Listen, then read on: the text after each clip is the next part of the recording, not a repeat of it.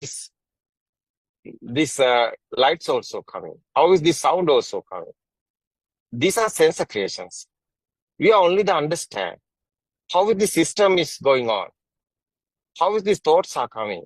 Before kindergarten time, the baby on the cot, baby in the cot, the baby don't know anything.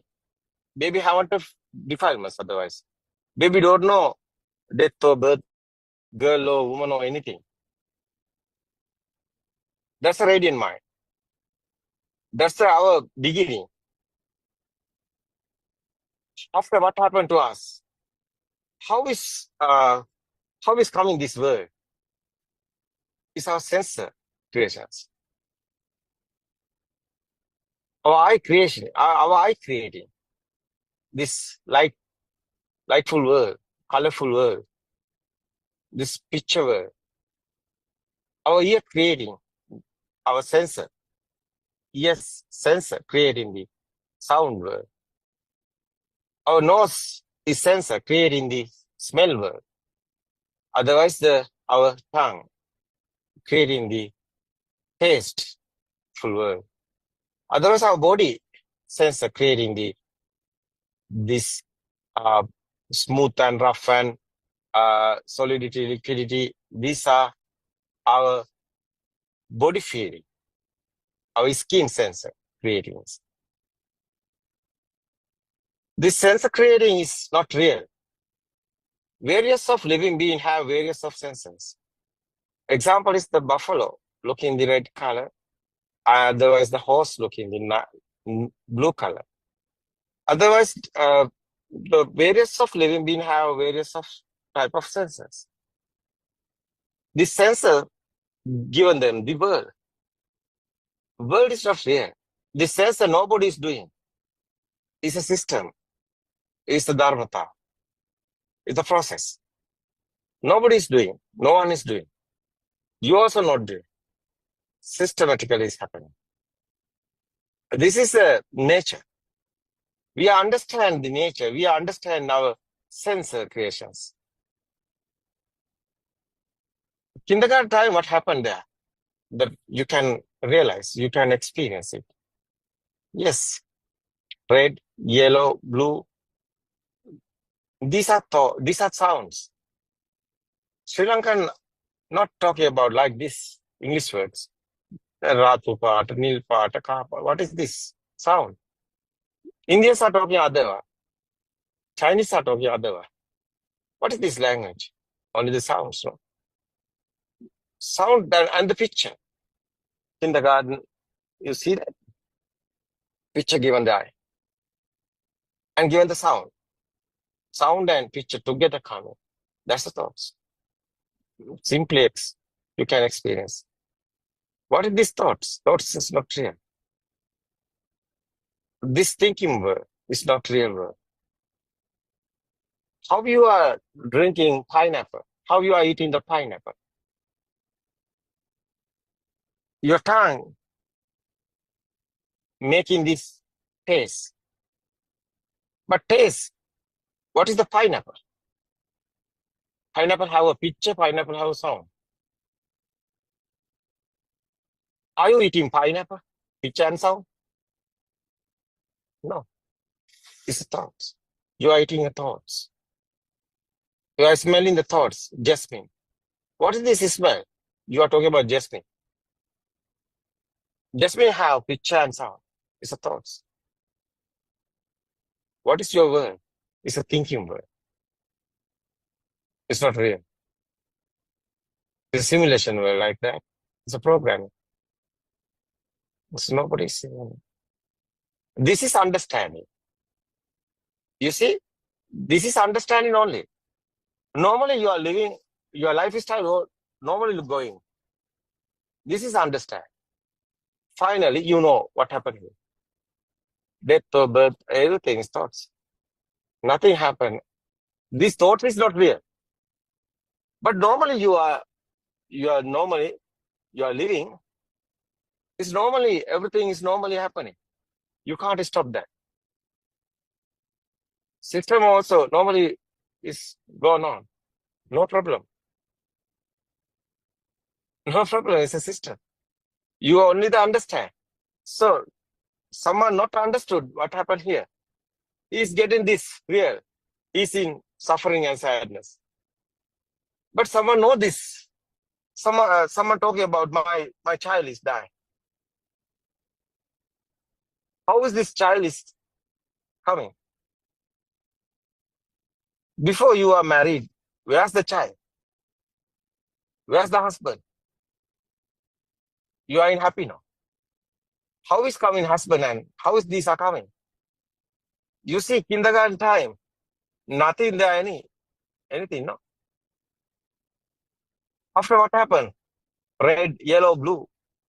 And everything coming, the thoughts. Mothers or thoughts. Everything is thoughts. Your children also, you're thinking. This is the real. But normally, life is normally going.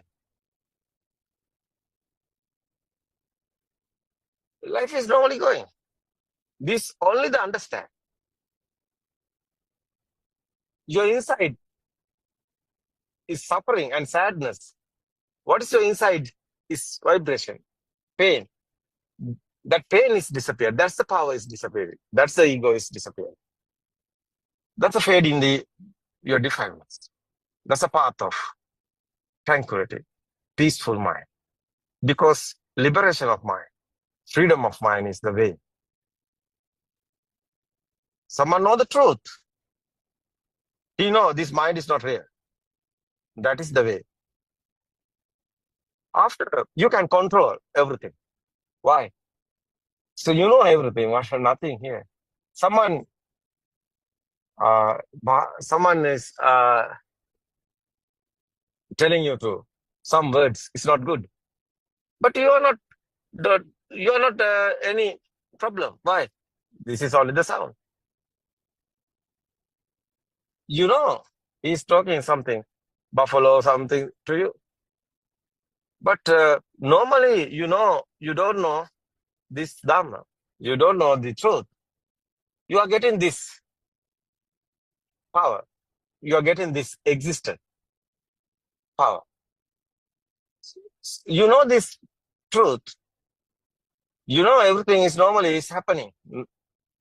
No problem. Because you know the truth. You know how is coming existent. Feel this vibrations. One vibration, one is power. It's your eye creation. Speedily happening this spark. There's a rapid speed. There's a quantum theory like that. Come in the light. It's not real. The spark. One is spark. Again and again and again and happening. What is this light? It's the speed given you to mirage. No, it's not real. It's a miracle, no? It's not real. What do you think about the coconut? This Dhamma is understand what, no? Yes, sir. Understand, and then actually you will feel it. You can't really. Yeah, after no by problem. force feel it. Yeah, it will feel. You will feel it. Yeah. I think. Yeah, coconut. Yeah. Yes, sir. So I was trying to. After no problem, no. Yeah, Why are you no, suffering? Why are you in sadness? You not are at thinking. all. Yeah. Yeah, this world is otherwise. You, who are you? You are not in the. You are not body. You are not the mind. Who are you?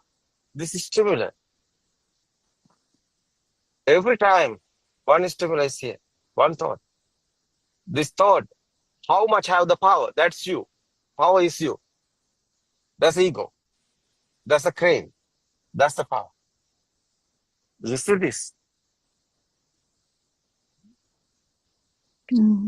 Finally, why we are talking about have endless happiness here? Why not sad here? No death or birth. It's only the thoughts. This sadness and suffering coming, you are thinking.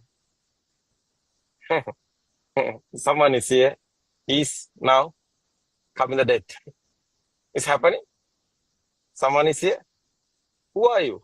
It's a power, no?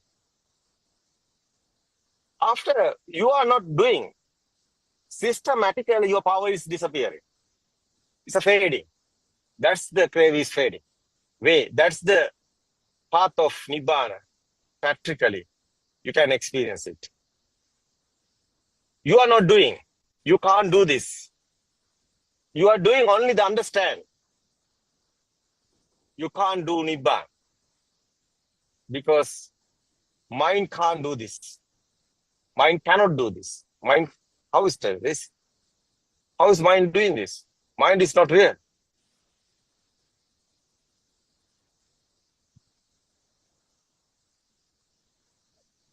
What do you think about Suranka? Yes. Answer yes, exactly. That is ultimately what has to be understood is that there is no one doing it. I think R.N. Mansa explained it day before yesterday also, this whole process. When one understands that it is just a process, just a mechanism, then there is no ownership to that. The stimulus is just a stimulus. It's one after the other. The thoughts are just freely flowing in the mind. And that is also a combination of the picture, the sound, as R.N. Mahansa explained. And that is also no one's doing due to the speed of vibration, because we have these sense faculties, these are being constructed. But if we take an animal or different species, the world that gets constructed to that animal, whether it's a horse, a bat, an owl, the world that they get and they perceive is quite different. So then which world is true? What world are we thinking is real that is causing us suffering? Is there a world to cause suffering? And if there is no world, is there a perceiver? Is there a person experiencing it here? No, isn't it? So I think ultimately, Joel, try to see through by understanding the sense faculties. And I think we talked about ownership of the stimulus. Is there anything that can be even owned? Right at the beginning, there was an explanation about the chair and about the stimulus and the objects. Are those actually real, or are those just perceived to be there? So if one understands that process, yes, R.N. Mahansa, it becomes real. It's not easy at the beginning, but gradually over time, when one understands how this whole thing works, the importance that is given to those, the value that is attached to it, even to get fed up of life, there has to be something called life. What is life? Is that a concept that has been made? Is that a thought? Now, if you say you're fed up, say somebody else who is saying that, no, everything is great for me. I like my life. Somebody will say. And then another person will say, I'm feeling sad. Some person will say, no, I'm okay. There's good and bad and all that. So how can different people have different notions about it? Isn't that finally resting in the way that the thinking pattern is going? And as R.N. Mahansa explained, this is all a thought-driven world, depending on the stimulus. And through ignorance, if one believes that the stimulus is true, that is where the suffering arises. If there is no thing, then how can there be suffering? How can there be even a concept called suffering? It's not easy to understand, but gradually, I think over time, one can see through it, because there's nothing really to get fed up about. Yes, R.N. Mahansa. Yeah, the Suranka, we are using the mind to understand this. Mind is not real. We are using the mind to understand this. Yes. You see, we are not getting that mind is true. Mind is not true. Mind is not real. Someone understood how is this mind created. This is very important. That's the freedom of mind is coming. Liberation of mind is that way. People won't understand their mind. How is created? How is this mind is becoming? How is this thoughts? Mind is thoughts. No? Chittena niyati loko, chittena parikasate is a Buddha's word. You see, where are you? It's a chittena niyati loko. What is this mindful word? It's not clear. It's a sounds and sound and firm together. And that's a mind. It's a simple. It's after you know this. You see, it's a knowledge. It's mind. But mind can't do anything. Why? Mind is not there. But you know, but you see, what is inside? Is the feel. What is this feel? Feel is this word is real, is a feel. It's a feel. You know, finally, the existent field. What is this existent field? Your mind, these thoughts. Is this thought is real? No. But people is what's people idea? This thoughts is real. That's the misconception. That's the misconception. Thought is not real. This is very important. So light also not real. Sound also not real. These are vibrations. These are waves. This is huge science here. That is why. This science is very important.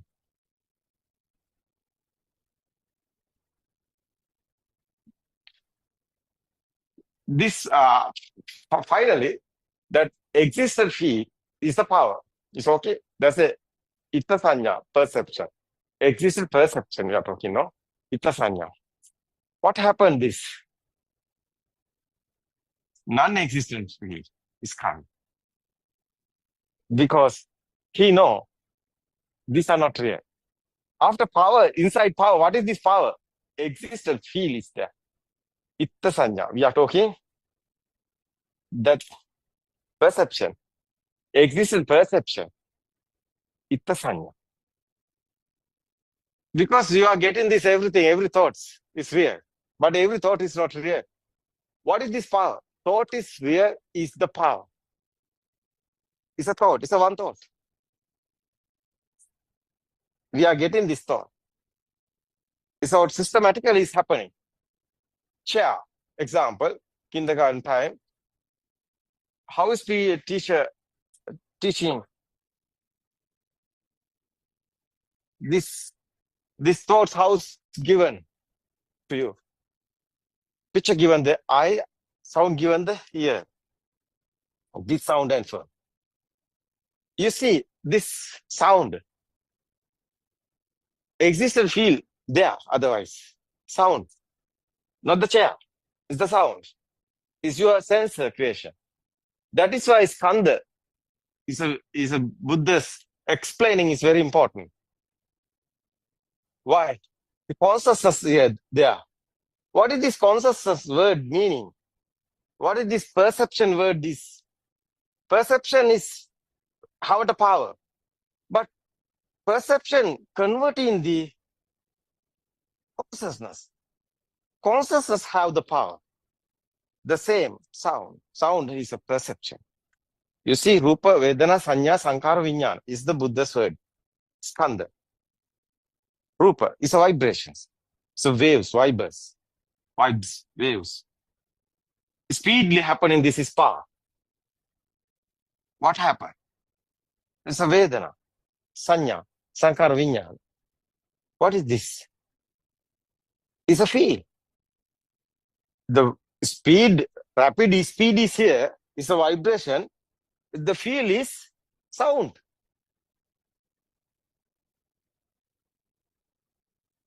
How is can you explain this, Suranka?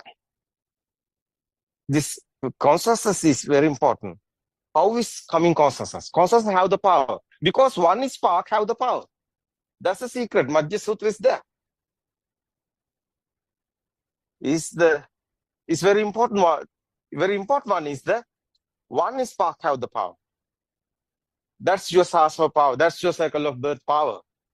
That's your craving. That's your defilements. That's your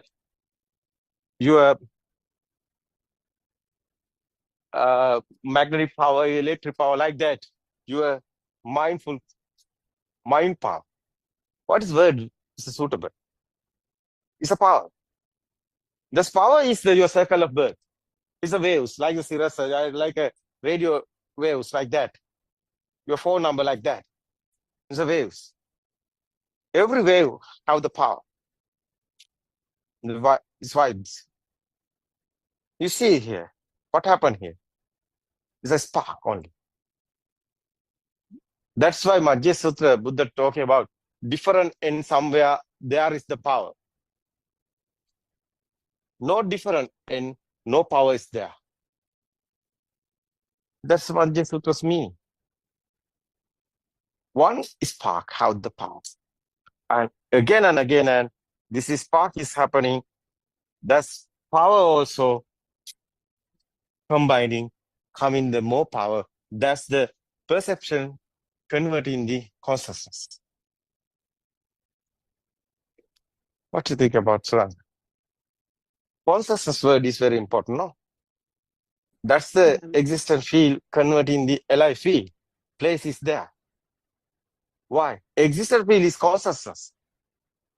Consciousness is the sound. Is existent field. Existent field again and again and there. The more power is there. The power won't. The spring is the example. Spring is happening here. The automatically spring getting the power. How is the spring getting the power? This systematically, no.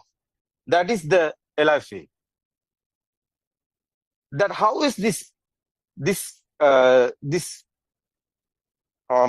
continually, how is this power is going on? That's again and want to be thoughts are coming and power also coming. No? What do you think about that? Yes, Arahant. So the understanding is that because of the speed of the vibration, there is a feeling, a sensation that arises that there is something. And this light is felt. The sound is felt. But this is all happening at speed, which is where the perception comes. So the feeling, the perception is the sound. Perception is the light. And because it is speedily happening, that is what we call formations, mental formations. Due to the speed of that perceptions occurring, there is a feeling that this is existing. It is the consciousness which we call the feeling of existence, that these things are there. We get this notion purely due to the manifestation in the senses that the light is there. The sound is there. There is something called sound. There is such a thing called light. There is such a thing called smell. Actually, there isn't, but it is because of the speed, the sheer speed of the vibration, due to the sense faculties, the feeling comes that there is those things exist. Otherwise, Suranga, these five senses together come in. That's why Tinna Sangati Passo is the dependent origination is here. Why? Yes, sir. Is together coming, these five senses together coming, one spark is there. That's the thought, is have the power. That's why red have the power, otherwise apple have the power. That's why apple existent feel is there. That's the living being. This power is the living being. Yeah. Because there's the death and birth. What is the birth? Your eye is the birth. That's the Buddha's word. Eye is the word. Eye is the birth, not the mother, not the story of this one. Mother's, the baby's time. This is your senses creating the birth. It's your world. It's your eye. Something you are looking. There's a chair or something. That's your birth. What's the first time is coming this world? What's the words? That's your birth. Your eye is the birth. Your senses the given this word. Salata loko, salata nirodho nibbano. What is this? Sixth sense given your world. Sixth sense, you understood what has happened here. That's your world is disappeared. This world is not real. That's right. Yes. That's right. After no problem, because this is understanding. What happened? Someone know this Dhamma. Someone know what happened here. Someone know this. What happened after that? You are inside your power. Who are you? You are the power. Why? This world is you. What is the world? Chair, table, sun and moon, everything. Is that real? Yeah, real is the feel is existent, is the power, is you. Side by side. World is other side, you are here. You have the world. But world is not real. That world, what is this world? Is the inside power is there. Existent feel is there. Because light and sound, no? Coming together, sound and form coming together, that's five senses. One spark is here, no? That's thoughts. Thought is existent feel. Is the world, no? Every thought is like a programming, like a data updating system. But you see, this not only the thought, the power is inside. That's why existent feel is there. That feel is you, otherwise. More feel, no, but feel is there. But how is feel continuing? How is this power continuing? That's more power want you. That's why again and again your thought, your mind is working. Mind automatically, systematically is creating. They're like a circle, spring. That's right. Like a spring, example. No. Yeah. A spring, how is getting the power system? That's your Atmiya Aropana. We are talking about the power. It's your ego. That's you. That's your word. Someone know this. How is getting the how is creating this power? He know this is thoughts. Thoughts given you to power. Who are you? You are the power. But this thought is not real. Power is disappearing. You are getting this thought is real. Power is more coming. But you are getting this thought is not real. Power is disappearing. That's the fading defilements. That's the way Ragakyo, Desakyo, Mohakyo, Nibbana. That's your defilements are fading. That's your ego also fading. More ego, someone have more ego, he's going away. Someone no more ego, he's going heaven. That's the Buddha's word. That's Sankarupati Sutras there. That's why Buddha's talking about Maniya Makkato Atimani Kukuru. How much power you have, that perception is thick. This perception is smooth. It's the heaven. Perception is a power. We are talking about the power is thick. That's the down world. We are talking about the heaven. So this present moment, everything is happening. This present moment, one thought is creating. This time, you are not, your body is okay. You are talking about the human body. But your mind, what is that? Your mind is heaven or heaven. It's your ego. something happened to you, that Viber is telepathy. You can't do. What you are doing, you can't do anything. This system is happening like a nature. Like a radio waves like that. That's magnetic wave like that, electric waves like that, mind waves is creating.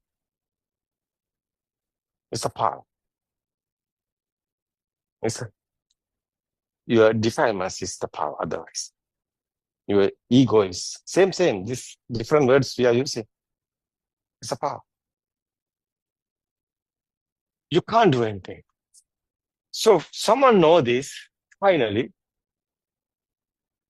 So how nice feeling. Because nobody is here, system is working. You can decide your mind, what you want to do. Be a doctor, be an engineer, what you want to do. That's now you can, it's producing the film. It's your film. Yeah. You are not stuck anywhere. Because this sensor, you understood these sensors, finally, but you can control everything. Why? Nobody is here. System, you can control the system, because who is controlling the system? We are talking about the jnana, is the nuana. What is the English word? It's your feel. It's a real feel. It's a samadhi. What is the real word? It's a wisdom. Yeah, wisdom controlling everything. What is the real word is English? It's the jnana. It's a nuana. Controlling everything. Because his mind can't control, finally, is your wisdom is controlling everything. How is that in this Suranga? No, it's a jnana. It's a Yes, nuana is coming. Jnana. Yeah. Yes. Yeah. What is the English word? Not a wisdom, no? We couldn't find Super any other awareness. word. It's just Super awareness. Yeah, English word. think English you said is, yeah. No more English words. That's right. We are using the Hindu words, English word alignment, and the other words. These are English words, Hindu words. But Buddhist guys, I think, helpless because they have words. That's why. I was explaining English. I think the word Aryan Mahansa gave, super awareness, is good. Super awareness is controlling everything. Yes. That's Adhigata Samadhi. Yeah. Nobody is doing. No one is doing. Systematically, is controlling panel is coming finally. What is that? What is here? You are the truth. You are be the truth. Finally, truth haven't defilements. There's the tranquility. It's nice feelings there. Normally, everything is happening. Nobody is there. No one is there. System is only the system here. You can experience it. You can feel it. This Dhamma is not a thinking. This Dhamma is not a believing. This Dhamma is not a trust. This Dhamma is this current moment. You can experience. Every moment, your birth and death is happening. But someone understood this Dhamma. Every moment, death and birth is not there. Because nobody is there. That is the tranquility. After is your feelings, everything, this sense of feelings, like a radiant mind is, you're feeling like a radiant mind. No defiance. No any craving. It's a tranquility. It's a radiant mind. Finally, is the Arahat, our monks. We are talking Arahat stage is there. Nobody is there. No one is there. It's the experience is very important. But everything is happening. You can study, you can do the job, you can do the business also. You can do everything. Otherwise, Gatikar also is uh, Gatikara is doing what is the Gatikara doing? He's he have One who makes factory. clay pots. Yeah, Yes. making the clay pots factory. No, he's a businessman like that. No, but Yes. he have the blind mom and dad. Yes. He's going on, cool down, no problem, no this, no ego is here. That's right. It's nice feel. Yeah, system is working like a mirror, no? And you can see like a mirror. Nobody see, but everything is there. But you're inside, not getting any, and not happening any pain or anything. No, not happen any pain.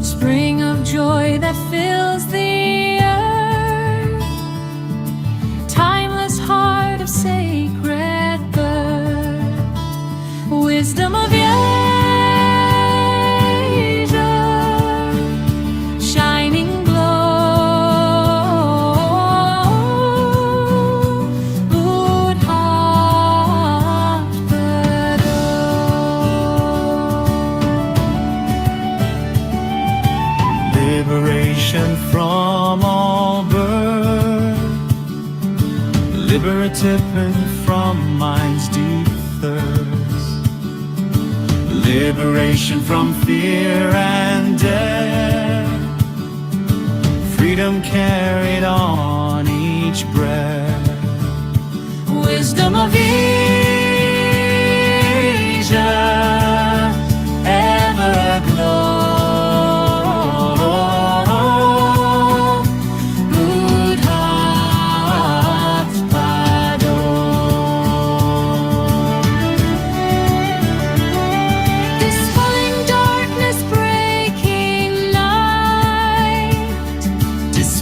Ignorance with light, dispelling suffering as we rise, compassion,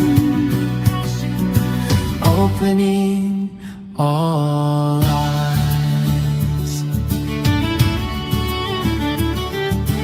Wisdom of Asia, steady flow.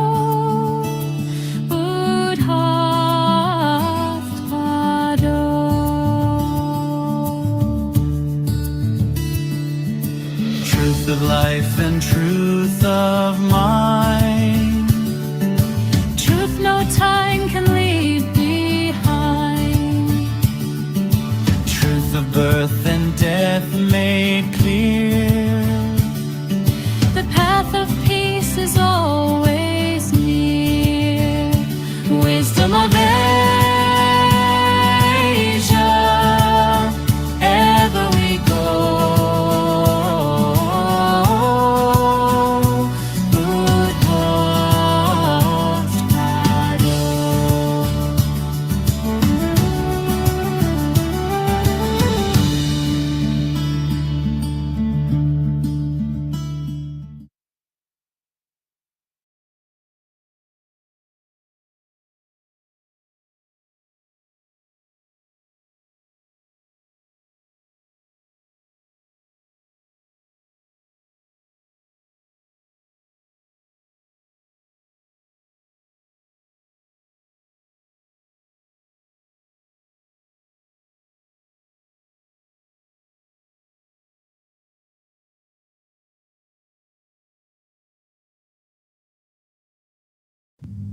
May the Noble Triple Gem bless you all. Teruvan Saranai Aryan Mahansa. May I pay homage at your feet. Teruvan Saranai, everyone. Everybody wants to live a happy and contented life, isn't it? But from the day we were born, aren't we suffering? Maybe due to a sickness, maybe due to losing parents, or maybe due to various natural disasters, accidents, maybe loss of legs, hands, and maybe we have to depend on others. So likewise, we face lots of suffering day to day in our life, isn't it? Physically as well as mentally. So we need a way out of suffering. We search for a way out of suffering. Even we are healthy and living a happy life at this moment, a disaster can happen at any time, leaving you physically and mentally unstable, isn't it? For that, we can't implement a time. But always we try to find out a way out of the stress by doing lots of rituals, offering pujas, flowers, worshipping, praying. Yes, but we get some sort of relief. But if someone has wisdom, he will want to find a permanent way out of suffering, isn't it? So we know that Prince Siddhartha has seen these 4 signs: an old man, a sick person, a dead body, and a monk. In other words, impermanence, suffering, death, and a path to liberation. So this has inspired Prince Siddhartha to find the way out of suffering. Don't we see this daily? So even we also see this daily, these signs. But have we even thought of ending the suffering permanently? Even though we see the same 4 signs in everyday life, we see people getting old, relations get sick, they die. Say, as for my own experience, my father was bedridden for 8 years. Though he was a very strong, independent person, ultimately he had to depend on everyone. And he suffered and died. One is there.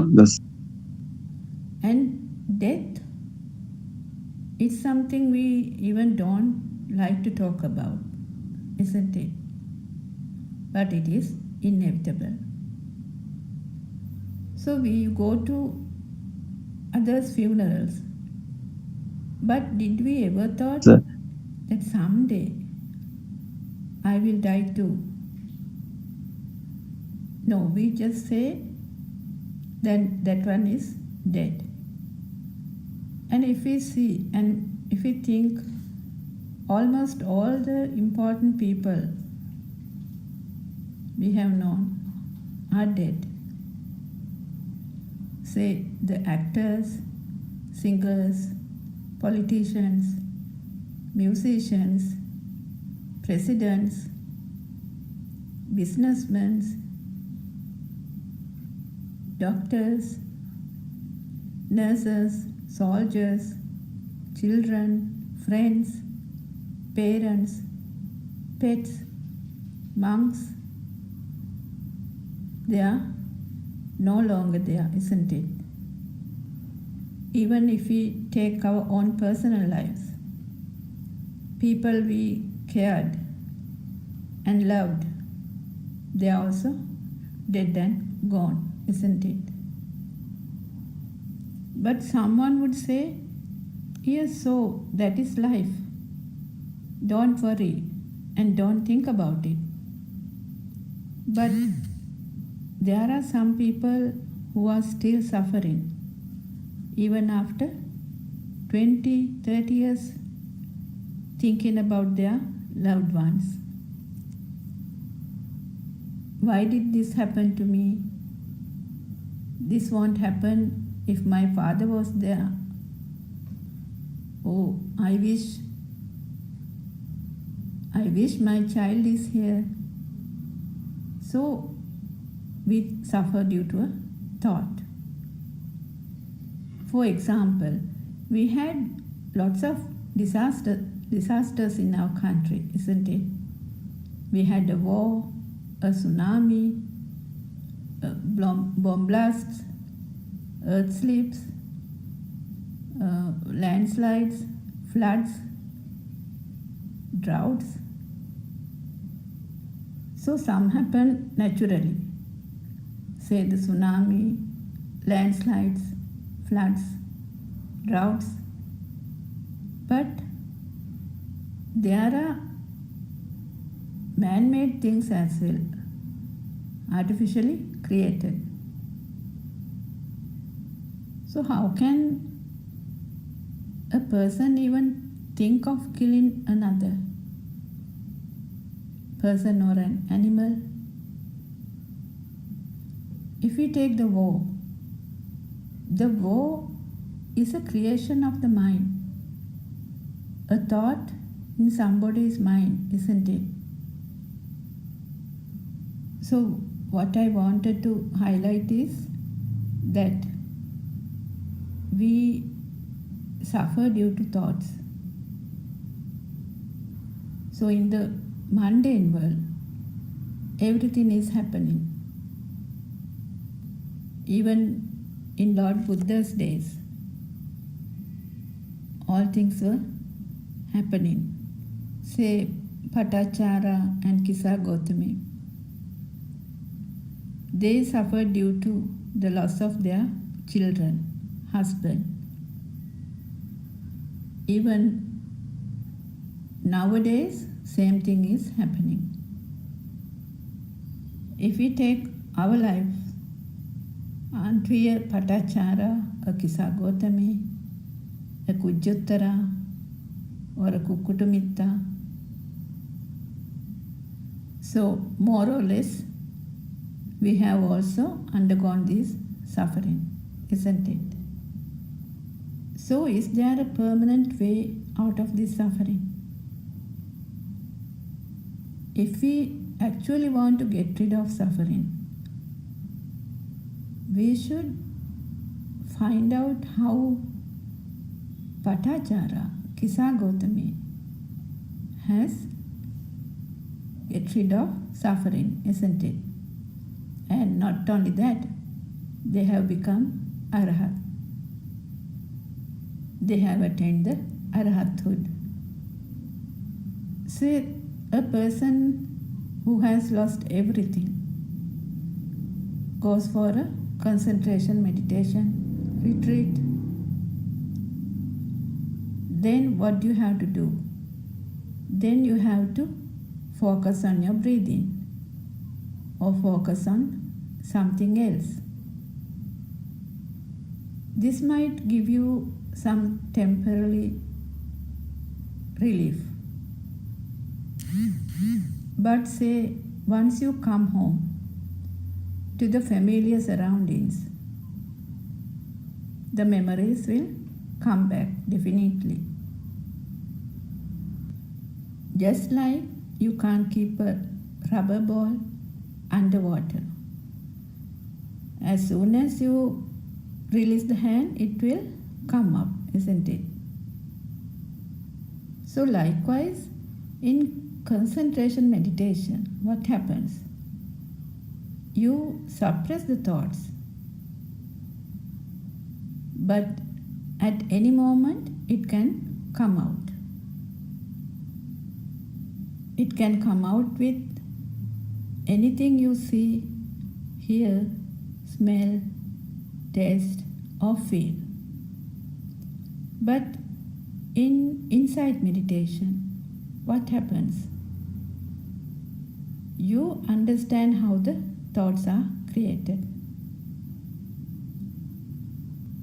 And you know how the thoughts are created with sounds and colors. And you know the telepathizing system, how it works. How these past perceptions becomes new perceptions. Say you have lost your husband and the thought of the husband comes repeatedly.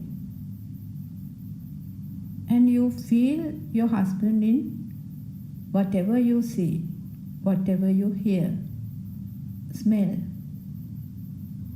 So you see him everywhere, you hear him everywhere, you hear his voice. Say, when you drink coffee, you might remember that how he liked to drink coffee and how you used to drink coffee with him. Also, when you smell a nice smell, then also you might remember that this is his perfume. So likewise, the thoughts, they become so powerful, so real, and you get physically and mentally weak. Sometimes you don't feel like going out, not to meet friends, not to do anything. Just sit somewhere and suffer and think and suffer. And some go into depression. So this might go on for some time. So you might want to get rid of this suffering and think of going for a retreat. Do some concentration meditation. But what happens as soon as you sit down to do the meditation? The thoughts comes back. It happens naturally from the system. One can't control it. Here's something that Also loads present. of drivers don't realise. So And if you happens did once realise, you'd say, return from the meditation, the thoughts might become more powerful. The me is powerful. But Lord Buddha has shown us a way out of suffering by preaching a non-soul Dhamma, a never heard before Dhamma, isn't it? It is the dependent origination Dhamma. So we know that attachments or disattachments gives us the suffering. So how can we get rid of attachments and disattachments? So in 84,000 Dhamma sermons or in Tripitaka, Lord Buddha has shown a way out of suffering. It happened 2,600 years ago. Though it was written in the Tripitaka, there was no one who could read the hidden meaning of it. So it was actually hidden there for a long period until our noble spiritual friend Buddothpado Aryan Mahansa revealed it once again to the world through Dhamma Abhijna. So this is not knowledge. This is not in a book. So Dhamma Abhijna arises when all the sense of self dissolves, which means there is no self, but only Dhamma itself, which is revealed through wisdom. So our noble friend Buddothpado Aryan Mahansa shows how this thought is created and how this suffering is created. If we take this stimulus or the aramuna as real, we have to see this reality, how this illusion is created. So the only path to see this is this insight meditation. So we have to know that everything you see, everything you hear, everything you smell, taste, and feel are merely thoughts. Death and birth also are thoughts. So, someone can suffer due to thinking that I am going to die, but that's also a thought. So, thoughts are different from person to person.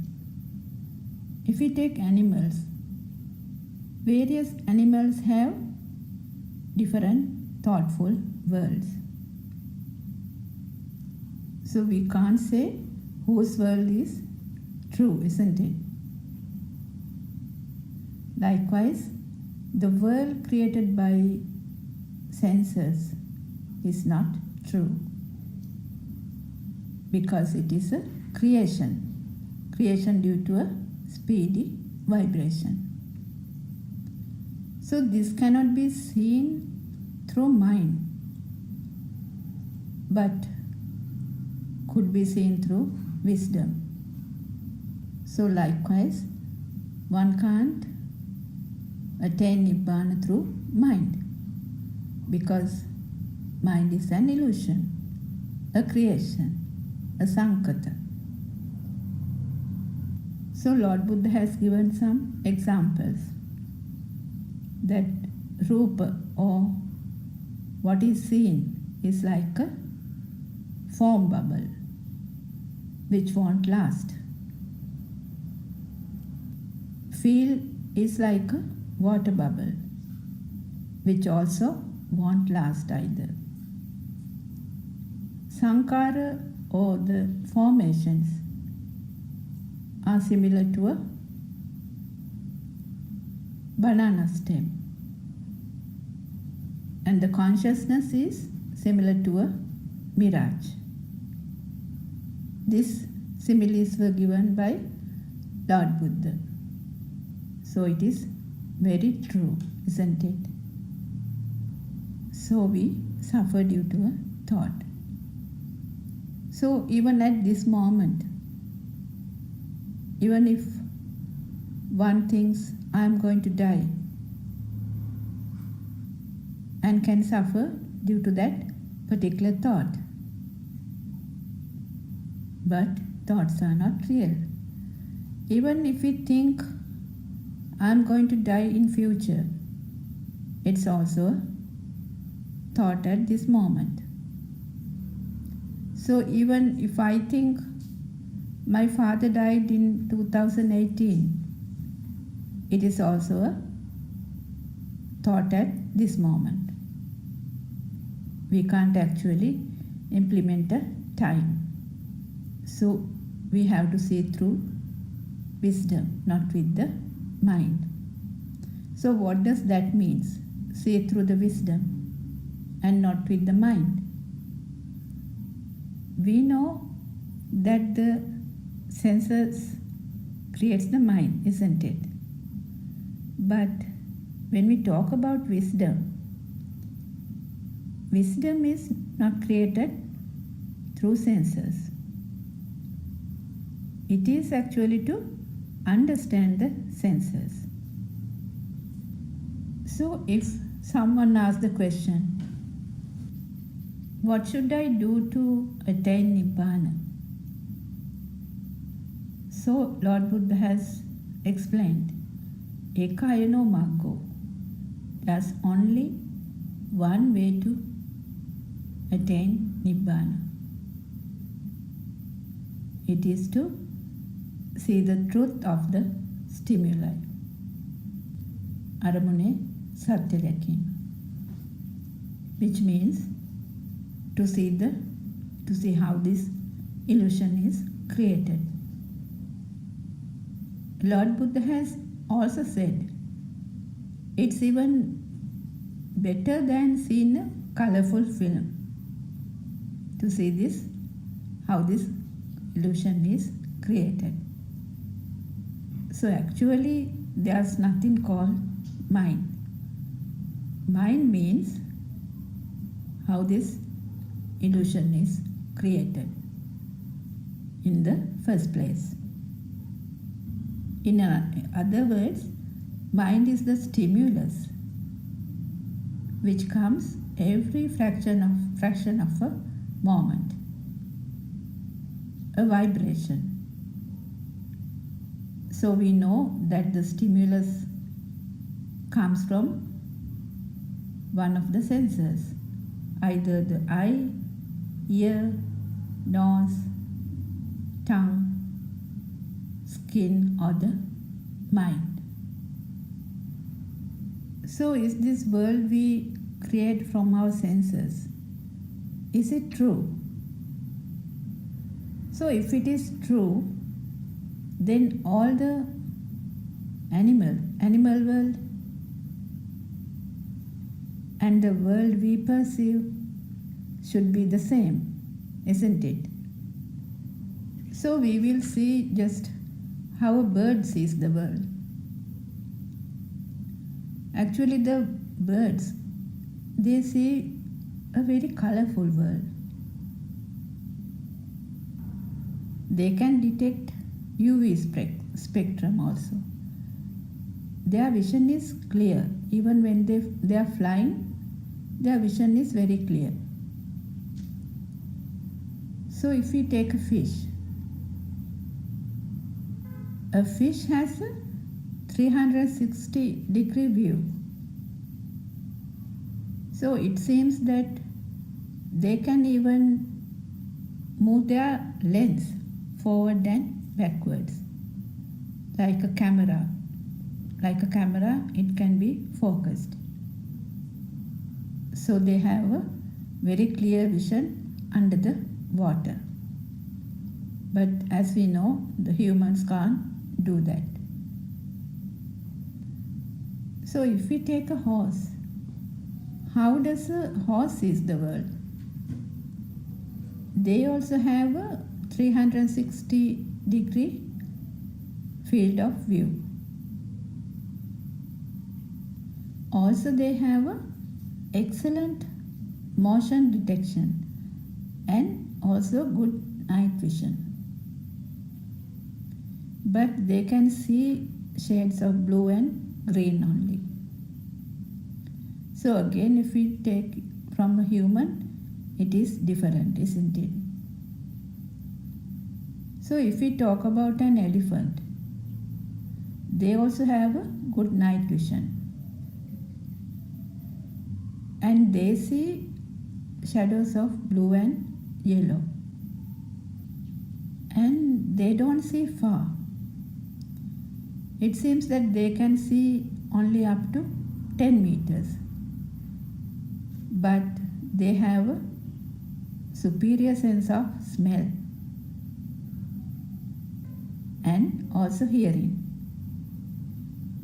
And it seems that it is difficult for them to judge the distance, especially straight ahead. So if we take a dog, how does a dog see the world?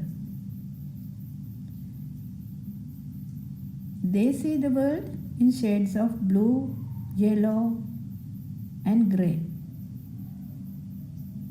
rather than the red-green spectrums of which humans can see. Actually, they are colorblind to red and green. But they have a good night vision and a higher sensitivity to movements. So likewise, animals have their own world, isn't it? Even an ant, bee, a worm, a fly creates their own world. If we take a worm, worms do not have eyes and they cannot see. They cannot see images. Instead of that, they perceive the world through the skin vibrations. They are also sensitive to light. so they can identify day and night to keep them, so they can keep their skin moist. So if we take humans, so even in humans there are colorblind people, isn't it? So they can confuse red with green, orange with yellow, or purple with blue. But the most common type is red and green color blindness, which means these colors appears as shades of yellow and brown.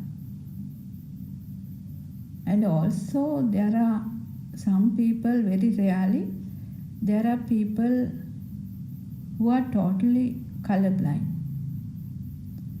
They see only the shadows of black, white and green. So when we talk about seeing the world, whose world is true?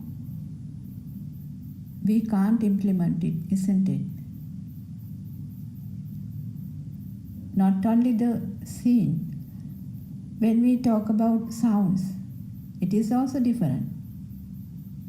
So if we take a cat,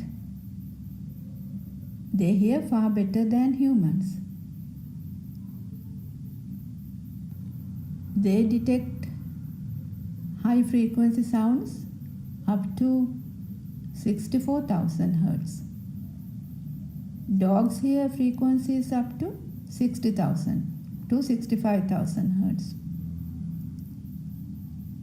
Whereas the human, we can hear between 20 Hertz to 20,000 Hertz.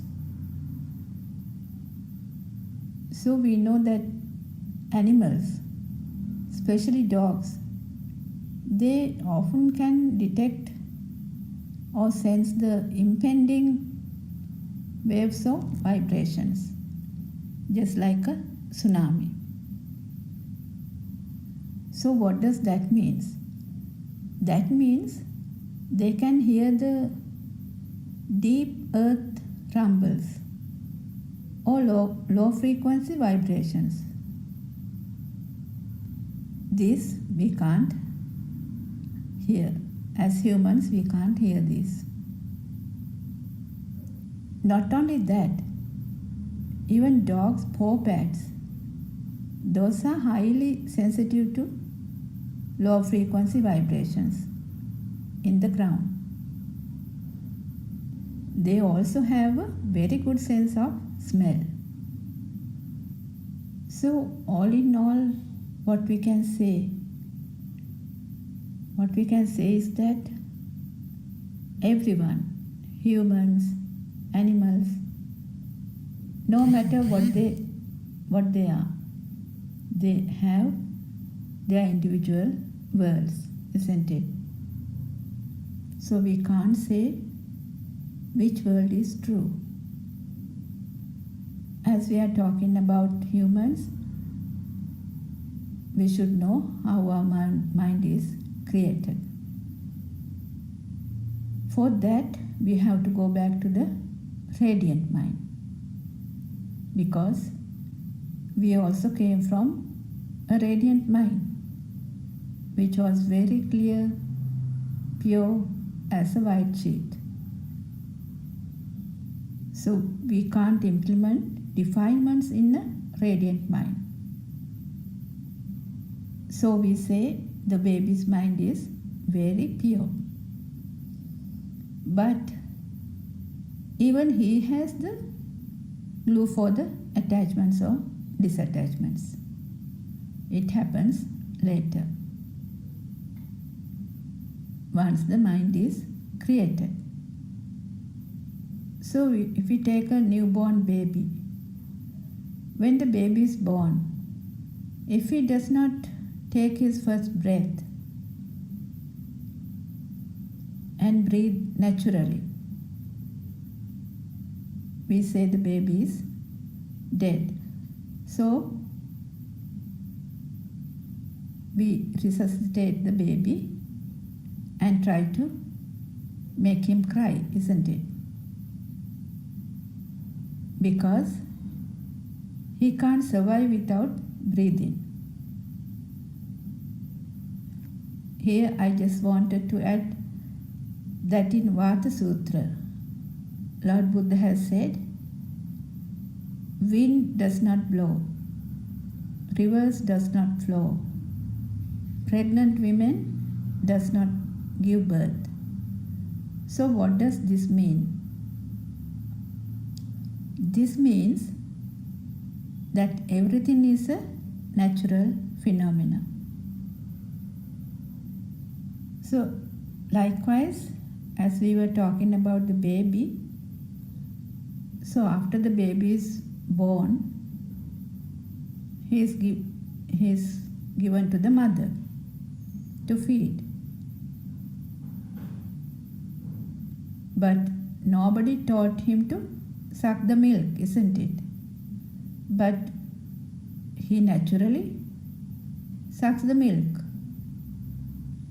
So likewise, after some time, he sleeps, gets up when he is hungry or wet or warm. All this happens naturally. The system starting to work, isn't it? Though he does not speak any language, he only knows to cry and smile. He will smile when he is comfortable. He will cry when he is uncomfortable. We all came from there, isn't it? So what happens once the baby grows up? He starts to turn his head. He starts to turn his head towards sounds. Follows with eyes, actively moves hands and legs. These things happen naturally. So we can see that the system is working.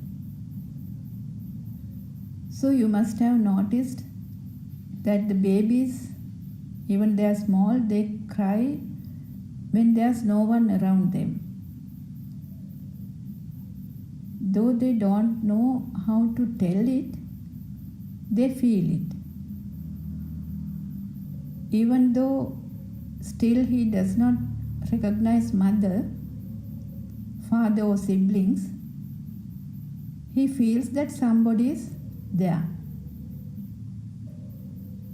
He feels the mother's warmth, feel the sounds, feel the touch, feel the smell. Even though they can't express it, they feel it. The existent feel is there. Later, he recognizes the mother's voice because it comes repeatedly. He recognizes mother's smell, mother's touch, and the shape as well. But still he can't place it, and no names are attached. And later he turns to sides, crawls, sits, stands, and walks without a name. He also looks at colorful objects, sounds, recognizes mother. So when mother leaves the house, the child starts to cry. We have those experiences, isn't it? Some children even have temper tantrums, like screaming, kicking, and shouting. As the language skills has not developed properly, they try to communicate in another way by shouting, kicking, or screaming. So, what happens once the child goes to the Montessori? The sounds and colors are introduced. For example, the teacher might show a picture of an apple and say, "This is an apple." So with the sound, the shape and color of the apple merging with the smell, taste and feel, Titta Sutta Mutta combines to create an apple in the mind sensor. Likewise, the sounds are given: table, chair, wall, tree, board, book, pencil, chalk, teacher, mother, father, school, a friend, car. Likewise, all are sounds. And now the world is creating. And not only that, the colors are also introduced: red, blue, yellow, green. So now the apple will become a red apple, car will become a blue car, tree will become a green tree. Now the existent field becomes the alive field. The me who sees the apple is created. Self-perception is created. Me who sees the father, me who sees the teacher, my mother, my sister, my school, all are created. All these are perceptions. So now the duality is created, and I am here who sees the teacher. So now the repeated perceptions, the sounds, gives rise to the wanting to keep them. This is my pencil and my mother. The value comes automatically. He wants to keep it. He gives a value to it. So in Mahanidana Sutra, Lord Buddha has explained it. It's just like a whirlpool which goes around collecting things which is around, it's like absorbing things. So this is our story, how the bhava is created, how the samsaric journey is created, how this soul is created. Actually, if you contemplate properly, you will see there is no soul, there is no me. But we think there is a soul. So, more thoughts, more repeated thoughts, the soul is powerful. So, to know the Trividya or the threefold wisdom, the Pubbe Nivasanusati Jnana, Chuttupapata Jnana, and the Ashtaksha Jnana is very, very essential in this path. It is to see through wisdom how this illusion is created. So, Pubbe Nivasanusati Jnana is when one sees how the first thought was created in the child.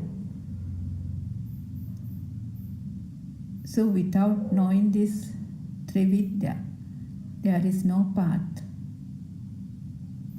So one should have this wisdom to see through this illusion. So in other words, to catch the magician who creates this magic. For this, we have to listen to true Dhamma with the correct vision or Samma Ditti. And now you can see that we can't get this through knowledge or by doing concentration meditation, because it can be seen only through insight meditation and contemplation. It is not easy, because whichever way you take, you will get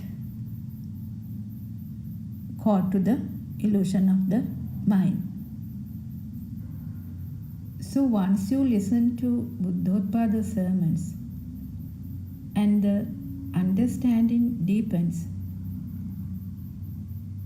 one realizes the science behind how this mind is created with one vibration. And in that one vibration, one thought or one aramuna, the birth and the death also creates. The 31 planes of existence is also created. So we have to understand how this one thought is created and how the light and sound was created in the first place. So once you contemplate deeply on this, you experience it through yourself,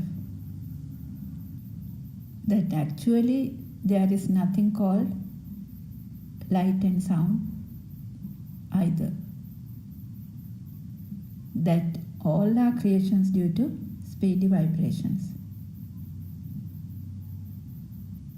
This is explained in Majjhima Sutra, which means if there are two different endings, there's a power generated. So likewise, as long as there is a duality, there will be a power. So imagine you are in the space where there is no duality. Then you can't place a me. There won't be a name or a form, isn't it? So now we know that thoughts are created with sounds and colors. And there is nothing in a color wave or a sound wave, isn't it? So when somebody sees through wisdom, it leads to cessation of suffering. Actually, is there a me who is suffering? No, there is no me who is suffering. So likewise, the ignorance starts to dissolve, because me or soul is also an illusion created by the speedy vibration. It's a current, the current underneath. So this current loses power, which means the power of the soul or the self vibration dissolves, isn't it? So it is very important to know that whatever you see, hear, smell, taste, feel, or think is your world at that particular moment. So there is no specific entities called me and the world. Both are same. Buddothpado jnana. When one sees that every single thought is created the same way. So our noble friend Buddothpado Aran Mahansa gives this example. You don't have to cut each and every mangoes to see the inside, because we already know that it is white, isn't it? So the one who is in the path, he will feel that me or the fire within is diminishing little by little.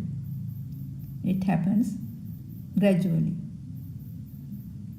So likewise, every thought is a vibration. Mother, father, sister, car, house, taste, smell, sound. So whatever you name it, all are vibrations. And there is nothing in a vibration. It is just a creation.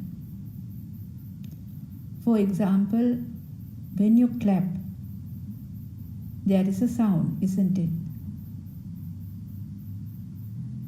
But we can't place from where the sound came from.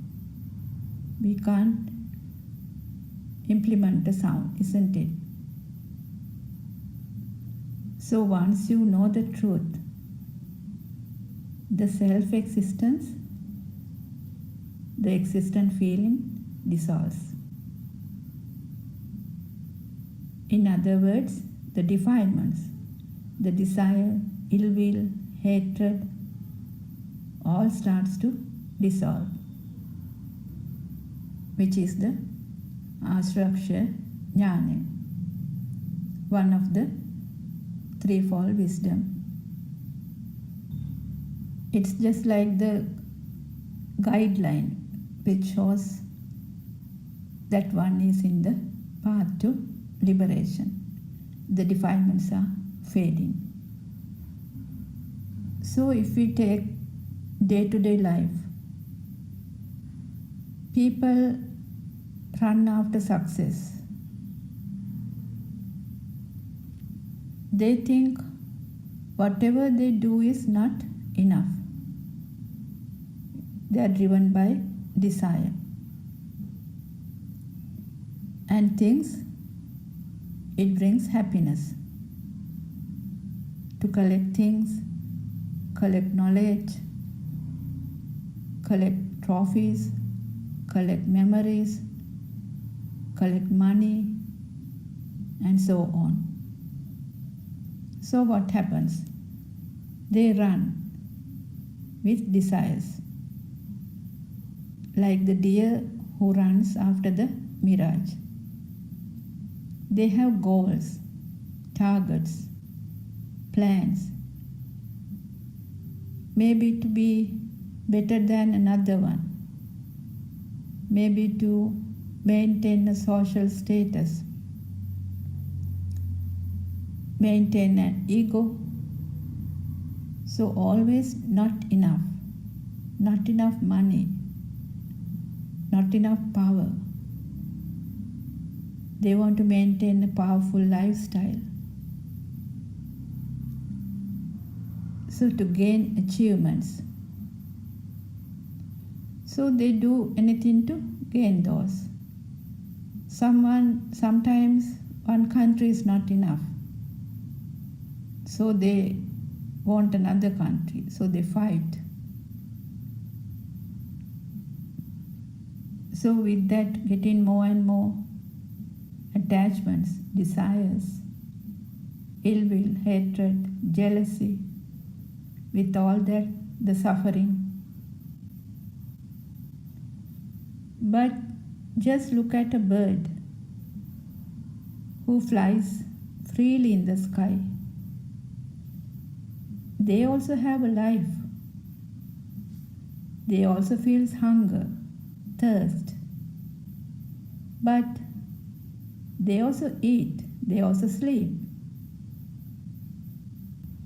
They also have a family. But they are free, isn't it? So when there is sunlight, they enjoy the sunlight. When there is rain, they like to sit in a branch so the raindrops fall into the feathers, isn't it? They don't trouble anyone. They live in that moment happily. They live with the feel. So they feed them, the little birds, and let them fly away when they are grown up, isn't it? But in humans, even if they are grown up, they used to look after them. No freedom. Likewise, there are people who work after even retirement. It's just like a habit. So humans, they think a lot. Mind is so powerful. So they plan what to do tomorrow. Maybe to kill someone, maybe to rob someone. But as you know, we all came from the radiant mind, where there was no defilements, isn't it? So how did this pure mind got defilements? Because we take the world as real and we stride towards goals, work hard to maintain a self. We need to lead a successful and wealthy life. But in path to Nibbana, we do not gain something. Instead, we lose ourselves. So as humans, we are born as humans. Actually, we were like given a chance to understand this, understand the system, understand that there was never a me. From the beginning, there was never a me. It is just a system. So only few people understand this truth. So what happens once you understand this? The illusion of self starts to dissolve. So if one sees that Nibbana is within us, it is the real success. It's the real success in life. It's a system. The senses were working since birth. There is no me anywhere. Senses are working. Eye, ear, nose, tongue, body, and mind. If your eyes are open, obviously you will see. So because you have ears, you will hear.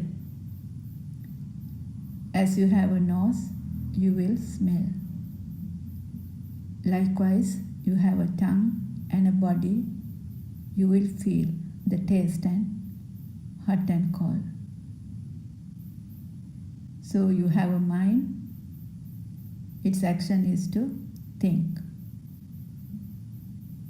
All these are natural phenomena and happens due to speedy vibration.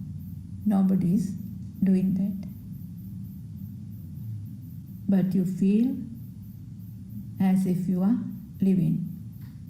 It's also a perception, an illusion. So as long as this existent feeling is there, which came through the zygote vibration, the alive field will be created, just like the two sides of a coin.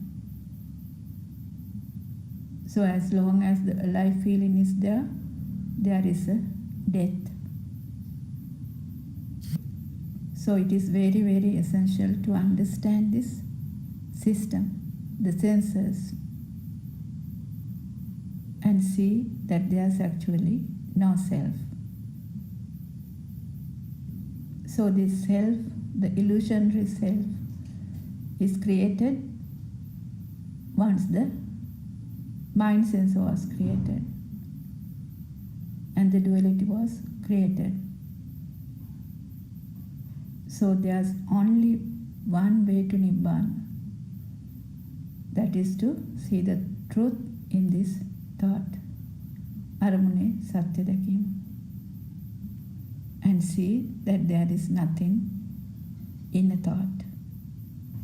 So someone is searching to end the suffering.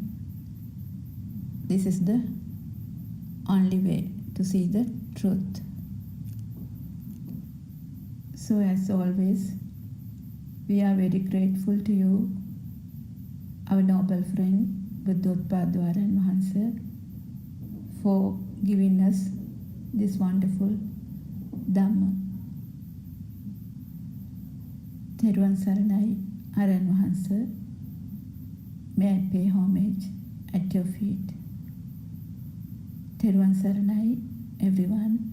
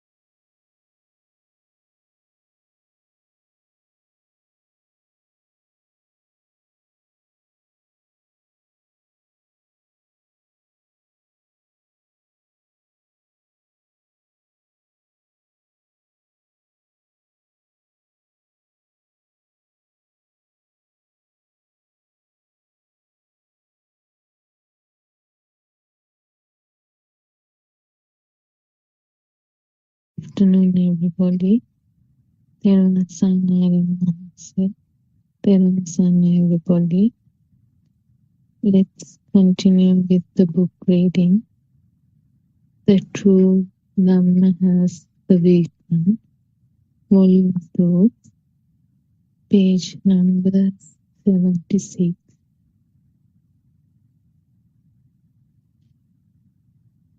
When you always apply the truth that nothing exists to every thought, you will not create a liking or dislike to that thought.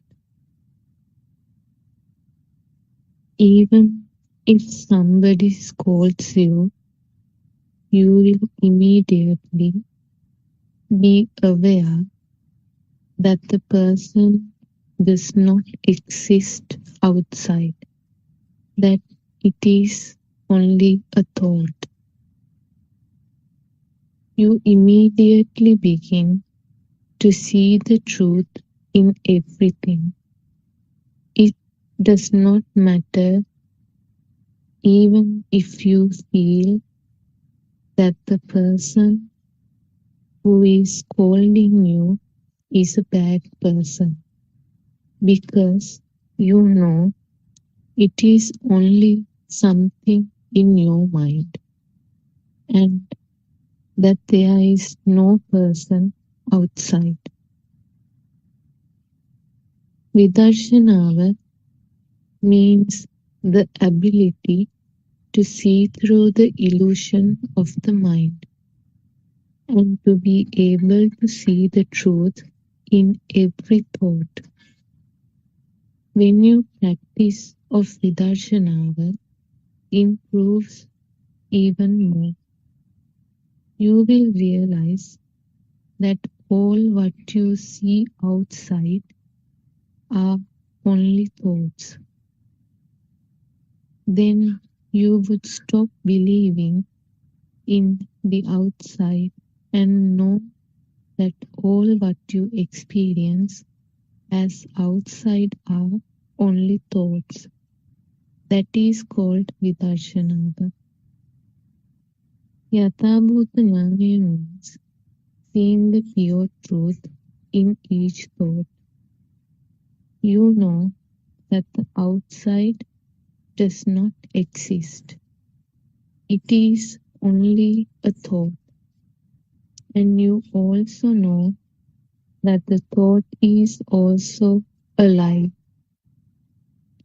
Yoniso Manasikara means you are mindful about each thought that arises in your mind, and you are aware that there is no thing or a person in that thought, and you also won't get tricked by thoughts.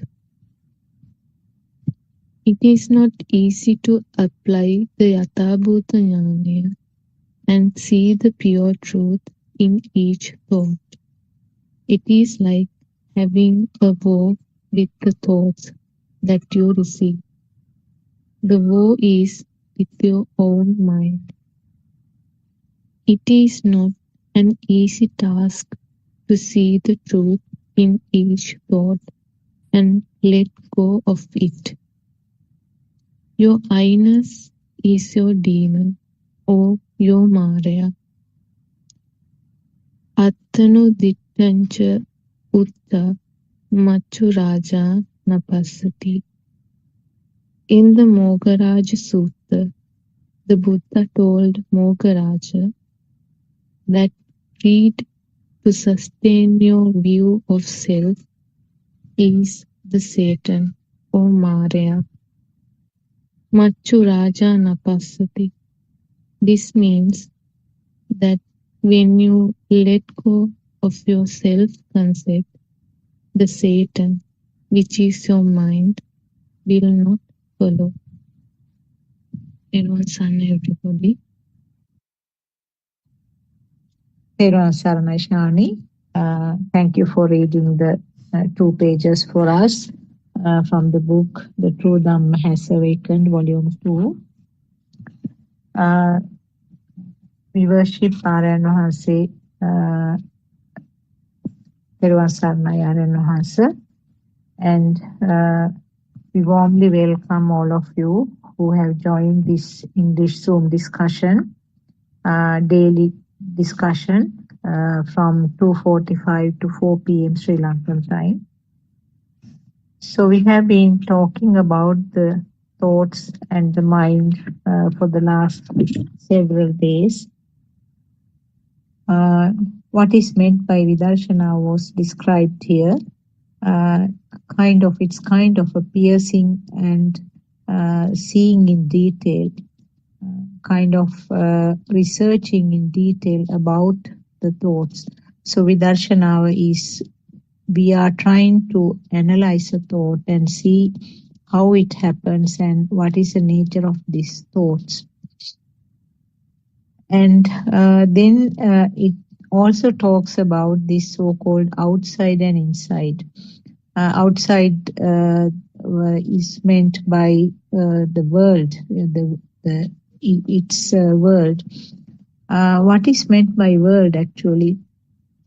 World means that something that we assume to be existing in the form of materials. Also, it was mentioned that there is nothing outside, or the thoughts are all fake. So if you sort of elaborate a little bit on this part, actually, I mean, what is meant by nothing? There's nothing outside. What's meant by that is actually you can't say there's nothing outside because we don't know what is there outside. We know with our five sense faculties, we get some information. Some vibration occurs at that level and something is created in the mind. The ignorance is that we assume that what was created in the mind is exactly outside, existing outside as the outside world, which is not true. There's no way of proving actually, because we know, we have mentioned this earlier also, the different animals will have different types of senses, and depending on the capacity of the senses, something is created for the animals. Even for the human beings, there will be some changes, some differences in the way that the things are created. So therefore, you can't say 100% same thing is being experienced by even the human beings. So what actually we have to realize is that what we assume as a thought is not there outside. You cannot say there's nothing outside. There must be something, but there is no way of finding it out exactly, and it's not something common to all the living beings. And also the word yoniso manasikara was mentioned. That means being mindful and then trying to find the origin of these thoughts. So exactly what we have to understand is that what is created by the sensor level is combined to make the thought. So therefore, now for example, if there is some touch feeling, if there is some hardness felt by the skin, it's interpreted as the chair or the floor or the sand on the ground. So the interpretation is the thought, whereas it's just a sensation at the sensor level. So this is the truth that we have to understand, because the thought is something that is created, and if you give a value to this thought, taking it as real, then only the trouble.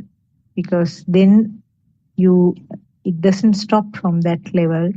There will be defilements, there will be attachment or dislike to that created thing, which is a construct of the mind.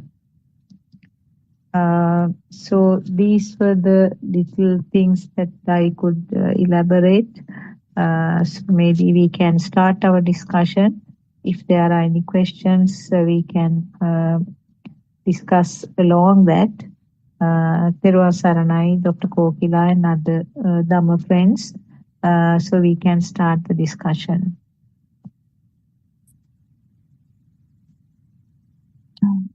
Teruva Saranai. We worship Paranwanse, and actually we had a beautiful discussion yesterday.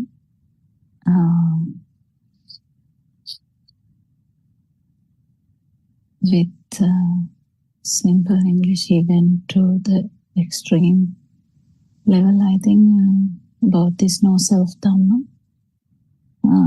It's really beautiful. We can discuss about anything today as well. Hi, Doctor. Yes, Joy. Yeah, nice to come back to this session. Like yesterday, the session was absolutely great because I learned a lot from him, the way he put it, and it was so simple. As a concern, like now in Sri Lanka, the red zones have been, they're going into picketing, and doctors are also not working in the hospital.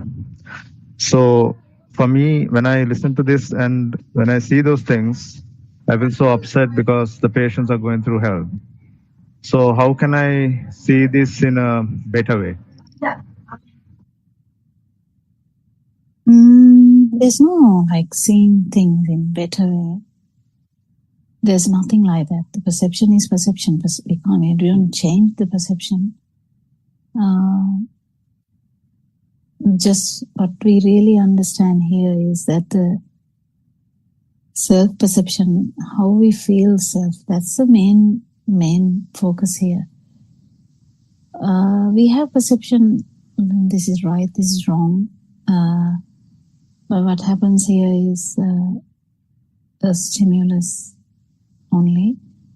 Because if we are born with some system, we are born with a system, like a human system. So we have all the problems of humans, definitely. We have a manifestation, this is the world that we are in. So in that we have the parents, we have the, society, so-called society, and the culture, the things are happening. People are dying, babies are born. The thing is that how we feel this film really real is the thing that we are investigating. We're not actually trying to say that this is wrong or this is right, or it's just try and understand how this system works. So the focus is actually to the burning, or to this, how this self-feeling is happening.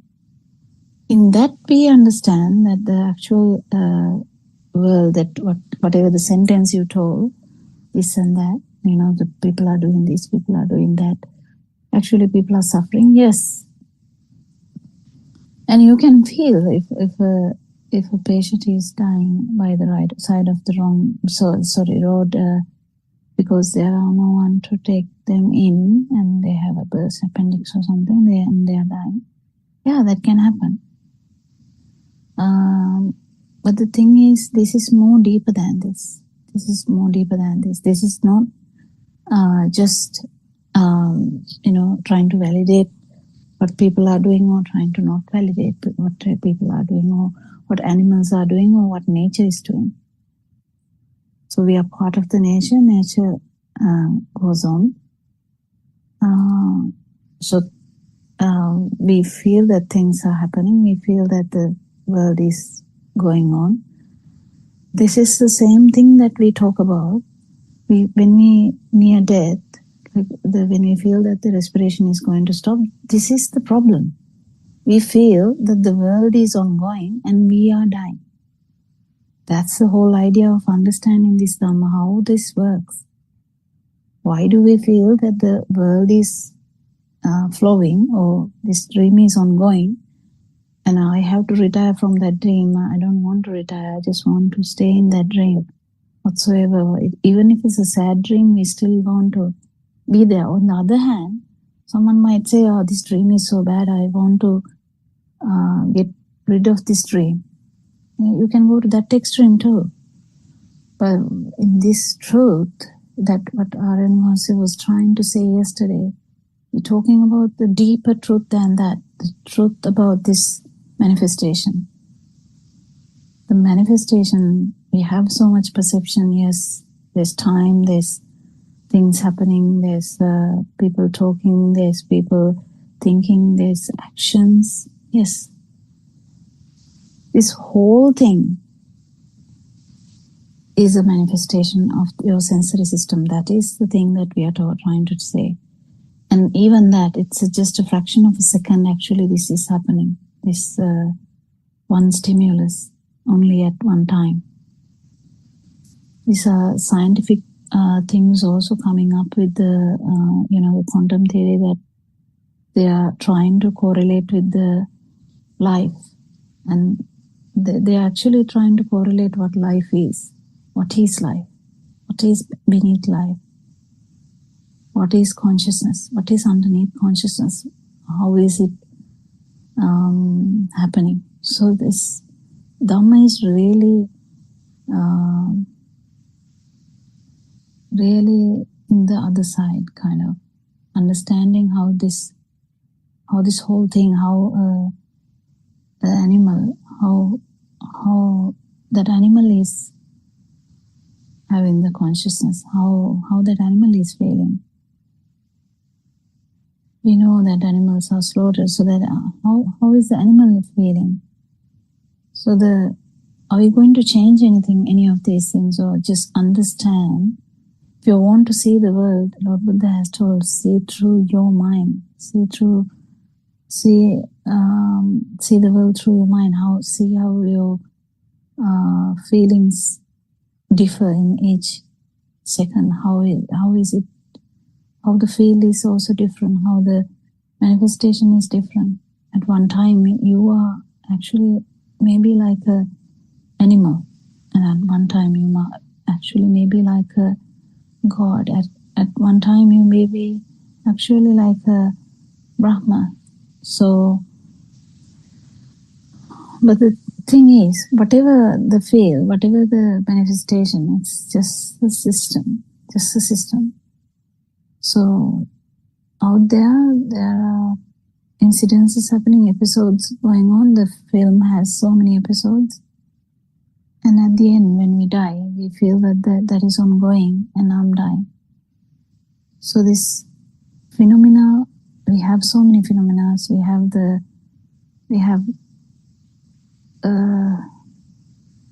a thing like even inside the family, outside the family, society, the country. If you talk about the world, you will be shocked. You will be shocked how many, if you read about the war, how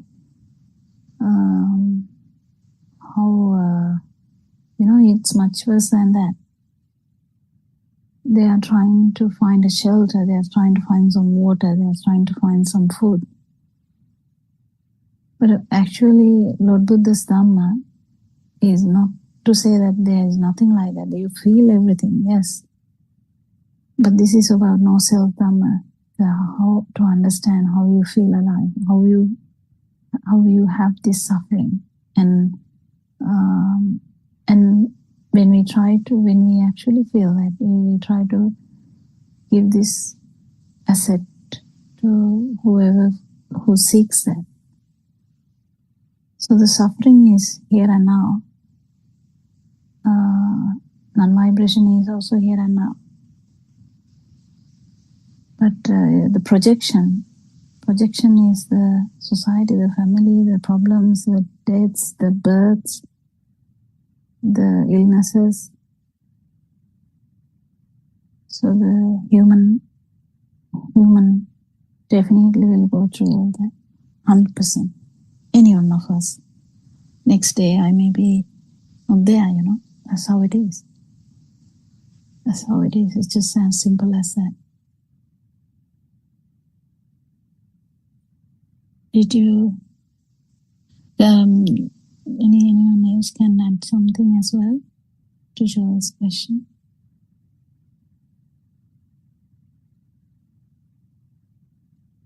Yes, I just thought of adding a small thing because I myself, being a doctor who is practicing in Sri Lanka, in Sri Lanka at the moment. Yes, Joel, I mean, even myself being a doctor, I still feel unhappy or maybe sad about this trade union action because we know that the people are undergoing difficulties. If you work out on that sadness, that current or that power that you feel as a heavy feeling within you is a part of that system, part of that mechanism where I do not have any control. Now, you were saying that how can I control? There's no way of controlling. Actually, I feel it very strongly. I can feel it as a current or some form of discomfort or heavy thought because it's a part of this system. Now, when I see the pictures or when I hear the news, the same mechanism like yours will continue. And then finally the thought is some sad feeling, sadness. So what you have to understand is that this is not something controllable. This is not something stoppable as long as you do not understand this mechanism. So what actually should happen is that when you understand this mechanism, that there is a current formed at the end, this current is actually the self-feeling or the self-existence or self-perception. What happens is in a person who has this internal transformation, that current is identified more and more, and then the intensity of the current will go down. And at the same time, you can do your maximum to help these people, now patients or whatever, in whatever the circumstances, whatever the situation. I mean, not only this strike, if there is some other incident, without that burn within, the person should be able to help in the maximum possible way. So, as Dr. Kokila explained, there's no way of sort of controlling this system, but if you understand that this is the mechanism, that you didn't invite the sadness, you didn't invite the anger or the irritation when you get this news, it just came up. And not only that, I mean, not only the irritation, along with that, so many other experiences will come along that. Throughout the past incidents, all that. Yeah. No.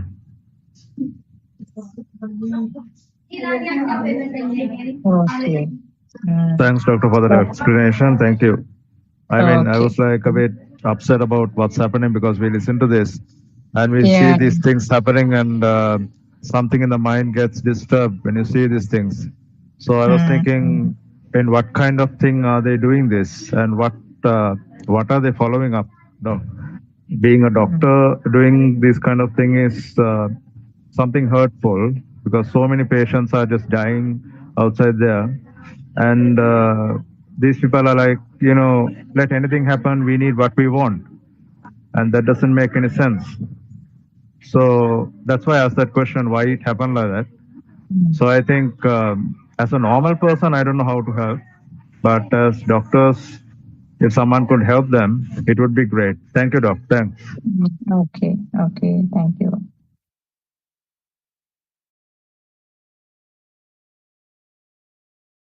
Yes, Solanka, do you have anything to add?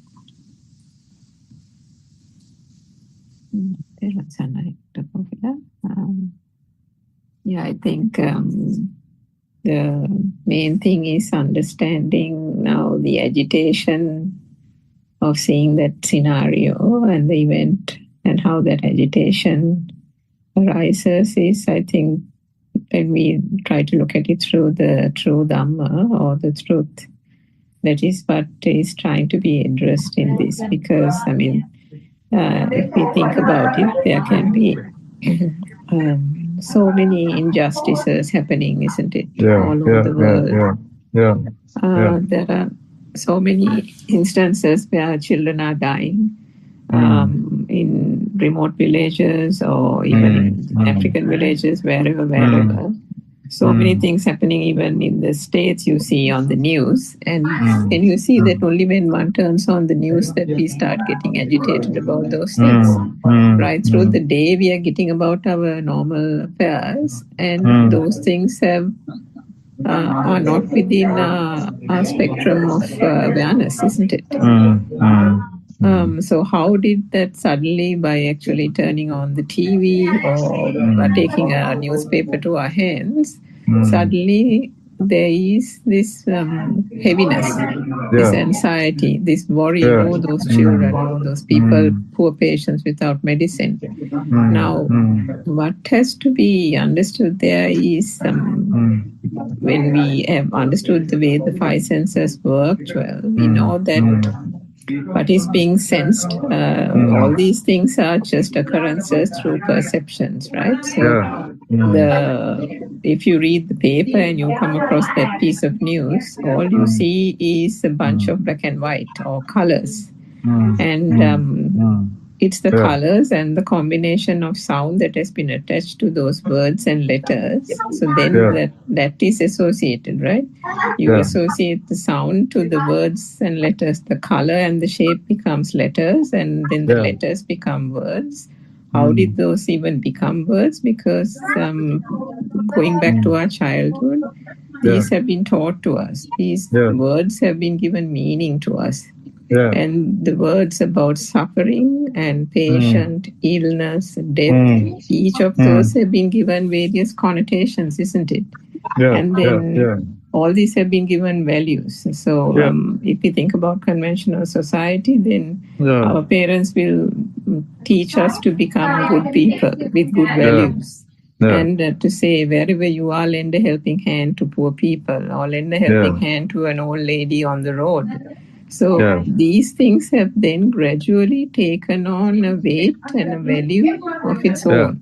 And with that weight and the value attached to it, there has been an identification to that. So we identify ourselves as a person who has good values. We identify ourselves as a person who is a good worker, who will never allow a patient to go unwatched or ill-treated and so on. But ultimately, these are all perceptions. And I mean, the truth is the thing that one cannot change the world order. Because what gets manifested to the senses continues to manifest. That until the last breath is drawn in this human physical body, the senses that have that sense faculties will continue to function. And as long as the sense faculties continue to function, the vibration will happen, the sensations will occur. The sensation with the eyes, the light will continue to occur. You can't suddenly, by knowing the truth, the light doesn't turn into darkness. The light will still be a light, and the newspaper, when you read it, it doesn't turn into a blank page. You will still read the bad news. When you put the TV on, you will still hear the news about the death, the landslide, the floods, the burning in Australia, the bushfires. Wherever you turn, there is some tragedy, right? The same thing with Sri Lanka.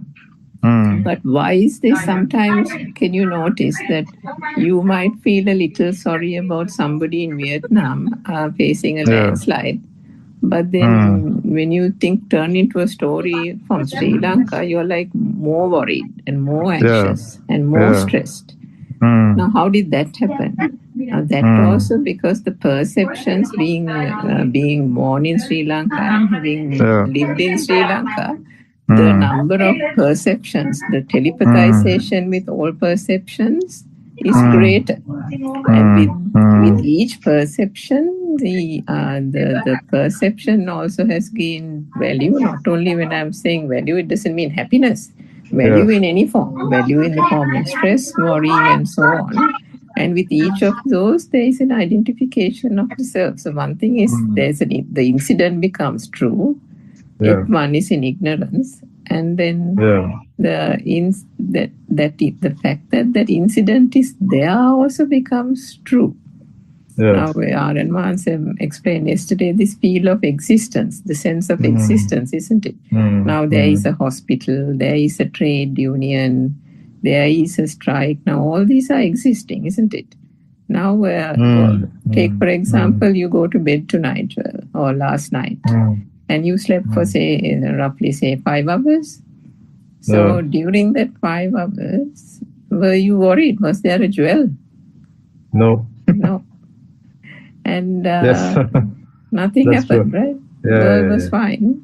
And then you wake up this morning, and then immediately perceptions flood into the mind. Yes. So can we see that these are all coming through the form of perceptions and becoming real the more we think about them as real? And then the moment you notice it, that the heaviness starts with the thoughts. The moment the thoughts start flowing little by little as you wake up, for example. When I wake up, the first thing I do is I make a beeline to the bathroom. So even before you get off from the bed and go to the bathroom, the thoughts are flooding in, right? So true. And then can you see slowly this kind of machinery, this flow or the mechanics of the mind starts. But the beauty of the Dhamma, Joel, is that each of the functions of these faculties are considered just functions. There is no one doing it. The trauma, the stress and the worry comes when one considers those perceptions as real.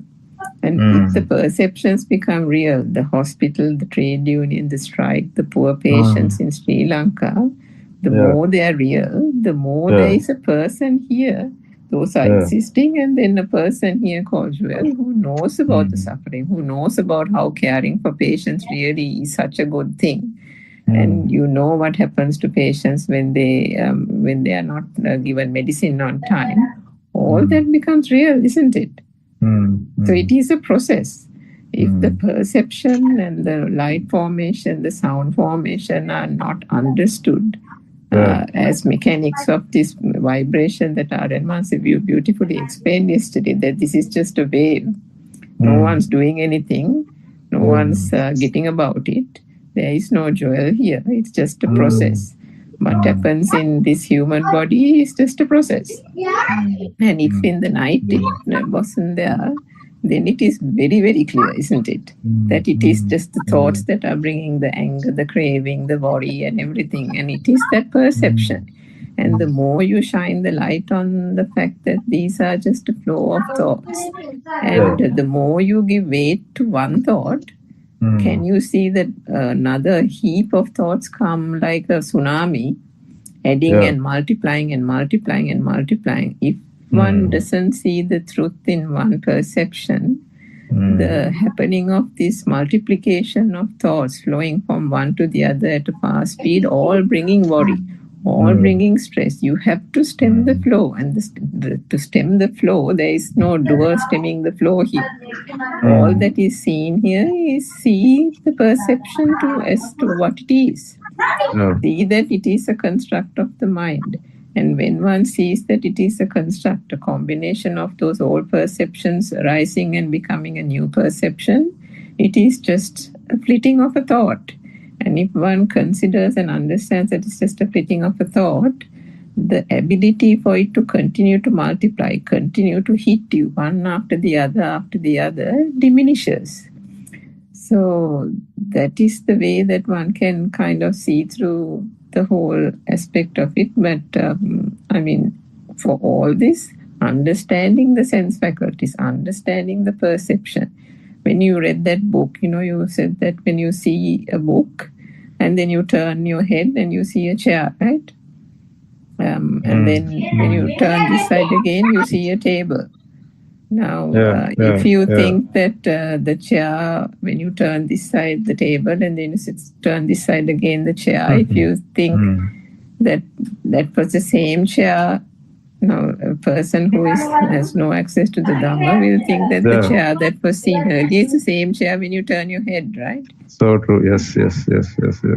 So now the great thing about it is that you have read the book and you have also now done that practice. Now see, now say when we go to sleep and when we get up, somebody will tell us, you don't know what happened whilst you were sleeping. So and so came and made a big commotion here and this and that, right? Now, none of that was true. The world gets constructed only from moment to moment. But the ignorance is such that each living being is in ignorance. So each living being is constructing all this in this false way of the perceptions becoming real, the external world is a reality, and so on and so forth. So then what happens is the 8 hours of blankness where no world was constructed is automatically filled the following morning by different people coming and telling you, maybe family members saying, in that 8 hours you slept, this thing happened, that thing happened, and so on. So if one doesn't know the truth, then you believe, as I think Dr. Pokila said, that there is a continuing world outside. That these things are happening. As you speak, these things are happening. Now, isn't that like such a real feeling that no wonder people kind of get caught into it, isn't it? That is why it's so difficult to be able to see through that. And that is why, Noble Teacher and all these people are so valuable. Because how much it is being taught to us, how much it is being explained. There are people who are listening to it for 3-4 years, Joel. But it is difficult. But it is not impossible, as Dr. Pokila says. So, just kind of consider a few of these facts and see for yourself. And then gradually one will be able to, gradually what happens is the flow of thoughts and the burden and the heaviness associated with it, as Dr. Sakuntala said, starts to dissipate, because again, we cannot change the conventional world. We still wake up when the sun is shining. We still wake up to, the birds chirping. Those things don't change because the true Dhamma has been realized. As long as the sense faculties are functioning, the body is functioning, and all the other senses will also function. So, and also, if all the people understand this Dhamma and actually feel the no-self truth, no one would actually depend on what mind says. They will be acting on how the feel is, and the country will be different. But the problem is, Joel, it's the percentage wise. We can't even give a percentage who really feels this. So the feeling of no self is not easy. It is rare, yes, 100%. And if someone is actually with the feel, their flow of their sensory organs would be handled in such a way that according to the feel. So if they feel like working, they will do the work. If they don't feel like doing something, they might not do it. It doesn't matter. But the mind, when the mind takes over, we have so much things to think about. We have a rat race where we are trying to surpass everyone. We are trying to survive as well. Survival instinct is there in animals too. But other than the survival, humans have a big mind. So in that mind, this story is there, that humans are there, usually the animals, they don't much store things for the kids, but the humans, the species of humans, they are different. They work different. They are social animals, so they work different. They think, they plan, they can even go to another country and attack and take over that country. They go on sailing and try to find other empty lands so that they can build, they can expand their monarchy. So the thing is, this thing, if you learn about the past, the human past, if you read about it, the so-called history, you can understand this is a cycle of things happening. The great kings, the great queens, and then after that, the presidents or whatever. It doesn't matter. The story is repeating. Story is ongoing, and things are happening. Things that the beyond humanity. So at one moment, the human body is there, but even though the human body is there, the actual mind vibration is like an animal. How come? Usually humans are not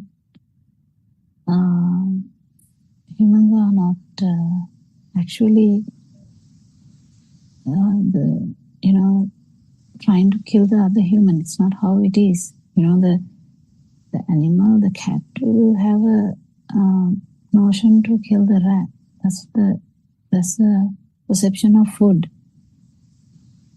The cow, in the other hand, cow can see so many rats, but the cow doesn't eat the rat.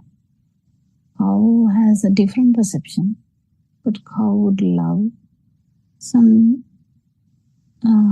grass. So this beauty is, if you take an ant and is going everywhere searching for food, and when there is a grain, they carry it with such a courage, isn't it? The science, they can carry so much weight, much more than their own weight. Usually a 70-kilo man can carry 70 kilos, or a bit more. No, not a lot. Not like 1,000. The man will be crushed. So the species to species, the perceptions are different, but the feel the vibration. That vibration can actually happen even in this human body. So that's what you should understand. So when there is a goal, so imagine there's a gold necklace, and someone is in trouble, needing money, and there's a necklace. What is the main thing that would come to that person? Well, if I take this, my problems are over. So that's the perception that they get. Another thing is like you see a loaf of bread and a mother who is hungry and who knows that her child is hungry, is going to the shop, act as she's buying something else, and steal the loaf of bread. So which one is good or bad? Which one is bad? Which one is good? Or is this the flow of events which keep happening in in a world with ignorance, because there's so much to achieve. The hunger is a basic feel. So when the hunger is there, but there are instances where you're not even hungry, but you are stealing. So what about other stuff like, you're not using substances, but you're selling the substances. How about that? So can we end these problems? Like Joel can be the king and Joel can correct all these things. Is that how it works? It doesn't work like that. Because as soon as you become the king, you have so many other problems to look after because you have to maintain the kingship. So a lot of people actually try to resolve these things in their own way. Even a king of animals, like the head of the monkeys. Usually, head of the monkey is stronger, and he gives the sign for them to either go or not go or things like that. So he makes a mistake. The whole the herd is in trouble. Well, what can the head of that team can do? The big monkey. There's a tsunami that is happening. Tsunami even doesn't count well. Tsunami doesn't really have the plan. But there are things happening like that. And there are things to happen anyway. Like the body is going to decay anyway. Last breath is going to come anyway. You know that. And even whether we like it or not, we are going to get some illness anyway. So can we stop that? Well, if we have power, we would try that. Even, powerful people actually put their bodies in very concentrated things and put in a pyramid and thinking that maybe my body will do something one day.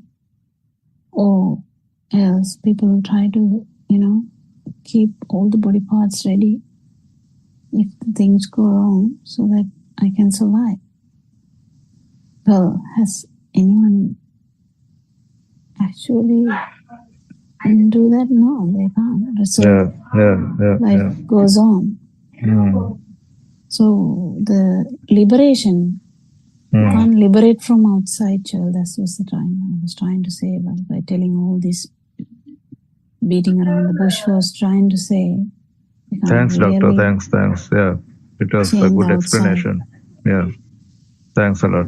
It was a good explanation. I was just having a research on this 31 planes that Buddothpado is saying and how it works. Can you just give me a brief explanation of these 32 planes or 32 things that he says about the body? What does it mean a lot?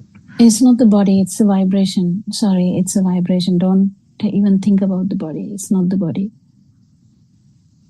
It's the vibration. It's in one actually this one thought, the vibratory level, we can actually see the 31 levels. So imagine, Joel, I don't know whether you can remember, as soon as you heard this Dhamma, you felt so light. Can you remember? And don't you know yes, that doctor. Feel, if you can compare that feel, is kind of a divine feel, isn't it? So at that moment, your vibration is different. So that's how it works. But when you are in an agitated state, the vibration is different. So how this frequency changes, the same vibration though, but the frequency of the vibration is different. That is what the 31 planes are. We never actually focus on outside. That's what I'm saying. So you can't really say, oh, I'm a human. Just because you have a human body, that's not how it works. In that moment that you felt so light and you were like floating, can you say I'm a human? Actually, it's different. It's different. So you already have felt that difference. So these vibration levels are actually in one thought as well. This may be too much for you, but it's hard to tell that because you can't misunderstand this, putting that to outside. So as Aranansi said, when someone asks Lord Buddha, who are you? Are you a God? Are you a Brahma? Are you a man? Who are you? He didn't have any explanation because there's no vibration there. So he said Buddha. So that's how he used that word to say that, because that word was there to use when there is liberation. They used that before. So he used that word. But the meaning is that vibration we talk about is your vibration forever. That vibration, when it is not going to have that power, there is no way that it will vibrate again into any vibration after respiration stops. So that's how it is. But the beauty is, if you want to really see the 31 planes, you see through you. You actually experience that. It's a beauty, but the non-vibration is different. So the non-vibration is not that. It's just that when you feel the outside is not true, you feel some kind of liberation, but actual non-vibration, you don't feel you. It's like you losing you, or you without you, kind of thing. It's actually something you have to feel, and that's what Aranai is trying to say, because Buddhist philosophy is not there out there. Actually, it's not out there. It's just, traditional worshipping and stuff there. So the traditional stuff, we actually salute traditional stuff.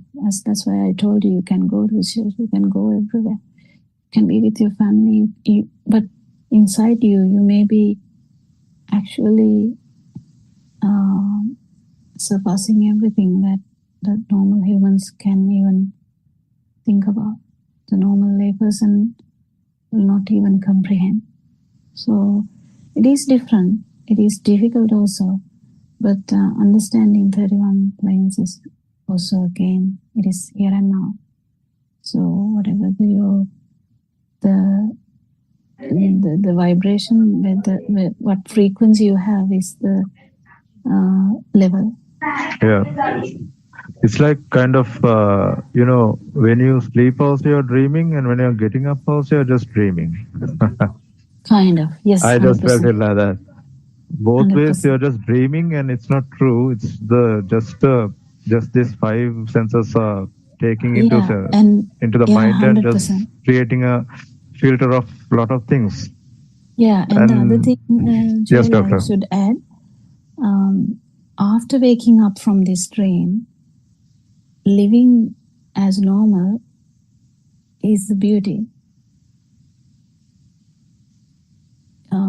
You wake up from the dream, you know that it's a dream. You actually, you don't feel that you are in the dream.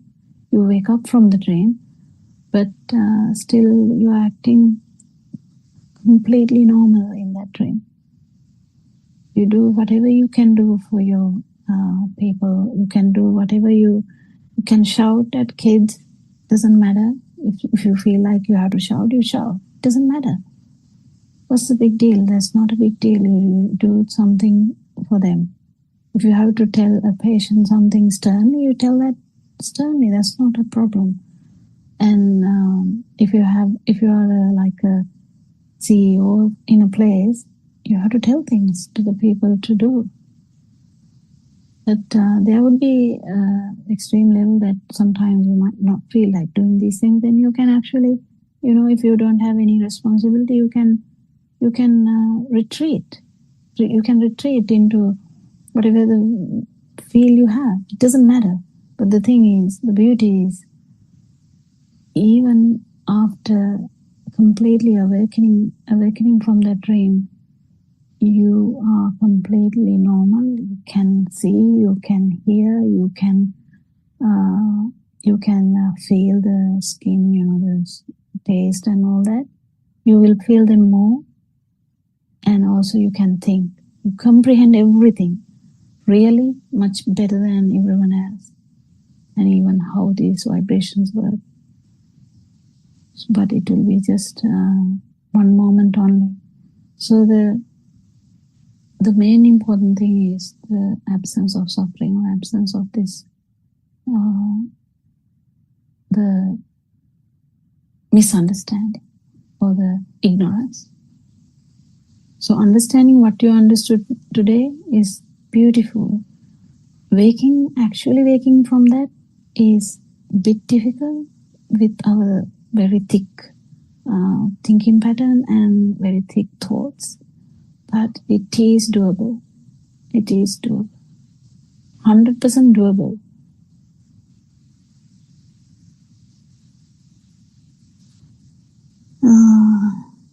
Yeah, what do you think?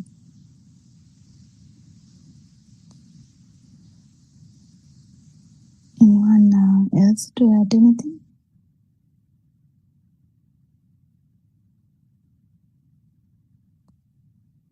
Yes, Suranga.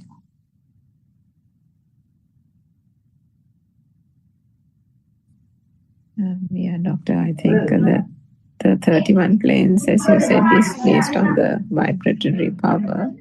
Yeah. And Joel, I think you heard R.N. Mahans explaining yesterday about a Pali term. You might not have been familiar about it, about Mania Makato. He talked about a monkey and a dog, and that is just to show that depending on how egoistic, if the self vibration is really strong at the point of the last breath, if that vibration is very strong and the egoistic feeling is really powerful, it can manifest itself into the vibration of a monkey. And if it is even stronger than that, it can manifest itself into the vibration of a dog. And a thing that, having listened to the Dhamma for so many years, a common thing R.N. Mahans explains to us is, and I'm sure you'll relate to this, when you see a pack of dogs, you know how dogs have their problems, right? Yes. They're worried about the other dog coming and peeing next to their fence, and you know how they go berserk when another dog comes and pees. And then if you see a pack of dogs running around the road, they're all so they mark fighting. the hierarchy, their area. Exactly. So all and what it is very difficult when one is in that, when that vibration occurs, the vibration of a dog kind of lower realm of plane of existence, to get out of that point of vibration is very difficult. It takes several samsaric cycles to get out of that. But then another example he gives is that sometimes, I'm sure you might have seen it, you see a gang of dogs always fighting and this and that, but then there is one dog who's just seated on the side, not worried and not bothered and not getting involved in the fighting. Minding his own business kind of thing. Minding his own business, and not at all worried. Yeah, so that is where R.N. Mahans explains that vibration, that lower realm, high vibration of that dog type of vibration is now coming to an end. Yes. So it's a low, so then, then there is an escape from that. But similarly, this is how the vibration occurs. That's why he says humans have human problems. Animals have animal problems. Birds have bird problems, like that. So depending on the vibration, these are just examples he has given to us to beautifully illustrate, because he says the whole piece, he always calls us saying, the whole problem with y'all is that y'all don't put it into daily practice and think. There are so many examples around you. Now he says, have you heard of the gay kurulla? That's another example he says. Now he says, now how did the gay kurulla make the house in the way he makes it? The way it makes it, with those various little compartments. It's a very intricate making of the gay kurulla's house. Now nobody taught the bird to make it like that. That is the feel, isn't it? And Dr. Kokula, maybe you can explain that, how these, and then how the worm, without anything else, no consciousness, still goes in search of the cold mud. And all it has is the body consciousness. That's it. But still, in that body consciousness, there is the feel. And the gay kurulla also makes the house with the feel. That feel, that sense of existence is the thing that is the thing that is driving that any living being, any species to sustain itself. Whether it is in a real dirt, pile of poo, even there are worms. The worm finds the poo very good. Now we will hold our nose and say yeah and all that and go from there. But the worm finds that wonderful. So how did that happen? Now, doesn't that mean that then the world of the worm is also a world, isn't it? Yes. And now we think what is manifesting to these senses is the world. So that is what Aryan Master says. Look at, take examples of animals. The example that Dr. Kokula gave about a cow. Now the cow doesn't want worms. The cow wants grass. Yes. But the bird is praying for a worm. So, like that. And then with regard to the human, and then animals have very basic consciousnesses, and therefore is just worried about the survival instinct and basic food only, and that's it. But humans have this big consciousness, big mind, and goes off or at a tangent on unwanted things because the mind is so big. So true. And it gets itself into knots and manifests all kinds of things. And in that manifestation, is not, capable of going into the lower realms of vibration. Now, you have seen so many times, and we've experienced these ourselves, that, even the kindest of persons sometimes, and he has a beautiful, loving wife, but if that person has come home after a terrible day of work and the wife is continuing to ask questions or nagging or something, that kind-hearted gentleman also will turn around and snap at the wife, right? In that moment of snapping, there is a rage that has built in that person. And can you imagine at that point of the rage and the snapping? What is the realm of what is the plane? It's a high vibratory lower plane, isn't it? So what is the thing? What is the impulse that causes people to take a knife and kill? To take a gun and shoot? To hack people to death? So aren't these also so-called human beings? But then what is the level of vibration? And I think what Dr. Kokula was trying to say was all these arises in this moment, in this thought. In that thought, all 31 planes can exist at any given time. Thanks, ma'am. Thank you. Thank you so much.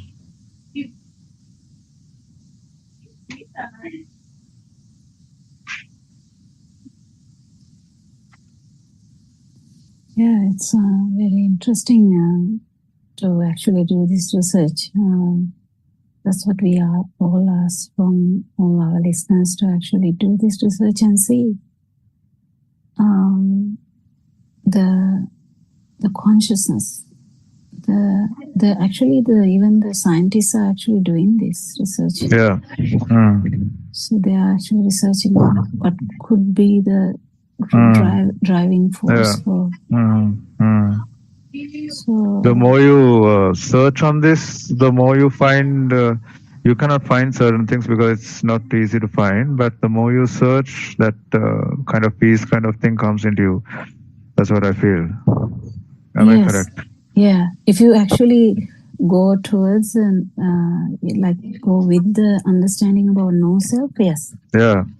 And But it's like yesterday, I was like just touching something, and I was just feeling not touching, like walking and just lifting up myself, kind of thing.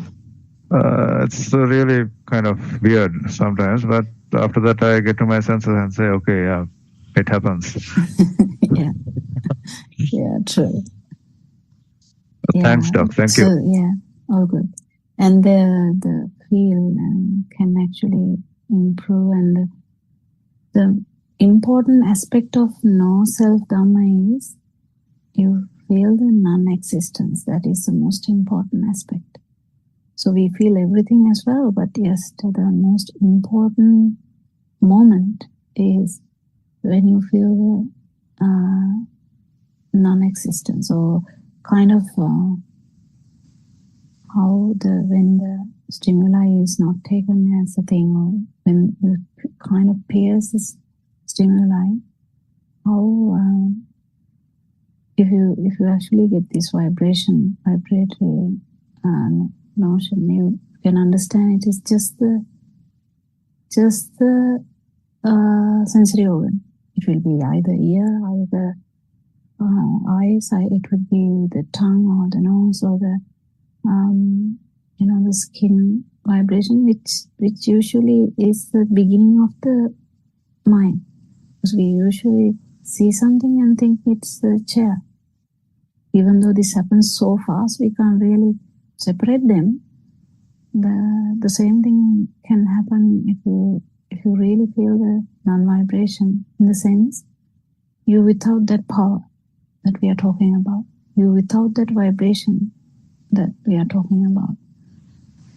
So that's the real important understanding, or real important thing to feel. So what Taran says, telling if we can understand, and when we basically actually understand first that the outside is actually our perception. It's not easy in the beginning, but it becomes a pattern after that.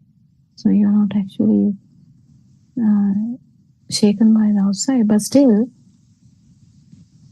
there's a perception of self, or perception of the chair, in that sense. Because the perception of chair is the perception of self, because if the perception of chair you feel as there, that is the perception of self. There's no separate self.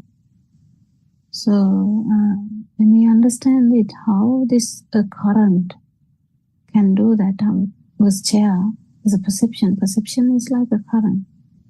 You can understand this. If you see the chair in the dream, it appears beautifully, if it's a chair made of gold or something. So you might see that, and you'll be like, oh, this is that gold chair. Yeah, how come is that? Because it's not actually in front of you, even in this dream. There are some answer.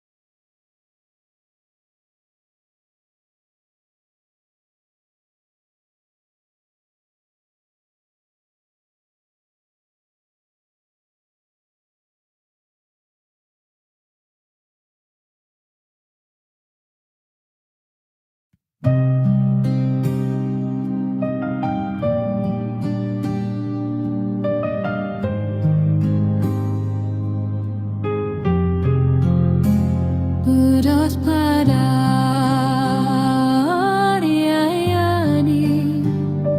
loving and kind. You came like light to free the blind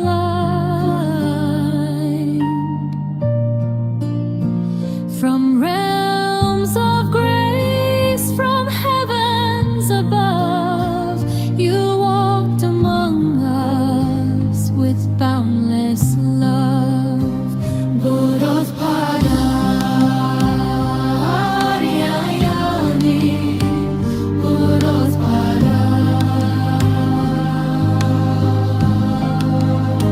seeing the sorrow of mankind, lost in darkness, confused and blind. You spread the truth so clear, so bright. The Dharma's flame, the guiding light. You reawakened Buddha's way. The sasana shining day by day. Through your compassion, calm and deep, you soothe the wound that makes us weak. Buddothpado, you show the path through gentle words and sermons vast. Step by step you lead us on until the night the fear is gone. Buddothpado,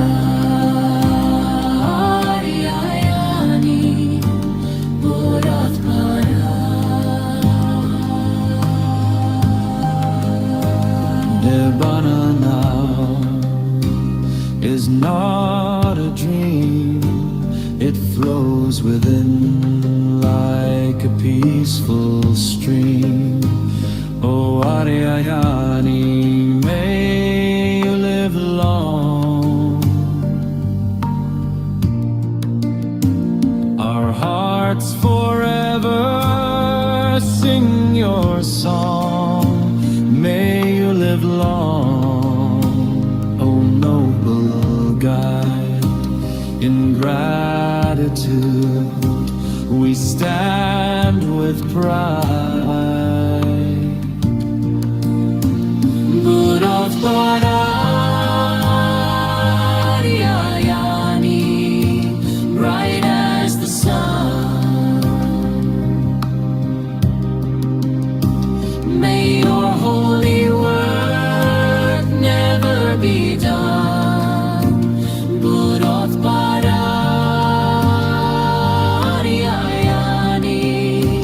you show the path through gentle words and sermons vast. Buddothpado,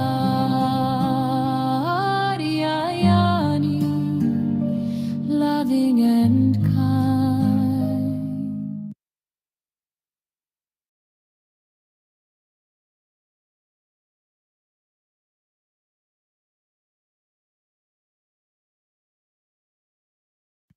How's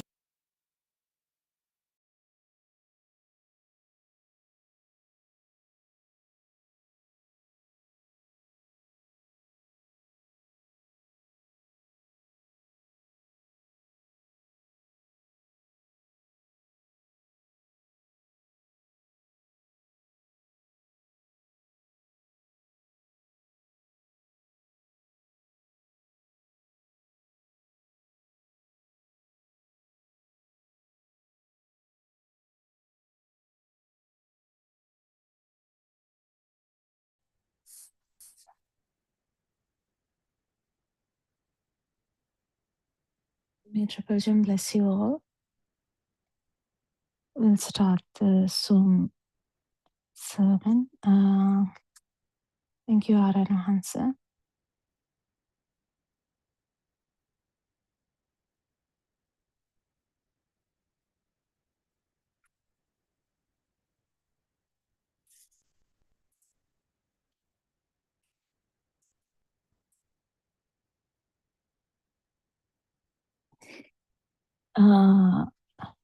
I think Lord Buddha's words, where he said, there is no self,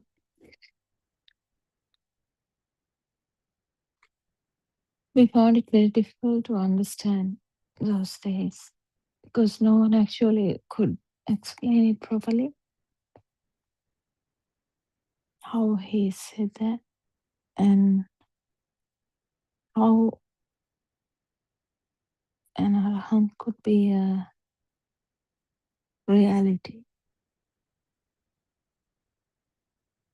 So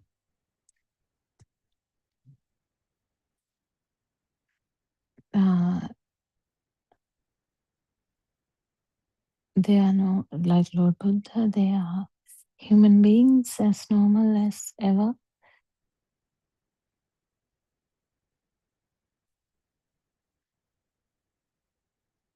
Who just understood the truth that self-view is a wrong view.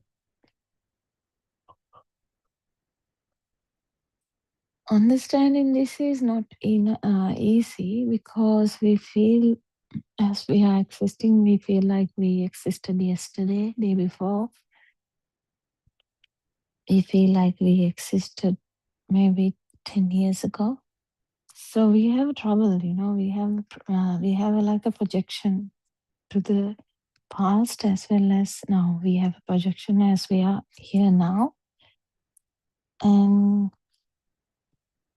we have a projection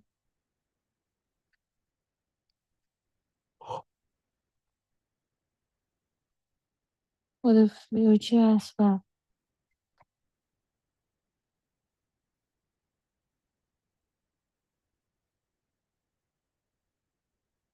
We have a perception of time. We have a perception of future, present and past. We have a perception of top and bottom. We have a perception of here and there. We have a perception of me and you. We have a perception of me and others, actually. Yeah, me and things. We have a perception of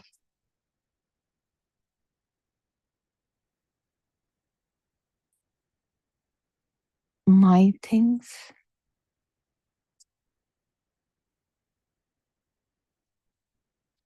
Just because someone tells you actually there's no self, so it's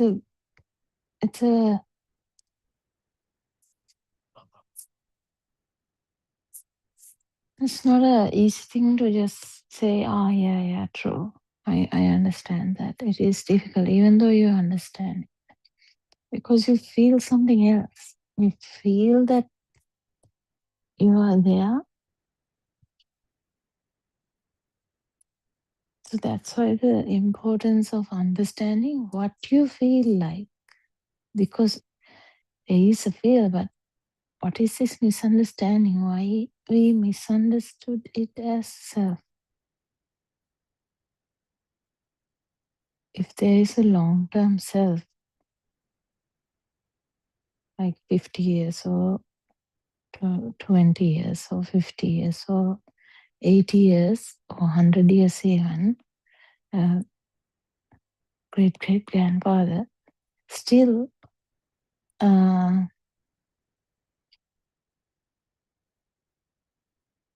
is a reason that they thought I'm here, because they felt something here, this side, always. a change.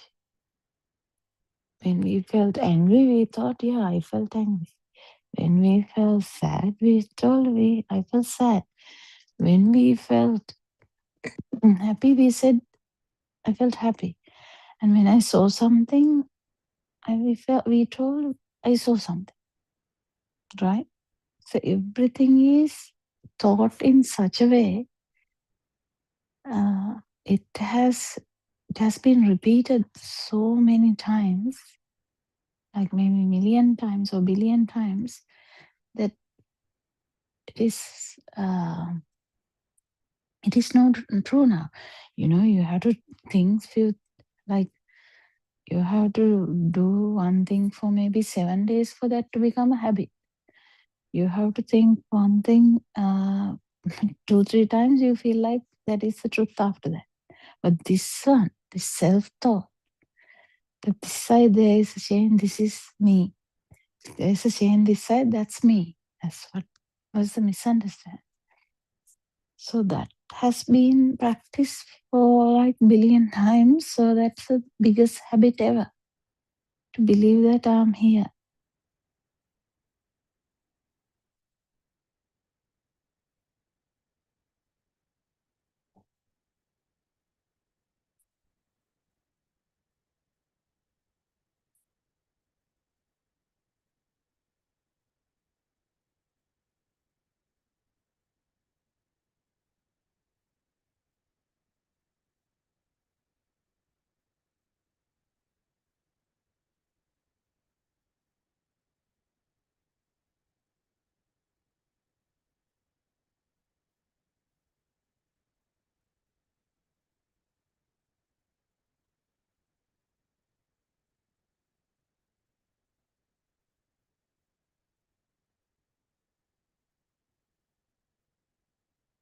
What do you think?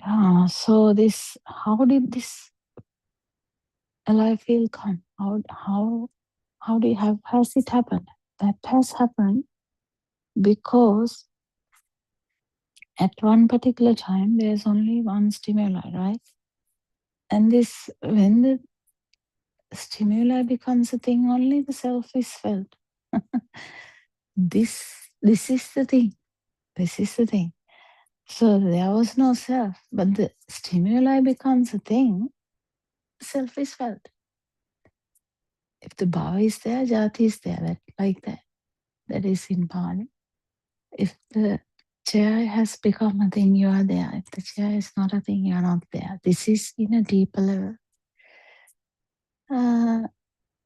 Yesterday, even in the discussion, it came out that this question was there. Why I don't feel anything in the chair anymore? But the thing is, this duality is there. The subject-object thing is there. Then still the person who see is there. The person who hear is there. Then that part also should be fully realized.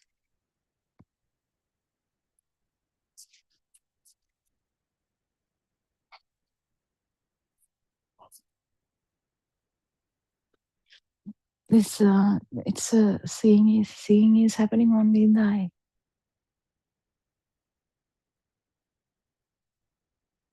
Seeing is happening only in the eye. And then that is not true. Whatever happens in the eye, it is happening, yes, but that's not true. In the sense, it's a production only. It's a speed only. So if we take a flower, we are just imagine we are looking at a flower, or we are looking at the neighbor, we are looking at a shoe, it doesn't matter which one.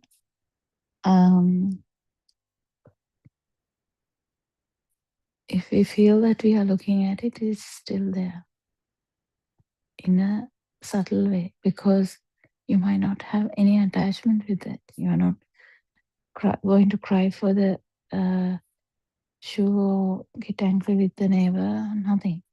It's all good. You just saw him and you waved at him and that's over. But the perception level, the shape of light is also still there. Shape of light is still true. Is the shape of light true? That's not true either. So is there a name? No, there's no name. So if there's no name, then what did you see? That's a question now. I saw something. Yes. That's a past vibration of that. So this whole thing, if you fully realize that there's no actual seeing there, then only the life really is not there. Then what is the insight from that? There's a great insight from that experience. When the stimuli is not a thing in a deeper level, the life really is not there. That existence feel is not there. In the sense, seeing is there, but there's someone this side is not there.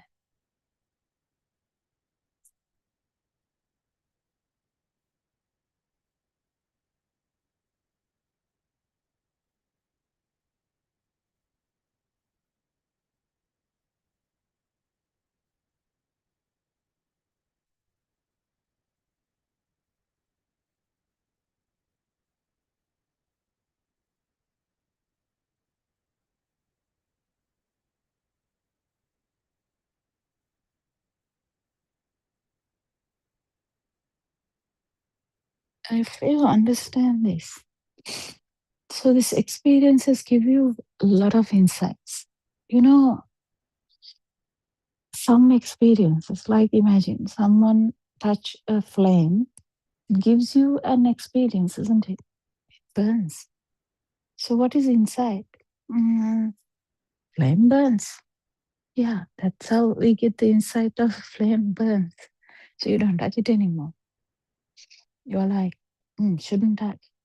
So if there's so much sunlight, 30 or maybe 40 degrees outside, you know, if you go out, you'll be like dehydrated and burnt down.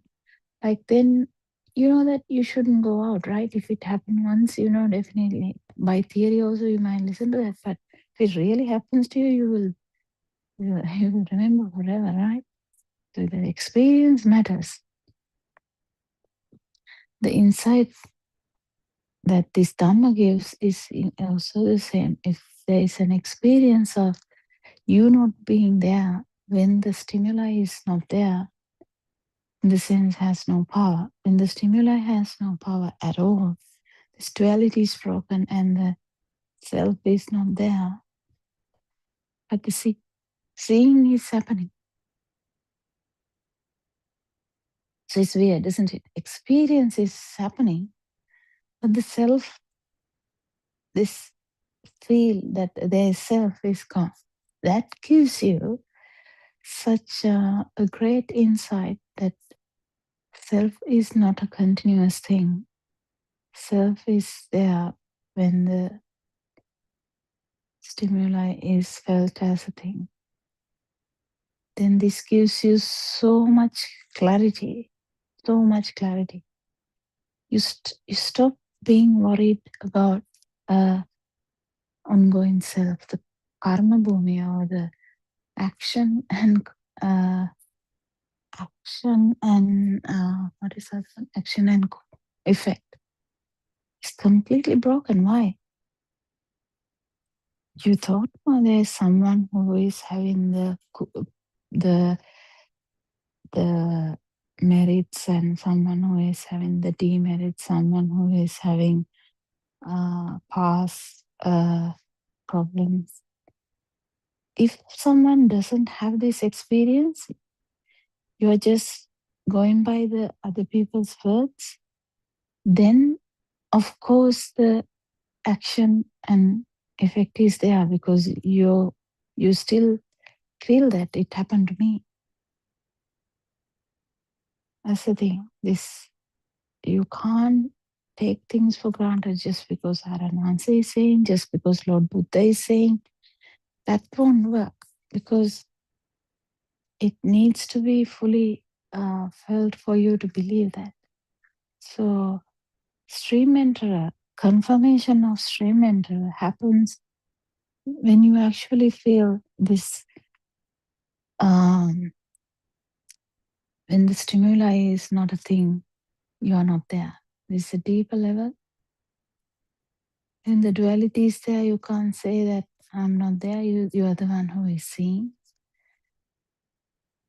Even though you don't have to think about it, that perception is there. You are the one listening. Even though the whatever the said thing is not a thing to you, you still have that perception that the hearing is happening to me. That also should disappear. You have the perception that the touch is happening to me. Touch is happening here, at least not me. It's happening here, here, here, here, here. What is here? This side. So there is a perception of this side, right? There is a table. So when you go towards the table, if you feel like I'm going towards the table, that is the mirage. Because going towards is like a actual, it's in the mind. Well, if you ask me, am I not going towards the table? There's a question now, isn't it? No, I walked. Who is I? Walked. What is walked? So all these are visualizations or the imaginations of the mind. They are actually, you can't say even imagination, they are projections of the mind. That's all right, but are they true? No.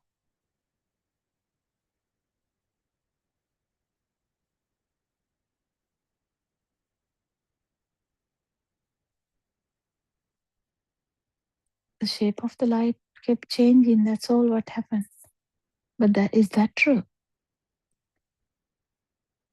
No, even that is not true. When you fully realize this, all the ideas, all the thoughts, all the words, all the so the mind is actually a production of the sound, right? Yes, mind is kind of similar to sound wave, but it is not only sound because it has all the other things in that: emotions, light, touch, yeah, other thoughts, associated thoughts, everything is there.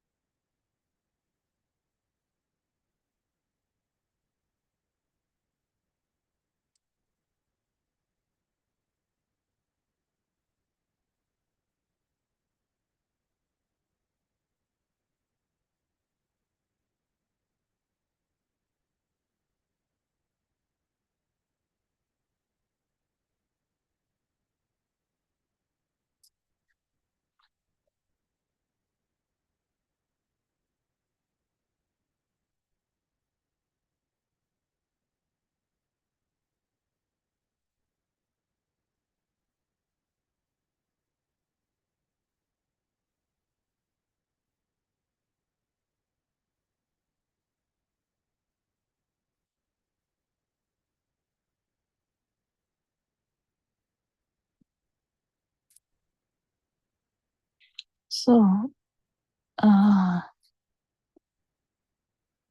if you are clear about this stimuli, because someone has to understand properly what the stimuli levels are, because there's a stimuli levels. There is a sensual level where actually it is felt as outside. There is, so the craving is in a different level because you're craving something completely in the opposite side.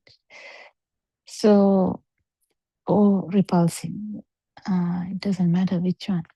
So in the form level, it's in the mind side. It's only for the humans that who can understand this. It's in the mind side, right? Even the sensual world is in the mind side, right? Hopefully you get it correct.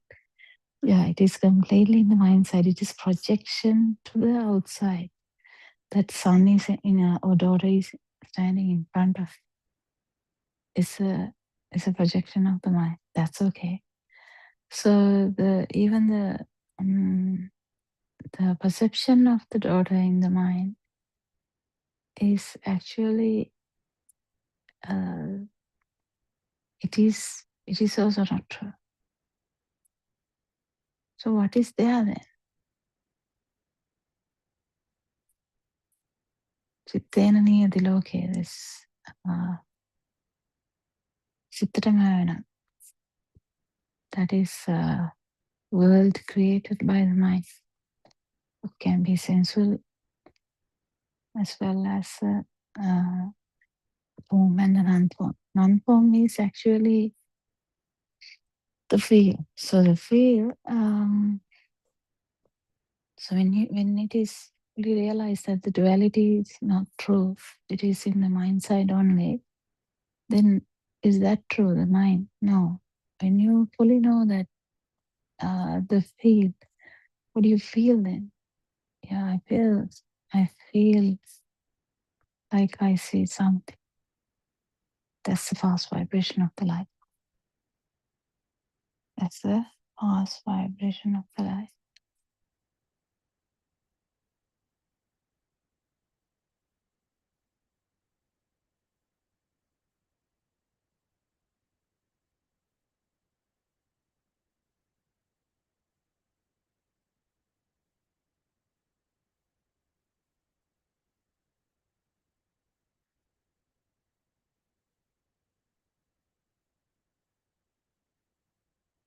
If it is a bird sound you heard, you know definitely it's not a car sound, it's not a bell, it's not an alarm, it's not someone calling you, it's not the kettle whistling. You know all that. You know it's a bird, right? Yeah, that is the usual way. It is the normal human adult life. The child might not understand that. But as an adult, you know it is a bird sound. So is the bird sound out there or here? That's the first step. Is it outside or here? Here, in the sense, in this system.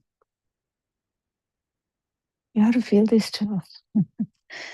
These are very tricky areas. You keep thinking about it. It's not that good enough. So this actual bird sound is here. Bird sound when it is here, is that true? No, it's not a bird sound. Then there's the feel. What do you feel? It's the speed of the sensory function you feel.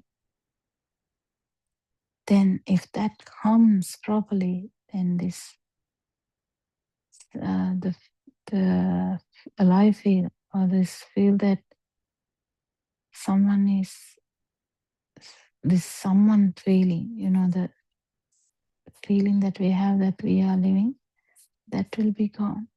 But the listening, that will be there.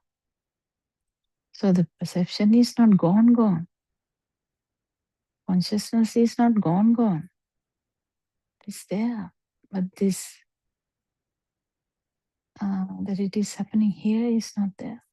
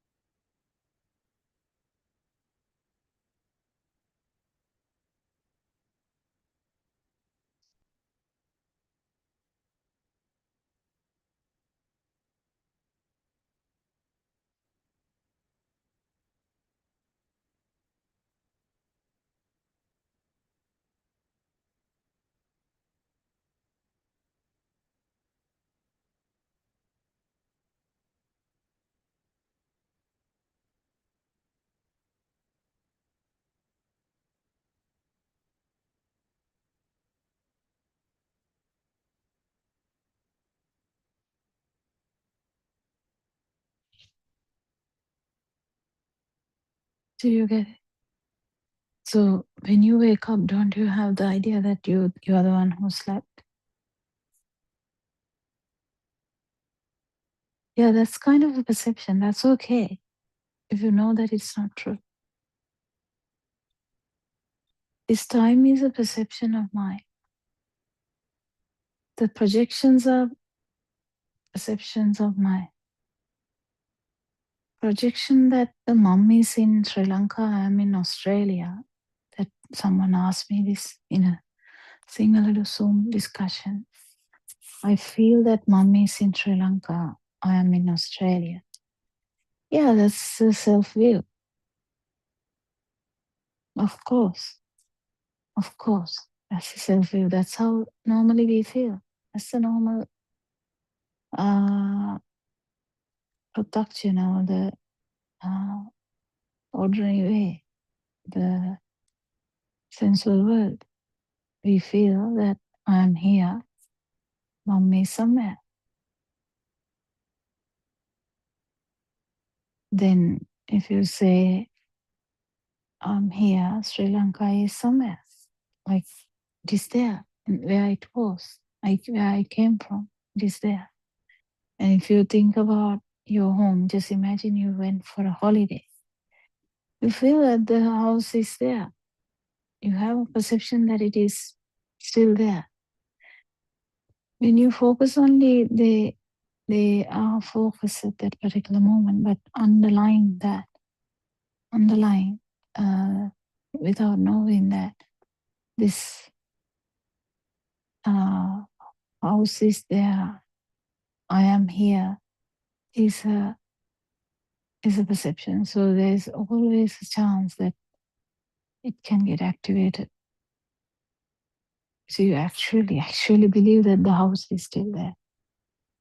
So these perceptions are tricky. Just try and understand. It is a perception only we can have. The humans have this ability. Usually animals, they don't have much ability to, they also have some kind of idea. If you check with chimpanzee life, they have lots and lots of abilities. But you know, when you go from your house for a holiday, even before you come down, even if you're not thinking about the house, don't you have the idea that it is there? It is there. Is it not there? I mean, this is not the point. It is there or it is not there is a thought. Now, that lady asked me, is the mom not there then? That is the thing. We are not talking about that. We are actually not telling that mother is in Sri Lanka, I am in Australia, mother is in Sri Lanka, mother is not in Sri Lanka. That's not what we are trying to say.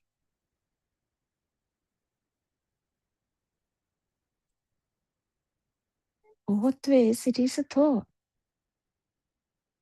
Now someone can say, yes, Aranansa, I understand what you're saying.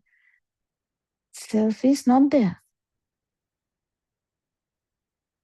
And another way, someone can say self is there, and another one can say self is not there, Aranansa. Which thought is true now?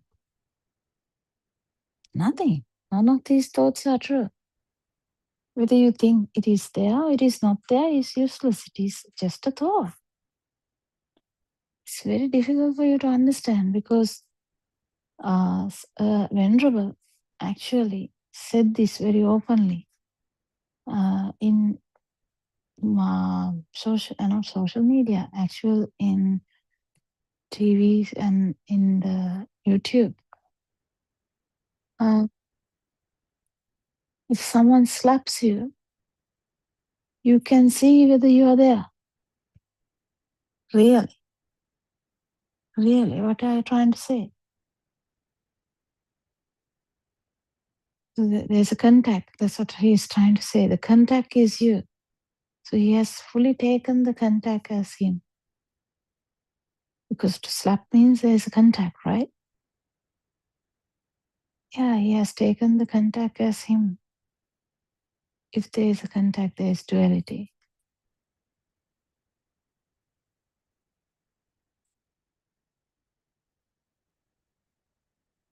What about the slap? Is it happening? Okay, what is a slap? Okay, now that Venerable also might say, yes, I understand. Slap is a name. Slap is a concept. You can say, but I felt something. I felt the pain.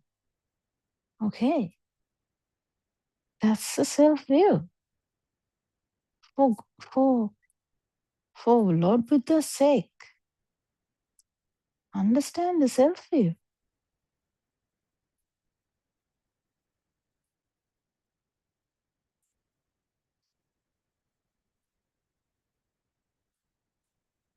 How can the contact be you?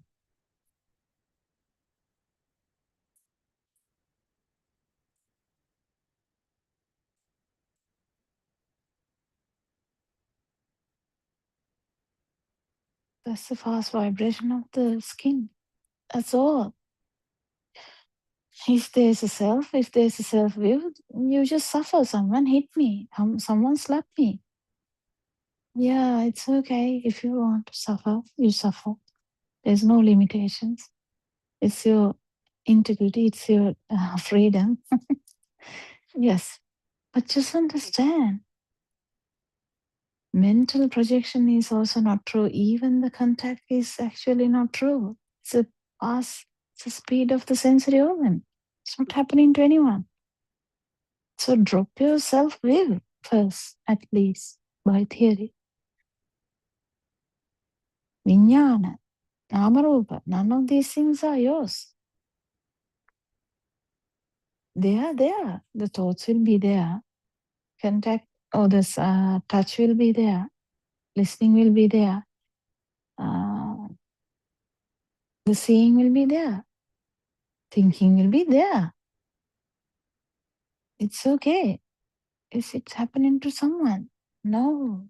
But to do that, you have to pierce at least one thought and see. It should happen, not you. It should happen. So what we really do is make it conducive, the background conducive for you to actually feel that.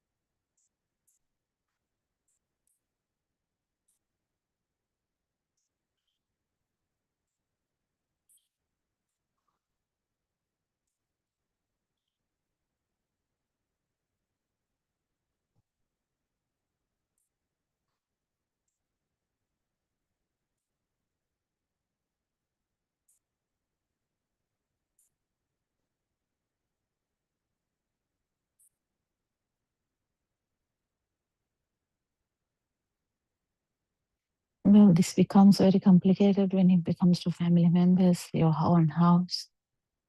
If you have the actual idea that the house is in, just imagine you came to a holiday in Australia, your house is in Sri Lanka, or your school, the place you work, or your hospital, the place you work, or whatever the place that you work is also in Sri Lanka. If you have that idea, if you really have that idea, then you will go back and work in the same place, or go back to the same house. You're not going back to the same house. It's actually a perception. Are you not going to the same house? If you project it like that, yeah, you can say it is the same house, but you just Seeing is happening, hearing is happening, touch, temperature, taste, smell is happening, and thinking is happening. None of the consciousnesses are true. So is mother in Sri Lanka and I'm in Australia? Yeah, if you really believe that these thoughts are true, yes, that's the normal mundane world thinking, pratyajana thinking, delusional thinking. If you have the delusion, that's okay. Just realize that that's a delusional way. And then when that venerable said, okay, you are saying you're not there, what about the slap? And he's inviting to slap everyone and see whether you are there. He's completely taking the body as me. That touch sensation as me. Touch happened to me, that's what he's saying.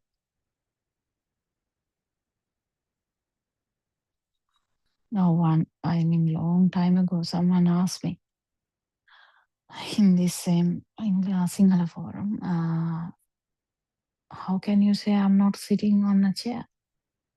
Well, if you're saying that, it's okay. But are you actually sitting on a chair? Well, yes, I'm sitting on a chair. I can see the chair. Right. What do you see? Well, I see something. Yeah, that's a high vibration.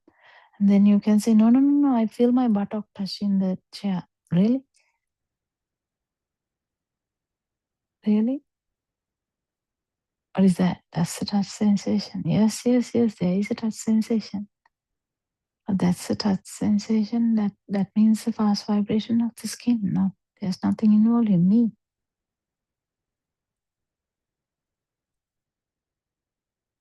You may say,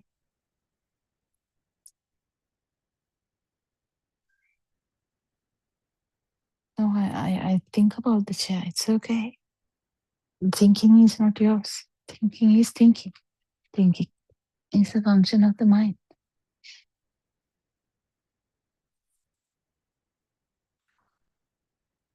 Thinking is function of the mind. Touch is function of the skin. For Lord Buddha's sake, then you can understand. Right? If you can understand also, it is a good thing. If you can understand, you might feel it. You can't feel it if you don't even understand it. When someone says, no, someone slapped me, yes, I felt the slap, that means I'm here. Who says that? That's self-will.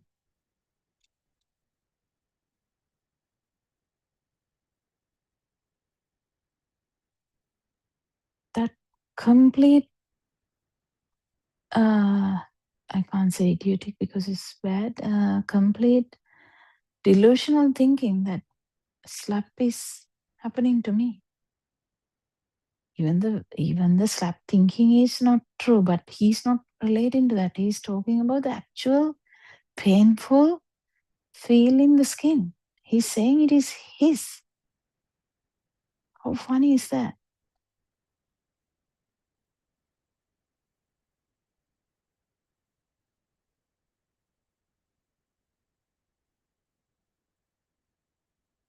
Is the touch sensation yours? Now you go for a walk. You see something. Seeing is seeing yours. You kind of feel like that. Yeah, I saw it. Who else? Yeah, if you think like that, it's okay. You are just in a delusional self, mundane world. Not a Buddhist. Not a Buddhist. But still, if you are baffled by the sound, if you're baffled by the seeing, if you're baffled by the sounds, temperature, if you're feeling it, it's me who is feeling it. Well, you might have to do a lot of insight meditation, in the sense you might have to do a lot of research about this truth then. if you want to really become a Buddhist. Buddhist name is there now in our what is that? The birth certificate. It might be written as I'm a Buddhist. But actual Buddhism starts if you have felt the non-vibration. So I invite all the venerables, nuns, monks, Buddhist associations, everyone in all the elders, please understand about this no self Dhamma, how this self view has come. How did it come? If you can get it with, you can say, no, it's very difficult. I still feel someone slapped me. Yeah, it's okay.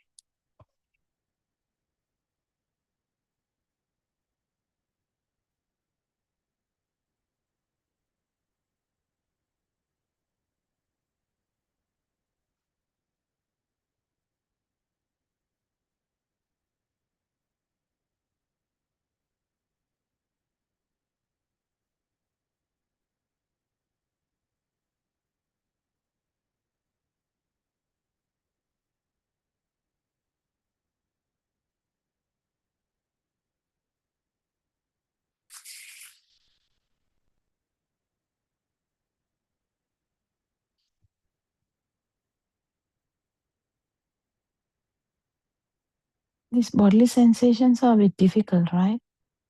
Yeah. So imagine you are sweating so much now because of the heat, or you're very cold. Is the cold felt by you? When we say it, you might say, no, it's not. But when you feel it, you might still feel like that. But actual, this experiences will help you to fully realize it. Actually, when the full understanding is there that the feel of the touch is actually a fast vibration of the skin, then of course this feeler or the one who experiences the sense that there's someone here getting the slap, that kind of feel is not there. It is an experience you can experience even in walking. Walk without you is a very distinct thing, not just by thinking, I walked without myself, I don't answer. Could be, could not be, we never know. Because it's very, very, you can say it in the superficial level because you felt so happy. You were in a trance, you felt as so light. But still, if you know what is the self-perception, you will understand. If you feel really get the self-perception thing, what is this self-perception? Because even in the trance, even in the meditative state, the self-perception is there. It's a beautiful thing to understand. That the one who experienced the meditative state is there. If you lose it, maybe then you will get the insight. This insight from experience of non-vibration is great. You understand that you are born only in one stimuli. Because in the specific stimuli that you had with the experience, you are not there. That means you are born in one stimuli, and if it is not a thing, you are not there.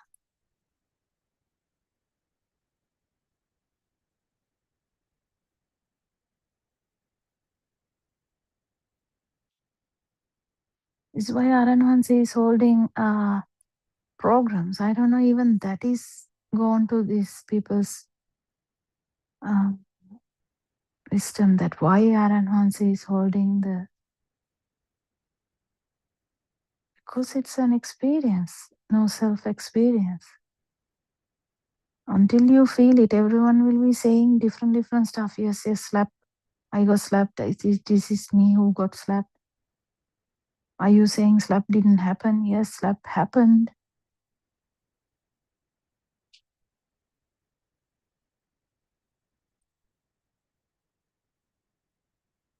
Yeah, you will keep saying things.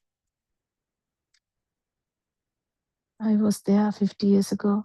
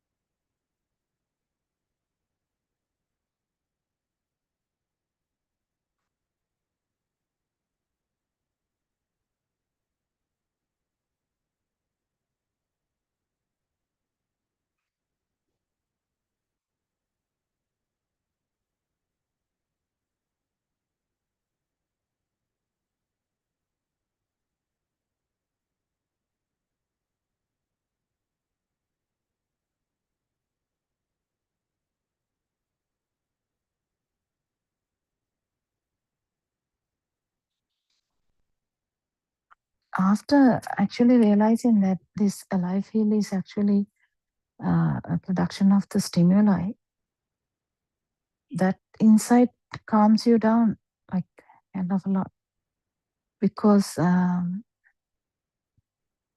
you realize that if at all it was a chair that was there, then slowly the power of the chair will go down.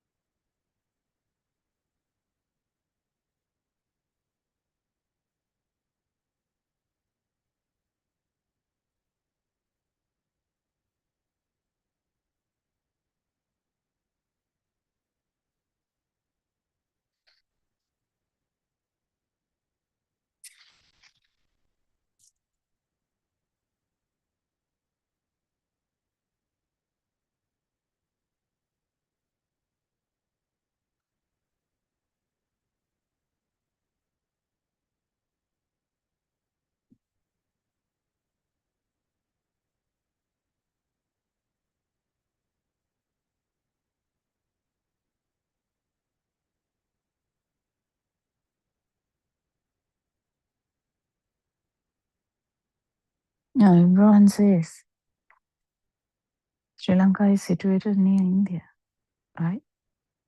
If you look at a map, is it there?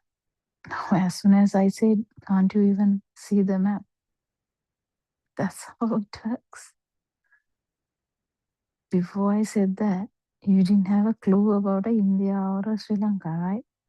Suddenly, when I say that map in the map, India, the Sri Lanka is close to the big triangular area called India. And you're like, yes, I do remember that. But is it actually like that? That's the problem. The self-perception problem is you feel that that is right as well. Also, you feel that it is still there. Like it is still like that. But it just arises now because it was brought up. Even that is not true. But the projection is like, yes. India, Sri Lanka is just below India.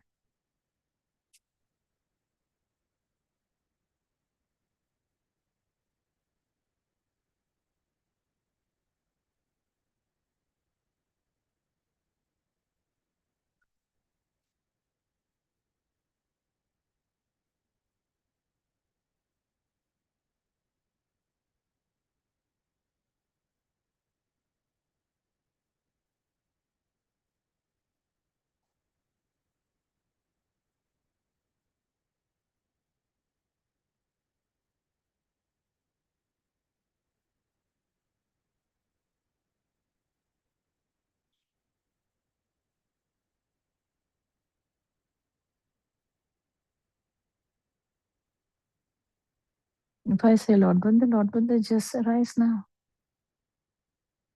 That thought.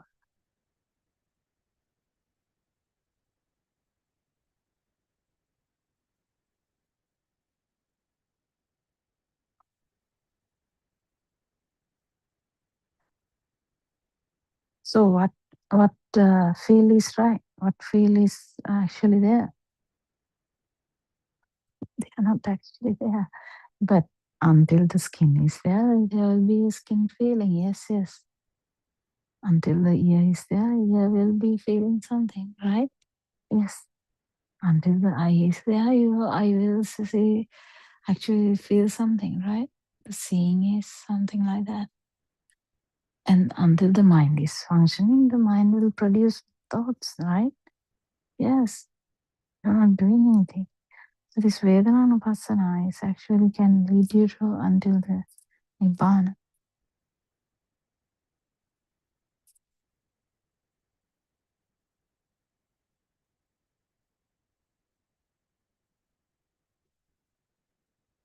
Because after everything, it comes to the consciousness level. Because everything started from consciousness. And the problem is, everyone thought consciousness is universal, become the universal consciousness. That's what they say. Well, we are saying there's the consciousness is also not true. That's the beauty of Lord Buddha's Dhamma. Because before Lord Buddha started saying this truth, all the people were trying to become the universal consciousness and be there. Happily ever after. That was the happily ever after for them.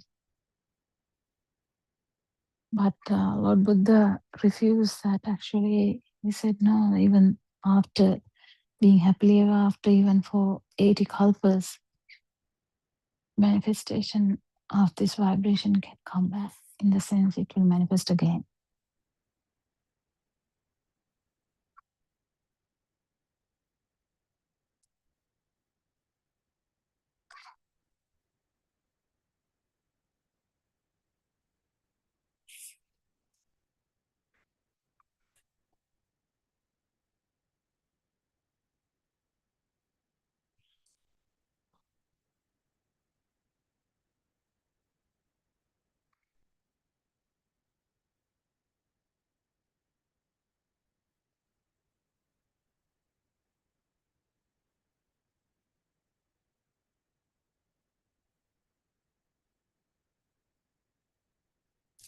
If someone calls and say, I'm in UK and I'm in an apartment, I live in an apartment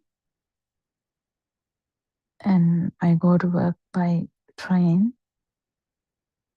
this is something told by one of the Dhamma friends.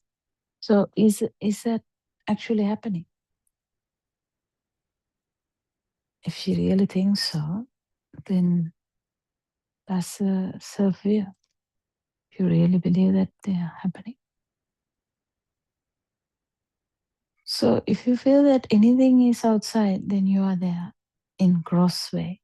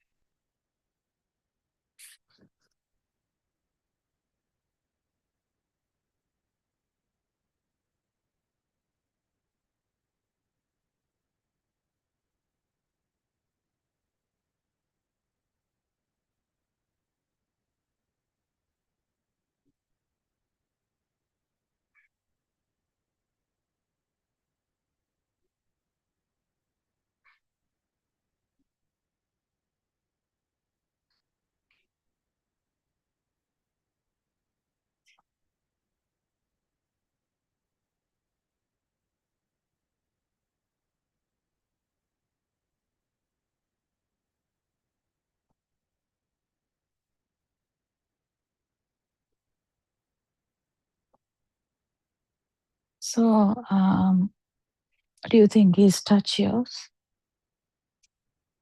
Well, if you believe so, that's your task, if you're really in that. But the thing is, a lot of people actually get this Dhamma properly, they understand it, but the experience is not there. So then the doubts are there.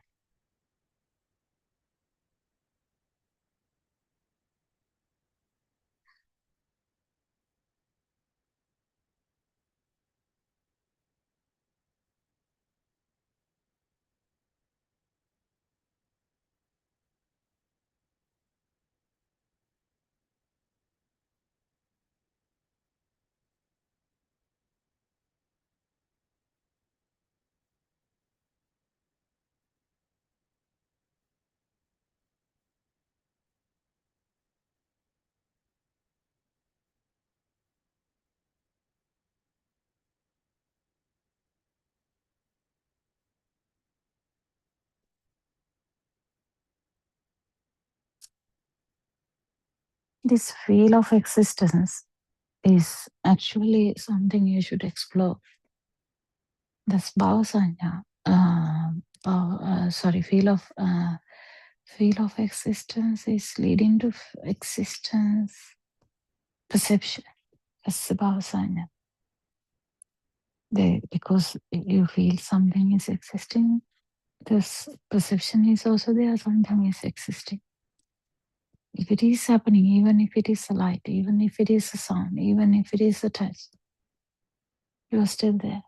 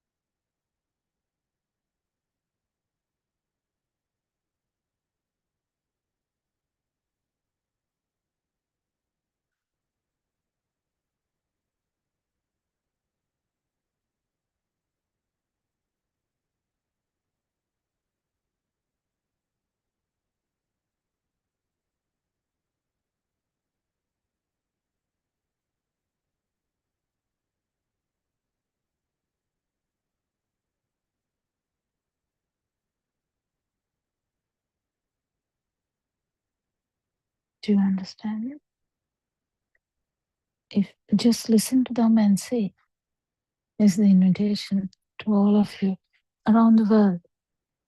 If you want to even think about cessation of suffering, if you have someone who suffers, I mean, someone might say, I'm not suffering, so this Dhamma is not for you, right? Yeah. If you think there is no suffering, how can you even understand? But on the deathbed, you may be thinking, oh, I don't want to die. Then there may be suffering, right? I don't know. But you should wait till then. It's up to you. But if someone has felt the suffering, and if you have ever wondered, is there a way out? There is a way out.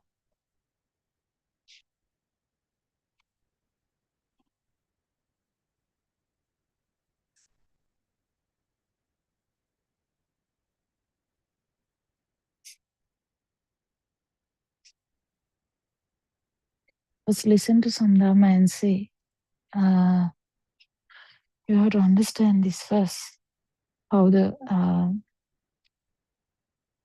mind works. What is one stimuli? One stimuli is a chair, table, mother, father, sister, brother, relatives, Sri Lanka, Australia, UK, Greenland, whatever. doesn't matter. All these are stimuli. Every stimuli has this power. Can vary, power can vary.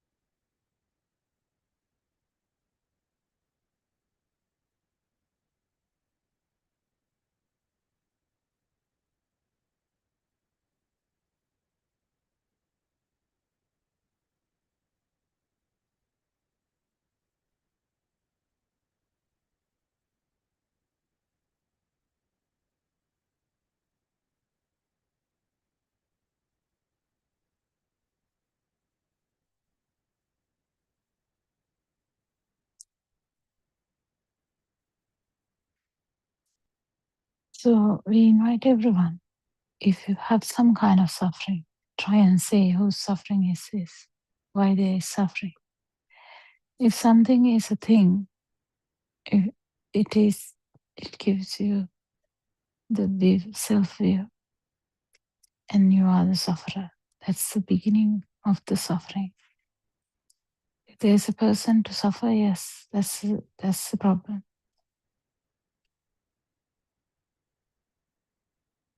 If the experiences are there, who cares? Experience will be there. The self-view is not there, this becomes so easy. And then after that, this power is going to go down. The stimuli power is going to go down anyway.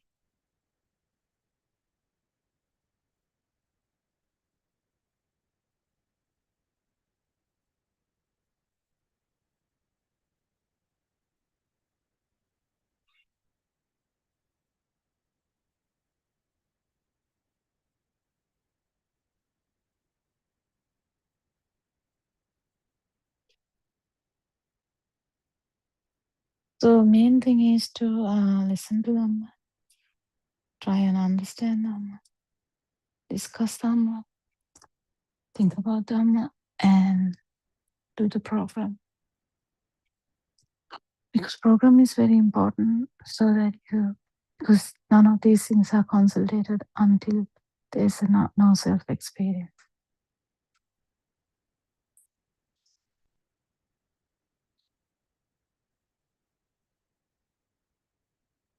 Until there's no self-experience. If the self-perception is there, that's not a no self-experience. It's experience without you, kind of. So this side, this feeler is not there in that. Experience will be there, but the feeler is not there.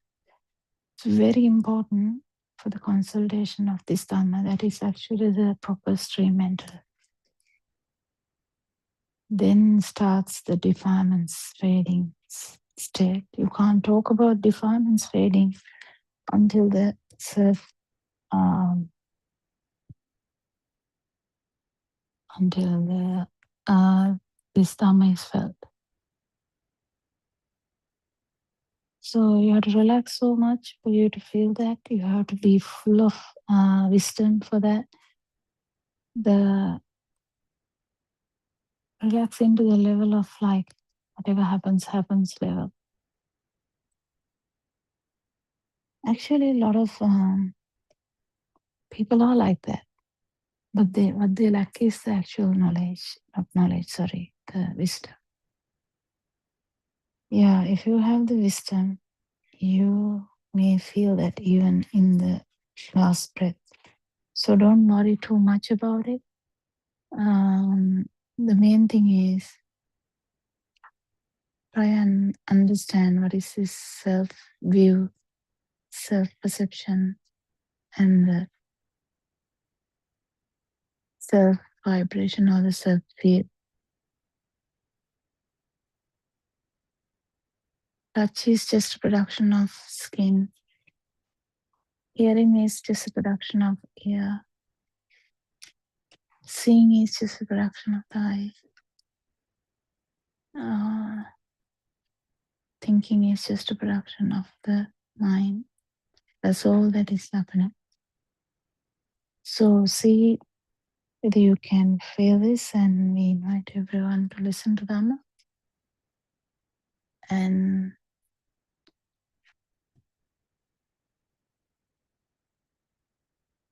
non-alive field is rare, and if you get it, you get the no self-perception. Actually, there's no new perception as such. It is the absence of the vibration, absence of the alive field that is giving you the no self-perception, and it starts to grow, starts to improve with every aspect. Then in the end, there is no sufferer, and suffering when you say.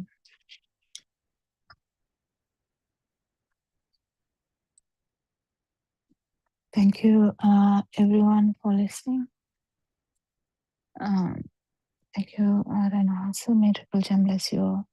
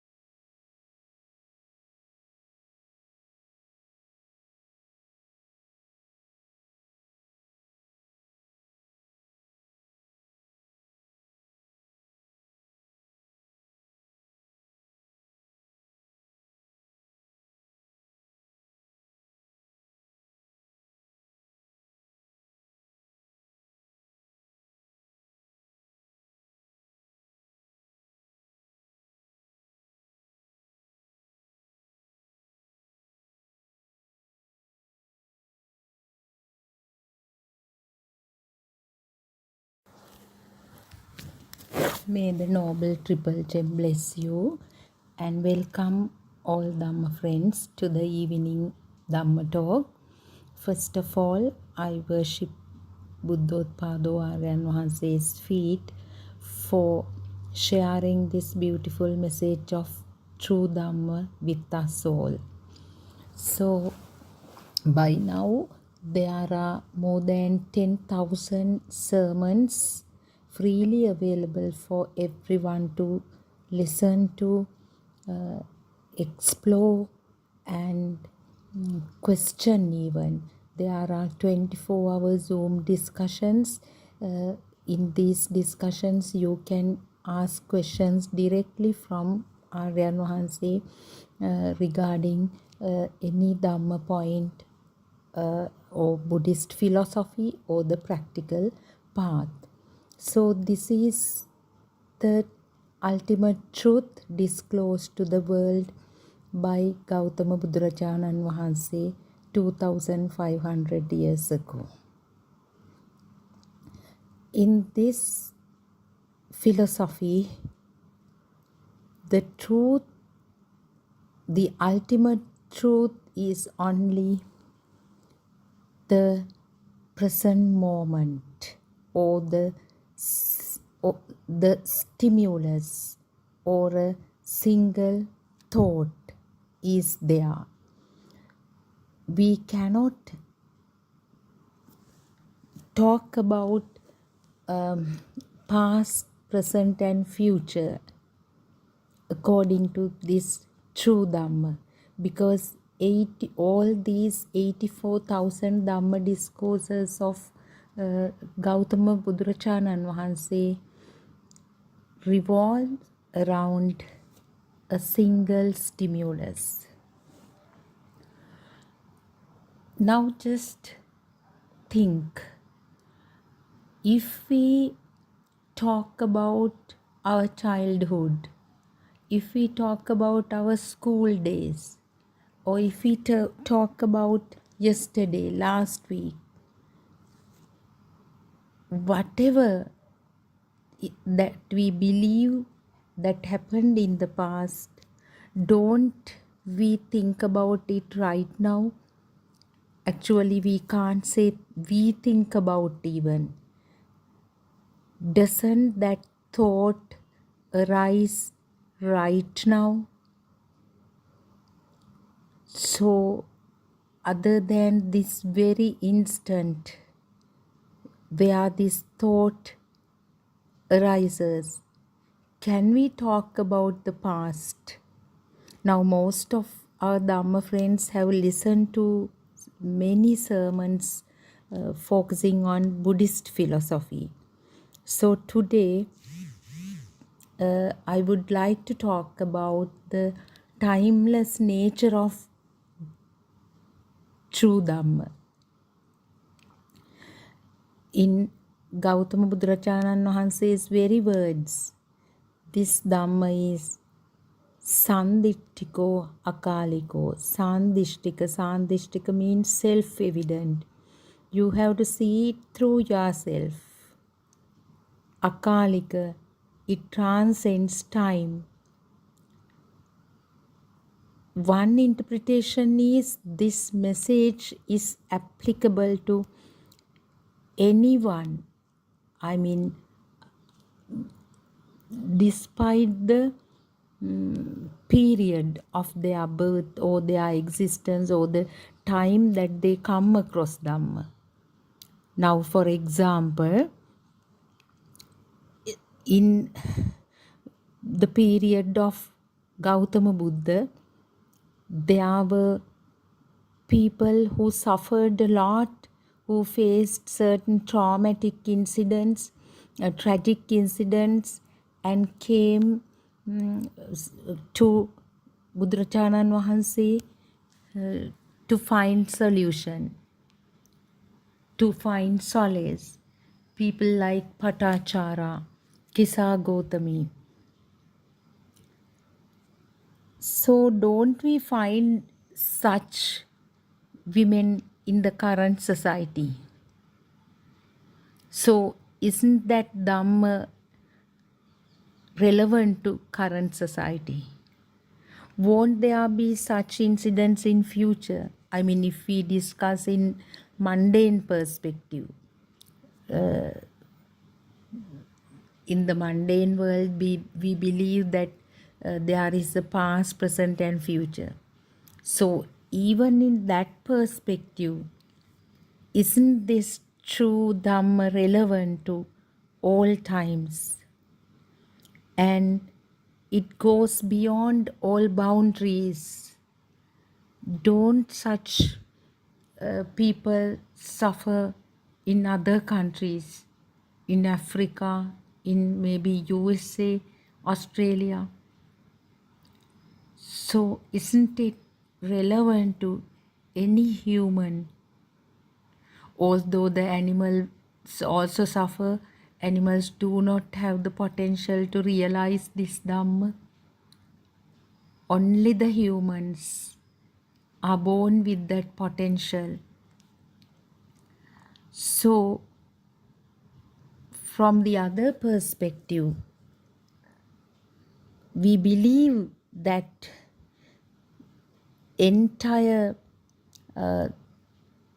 84,000 Dhamma discourses revolve around a single stimulus or a single thought.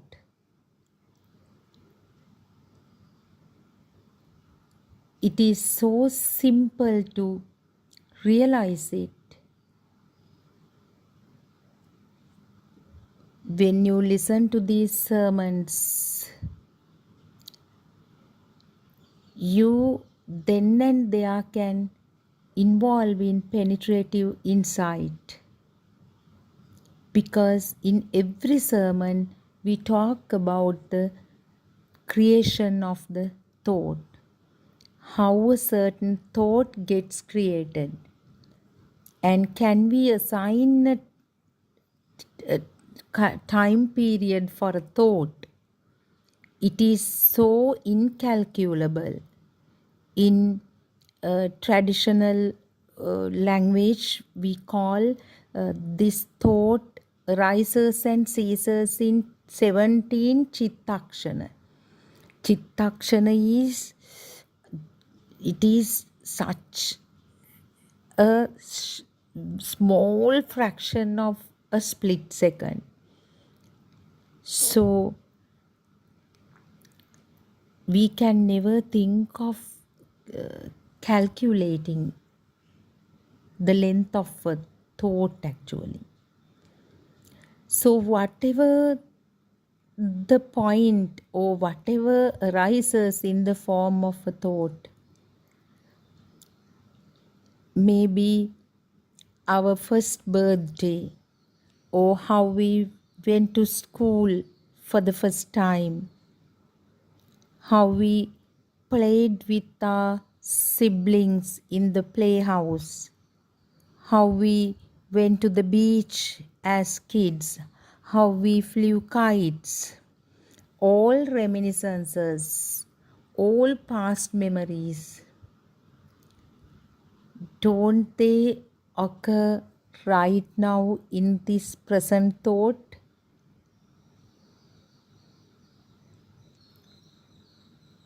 It is the single stimulus or the present moment which we can experience. So next moment becomes the present moment again. Present moment doesn't exist actually. It is just 17 split seconds, such a small fraction of time. Due to that speedy occurrence of thoughts, we cannot actually see the ceasing of the thoughts. Arising, of course, we can identify, but ceasing cannot be identified. The thought after thought, thought after thought arises. So that is why we feel like there is an existing mind. Due to the speedy occurrence of thoughts, we feel as if there is a certain sensory faculty that exist in physical form as the mind, maybe somewhere in the body. Even scientists still do experiments to identify the mind. Some argue actually it is somewhere close to the heart, or some say it's somewhere close to the brain, so they cannot assign a particular location in the human body for the mind, because that is the pure truth revealed to the world by the greatest scientist ever, Gautama Buddha, that mind is not an existing entity, no any other formation exists. Although we experience certain formations made up of 4 great elements, they are also in the vibratory nature. They are mere vibrations which have a variation of frequencies. That solidity, liquidity, temperature, coldness, all are in vibratory nature, just vibrations. It is due to the illusionary nature of the mind consciousness, or the consciousnesses actually.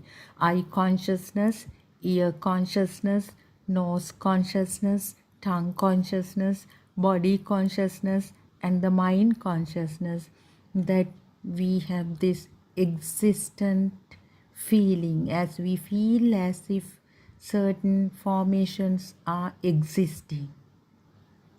This existent feeling happens due to the speedy vibrations that spark in the eye sensitivity, ear sensitivity, nose sensitivity, body sensitivity, and tongue sensitivity. It's like lightning in the sky. Now, when the sky, if you actually observe the sky, when there is lightning, you can see how this the lightning sparks continuously. So same phenomenon happens in the eye sensitivity or ear sensitivity. We call them in Pali as Chakku Prasada, Sota Prasada, Jivha Prasada, Gana Prasada, Kaya Prasada, so on and so forth. So due to this continuous sparking, we ignorantly believe that the light exists. There is something called light that exists. We can't see, since it happens in a fraction of a split second. We can't see their rising and ceasing nature. We only feel as if it exists. It is Lord Buddha has given beautiful examples for us to understand this phenomenon. Now, the example of the flame of the oil lamp. Now, each split second, it is a new part of the wick and new drop of oil that creates the flame.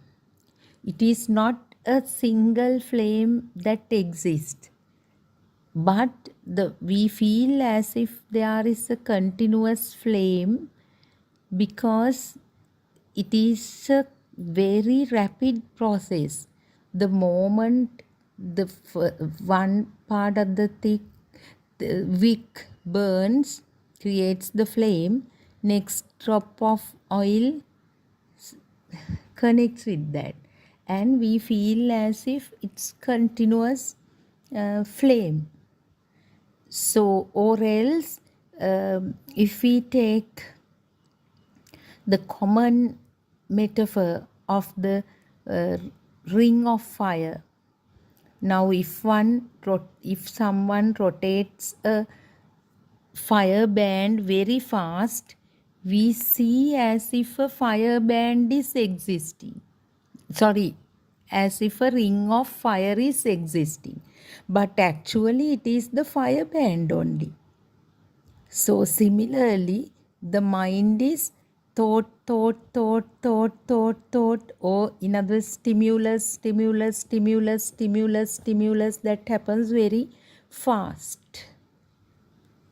So, because of that, we feel as if a mind exists, and in the mind, probably due to ignorance, we feel certain data gets stored.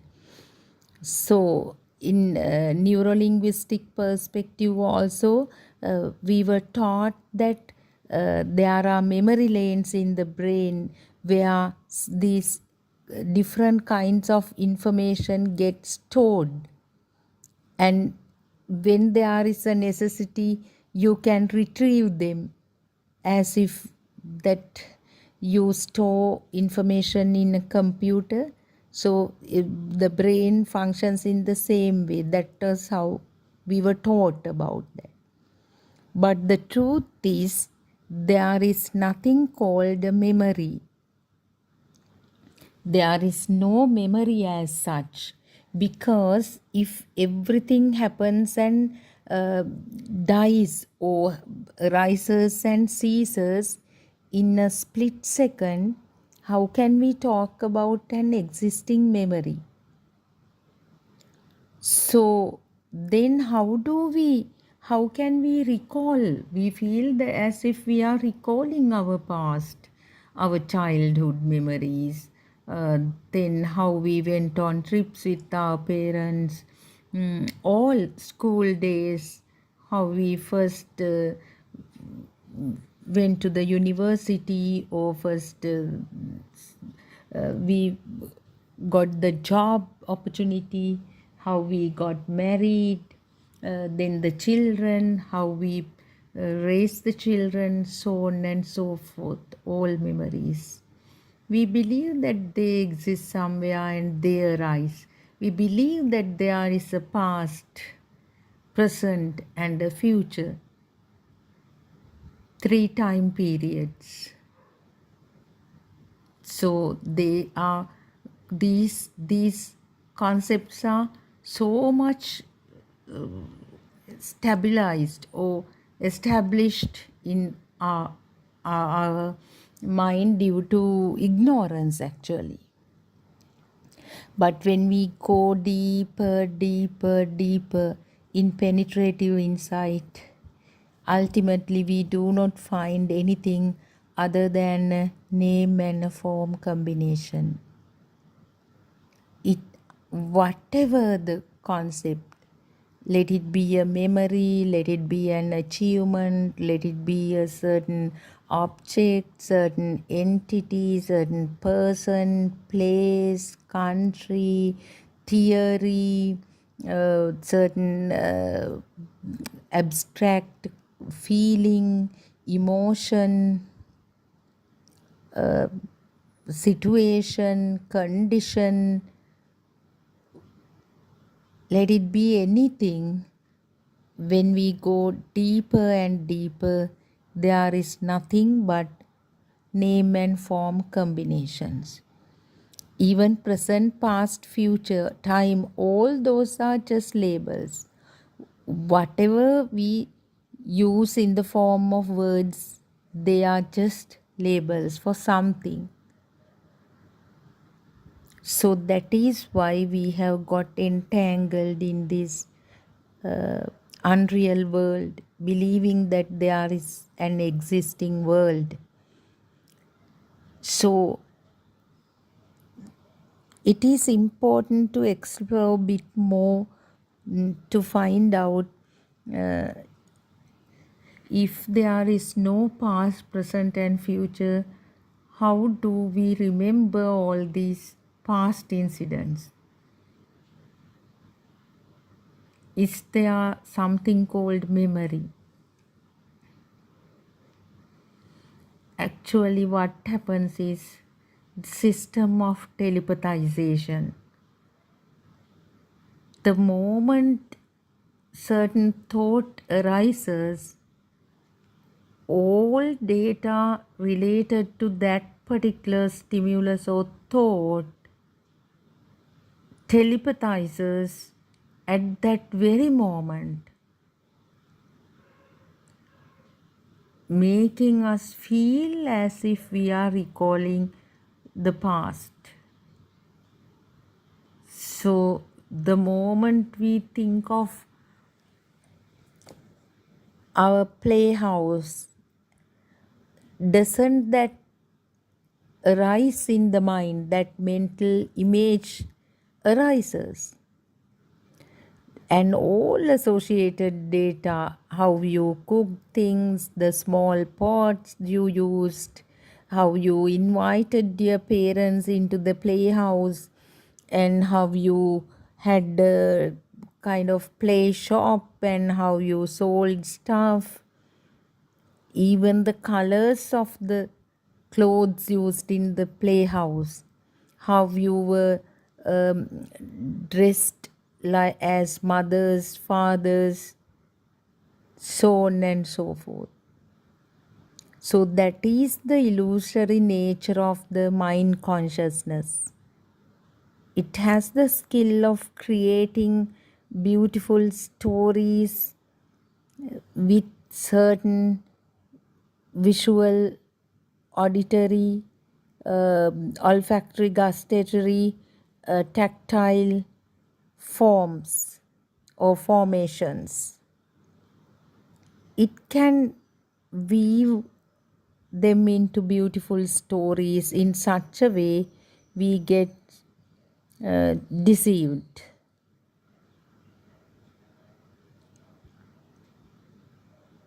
So, due to ignorance, we feel as if we were doing all those stuff and we existed from that point in the past up to now with all these experiences, external experiences. But what happened is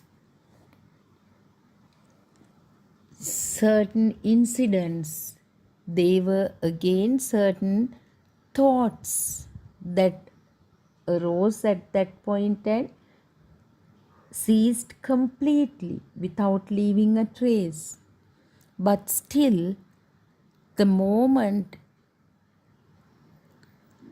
another thought arises, now all past data, past experiences telepathized into that moment, and we feel as if we remember the past. Actually, in this telepathization, they are just vibrations of similar frequencies that arise. But we feel as if we are recalling the past. So I have a beautiful experience to discuss telepathization with you. Once my sister, she left the country and she had a very beautiful temple flower plant in her garden. So she gave that plant to me and I brought it to my place, and after keeping it there for some time, I decided to, actually a thought occurred that I should give it to my workplace. So the process happened. That plant was planted next to the shrine room in my workplace, and the moment I walked past that shrine room, The moment the eye perceives this plant, the entire story telepathizes. Entire story in the sense how I brought it from my sister's place, entire story in the story form. So how does it happen? That visual formation triggers, all associated data to arise. They do not exist in a certain place. As a natural phenomenon, it is the law of mind. Nobody is doing that. Nahidang atta katam bimban, nahidang para katang agang. Not done by so-called me or not done by someone else. It is a natural phenomenon. So, another beautiful experience in relation to this is there. So, there were a lot of other plants. There are jasmine plants, there were some water lilies in a pot, and lot of other plants were there. But my eyes always catch this plant, this temple flower plant. So why is that? I was just investigating into that. How does this happen? Why is this plant special? So later I realized that thought itself is the strong self-perception of mine. Because this is a plant donated by me. It has a different story. It is my plant. So I have to look after it, or I have to make sure that it is there. So that is the unsaid story. Although it doesn't come out, that is the self-perception. So to the extent that plant is real and important to me, or that is what we call as attribution of value to external entities, the self-perception is strong as that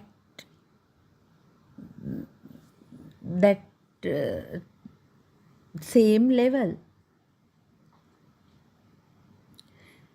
Because the jasmine wine was not as important as that temple flower plant at that point, because they were planted by someone else. So this value, it's assigned to an external visual formation, is the self-perception itself. So this value attribution is also not something done by me or an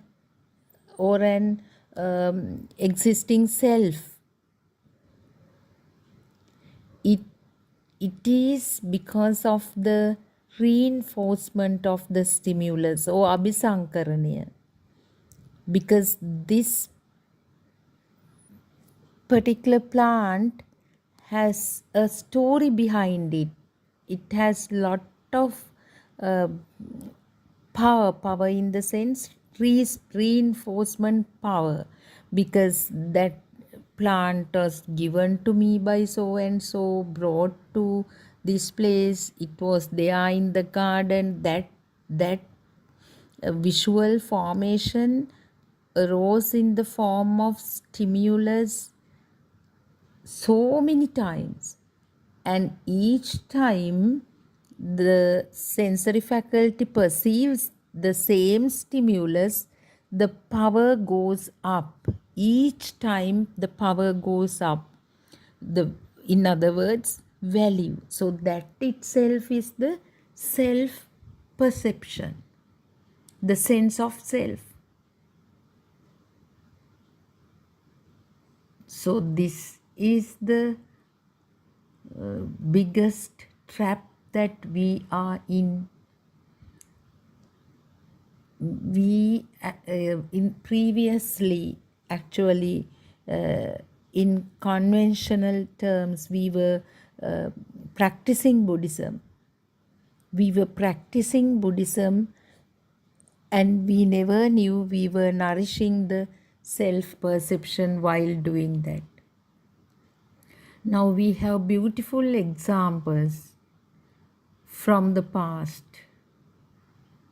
In the period of Gautama Buddha, the Queen Mallika, she organized the outstanding almsgiving, Asiddhana, spending such a lot of wealth. And then the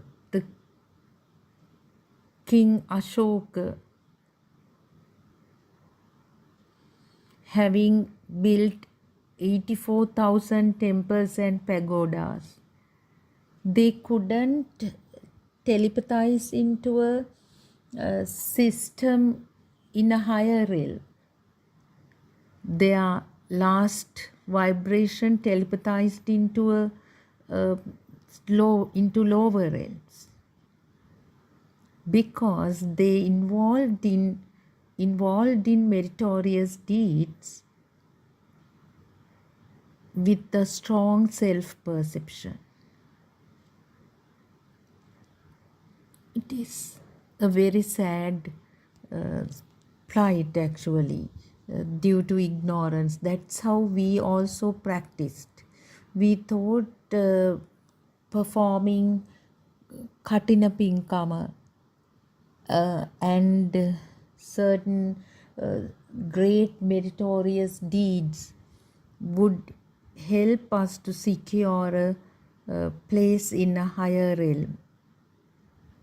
So we always wanted a better life, never thought of ending, getting rid of suffering. In the mundane world, we perform meritorious deeds with the ardent wish of securing a place in a better realm. Due to ignorance, we do not know these luxuries, all positive thoughts also bring suffering. There is suffering in them. We have kind of demarcation. Certain things we label, certain thoughts we label as good, positive, happy, fun, and certain things as sad, negative. But we cannot classify stimuli like that. From the mundane perspective, of course, we do, but in true Dhamma, each stimulus is a stimulus. If any stimulus becomes real, suffering is inevitable. With the need to, when certain entity becomes real, there is a need to keep it. Or we feel as if it is existing actually. The moment the stimulus becomes real, we feel as if it exists, and on the other side, the self arises, and that itself is the suffering. That duality creates suffering.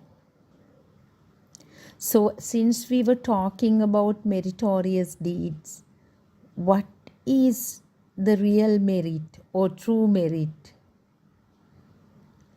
It is the purification of the mind, or the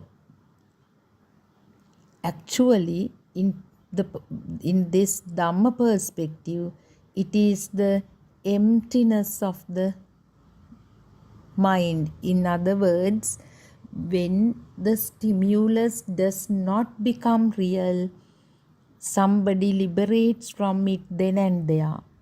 So when a stimulus becomes nothing, when someone does not find a thing in this mental construct, the merit, true merit arises. That is the purified mental state. So when you donate something or offer something to someone without any intention, without a strong self-perception.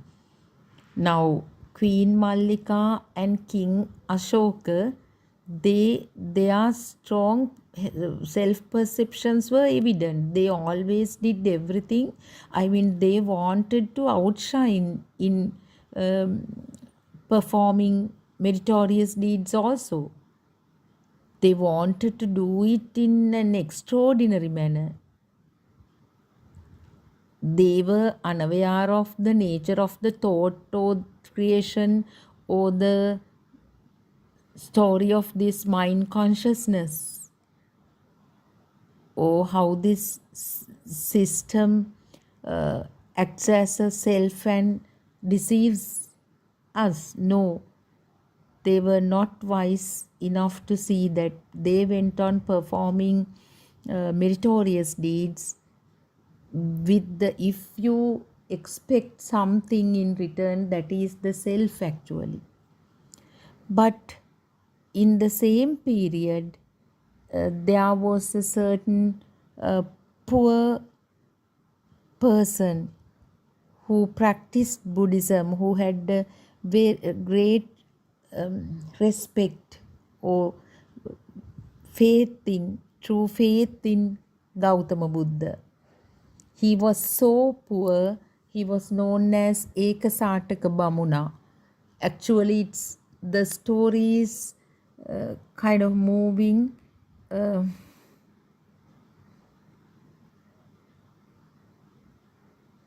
This Ekasataka Bamuna shared a single cloth with his wife.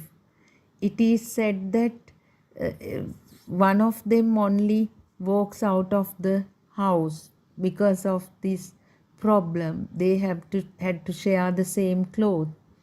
So once in a certain occasion, he received a new cloth, but with all his heart, he offers it to Lord Buddha. So he actually was able to end the suffering with that meritorious deed, because he did it without a strong self-perception. He didn't expect anything.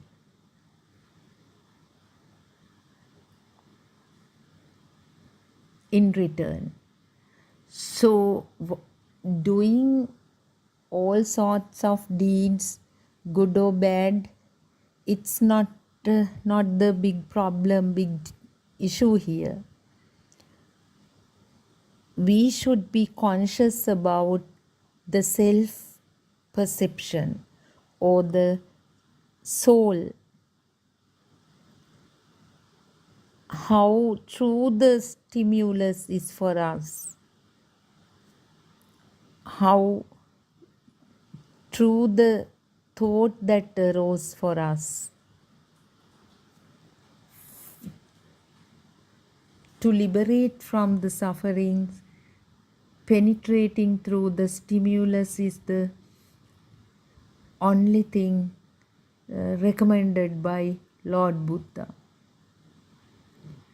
When we penetrate through the stimulus, we understand how this magic is performed by the mind consciousness.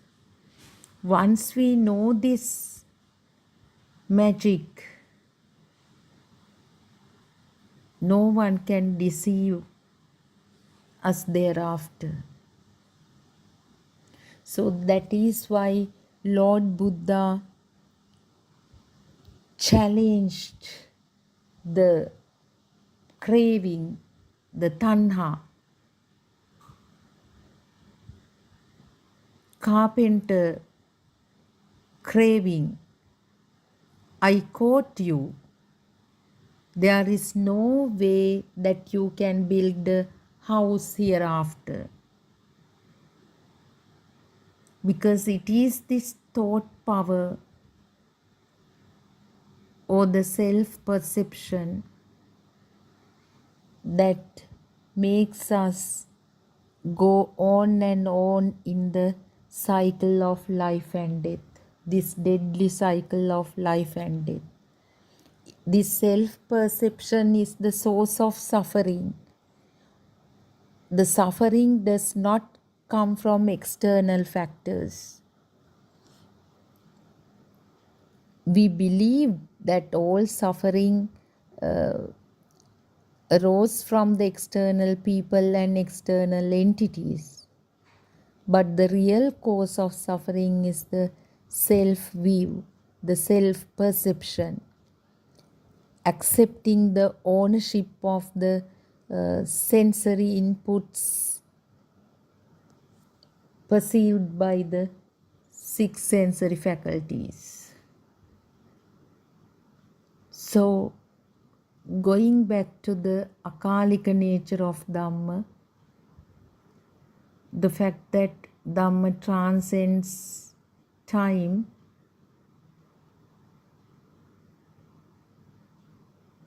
what I wanted to highlight was whatever the stimulus arises, it may be about your childhood. Now, if you are about 30 years old, maybe the thought occurred in your mind is about your 5th birthday, first day at school, your grade 2 class teacher, the favorite birthday gift, your grade 5 textbook, grade 7 progress report, your ordinary level exam results, your university. So your letter of appointment, the list may go on and on. Whatever it is, it arose right now. That thought occurred right now. So that past is just this moment, because it is the thought that we can experience the present moment only. It also doesn't exist. What we experience is tatra tatra vipassati, just Present moment, present moment, present moment, present moment only. Just see it through yourself. Now let's think about the future. So we were asked to have a life goal. When we were small, they always asked, what's your ambition? What do you want to be when you grow up? Or simply, what are you going to do tomorrow? What are you going to do next holiday?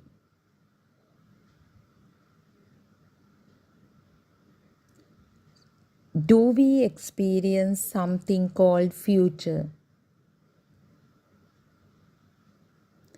Don't all these future plans are mere thoughts that arise right now?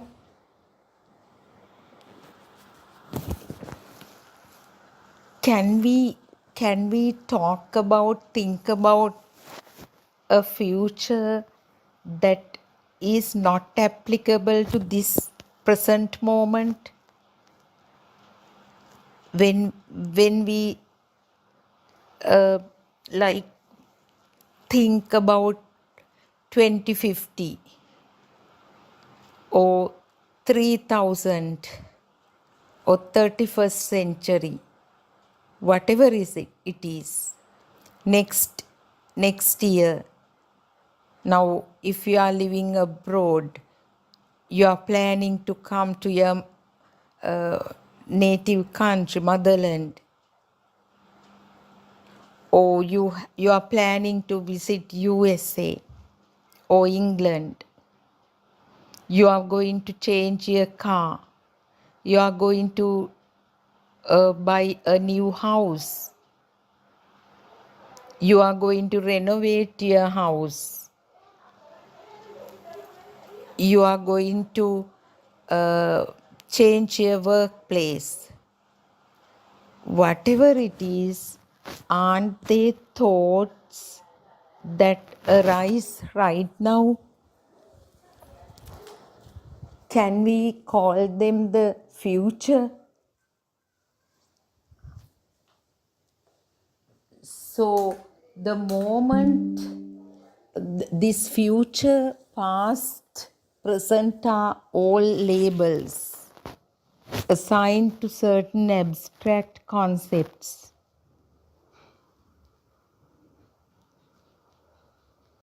Can we in some way challenge this truth revealed to the world by Gautama Buddhacharya Mahanse?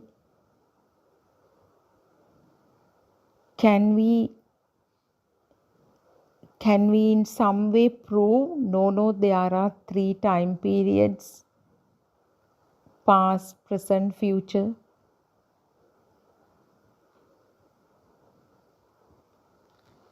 Whatever we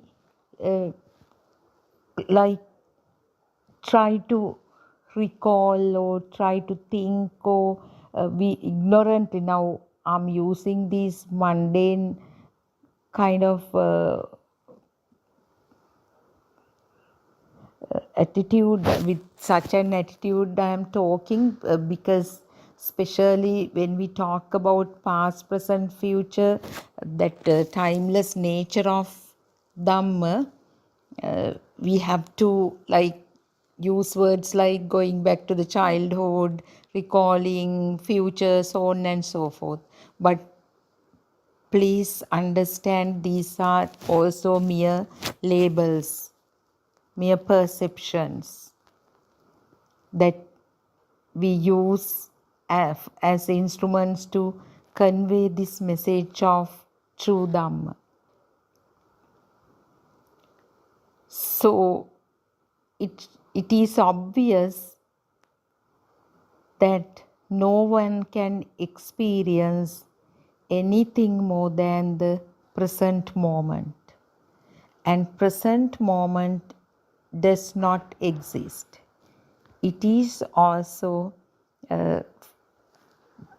a single stimulus, single thought So, isn't this Dhamma beautiful? Will we be able to realize this true nature of so-called life without those efforts made by Gautama Buddharajanan Mahansi? And how grateful should we be for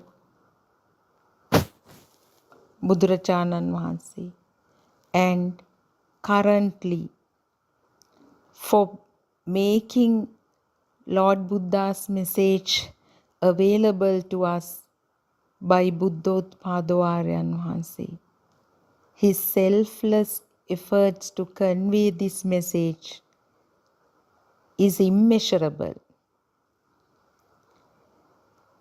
Now he put in lot of efforts to use metaphors, similes, examples from the current context so that the future generations will also able to end the sufferings by listening to true Dhamma. They will be able to see Dhamma through their lives. That is a must. If someone needs to realize Dhamma, they have to see it through themselves. So, this is a very rare opportunity that is available for the mankind.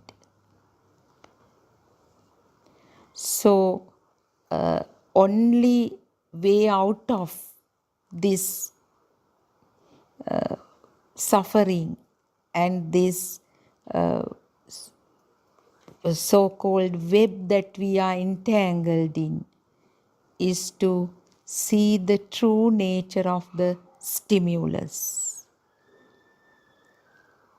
So for that there is a beautiful practical path recommended by Buddothpado Aryan Mahansi, which consists of 4 stages. So the first stage, to realize the mechanism of the sensory faculties, how they create a non-existing world for us, or to understand that there is no external reality. Everything is a thought. Now, as I just now said, present, past, future, time, memory, recollection, all are mere thoughts. And then the second point of contemplation is to understand that there is nothing in a thought. Thought is mere combination of name and form. Name and a certain sound, name and a certain visual form, name and a certain taste, name and a certain smell, name and a certain body sensation. That is the composition of a thought. It is merely a mental construct. So, this conscious practice is important because this is our effort to go against the current or to follow the Patisota path. We have been following the Anusota path or going with the current for a long time due to ignorance. So the third point of contemplation is to understand the mechanism of the sensory faculties and bodily formations. In other words, to be convinced that there is nothing more than a system functioning. It is like this body is only a machine. So the fourth point of contemplation is to fully experience that there is no self or no soul. So this practical path is so user friendly. We can experience it even in once you practice it in a program under the guidance of Aryan Vahanse, it becomes a part and parcel of your life. Penetrative insight is not a type of meditation that you do in being in a certain posture, staying still. No. It is seeing the nature of each and every action of yours and how the thoughts occur, how this thought power result in body to function. So it is just researching so-called body and the mind you believe that as you. So it is such a practical, self-evident Dhamma that we share in this platform. So it is because of Aryan Vahanse's guidance and constant actually encouragement, motivation that we are able to share this our experiences like this. So let's get together and make every effort possible to end the sufferings or to liberate from this deadly, scary, terrifying cycle of life and death or samsara. So gradually we have come to the end of the session. I pay my homage once again to Buddothpado Aryan Vahanse, our noble spiritual teacher, for all his efforts to help the mankind to understand this pure truth of life and death, even truth of everything, and to liberate from the suffering. So this is the reawakening of Gautama Buddha Sasana.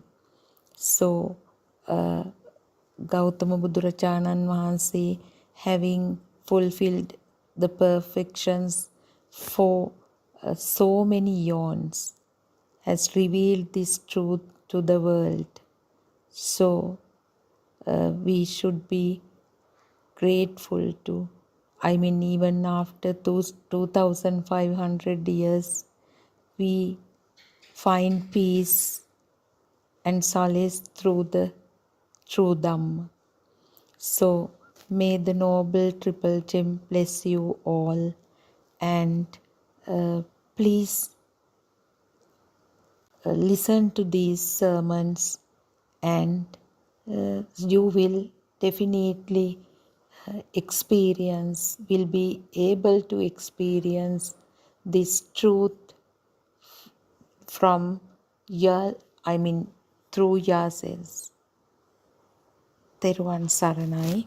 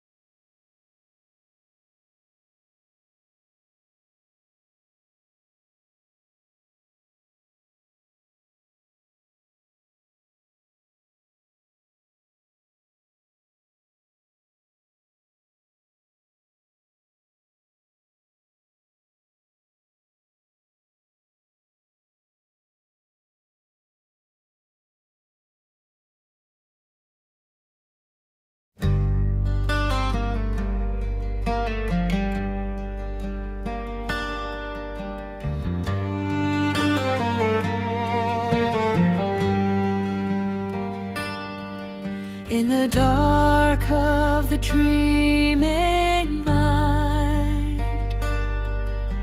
A bell of truth is calling near. Through the smoke of fear and time, a single word makes the path appear. Buddothpado,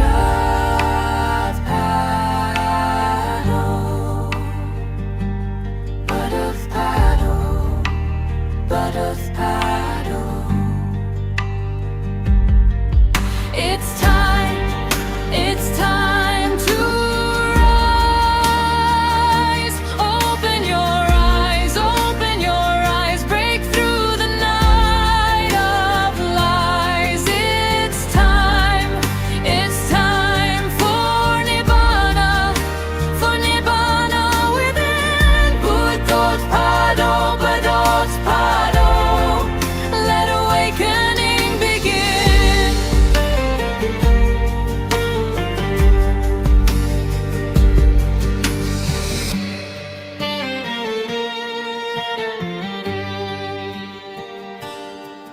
When the last breath falls in peace, the storm of the self grows still. With Buddothpado on the lips, the heart returns to silence and will.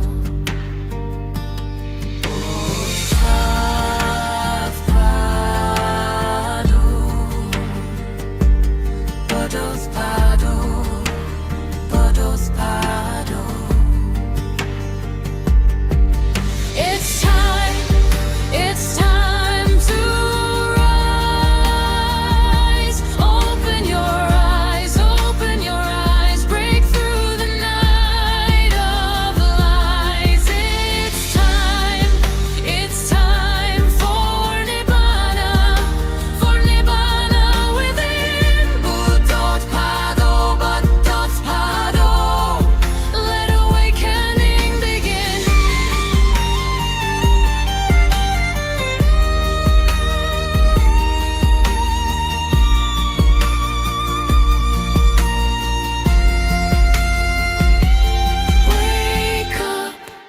Wake up to the truth.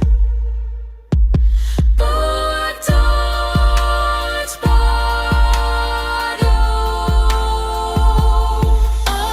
Awake, humans, be awakened humans.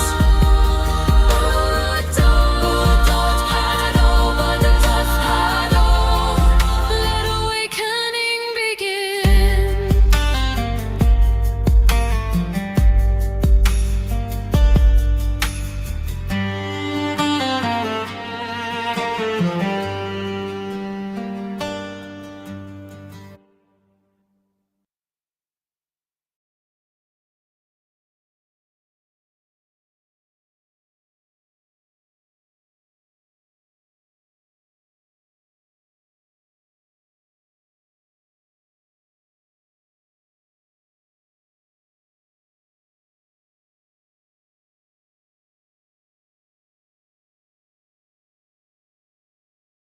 I was trying to be someone who could finally feel okay. Working hard to hold it together, just to get through every day. Smiles came and they would leave me, like the sun between the rain. Every time I thought I'd found it, it would slowly slip away. I filled the noise with more distraction, told myself that I was fine. kept on chasing better moments, hoping one of them would last this time. But the weight I carried with me showed up everywhere I'd go, even in the quiet hours. There was nowhere left to go. Then I met a quiet teacher who said, look at what is happening now. See how every thought is forming. See it clearly, just see how nothing out there calling itself a thing. No one here that must defend. Just a quiet seeing of it. And the struggle began to fade away. Buddothpado, showed me what I could not see, not by faith and not by belief, but by looking quietly. Buddothpado, change the way this life is known. Nothing added, nothing taken. It was truth we'd never seen.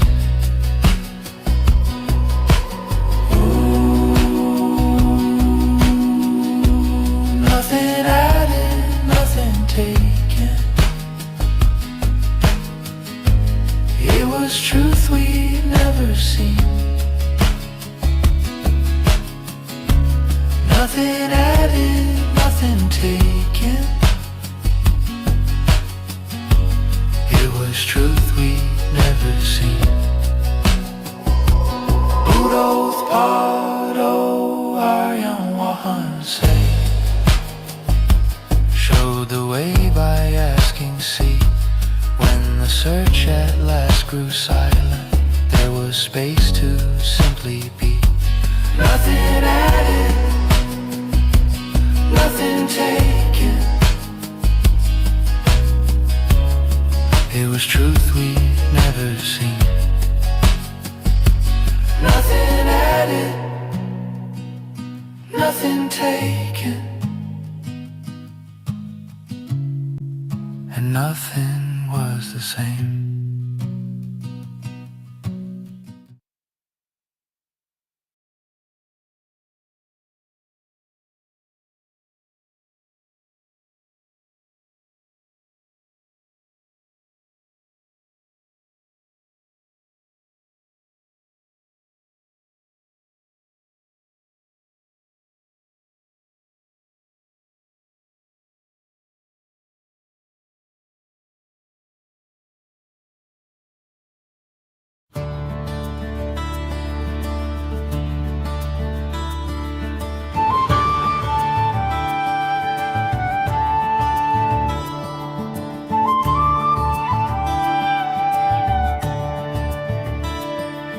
Spring of wisdom rising bright, spring of love radiant light, spring of joy that fills the earth, timeless heart of sacred birth, wisdom of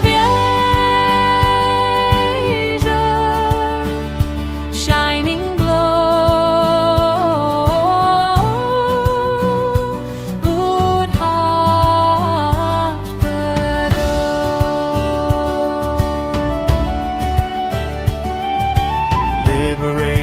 from all birth, liberative and from mind's deep thirst, liberation from fear and death, freedom carried on each breath. Wisdom of Asia, ever aglow.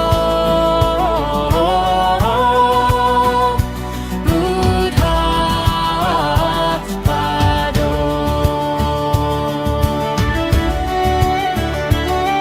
Dispelling darkness, breaking night, Dispelling ignorance with light, dispelling suffering as we rise.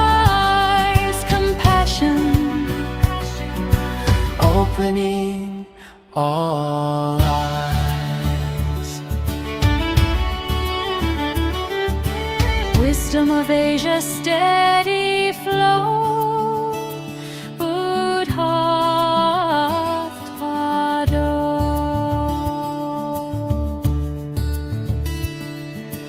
Truth of life and truth of mind, Truth no time can leave behind. truth of birth and death made clear. The path of peace is always near. Wisdom of Asia, ever we go.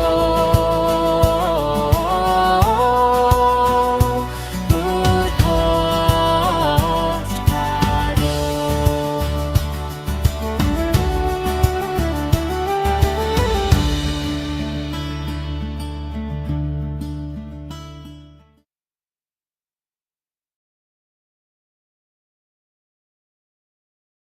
I was trying to be someone who could finally feel okay, working hard to hold it together,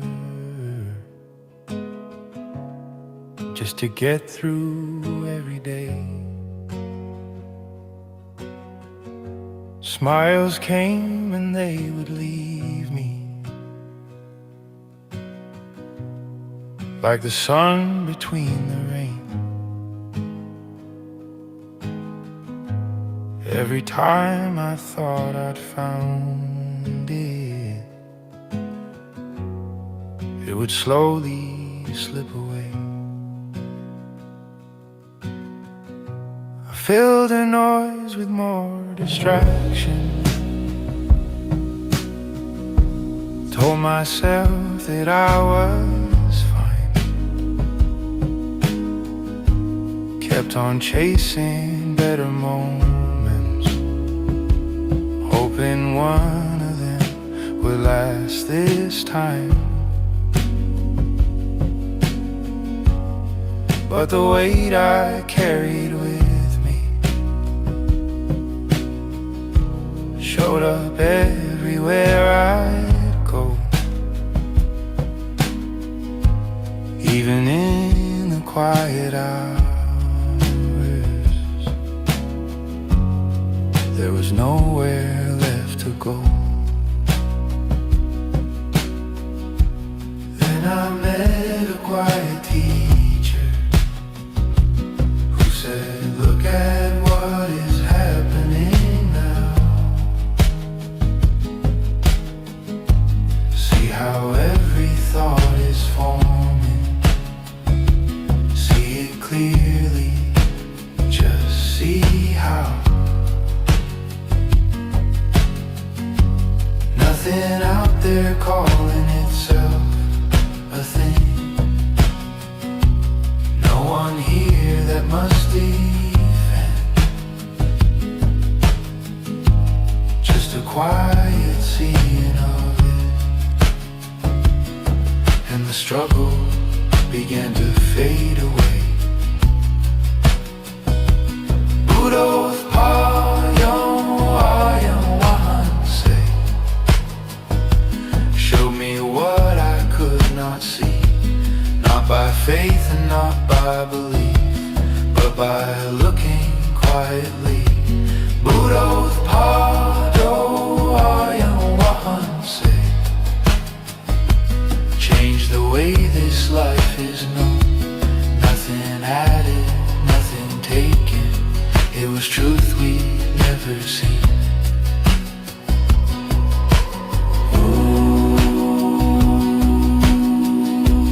Nothing added, nothing taken. It was truth we never seen.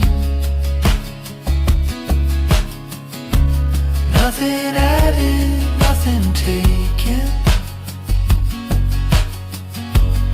It was truth we never seen. Buddothpado, showed the way by asking see. When the search at last grew silent, there was space to simply be. Nothing added, nothing taken. It was truth we never seen. Nothing added, nothing taken. And nothing was the same.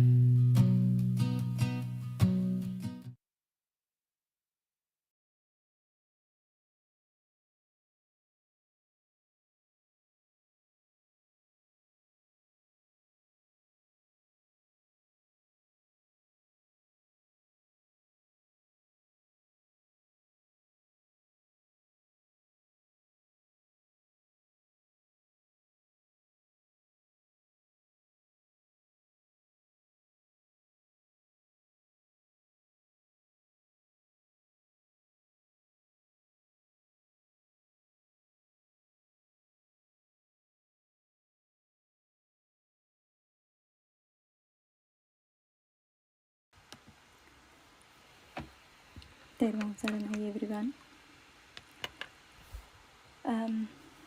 තෙරුවන් සරණයි ආර්යයන් වහන්සේ. In this early morning, you are listening to the Buddothpado Dhamma sermons on Buddothpado PeoTV. You can listen those Dhamma sermons 24 hours a day.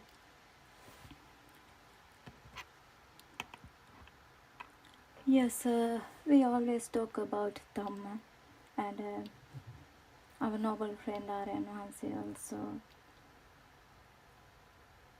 makes great effort to spread this great and blissful message to this world.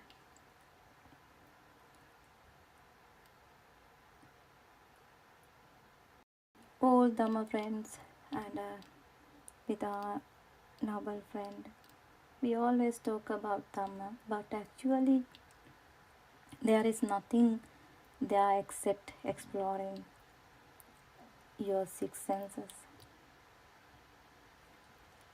Nothing there except exploring your mind. Your mind means your six senses. What you need to do is look deeply, layer by layer, through Vidarshana meditation.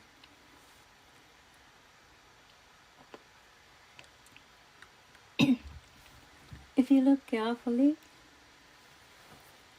your eye contacts colors, the ear contacts sounds, the tongue contacts taste, and the skin contacts touch sensations.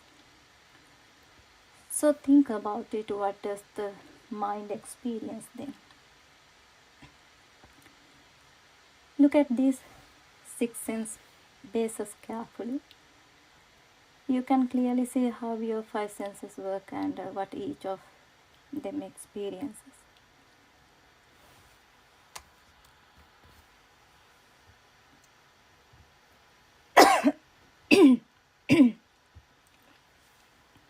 But look very carefully at the mind.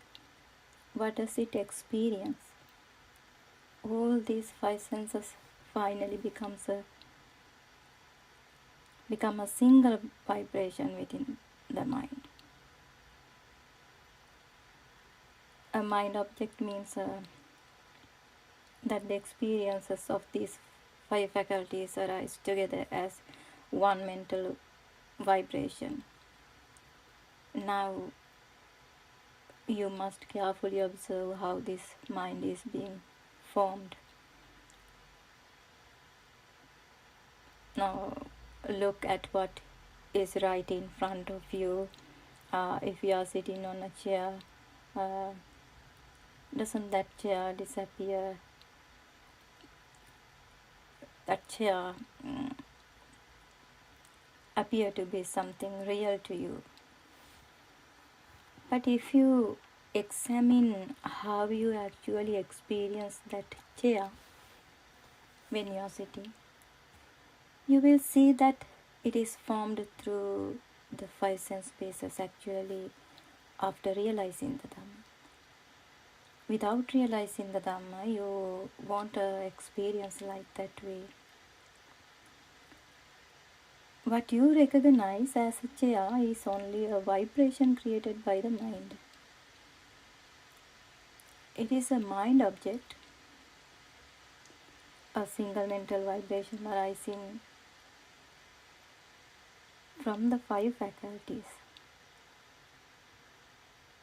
The hardness of the chair is known through the skin. The color appears through the eye. The sound of the word chair arises through the ear. But the vibration that arises from these 5 sense bases is not directly known to us. Because all of these separate experiences comes together and form a single mind object, like a rope entangling together those 5 senses.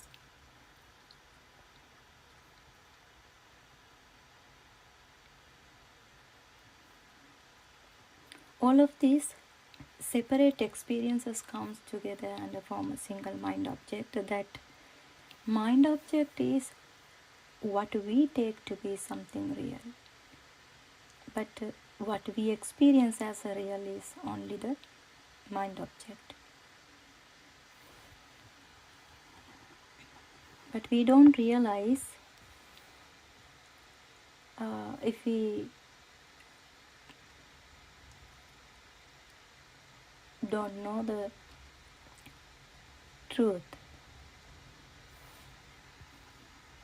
After you hearing the true Dhamma, then you will realize that experience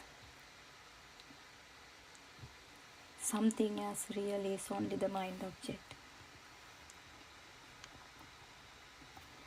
If you untangle that mind object and look into it carefully, you will see that nothing within is truly real to you. Once the mind object is broken apart, there is no solid thing left that can appear as a real. That sounds, colors, smell, taste, touch, warmth and cold and hardness, all of these gather together and combined, and it creates as something real. The mind object is formed through those combinations.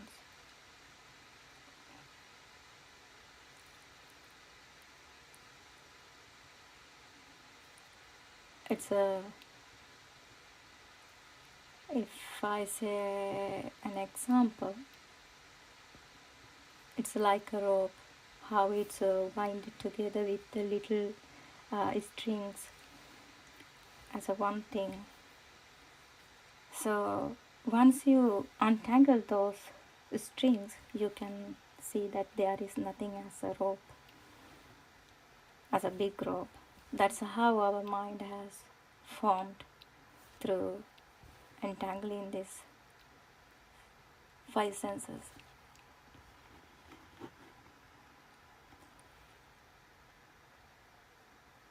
In the same way, this eye can never experience the chair without the support of that sound. When you look at something outside, try to observe it very carefully. For example, when you see your car or your phone, you think that you see those objects through your eye.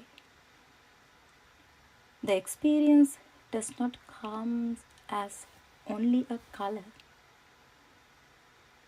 It appears as the object with a name.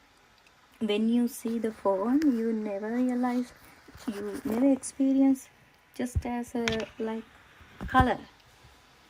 It's appear as a phone. This sense of hardness and the sounds of words, that phone, the name, and all the other sensation also arise together if you don't touch it.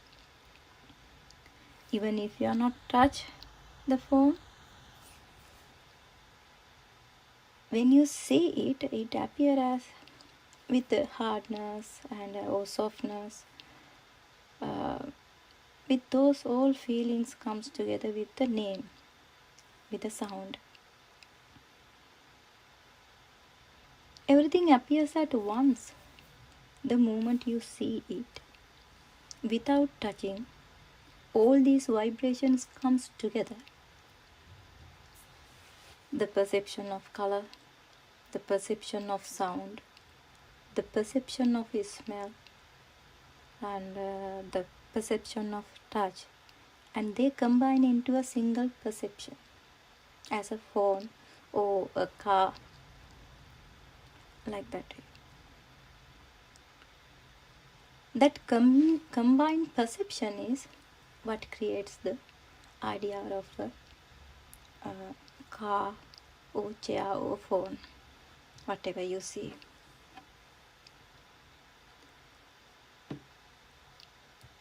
When the perception of the word of that car arises through the ear, a car is created in the mind. But within that perception, the sound, the color, and all the other sensations are already included when you see that object.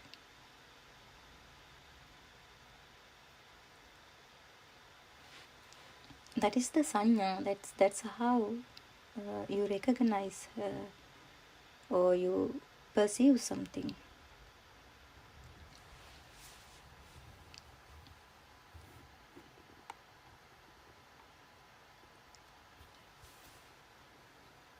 Now, if you look very carefully, whenever you look outside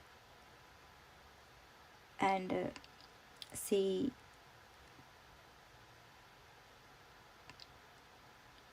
those objects, you are actually experiencing only the sounds, only a name. Actually, when you see something, you only experience the sound because you are not touching them, you are not hearing them.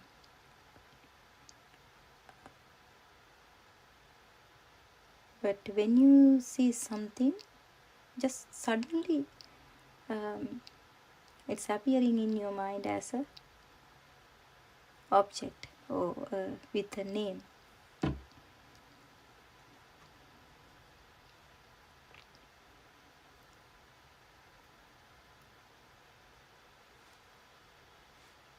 Everything you see is mixed with the sound label that the mind adds If you think about something with your eyes closed, even then it appears together with color, smell, taste and form. You never can stop when you imagine something.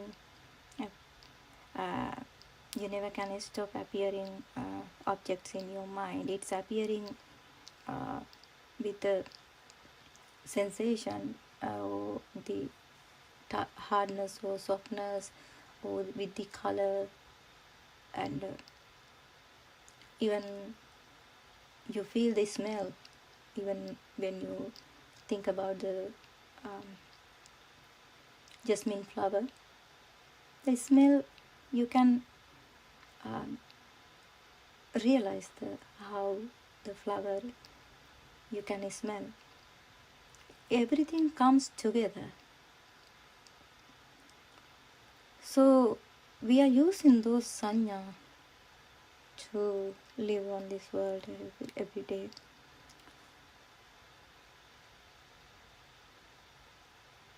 The mind automatically brings all these qualities into an image. If you don't understand the true Dhamma, you never realize that you are in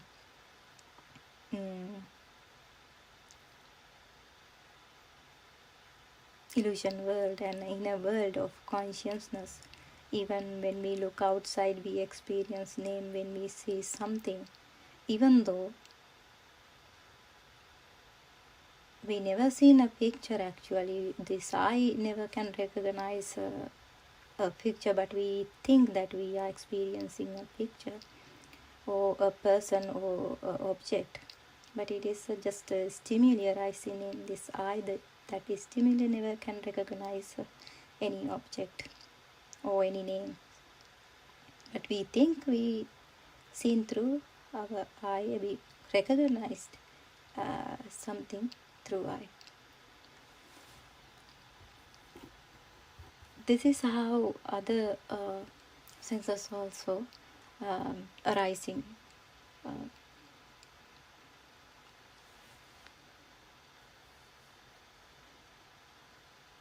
Even when we close our eyes, we experience names without a real object. So how does this happen? We have to think very carefully. Where do these perceptions come from? When we think, when we imagine. So have you ever tried to understand this process through your own system? That is the beginning of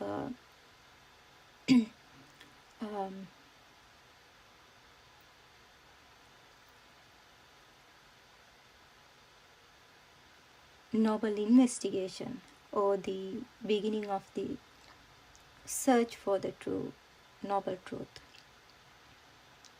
If you look deeply enough, you begin to realize that you are living in a world that is very much like in a dream.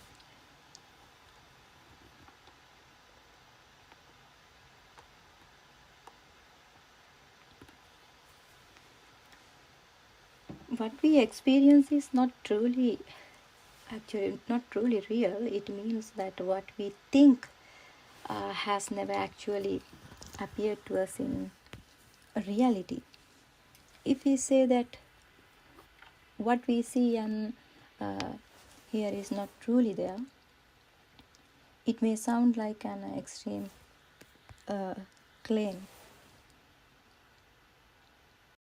But what we experience through the mind is not something that actually exists as a solid reality. This is something that must be seen with a genuine insight, or with wisdom, or with jnana. Only then can its true nature be understood. Everything arises from a mental vibration. It is these vibrations that cause your happiness, your sorrow, and your suffering. When you sit on a chair or lie in a bed, you feel as though you are sitting on something solid and real. You feel as if there is a person, you, with a soul, living in a real world. You feel like that way. We never realize, without understanding true Dhamma, we never realize that these 5 faculties arising in this very moment, 6 faculties arising in this very moment.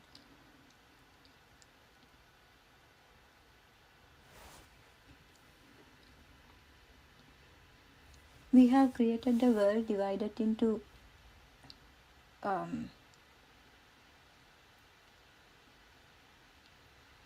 good and bad, but what you don't realize is that this entire experience is created by vibrations arising through the 6 senses. These vibrations merge and entangle, giving rise to the sense of aliveness. Then you feel that you are sitting on a chair and it is hard and it is a real object, and you have both extremes. Because we can never isolate a single stimulus. Since everything is continuously flowing, we feel as if everything appears here as real and existing, because we never can see the stimulus arising in this very moment. When something we see only an object. We have created a world divided into good and bad, pleasant or unpleasant, happiness and suffering, like that way. Yet all of it originates from a single vibration. But we never realize that without seeing this Dhamma in very depth. When we attach ourselves to the world and take it as our own, and suffering begins. When you understand that all these signs are not actually real events, what happens within you,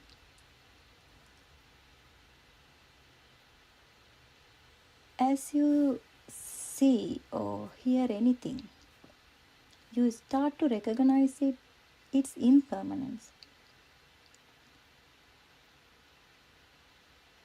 You see that with prajna or jnana, the perception that once appeared as a permanent now becomes seen as impermanent. That is the anitya sanya, that is the perception of impermanence. You see that after you realize in the Dhamma, once you understand the Dhamma, you will begin to see that process, that ignorance, once appeared as a permanent now becomes seen as impermanent. That is the anicca sanya.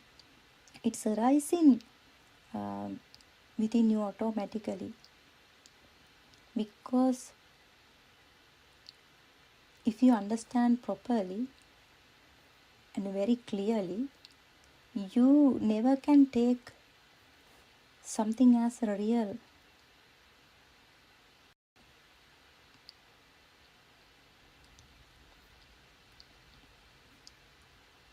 So when the true Dhamma is understood, the perception of impermanence arises naturally on its own.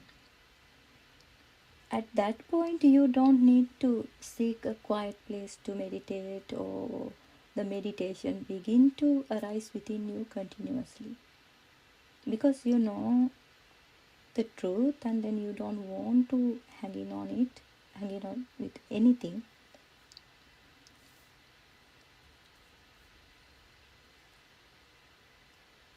The perception of impermanence itself becomes a condition that leads towards nibbana or liberation.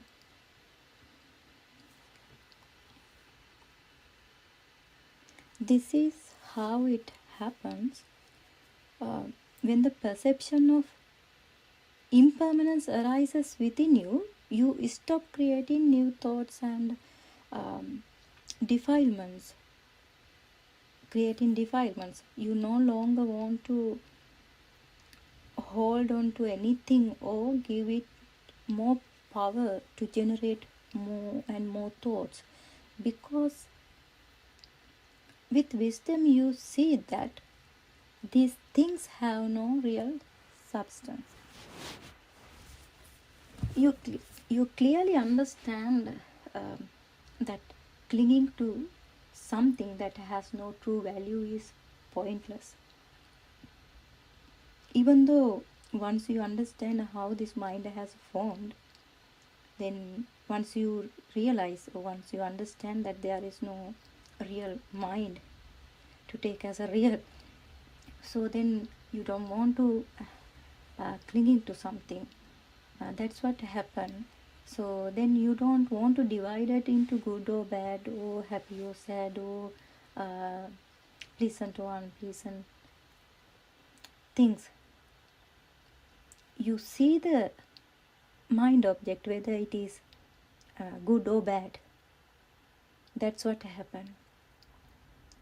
At that point, you no longer need to classify your thoughts as a good or bad.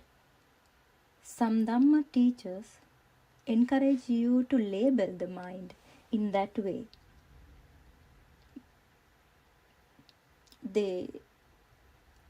But such method do not lead to true liberation. If you try to hold on only to good thoughts and remove bad ones, and try to see thoughts as unreal, then whenever a thought arises, it will naturally appear and fade together with the defilements and suffering tied to it.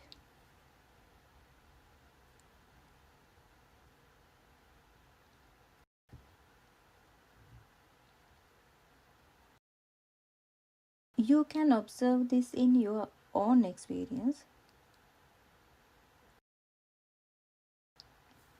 Both methods. If you try to hold only a good thoughts and try to remove the bad thoughts,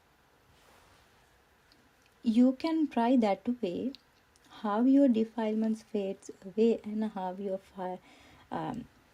the suffering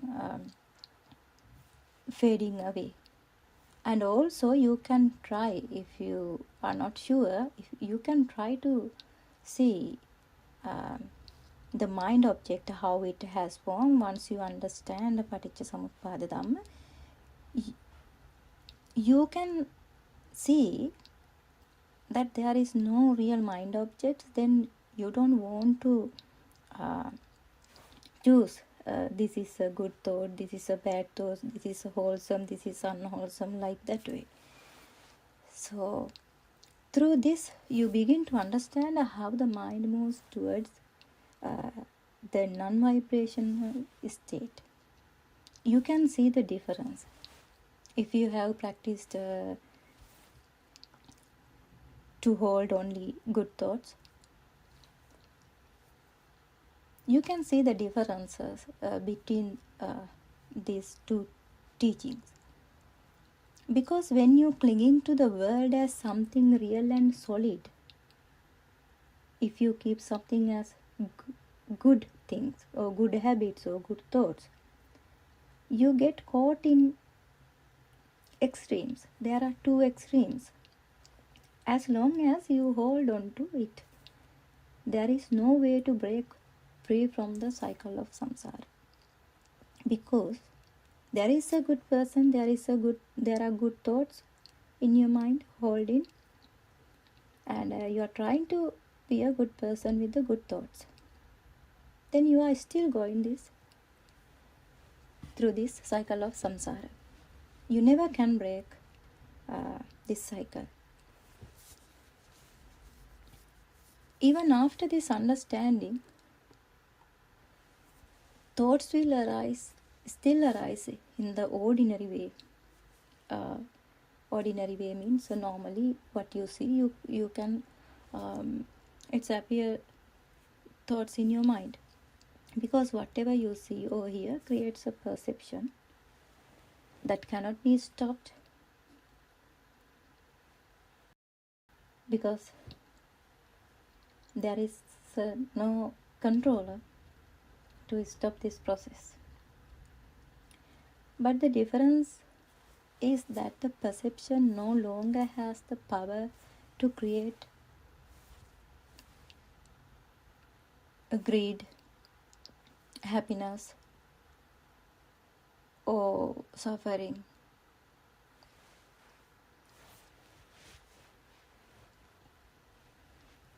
When that power disappears, you experience a deep ease. Then someone might wonder if the mind becomes non-reactive. Oh, it is not real. So how can happiness arise within you?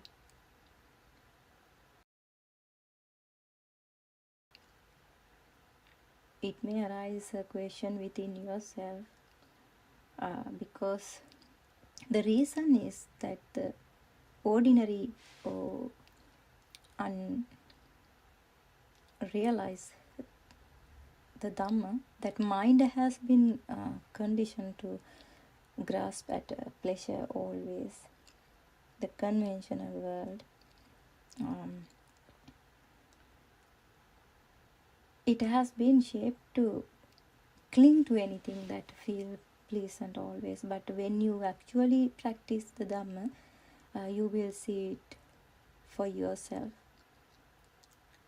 The happiness of the ordinary world is nothing compared to even moment of freedom from the sense basis. Until you realize that moment, you might think happiness is the what you are experiencing now in your mind. When you are in mind, you might think that is the happiness. But once you understand the Dhamma, you might feel the differences between those, what we are calling this happiness or calmness.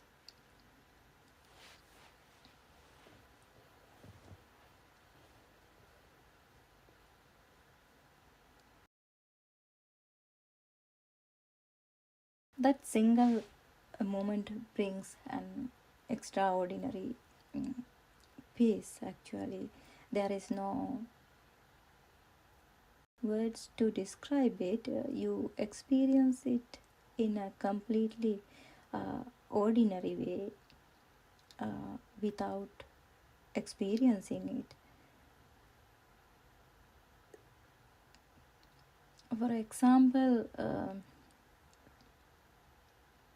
think that once you realize this Dhamma, when you sit in your garden, you will see, you still see birds and flowers, the beauty of the nature, but they no longer appear as something real when your awareness is stable within you. Instead, they appear as a beautiful Dhamma through the nature. So without a person, without clinging to anything, in pure nothingness, you will see this dream becomes beautiful once you have seen the Dhamma. So it may arise a question within you, so then if it is not real something, so then how we can enjoy the life like that way? Those questions arising within you until you realize the Dhamma. Once you realize the Dhamma,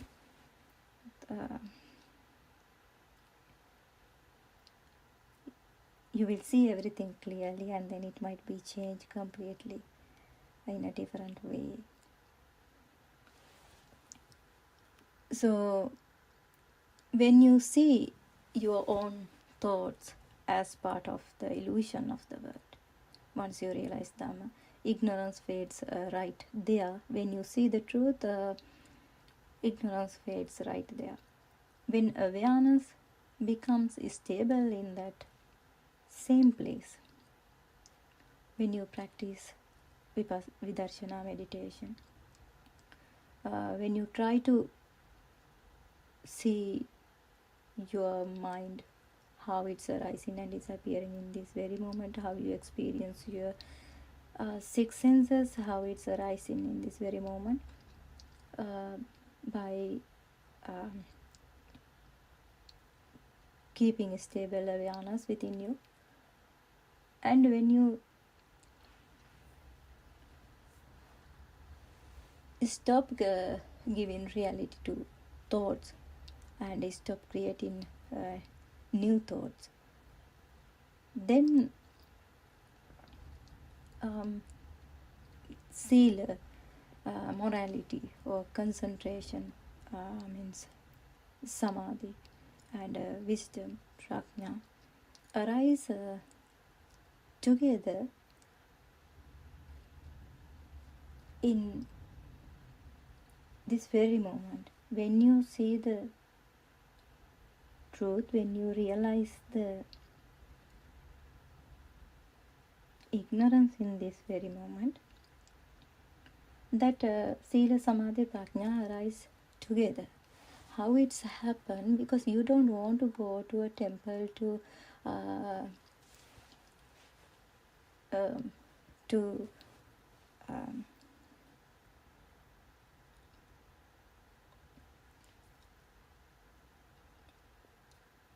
make steady awareness. Or when deep inside arises something very special happen in the mind, that means you don't have to try to be moral, or you don't have to try to concentrate, just make an effort. You don't have to try to be wise, and that root is non-clinging. You don't want to try to become a good person with the sila, samadhi, prajna. By making an effort, it will arise in naturally within you with non-clinging. Because once you realize this Dhamma, you will understand that there is no person to become as a good person with sila, samadhi, prajna.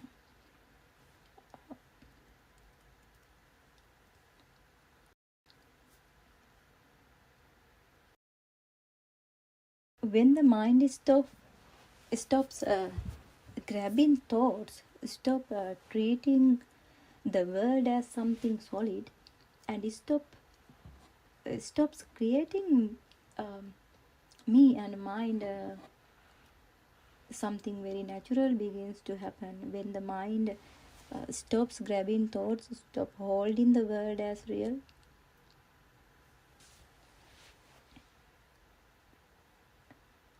when you see the truth that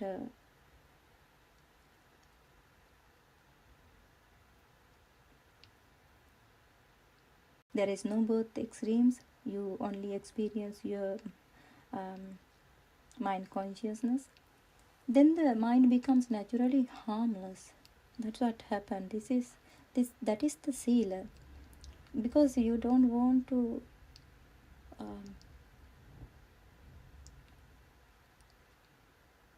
attach or to reject. You don't want to reject or attach with something. Once you see the truth in this very moment, then the rise in sila within you, that means when you see anything as your own mental illusion, you don't want to harm yourself or anyone else, because you see this is a one process. As a one process, you see the truth, and the sila arises within you automatically. It happens automatically within you. The mind becomes naturally steady with the awareness. That is the state of samadhi. That means when you don't want to hang on to unwanted or unreal or useless thoughts, because you know that the mind object is not real. Once you understand how name and forms creating through your mind, the samadhi, the concentration naturally arises within you, because there are no defilements. You have a clear mind because you are awakened to this very moment, and you will see the truth in this very moment. It leads to a rise in the samadhi within you.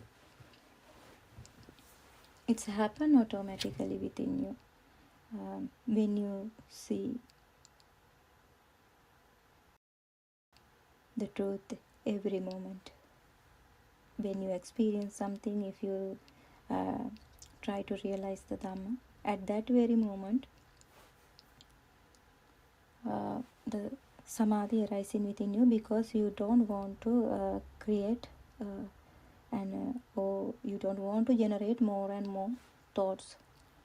When the thoughts is not appear in your mind, the samadhi arising within you automatically. That's what happens inside you once you realize this Dhamma. The mind sees clearly without effort. This true Dhamma, when you awaken to this very moment, that is the prajna, that is the wisdom arising within you. When you have a steady awareness and know the truth, you begin to see the mind arising and disappearing in this very moment. You see that the world created by the six sense bases is not real. You clearly see that through your prajna or through your third eye, Dhamma eye, and then wisdom arises in that moment. Also, you will begin to see the Dhamma in more depth as your defilements fade away. When reduce your thoughts in your mind, you will see very clearly, step by step, layer by layer, how this process is occurring every moment. So the Lord Buddha explained that what we experience as a life is simply a fabricated perception or a mental construction. So our noble friend Aryan Wahanse always emphasized this from the very beginning up to today. සංඥා අபிසංකරණයක් ජීවත් වෙනවා කියන්නේ that is in Sinhala. Aryan Hasya always emphasizing that words. It is only because he explained this Dhamma so clearly and beautifully, untangled all the points clearly. Actually, that's why we were able to understand this true Dhamma. We always feel deep gratitude towards him. Yeah, if you look on YouTube, there are so many Dhamma discourses available that you can listen to and learn from in depth. If you hear those Dhamma sermons, I'm sure you understand this true Dhamma. You never fall back into this cycle of samsara. You can break this cycle if you practice, if you try to explore about your six senses, if you try to keep a steady awareness in this very moment to see how your mind is behaving. So then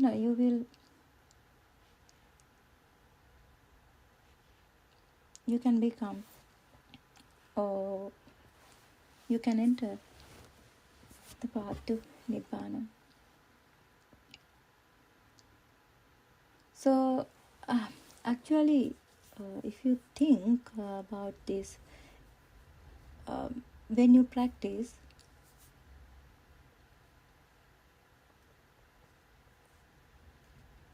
if you are walking now or when you walk every day, do you think about every step you control as you walk? Have you ever think like that way? If you try to think and control each step, you would never be able to walk fast, because you would forget to lift your leg and place it on the ground. If you are controlling that process, you have to think every step when you're lifting and placing it on the ground. So while that process, when you are controlling, then you have to keep you have to focus on your breathing as well. So this whole process happen automatically, following perception, following sanya. That's what happened. So when you explore like that way, when you walk, when you run, or when you do anything, when you're cutting vegetables or when you're washing plates, everywhere you can practice this Dhamma. You can explore within yourself how this process is happening and how this body moving, how you experience this perception or sanya. So when you look around even your garden and see beautiful flowers, it should appear as a perception, sanya with awareness.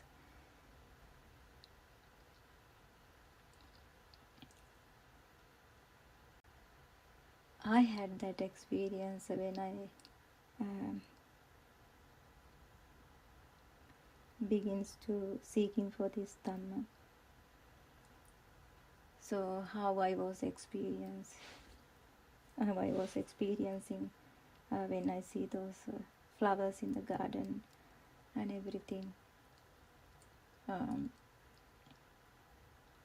Even though you see the flower, you can ask, are you really seeing it? It is simply happening. You can never operate the you can understand if you have studied science, or if you have looked videos, how this eye is working. So you can understand you can never operate the rods and cones in the retina of your eye to see something or to see experience in something. You don't even know how fast that process happen, how fast those stimulus occurring in your eye, through your eye. So then, is there really a person operating this process? You can ask yourself. So there is no one there to control anything, isn't it? So that's how you can practice when you see anything, when you do anything.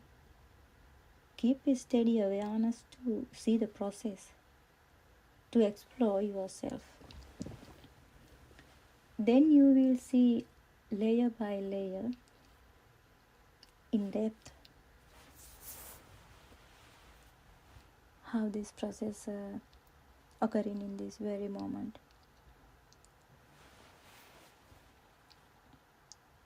So when you look at the very outer layer of the eye process, you will see it layer by layer. When you look deeper, you will see that it is just a stimulus arising on your vibration, and that is how names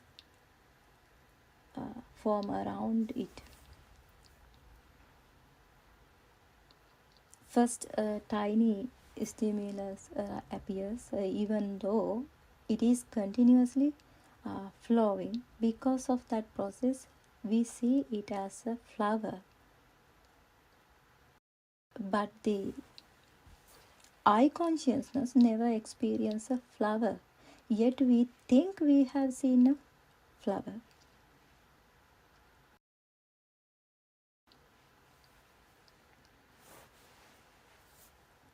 Actually, if we think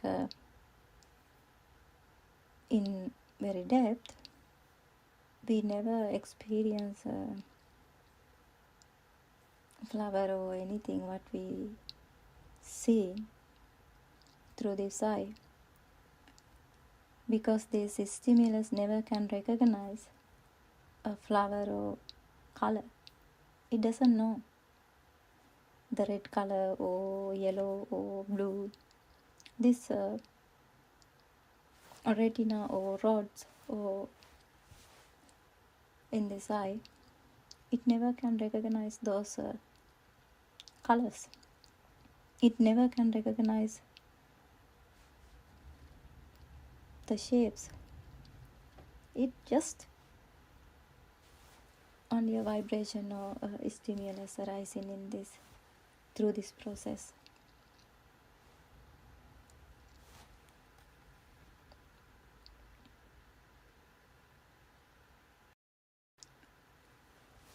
This is why the Lord Buddha asked Venerable Tarujirya, is this eye permanent or impermanent?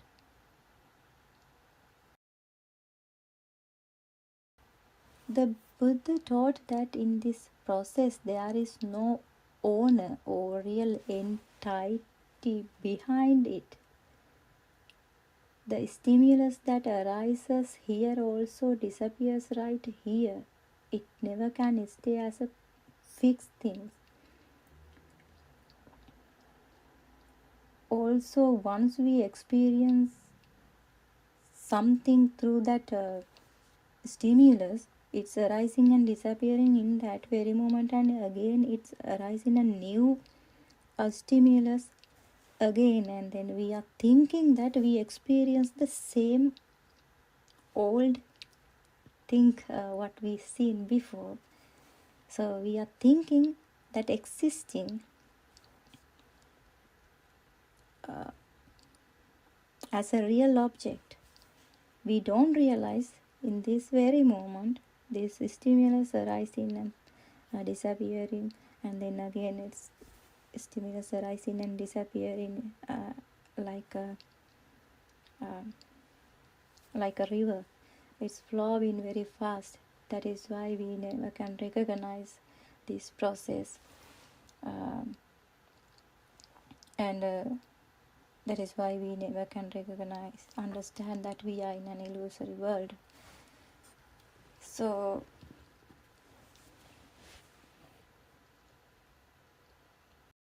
that is why Samma Sambuddha emphasized this is as a ditte ditta mattam, sute sutta mattam.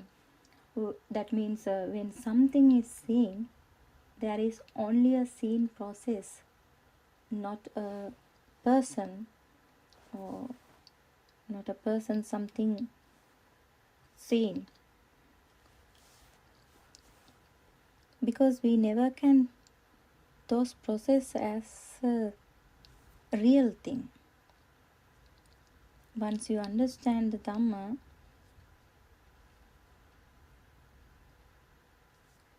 you can realize that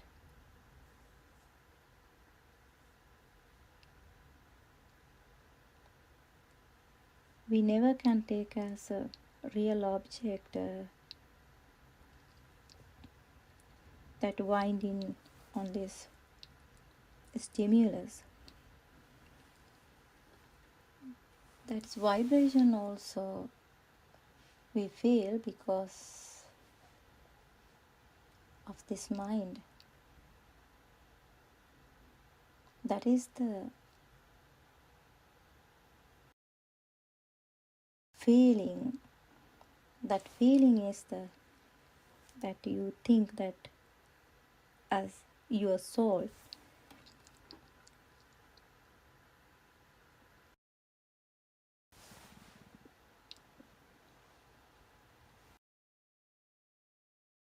So, sute sutamatta means when something is heard, there is only hearing process, not a hearer or not a soul or not a person to hear something.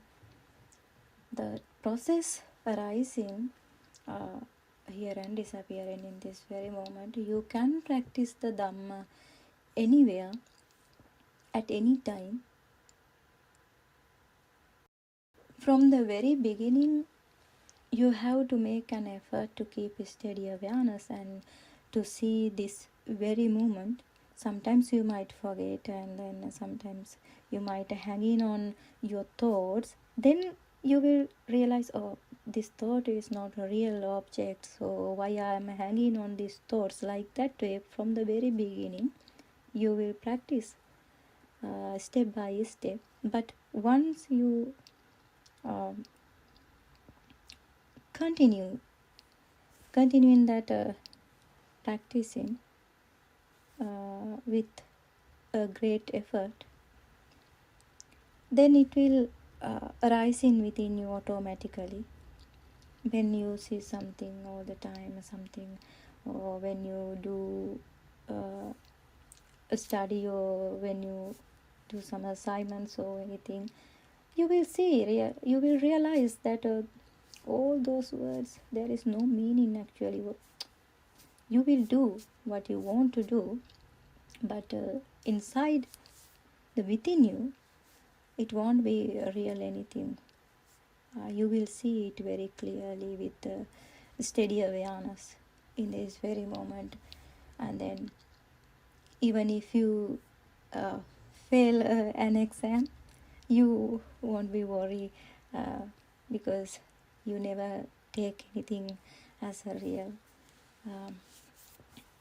real thing or real object. You will see the true every moment.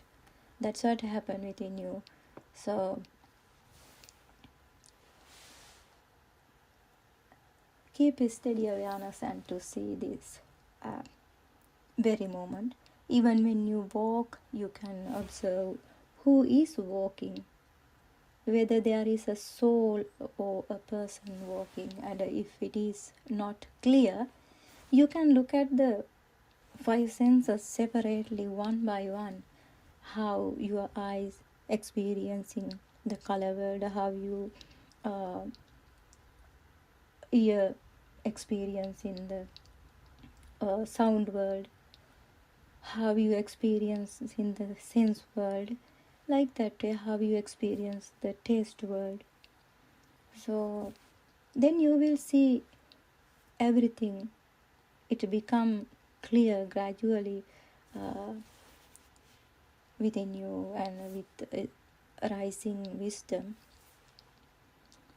you will see everything very clearly. So to see whether there is a soul or a person controlling these five senses.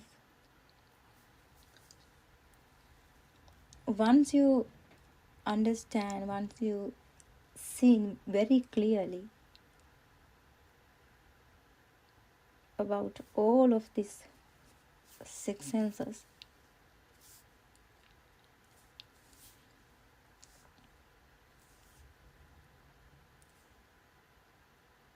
you will understand the Dhamma, which teachings help to come out of this cycle of samsara. In this way, from any posture, you can practice this meditation, this vipassana meditation. Once you practice seeing the rising and disappearing of this mind object, or whatever you recognize or feel through the sixth sense, so in this very moment, you will realize what the truth is with great effort. If you keep awareness in this present moment to observe the rising and ceasing of these five aggregates, then you will begin to enter that state of wisdom. So I hope this was helpful to you to understand something about Dhamma, how to practice and how to explore within yourself when you carry out your responsibility day to day. I think time is passing now, and then I'll stop here for today. Thank you for listening, and may the Triple Gem bless you, everyone. And Teruvan Saranai Aryan Wahansa.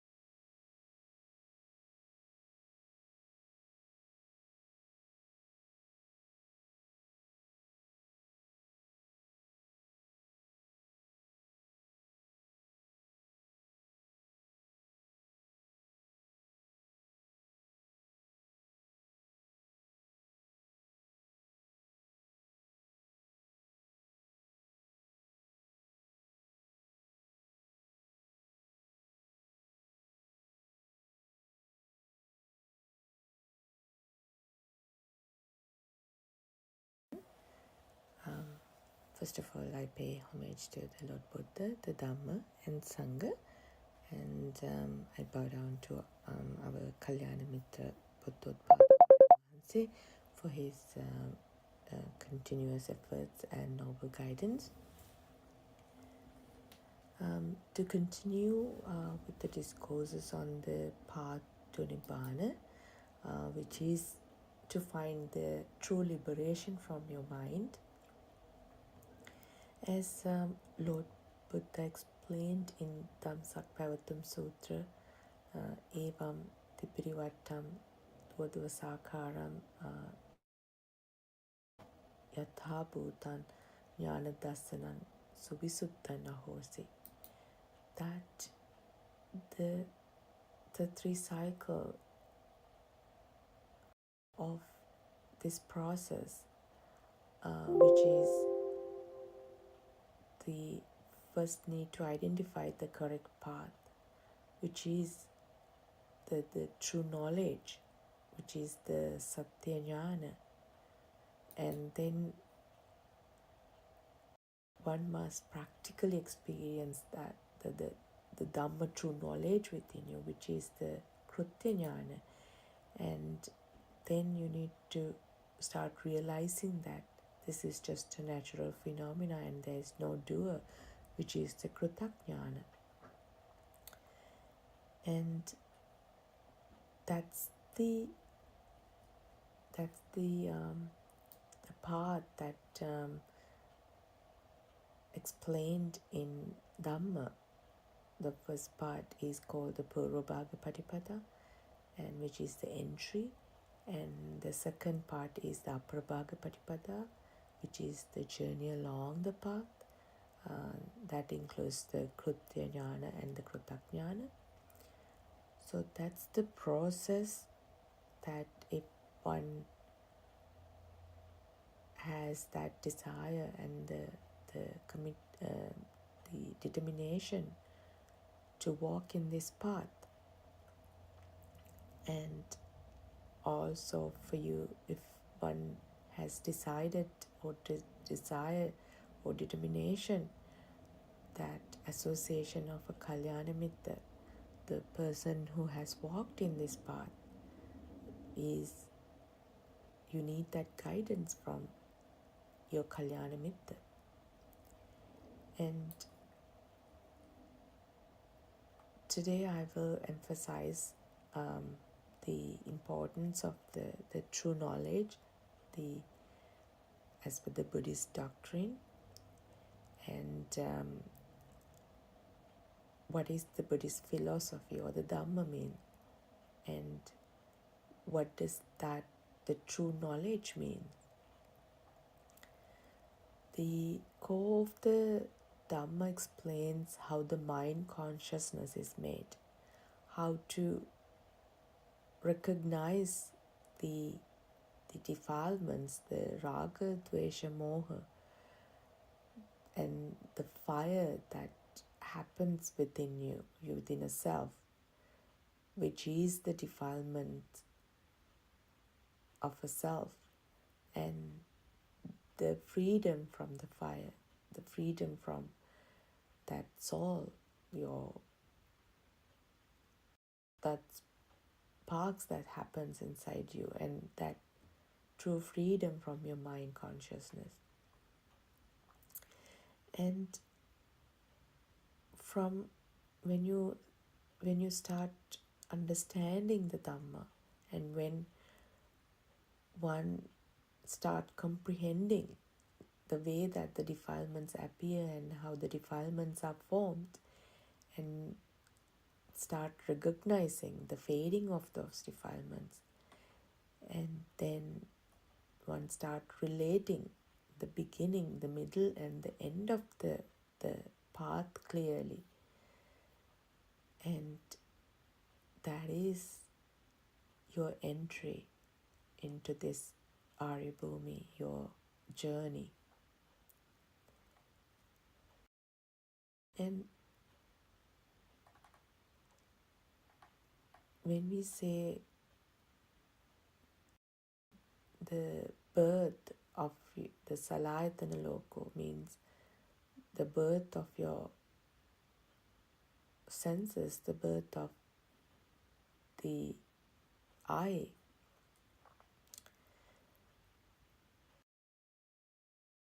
and how the birth of the eye happen when the eye contacts with, when the contacts arise, and with the contact the sensation arise, and then the craving value or the samsaric cycle start to spin. And this is how the birth of the eye begins. And then the dependent origination, the Paticcasamuppada Dharma starts to spin.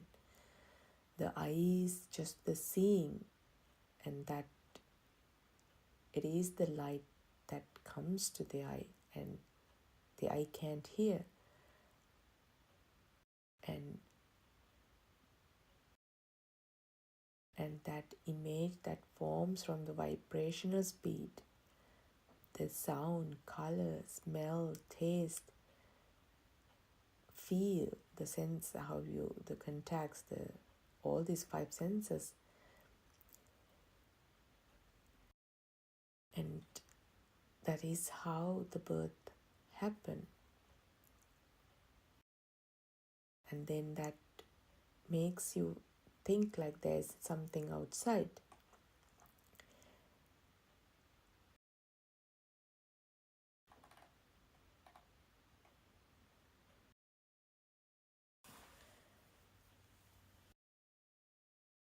And as Lord Buddha explained in Dhammsakpavatham Sutra, the true knowledge, the path. And if you follow this path, then you find the way how the fading of I, myself, fading of Sakkaya Ditthi, and then the fading of the notion of a self, that the notion of a soul exists, and then you will be in the path for the nothingness, the selflessness. And you need to start listening to the path. Begins when you start listening to the true Dhamma and gaining the Satyajnana, which is how the soul is formed and how the perception of the soul happens. And then experiencing that everything you associate are through your mind and thoughts. And there is no object or person that you see as existing outside.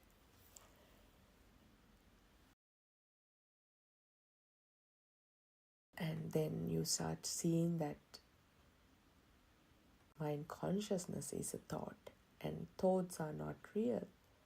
Outside world and mind consciousness are not real. And then the last, mind conscious, is not your soul but the system. Once the knowledge is established within the practical aspect of the path begins. When you know what to do, when you know how it works, and when you have that guidance, your practical path, you know where to go and how to go. Buddhist teaching is it's anatma dhamma, and it is that no self, the learning learning that the process to identify that there's no self. And anusotaya means that aramuna, which is the fixed notion of the self or thing that reside outside world, that is aramuna mean. Anusotaya means that you have an outside world which is real.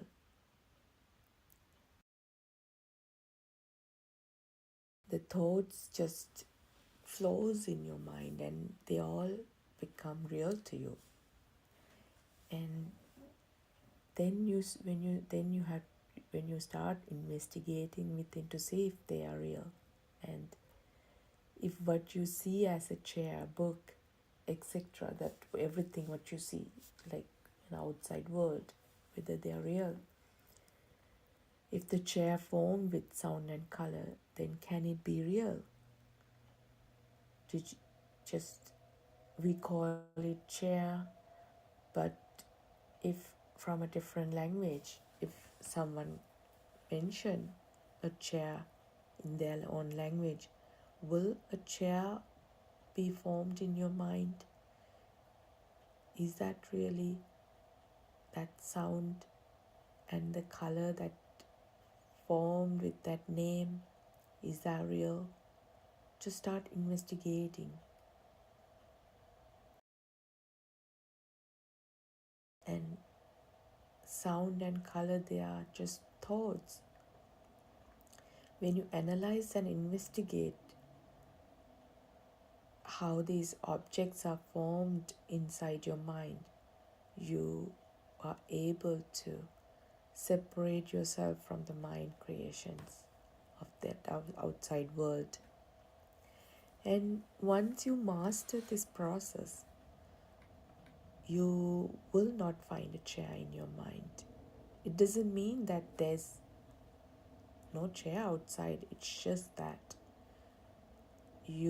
that mind consciousness, the mind formed, you will know how it creates. You realize that it's just a thought that created combining sound and color. Then you start to experience that the system operates without I am doing it, or it's me, it's mine.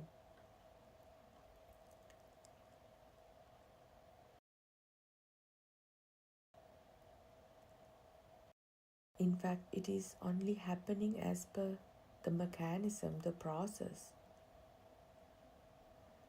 Just imagine, do you purposefully breathe, or it just occur as a natural phenomena? The sun rise, sunset, winter comes, the fall comes, the flower blooms. Is it something you do it, or it just happen naturally? Can you decide the day that you'll be born and you'll be dead? You'll be died from this life. These are all natural phenomena. And you need to understand, when you understand that there's no doer,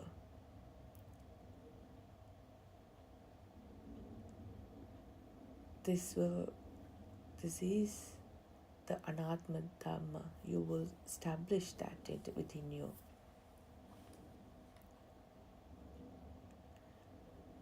Lord Buddha asked monks, is the I permanent? And the monks replied, no, it is impermanent. Then is there an individual self? Monks replied, no. First, one has to understand the Paticca Dhamma by listening to a Kalyana Mitra, the person who has already walked in this journey. And then need to understand how this me or Atmiya Bhava is created. The Paticca Dhamma shows you that the sounds and forms are cause and the effect is the Atmiya Bhava, or the sense of me.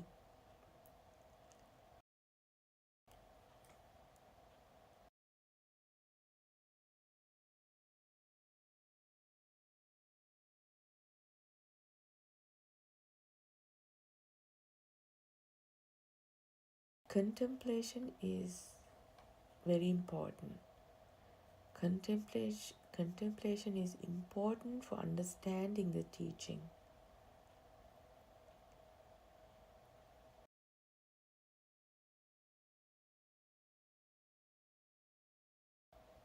To know that there are defilement exists because of your ignorance. Ignorance means you do not know what is really happening, the mechanism of the illusion.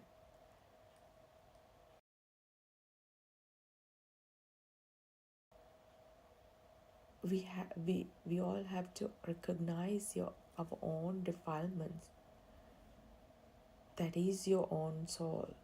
How how the dissolvement of this defilements gradually happens. These are only known to oneself, your own self.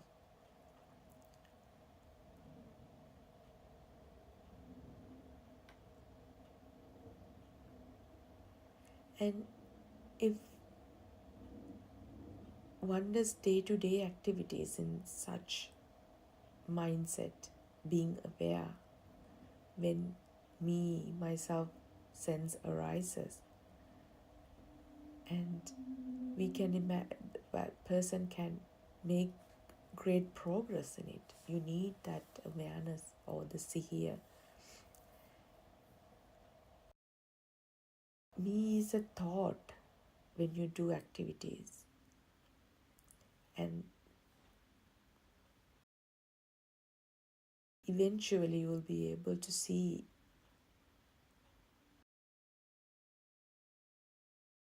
seeing that things without me, and that is when that kriyasit emerges. There are no defilements then, klesha. This is a process to help to fade away the defilements. This is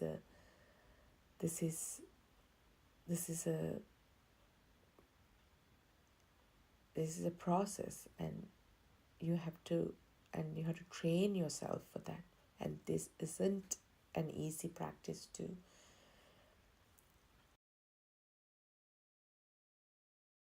But for that you need to have a clear understanding of the Dhamma, the true Buddhist, the core of the Dhamma. You need to know that, you need to have that true knowledge.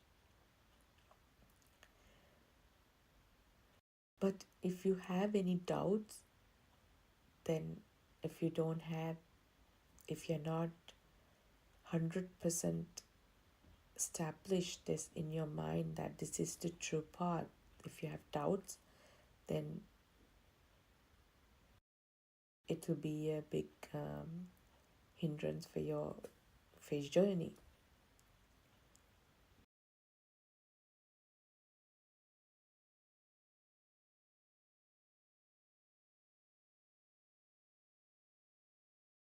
So the freedom, the from the mind, that the openness to this moment, you need the sihiya, awareness, and you need that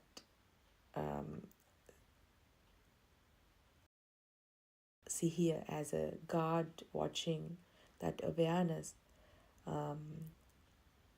which can see that how the form of me happens, and then also dissolution of the me happens. It is a very important thing in this journey, and you have to be skillful to develop that and establish that within you. And just to touch a little bit of the Dhamma, the knowledge part, as explained, Buddothpado Aryan Wanse has simplified this prodigious knowledge into something that we can, normal people like us who can understand. This is how these outside objects created in the mind. So everything is a vibration, and the vibrations and the movements are connected with the six senses, and according to the speed of the vibrations and energy movements, the various sounds, colors, shapes, and the feelings, sensations occur.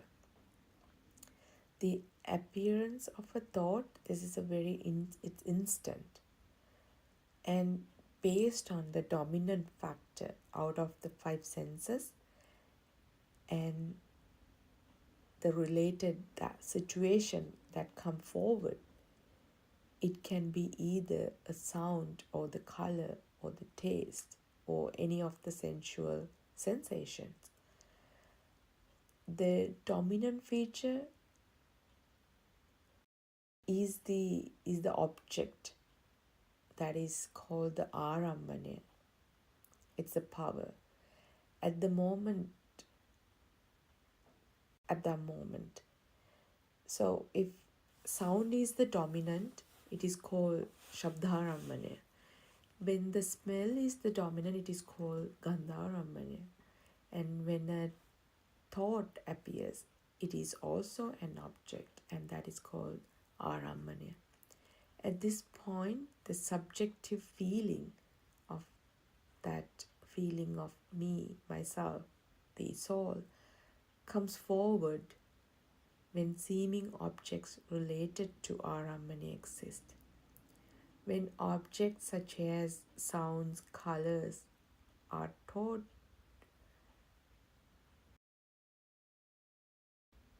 that's when this objects formed.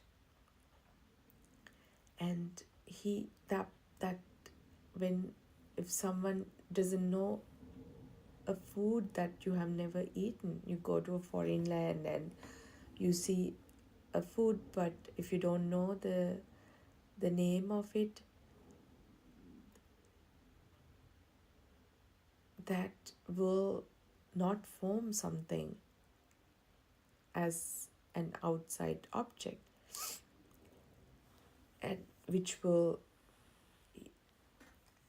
only when that are taught, the sound and color are combined with your senses, the taste, smell, feel. That's when that person received the notion of existing materials or the existence of a sensual world.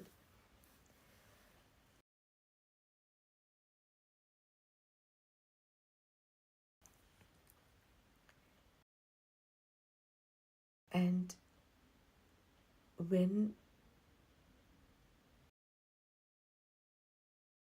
when that happens, it is when the vijnana, the mind consciousness, happens as a thought. Now he feels everything from the outside and inside available. These feelings are entangled with the notion of the individual self or the existence of me or myself, which is the Atmaya.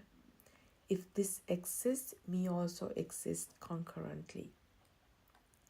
And that is when the image of the chair was created, and it is, we know now, it created through the vibration, the sparks and sensory stimulation created by those sparks in the senses. And that is how the chair is born. Anything that you see as something crystallized as an object or something in your mind, you hold on to something that is happen through the vibrations, the sparks and that sensory stimulation created by those sparks. That is what it created this.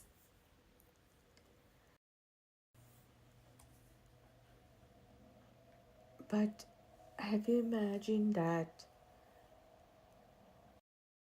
one might ask, what is the issue? What is the problem if something created like that? Is it a problem? Is it a problem that there's an outside world?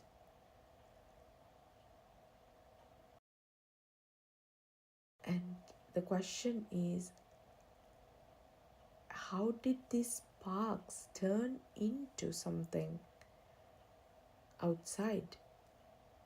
And then how did you get that notion of me or mine? And that is where you entangled in this samsaric journey. That is the hook. So unless you clear that how this process is, you won't be able to unhook yourself from this.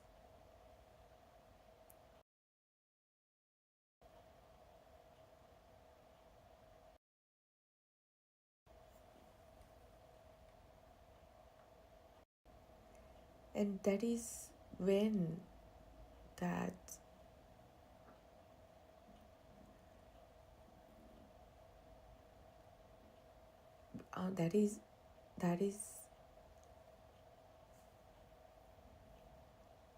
that is how that mindfulness that comes in, that special awareness, that super wisdom comes into place when you have the knowledge. That super wisdom will safeguard that moment, this moment, to understand how the illusions are created.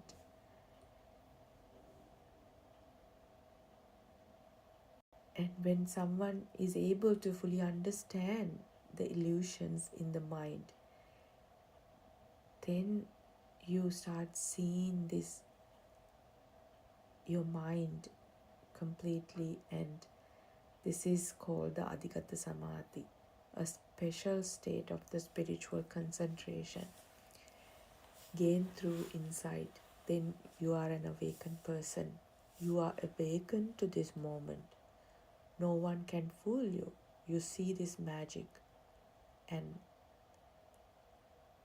you observe this, but you will not participate in this. As Aryan once explained, you become the director of your film, and right now we are just actors. We just don't have any idea of the script. We just go in, just moment to moment, we just act based on what is given to us to do. But here you become the director of your own movie or on your own film. And what mindfulness is all about is that the knowledge that you see this moment, then you will have that knowledge of the dissolvement of the desires can be observed through the super wisdom. So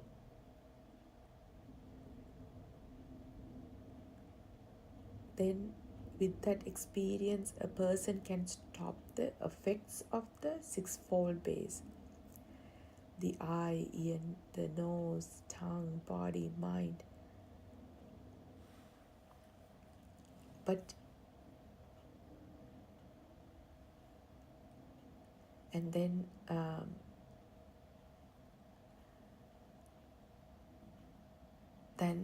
this will help to stay away from that. To understand and to detach yourself from that self of me, mine.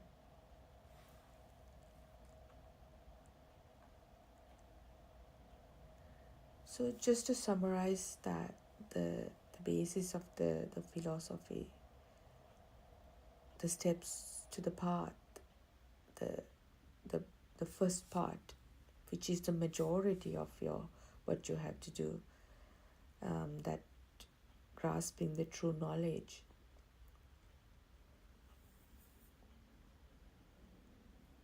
The sound, we know now, the sound and color combined with the smell, taste, feel, the contact, along with those five senses, that it creates the outside world. It creates a chair. And this is the this is called the sampaticca. This is the dependent origination, the paticca dharma. If there's a cause, there is an effect. And that is made right here. Out Sambhutan. Uttana Bhavisati means it never was there, and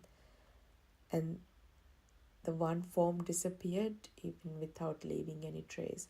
But if you don't have that here to capture this at this moment, you would not see that it has never been there, and it has even left without any trace. But in your mind you will hold on to it as something existing, something permanent. And when one starts contemplating on the birth of the I, or the process of the soul creation, then one can understand that there is no outside world. Then that practical experience takes place.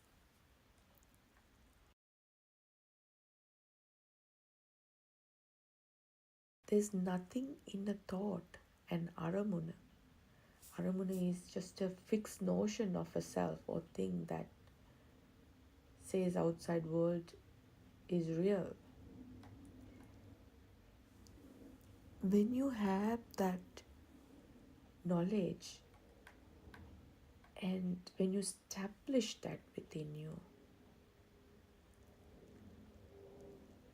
then when you know exactly how the birth of the I, the birth of that sense happened, and then the practical experience will automatically takes place in that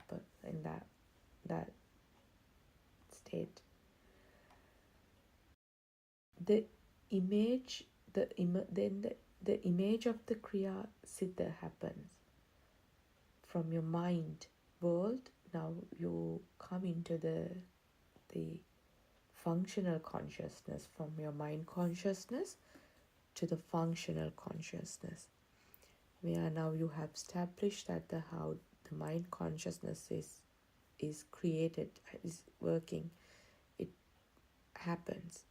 And now then you will reach to the next level, where the functional consciousness or the action, which is the Kriya Siddha, happens. It's a type of mental state that perform actions without being driven by the delusions, the greed, anger, or delusion. And then at that moment, you will see that this is just a process and there's no doer.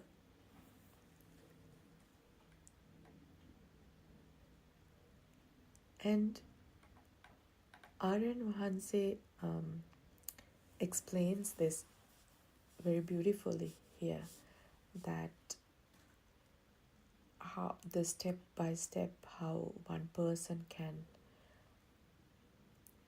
start training yourself here.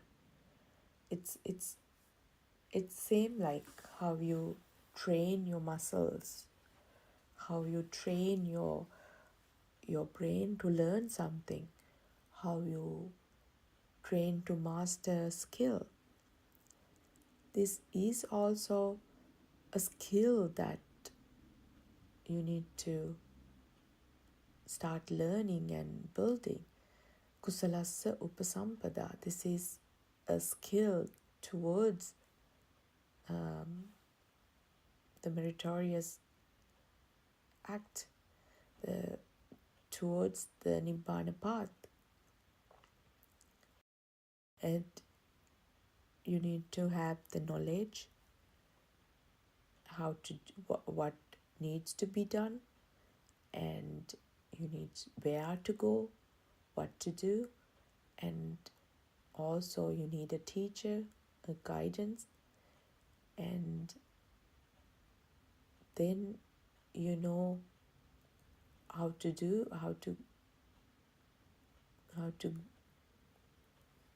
start following this path. And Aryan Vahanse, in fact, in Buddothpado discourses, in daily discussions, he guides us through this journey.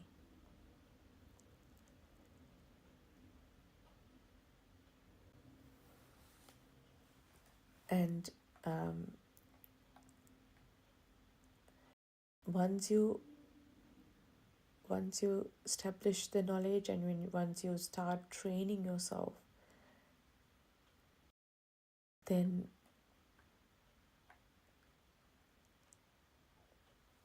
you need to have that discipline to stay on this through Dhamma, to live by the Dhamma.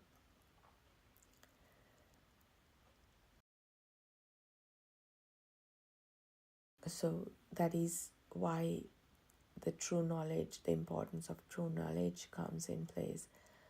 So it will help you to stay in the Dhamma. And I will conclude my discussion today, and we'll continue in the next part of the discussion,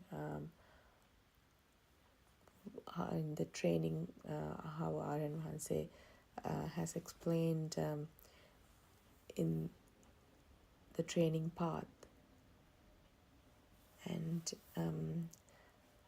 I bow down to our Kalyanamita, Buddothpado Aryan Mahanse, for all his guidance, and may Triple Gem bless you all.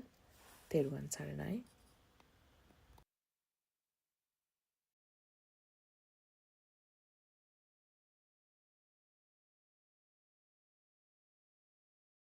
Teruvan Saranai to all who have gathered here into this discussion in this very bright morning. May we all be blessed by the hour of true Dhamma. So it's truly a privilege to be here, engaging in these valuable discussions and guide us towards deeper understanding of this spiritual kind of awakening. Before we dive into deeper discussions of Dhamma, as usual, we'll begin our discussion by reading few pages from the book series called True Dhamma Has Awakened book series. So this approach provides a kind of foundation to our discussions, so allowing us to reflect on the teachings in kind of some sort of structured manner, and offering very fresh perspective as we engage in these discussions. So I think it's very worth to have such a guide always with us. So at the same time, I encourage all of you to visit our main website, that is www.buddothpado-dhamma.com website. So there you'll find many more insightful books that have been written by our noble friend, the Buddothpado Aryan Mahanse.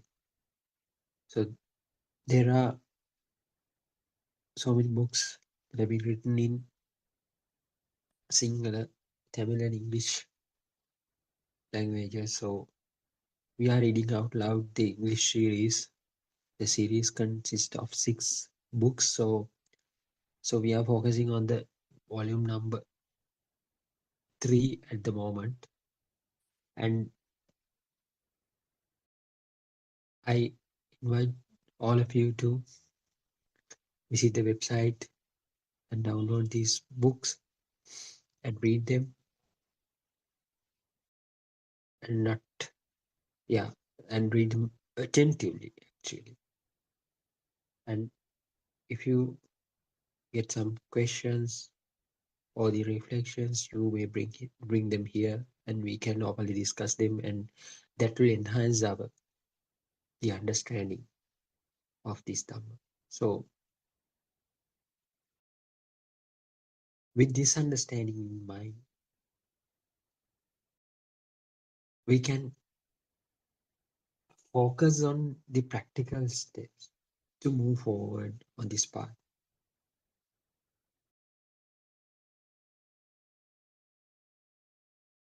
So the teachings are not just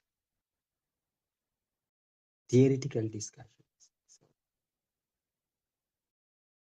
theoretical, not only the theoretical, uh, not only the theoretical, yeah, discourses. So they are meant to be applied in our daily lives.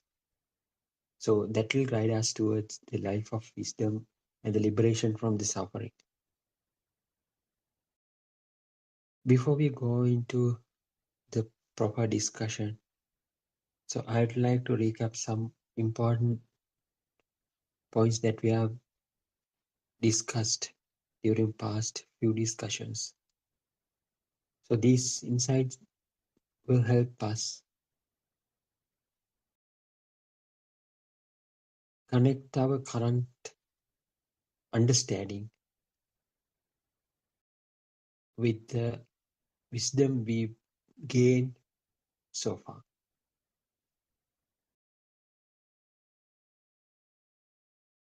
Surely this understanding will shed light into the path in many ways, right?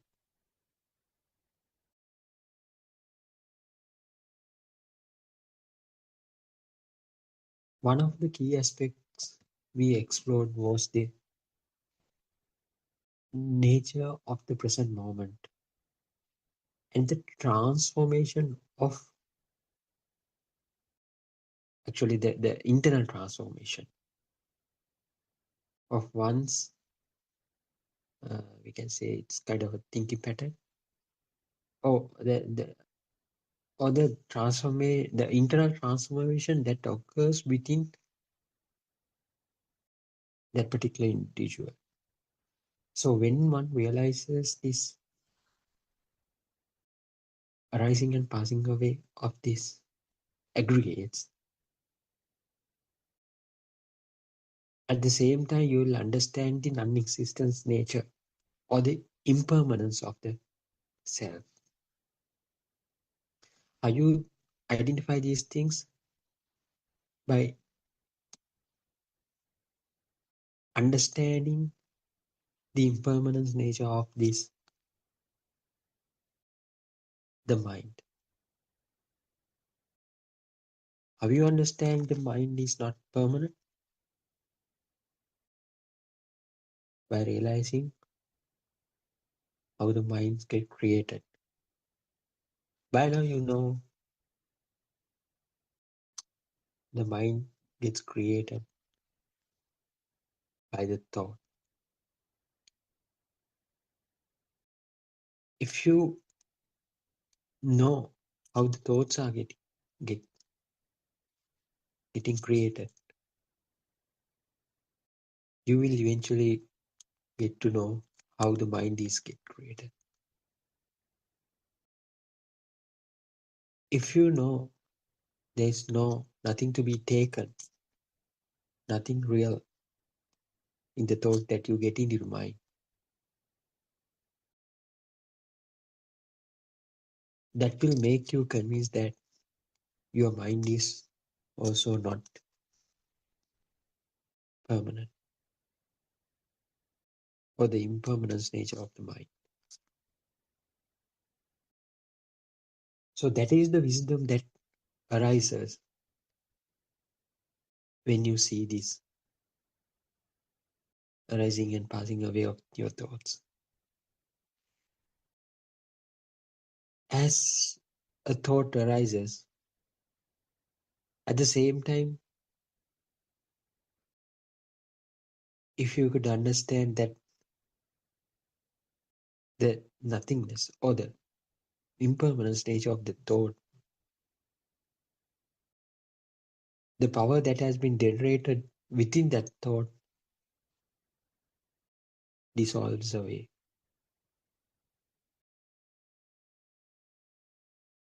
So the inherent power that thought contained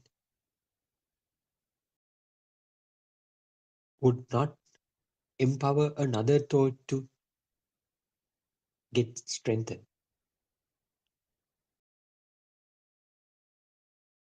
So that's how this natural phenomena gets stopped. One wave give rise to the energy that has energy will not be able to, because the energy is not more there, not in there anymore, to give rise to another kind of a wave, another kind of a vibration. So this, so what will happen is the abhisankarana, the nature will gradually stop. So you won't, how does this, how how do you feel that you will feel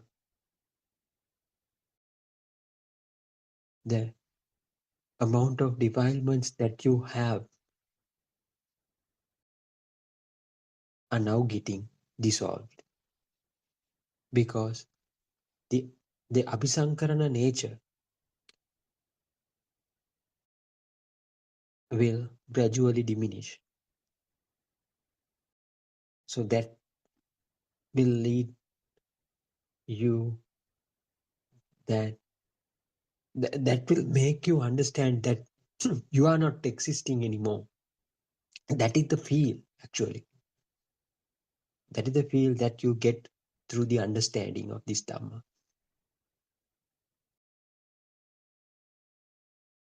Then you'll be able to put the full stop to your entire samsaric journey. So these discussions move towards that end. Each and every discussion will move towards that direction, ending one's samsaric journey.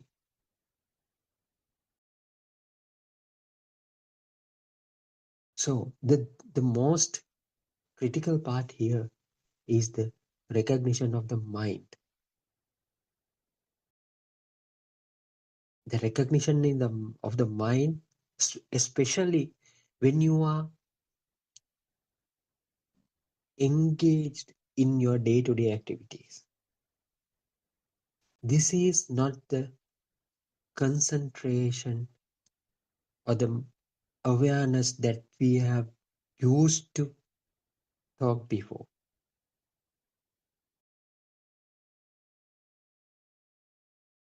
Earlier times in the Dhamma sermons, we have been asked to keep concentrated on the activities that you do while you are working. So I had my own question in my mind. If I am truly engaged in some kind of an activity, how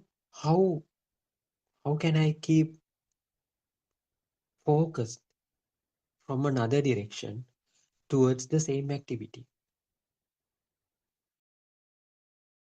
But Now I understand this is also possible. It is not done by you.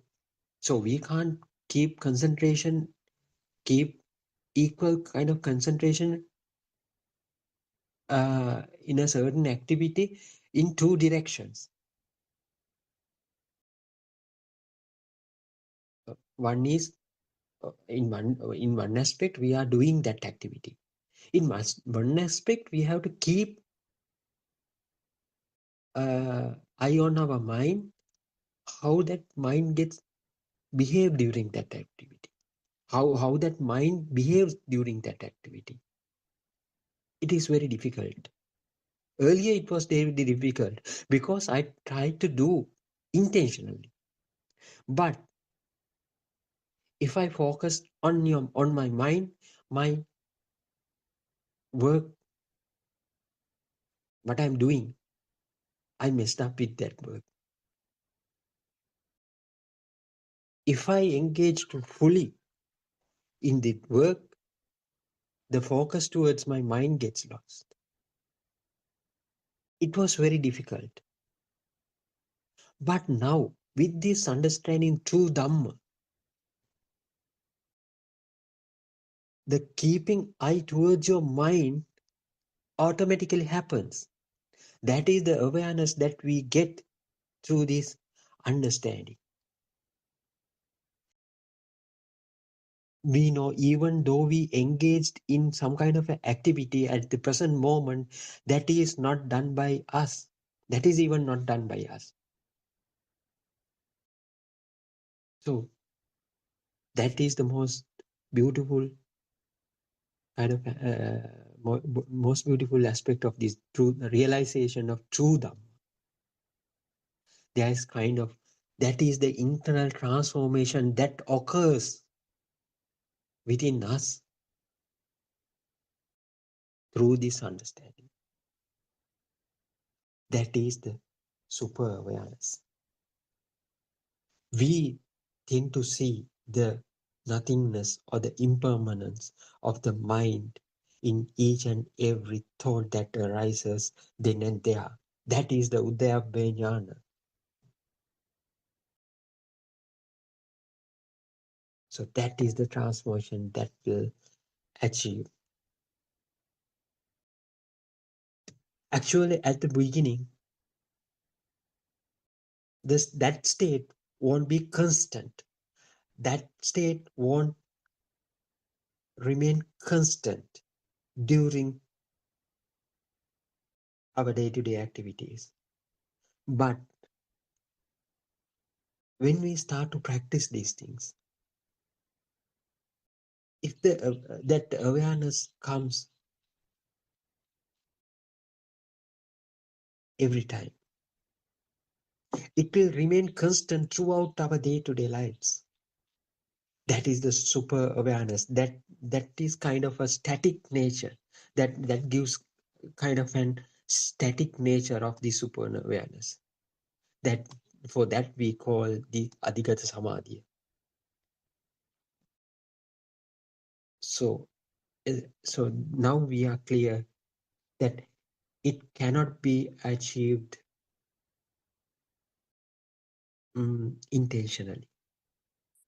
It has to be developed within ourselves. We should let it to grow within ourselves. It cannot be done intentionally.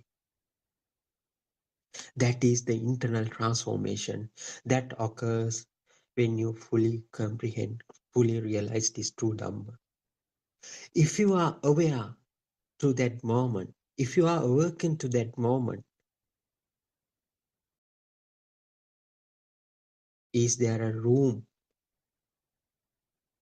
for the suffering? No. The suffering of your life will be ended. That is the true liberation from your mind. That is the true liberation from your mind. So I think this is very, very, very important. Without understanding, even though you keep focusing on your mind in any means, without knowing this true Dhamma, without knowing this impermanence nature of this mind, if you keep on concentrating your own mind, that suffering won't get be ended, won't get, yeah. So it cannot be done intentionally. With the understanding only, you get this liberation. That's why Buddha told that Sankitte Nibbidaya. This liberation should only be achieved through this true understanding, through realization of Dhamma. That is the internal transformation that will happen to you. It not has done by you, it not has done by someone else either. But it will take some time. It will not happen in a day, 2 or 3. As we were practiced from our childhood, everything, the worldly things, each and every worldly thing have become a real for us from our childhood. Mother, father, houses, children, properties and vehicles and everything. We thought they are real. They are mine. Everything belongs to me. My children are under my command. So they are mine. So we were in such an illusion. So now we can, through understanding this true Dhamma, will let you to understand that, let you to realize that they are not mine. The worldly perceptions are a kind of a part of that same illusion. The illusion has been made by your own sensory inputs from your senses. The mind is the one who is responsible for creating entire world for us. The mind is the world. Chitte niyati loko. Salayatana loko loko. Then of course it will become the chitte niyati loko. As Aryan Vasi says, there are 8 billion individual worlds, separate worlds for each individual who is living in this world. They are living in their own worlds. That means they are living in their own mind. That means they are living in their own thoughts. That means they are living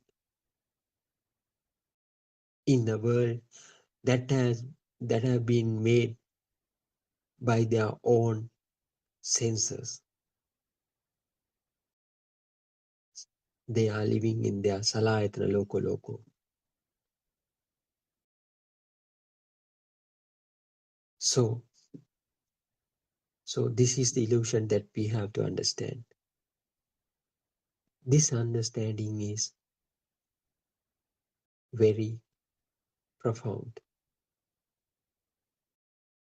With this true Dhamma, we will understand it gradually. So I think, we can move to the reading book. Before that, I can see some Dhamma friends have already joined here. Mrs. Surangika and Dr. Kokila is also here. Kavinda is also here. So I would like to invite Dr. Kokila first to add some thoughts to this discussion. Terwan Sarnai, Dr. Kokila. Tervan Sarnai. Actually, what you were telling was really good, and how we can get lost in mind because it's infinite. And I was trying to say something last time, that how English, some well-known figures in the world who speak only English or some other languages, they don't know much. Maybe they know, or they may have not understood Buddha's words, but some talk about non-duality and infinite consciousness. I'm sorry. I just want to double check with you whether you have gone through those documentations or podcasts or lectures they do.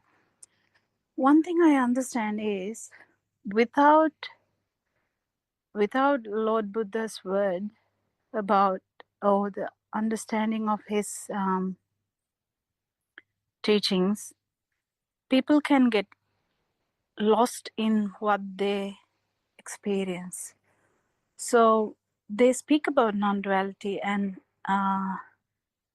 infinite consciousness.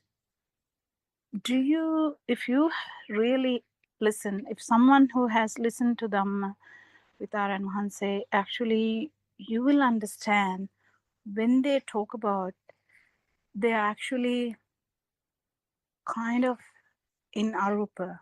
So that means they are in their own experience, but they are in the feeling, but not in the way that the Lord Buddha explained. That's the problem with the angle. That's the problem with the Satyajnana, where you can actually feel that the whatever is available is only a consciousness, and then you feel that the whole consciousness is kind of similar, and it's only one consciousness. Because I don't blame them, because that can be felt if you are there, and basically you telepathy into anything, and if you're actually telepathy into consciousness, that's arupa, and then you kind of tend to believe that it's all one consciousness. They also talk about non-duality, so I just wanted to make sure that kind of non-duality we talk here is not that. We are not talking about being one. We are not at all talking about that. So the words can have this problem in English. In English, they can be using these similar words into similar things, like enlightenment. So when you talk about enlightenment in other language,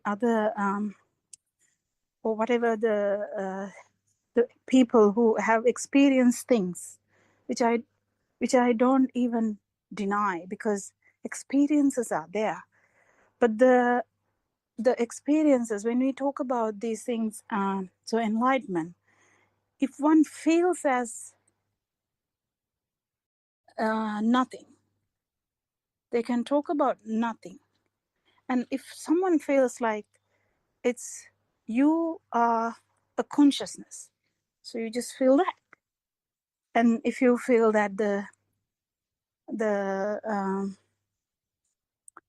we are focusing on the, maybe when we say not the worldly things, but the sky, your sky. But the problem here is the angle we look into this is actually not what Lord Buddha is teaching. Because even Uddakaramaputta, or whatever, the people that he went to had these things. So the problem is, if someone actually get into this habit of focusing into Arupa without Lord Buddha's teaching, actually can have a problem in going back, unless they have a really good intention to go back into the thing and say, okay, am I doing this correctly, or am I not doing this correctly? Because they also can talk about non-duality, because they have become a thing.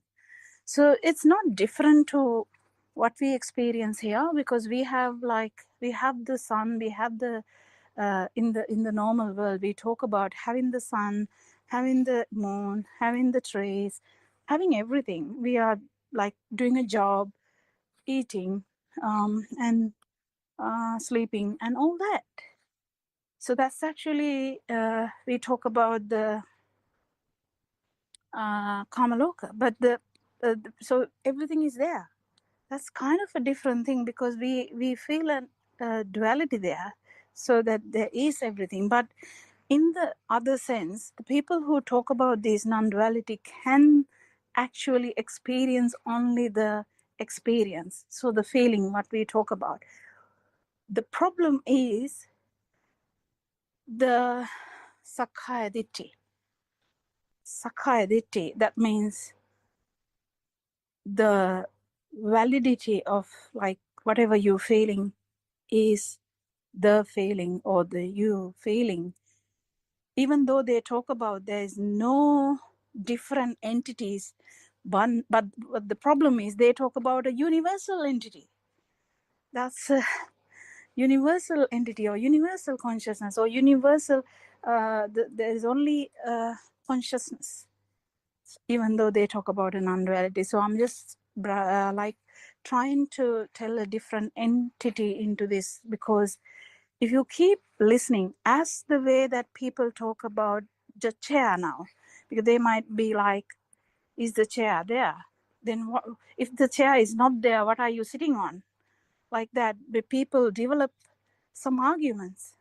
In the same way, if you're not really thorough with your Dhamma, you can be shifted. Okay, he's talking about non-duality, so he must be an Arahant. Not really. The thing is, the angle that we look into this, that the actually even the consciousness is just an experience. It's nothing fascinating about it, because if you concentrate on the consciousness only, you will have the consciousness. So there's always that effect. But the problem is, if you don't have the Sakkaya Ditthi, the whatever the understanding about this Sakkaya Ditthi, and you have suspicions about it or the doubts about it, you will be like a small tree which waves according to the environment. To become a solid thing, you need to really solidly have an understanding how even the consciousness occurs, because it's a kind of a thing that arises. It's not continually there, and that understanding, if you don't have it, then you can get dragged into things. These things can happen to people who actually listen to a lot of podcasts. If I see that website, they have about 500,000 subscribers. So people actually looking into these things. People actually trying to find the truth. The problem is there are so many angles to it. And if someone says there's only consciousness, can we blame that? No, we can't, because they have actually looked into what this is. So they have gone beyond the Kamaloka. But the problem is the Sakkaya Ditthi. So I really reiterate, the angle we look into these things, that there's no self, there's no doer, there's no actual thing to cling into. Otherwise, we can get everything complex, and actually you will end up confused. I'll let someone discuss questions today. Teruvan Saranai. Yeah, Teruvan Saranai, Dr. Kokila. So thank you for the valuable input that you gave. So can I ask a question? So as you said, there is a kind of a non-duality that can be achieved in other ways than realizing this true Dhamma. 100%. Yeah. So we know through this concentration meditation same thing will happen. So you get deviated from these worldly perceptions, then you engage, you are entered into some kind of a I don't know, you entangle with some kind of a universal energy, and you try to stay within that without this worldly perception. So I think if they say it, so it is the state that you are achieved when you understand this truth. So we can ask them then and there, do you have that kind of the liberation throughout your day, or in when you engage in, Actually, Ravi, I think what we have to know is, yeah, even in the normal life, the person who is inclined or to feel the consciousness only, they will be that. They will be that. That's what I'm trying to say. It's not only sitting down thing that we know what we know, but there are things more than that. So a person who is so used to get the so the world is what you perceive, yeah. yeah, So world you perceive, if it's only consciousness, and the person is so trained into that, you can feel it everywhere. all right, That's where even in the dead, that person can actually be in arupa. That's what I'm trying to say. But their vibration can be really, really low. And if you it's not like in normal life. They are not getting because they have become the consciousness. They don't feel the worldly things. But the problem is they feel that it is there. If I can really, really relate this to you, they feel the consciousness is there. You know what I'm trying to say? yeah, So they are in that. But that can happen. That's what I'm saying. Even not in meditation. Because the world you perceive is the world you know. So they talk about non-duality. And it's not that they are sitting down. They can perceive it even when they are in a train, when they are going somewhere, when they are living, because their mind is now in that level. right. So it's not just sitting meditation. I'm talking about the world. You can any system, if a system, whatever the focus, that would be their world. So that's what I'm trying to say. The non-duality that they talk about is becoming the same consciousness, means they believe that the consciousness is a thing, you know. Yeah, yeah, So it becomes a thing. So it can be really beautiful, because they don't feel the worldly things. So they have become the consciousness. So if they actually, so they talk about that, if they actually feel that what they are talking about, I don't know, I'm just a onlooker. So what I'm trying to say is it can happen, and it can happen even without sitting down for a meditation. So but that's where the problem is. Even who listen to this dhamma, if they don't get the proper angle, they might feel really light, really good, because they don't focus on the chair or the sun or the moon or the kids or the whatever. Because they can also feel that, because it's kind of, they know that it's nothing there. But the problem is, don't stop anywhere else. Don't stop anywhere else, because the angle here is not to get the even the. So the what Lord Buddha said was, you just you see, I don't know how to tell that in English, but you know, the ditte ditta matang. In that one, the last one is consciousness is just consciousness, you know. It's nothing there more than that. But if you feel that the whole world is the consciousness, that means you are actually feeling that. And I don't blame that person, because it can be true to them. But what I'm trying to say is, even that is a sankata. Even that is like a something arising in this system. And it's not you. Kind of, it's nothing. It's nothing important, because if you stop there, you stop there. You can't go to next step. Yeah.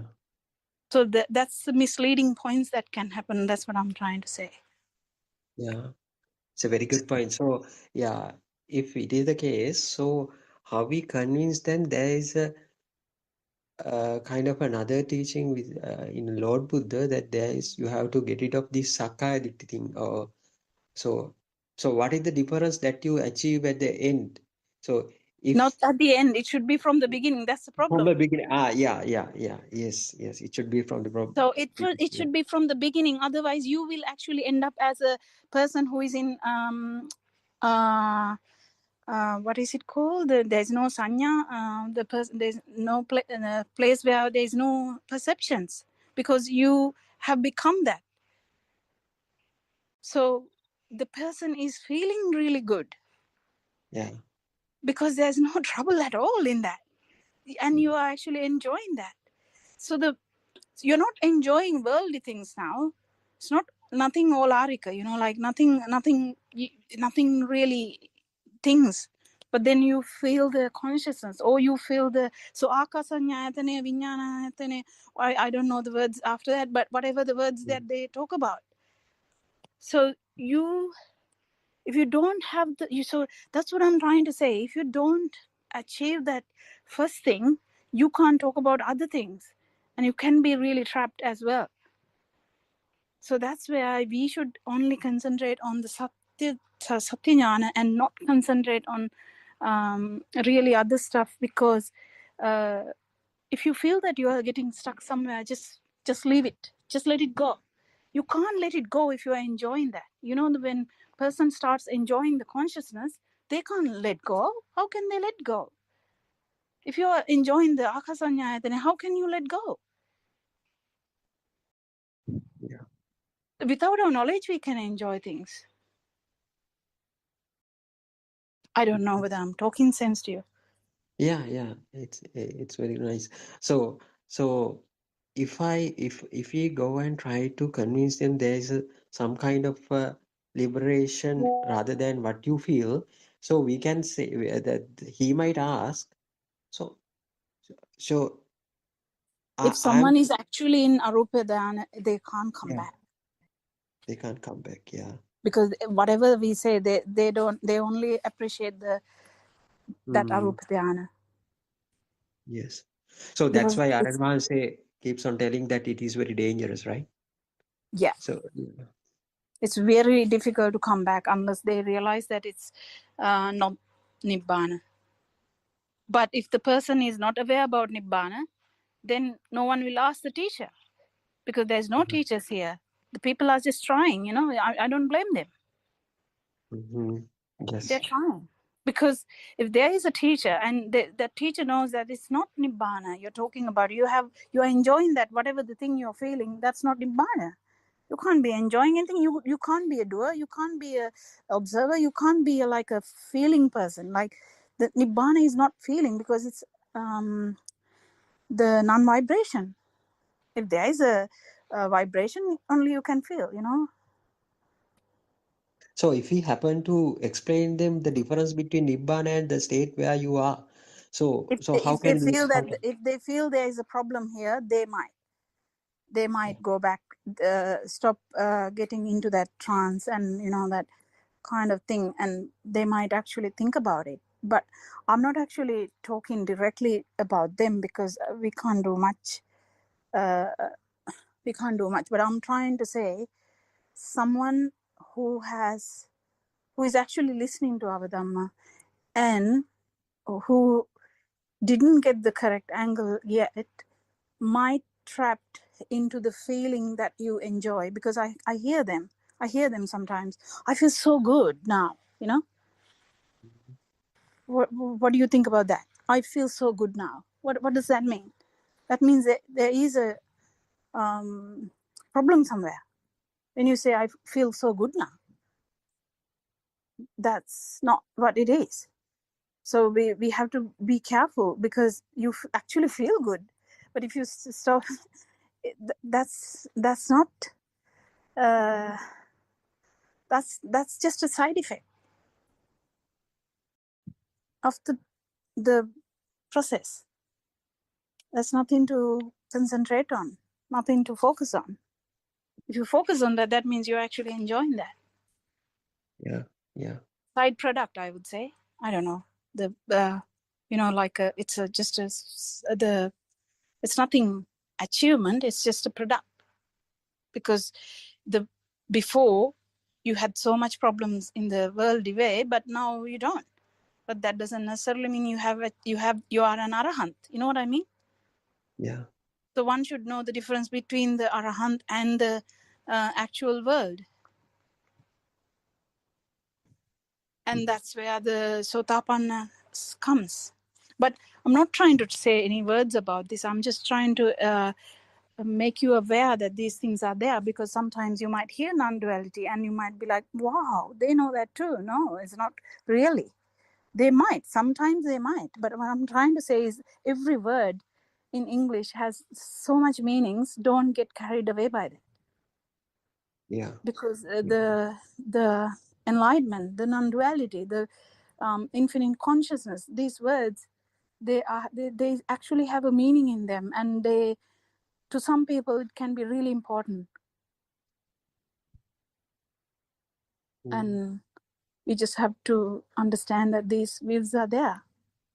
But the Lord Buddha's view was actually not having a view. Yeah. So if we happen to convince them that the correct angle is what Lord Buddha says, so if we We want can to only tell, understand by the way they talk. If you listen to a podcast, you will understand. It's the way they talk. They talk as someone is there, and that is the infinite consciousness. Or someone might say, I feel so good, I don't feel anything. And still that angle is there. And I don't know whether you can correct them. I'm not even trying to. I'm just trying to say the people who actually listen to this Dhamma should be corrected in the mode of thinking, because otherwise you will fall into that trap and you won't be able to come back. But when we talk about these things, in these forums, actually people will realize, at least the people who listen to this Dhamma, and will realize, okay, there is a point there that can happen, which then you will stop entertaining, If you are entertaining something, that's not nirvana. yeah. So can't we show them that there is a risk of getting back to the mundane world at any point in your sansaric journey? You can, if someone is listening. Yeah. Yeah, of course. But the problem is then you have to go from the beginning. Who will listen? It depends on the people who actually keen to listen, having an open mind. We never know. But if someone is feeling so happy in that, whatever the plane they are in, it's a risk, because they feel that bliss. Yeah. Because bliss is a side effect of this path as well as any other path. Because when you are not worried about the stuff, you anyway feel some bliss, yeah? So that's a kind of a similar thing that can happen.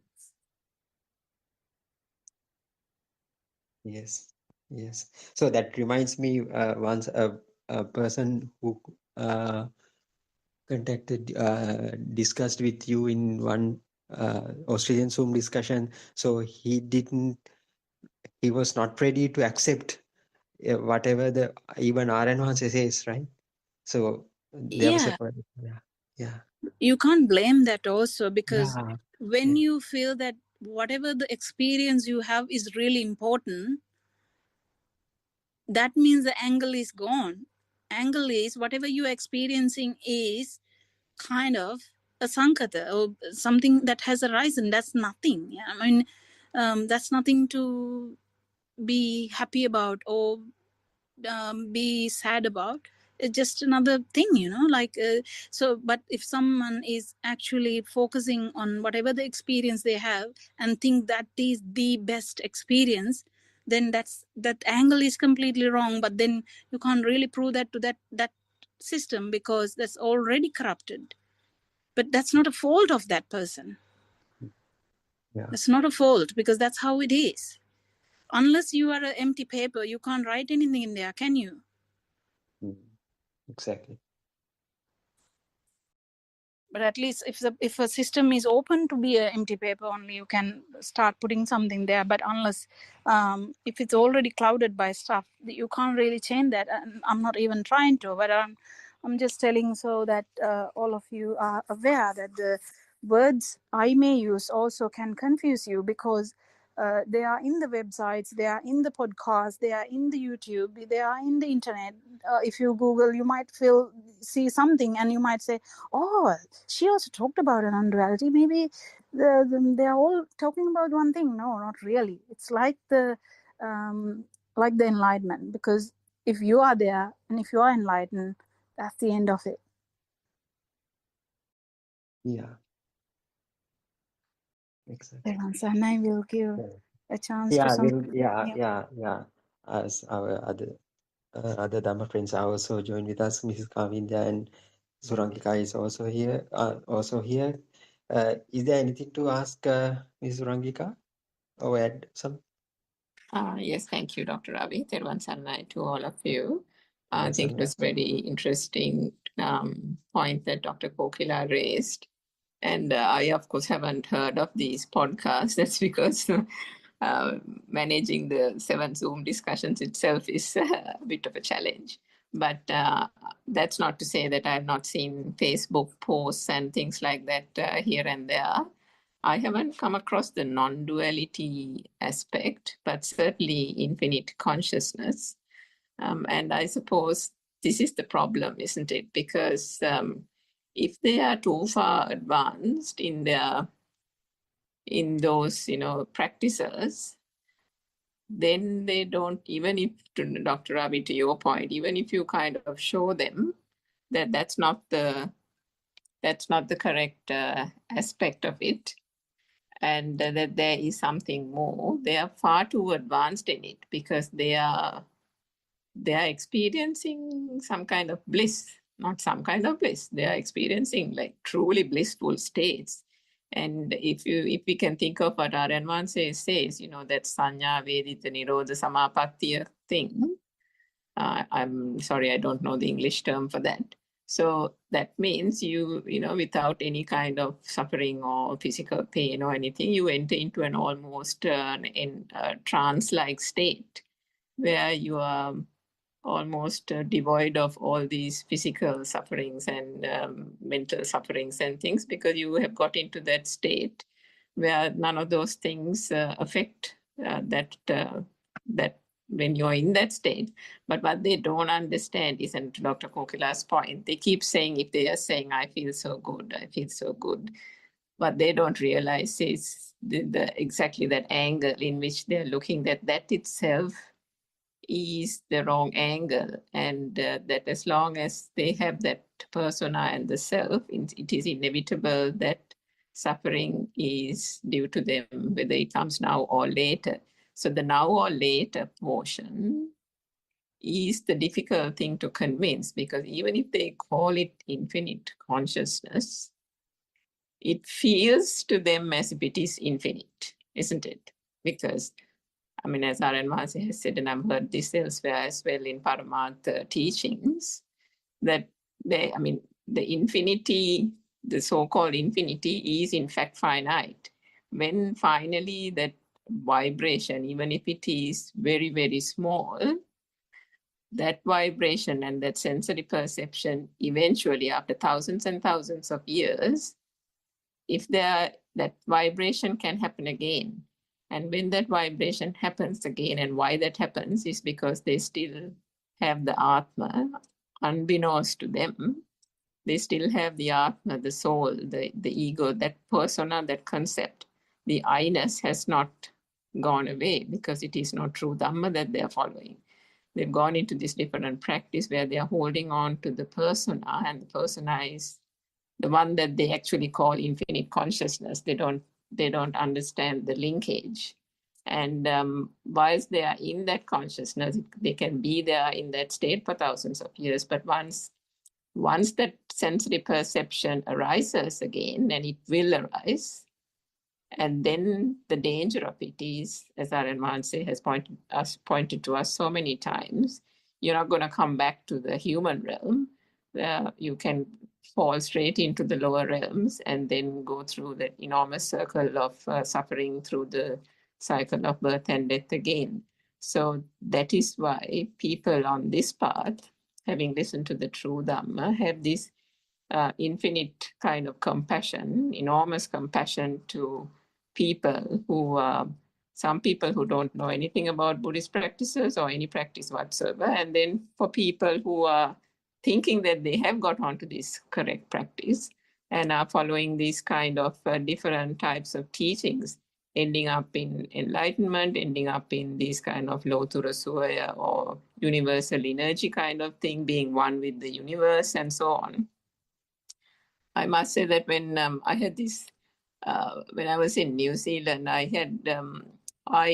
had a few sessions just out of curiosity before I even encountered this true Dhamma. I had a few sessions with a clinical psychologist, I think, clinical hypnotherapist. And he was an enormously gifted person. He had a brilliant career in the corporate world and then gave up everything because he said he got summons from the universe. And so he turned his career and life and everything around and started helping people with depression and all that kind of thing. So he did, I don't know what he did, but he can do something you all must have heard of, something called quantum jumping. So quantum jumping is, as I understand it, you can enter into a trance-like state almost through hypnotherapy, and you can jump from one plane of existence to the other. So all this we now know are just all within the consciousness. And this is something he does, and he says he goes and even heals people, although they are not with him physically in New Zealand. He even goes to places where his patients are in Germany, Europe, and other places. He does the quantum jumping thing, and you can Google it. There's enough of material around on quantum jumping, and goes and helps people. So, if you take a person like that, he's enormously satisfied with his life. He's enormously satisfied. He believes that these things are possible. He believes all this, but then he also believes that he's there and that then the people are there, and he's able to help these people through this exploration and advancement of these different types of consciousnesses. So, you get all these kind of people around. And then if you think about that person, Dr. Ravi, that you mentioned, spoke to Dr. Kokila in that Australian Zoom. Again, we can't really fault them, but at the same time, the issue there is now, if I again give an example of myself, I followed some of those dhyana kind of meditation sessions as well in New Zealand, but that's because there was some kind of actual certain amount of logic in that particular teaching that sat behind the meditation. It wasn't meditation alone. And that was so much in stark contrast to the traditional Buddhist teachings heard in Sri Lanka that I thought that was it. And so I followed that for about 2.5, 3 years, I think, or 2.5 years. And in that, so whilst understanding the so-called Satyajnana at that time, and we did that meditation as well, focusing on Nibbana.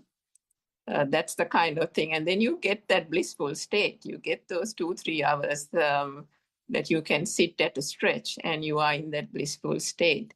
But what that gentleman who called that they didn't understand is that when you are not in that state and when you come back, as Aryan Manse always says, you come back to this suffering again. You come back to the fact that there is a person here, that the world is real, things are happening. It's not as if it's really bad, but certainly when things happen, because you have taken the world to be real, everything then, just arises with you again.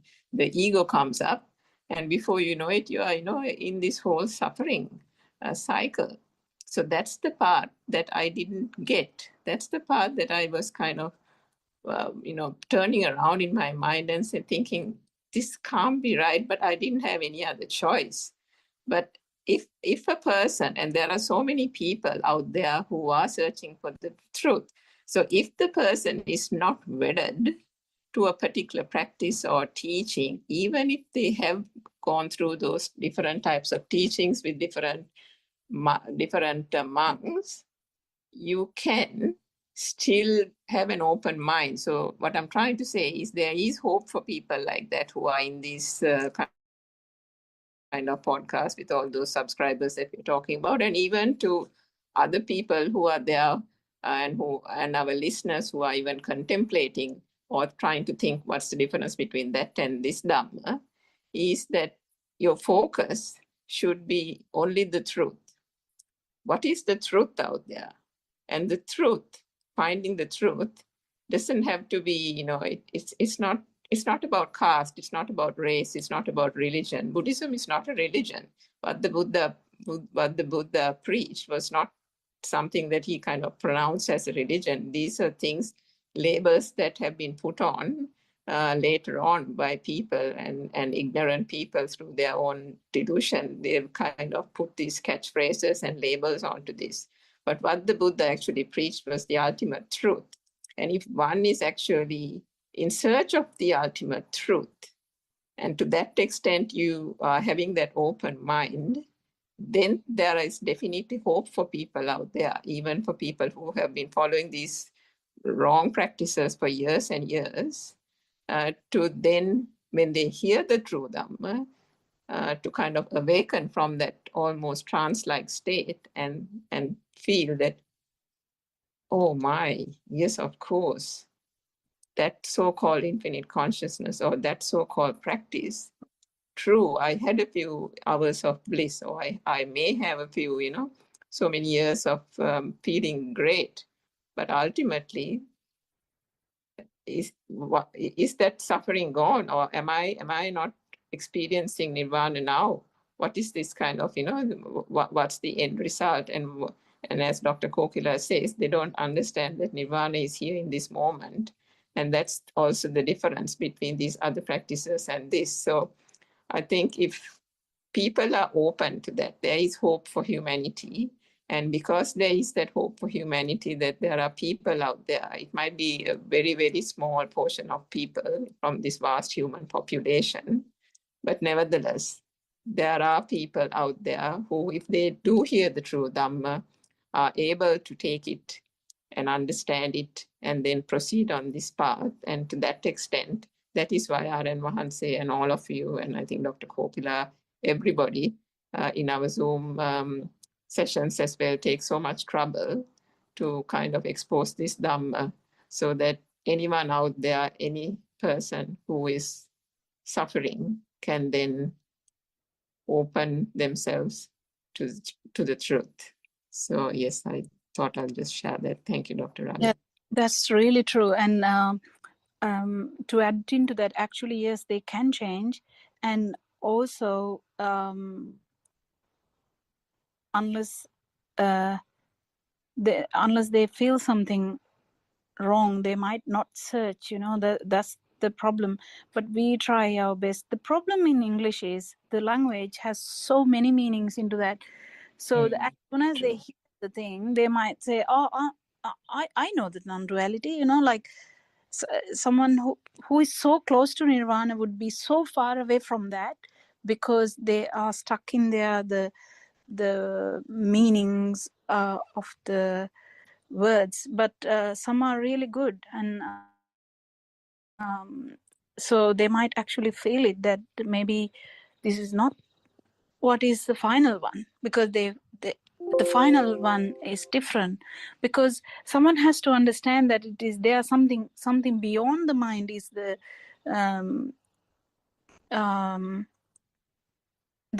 non-vibration. Because if you are in the mind, you can actually go into any mundane plane it's not a problem. But what I'm trying to say is there is always a possibility you can go into any plane. But if you really understand that it's actually the problem is with that, the appreciation of whatever you feel is the problem, that's a kind of a passion in us, kind of a inherent thing in us that we tend to enjoy. So the whatever the feelings, whatever the whatever the feeling, so that we tend to enjoy. That's the problem of the self or the mind. The mind has all these extremes. So this enjoyment of the senses is actually inevitable. So it's difficult to explain, but we are trying our best.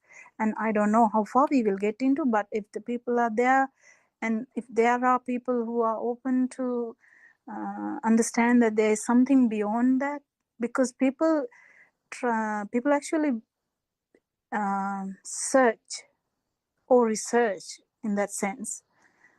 And there are things like, there's so many stuff like in quantum theory that they talk about how, and even Aaron once says this, that the person, how a consciousness can telepathy into a consciousness, like whatever the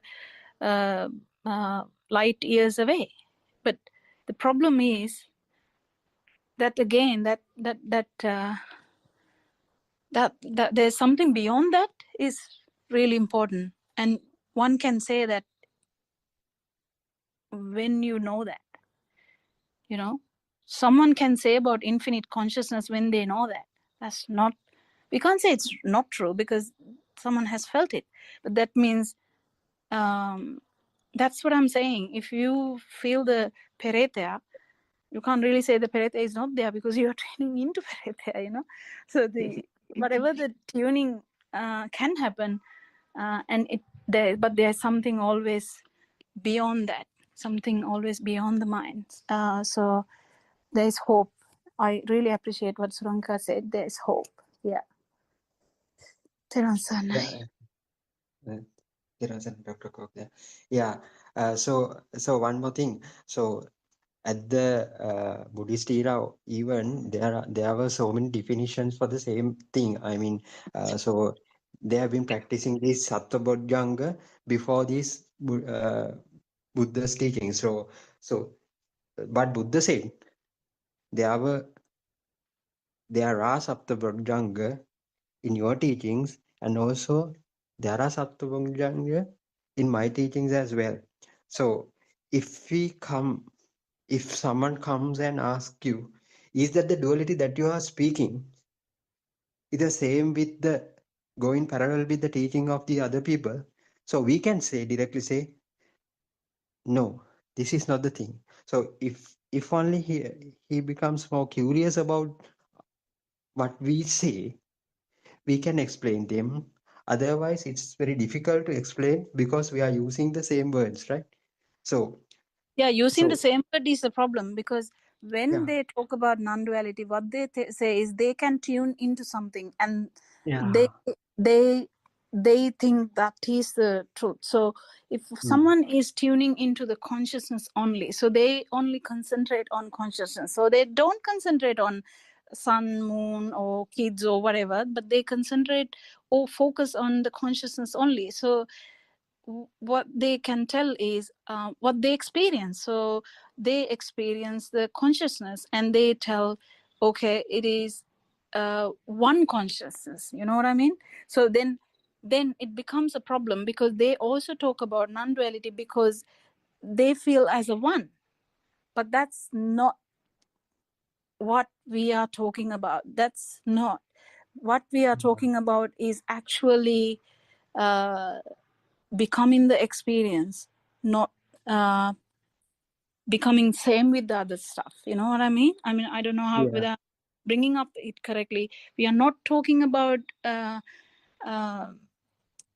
tallying into another thing or getting similar into another level, we are actually giving up this end. Yeah. And then there is a non-duality again, because there's no end here. But that's difficult to explain because the words have been used. So we are trying to invent words, as Aran says. We are trying to invent words to say, because we talk about super awareness, because people talk about awareness, and awareness is in the mind, but the super awareness is outside the mind. But who can actually say this unless you have actually experienced it? So it's difficult. That's the Aran problem in explaining this, because all the words have been used for some stuff, some other meanings. Yeah. Exactly. Yeah, so I can see our noble friend Buddothpado Aranwase is also joining with us. Thiruvan Yeah, Saranay Aranwase. there was an topic also. So Saptabhojang is, I think, is the topic, no? But this two type of Saptabhojangas. So Bhojanga Sutras there. So I explain this Sinhala Dhamma discourses. Not the 7 Saptabhojangas. Saptabhojanga is 14 Saptabhojangas. No, do you heard that? Are you heard? No, that's a 14 Saptabhojangas. Is why this 14. There's inside meditation guys also have Saptabhojanga. Otherwise, is the concentration meditation guys have Saptabhojanga. So what is this? These are not same. These are different. What is the difference? Is inside meditation guys, they know the truth. They know it's here. The stimulus is not real. Otherwise, is the nobody is here. There's a system is working here. No. The other guys is in illusion. They are thinking this world is real. But this someone know this Dhamma. What is Buddha's explained independent origination? It's a real. What's the Buddha's Dhamma discourses? What is Buddha explained? The Buddha. We are talking about the Ditti Janubhagama Silava Dasanina Sampano, Dasana Samannaga. What is this Dasana? Dasana Samannaga is the right way. We are talking about eightfold path. No, right vision. No, is a samadhi. Yes, right So vision. what is the right vision? But the right vision is this world is not real. It's our mind creation. This light, our eye, and there's a ear. Otherwise, the smell, taste, and the skin. These are senses creations. That's together coming. That's mind sense. So this is a process. It's not real. So this is the understanding. This is the truth. You can experience it. Otherwise, this world is not real. So that is the insight meditation. That's why the Buddha said that's a rare thing is the human life. Otherwise, the rare thing is the truth. Understand? That's a durlabha manusatva, durlabha saddhamma soul. Is a rare is a hearing the truth. Durlabha chara sampat. It's the rare is that this present moment only that we are living, and this present moment is not real. This is the chara sampat. Is very rare. It's not common. Most of people in this world is real. They are they are getting this permanent, but this is not permanent. It's our mind. It's difficult to understand. Yeah, this truth is very rare. It's not common, but truth is the truth. No. Very interesting is this. Durlabha manusatva, durlabha saddhamma shravana, durlabha sanasappadi, durlabha patirupa desavasa. What's the meaning is patirupa desavasa? It's not anusat. It's not outside, it's real. It's outside, it's not real. Someone understood. That is the patirupa desavasa. That is the real Buddha Dhamma. What is the real Buddhist, real Buddhism. What's the truth here? Because today also, someone understood really this dependent origination is our mind creation. We are living only this present moment only, but it is not real. It is illusion. What is that final effect? You know this your eye creation also. Various of type of living beings have various of type the eye creations. You know, buffalo have only look in the red color. How is this? How is that world? Buffalo's world. How is the insect? It's, bees, honey bees, and most of insects. They have 8 worlds. They are eye creations. Doctor, you know this? No. Yeah, Yeah, yeah. yeah. That's our censoring word, no? Sensuality word. What is this? No, I think this very interesting. Explain otherwise. This is someone don't know this truth. How long he living is not necessary. No, Buddha said this. Someone living the 1 second no with the truth is the best. No. Yeah, yes, sir. So that is the difference of Bojjanga. Otherwise, what is the real word? Is English word? Is Bojjanga? What is the word? Kokila, you know? Harshi sometimes no. Is here? No, I don't know, Harshi. sir. Today no. Today is Saturday. Kavindya, are you hearing here? Kavindya? Kavindya is here. Yes, Saranasa, I'm here. Yeah. What is But the I'm not Kavindya? sure. Yeah. Are you realize that what's the Bojjanga English word? My mind. Factors of awakening. When I check Google, that's the factors of awakening. Factors of awakening is awakened to the moment. No, What no, is seven? factors of awakening or factors of enlightenment. That's what the Google says. Factors of awakening is the other meaning, I think. Yes. Factors of awakening. Well, someone is here. I know the factors of awakening is a Saptapachanga. Chandani, are you there? Sometimes. No, It's I okay. don't know, sir. Yeah, it's okay. It's okay. It doesn't matter. We know this. The Buddha's word is Sati Dhamma Vijaya Virya Priti Pasadi Samadhi Upekka is the 7. It's a Sati is awareness. It's okay. So Sati Dhamma Vijaya is the Dhamma understanding. Virya is the encouraged. No? What is the Virya? Is encouraged. No? It's okay. Yeah, join with me. Yeah. Sati Dhamma Vijaya Virya. Virya is encouraged. Effort or advance. Effort, yeah, it's okay. Effort. Sati, Dhamma Vijaya, Virya, effort. Pasadi is tranquility. Sati, Dhamma Vijaya, Virya, Pasadi is tranquility. Sati, Dhamma Vijaya, Virya, Preeti is the happiness. No? Sati, Dhamma Vijaya, Virya, Preeti, Pasadi, tranquility, and the Samadhi is the what's the word is Samadhi? Is same Samadhi or it's okay. Samadhi. Concentration is the word that we use. The name of 7 factors of enlightenment, the Bojjanga. Yeah, 7 factors of enlightenment. There's 7 factors of words. enlightenment. 7 factors of enlightenment is, I think, is good because 7 word is here because Sapta Bojjanga. That is why Sati Dhamma Vijaya Virya Priti Pasadi Samadhi Upekka. Upekka is what is the word is Upekka English? Equanimity, Aranhasa. What? Equanimity. Equanimity. It's okay. That is the is Nibbana otherwise. Upekka, Sankara Upekka is the equanimity because no sadness or suffering. That's a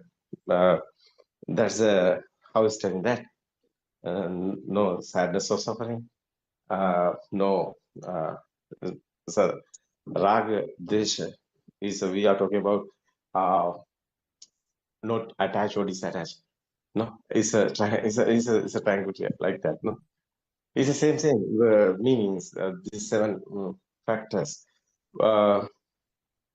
But you see, there's a concentration meditation guys. Is okay. They are doing the concentration meditation. Hindus are also doing. Many guys are doing. It's okay. There's a coming these stages. Yeah, tranquility is coming. It's ignite is okay. But it is soul is there. That is the case because they are talking about the enlightenment. Enlightenment is someone is there in with universe. Nothingness is there, but someone is there. Someone have nothingness. Is the meaning. But it is not the Buddha's explaining. Buddha is telling other one. Here, nobody is here. Nobody is here. Everything is a natural phenomenon. It's happening. It's a nothingness is the result. සාහිත්‍ය Oh. අර මෑණියන්ට call එකක් අරන් දෙනවද Oh. අර කනාමුරේ What you doing? ආරෙන් කිව්වා එයාලා සම්බන්ධ කරන්න කියලා සූම් What you එකට doing? Why your silence? Fight awareness, what you අරගෙන doing? කෝල් එකක් ගත්තා දැන් ටිකට කලින් Oh, someone is here to mic mute. It's okay. Yeah. That's the other seven factors is Buddha's explaining one. Before became a Buddha, that's other guys, other religion guys, is doing this concentration meditation. They have seven factors, but it is not a Buddha's way. That is why Buddha,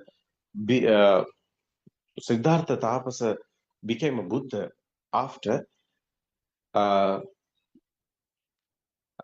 to 5 teachers and telling, never heard before Dhamma. So, what is this never heard before Dhamma is telling the 5 teachers? It's not that type of seven factors. It's not that type of samadhi. It's not that result. It's a difference. What is that difference? It's a understand one, nobody is here. What is this understand? Our mind creation is given us this soul. Our life, that's a soul, living being. Is our mind creations. Every living being, mind creations there. The world also, everything. Our mind creations. Otherwise, that mind creation is not real. So outside also not real, inside also not real. Everything is our inside creations, but it is not real. That is the imaging. That is the imaging, no? It's not easy to understand. It's a system, it's a process. That is why dependent origination. The real dependent origination is the very word. So someone understood that one. Our mind creation, everything. Yeah, suffering is given our mind. Someone thinking, one day I'm dead. He or he's in suffering. He's in sadness. Because his mind given him. Not his state. Not permanent. So that is why sadness is here. Because the mind. That's an example. Everything like this. Someone thinking I'm the king. It's okay, it's mine. Given him. King or poor guy or no beggar or everything. This is the special. We won't understand. We want to study. We won't learn. We won't know what is the truth is here. It's very worth. This is the key. Buddha's explain. Our mind questions. So what do you think about? This mind creation, someone understood. This soul is not real. He understanding how is the feel is coming. It's a power like that, electric power like that, mind magnetic power. You know, there's a solar power. How it's creating? It's systematically. It's a natural phenomenon, naturally happening. Like that, our mind power is like a solar power. Our eye, our ear, nose, mouth, and the skin, these senses, creations, power generating. What is this power? It's our thought, thinking power. Someone anger is coming, his power is coming. Someone attacks something, the power is coming. That's a thinking power. That is the mindful power we are talking. How is mindful power? Because our physical body want the power. How is our arms, legs moving? So some power won't, no. How is generating that power? Inside systematically is happening. That's our thinking. That's our thought. That's our mind. Given this. That's the life field. Otherwise it's the power. It's not, nobody is doing. No one is doing. Sela Sutra is there. Tripitaka. You can search. Naidang Attakatam Bimban Naidam Parakatanga. That's a cause and effect. Everything is happening. It's a vibration system. Our eye senses vibration systems given this power like a spring. It's again and again and happening one thing. Is the power is generating. How is this systematically happening? Unbelievable. That's a together coming this light, eye given the light, no, ear given the sound, and the smell, taste, and the skin given the hot and cool, smooth and rough, and together coming one spark is happening, is the huge power is coming. That's a thought. That's a thinking. That's a kindergarten time little child. Don't know red or blue or colors or anything. Before kindergarten time, there's a caught in the baby. It's a radiant mind.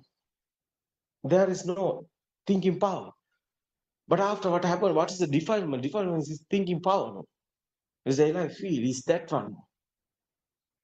That's the existent feel. Otherwise, same alive feel. What do you think? Is someone understood this Dharma?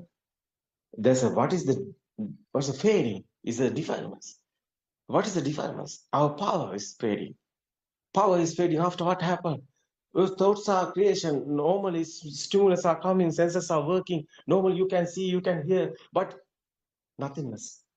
What is this nothingness? Everything is there, but nothingness is there. What is this nothingness? No height, no any vibrations, no any inside pain.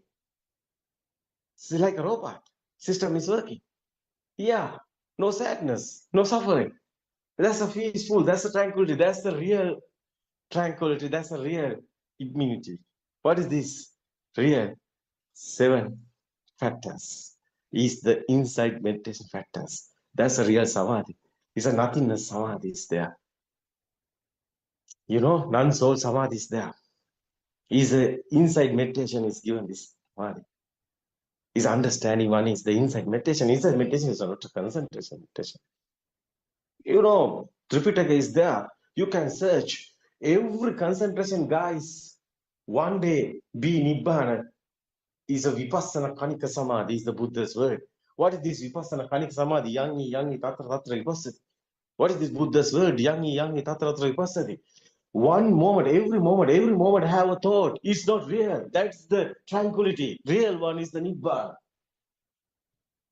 Is understanding one. Is inside meditation. It's not a concentration meditation. It's inside meditation. It's a cause and effect Dhamma. It's a system is happening. It's not a action and effect. It's a cause and effect Dhamma. It's not action and effect Dhamma. It's a real Buddhism. It's real Nibbana. Today also you can be Arahat. You can experience it. It's not a believing. It's not a trust. You can experience it. Yeah. You follow the Buddothpado Dhamma discourses.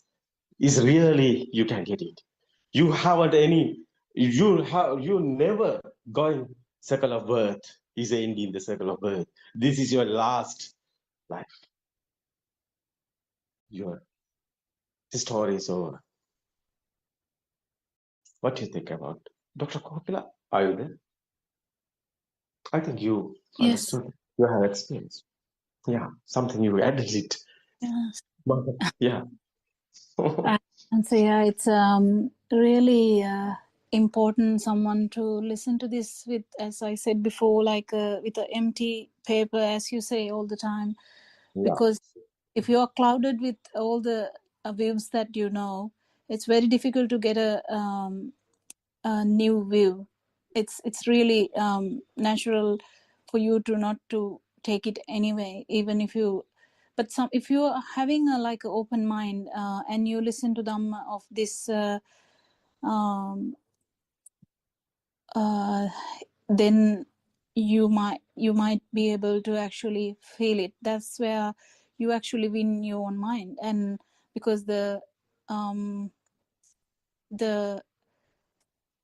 ability to go into every mundane plane is actually in the ability of the mind. But if you have win the mind and you don't actually entertain you can see the planes, but you don't entertain the planes anymore, because you actually have seen beyond, and that's what is important. And I invite everyone to listen to Dhamma. We are trying our best to use just the natural words that we use and still try to say it without misunderstanding it for a lot of stuff that is said already in the world.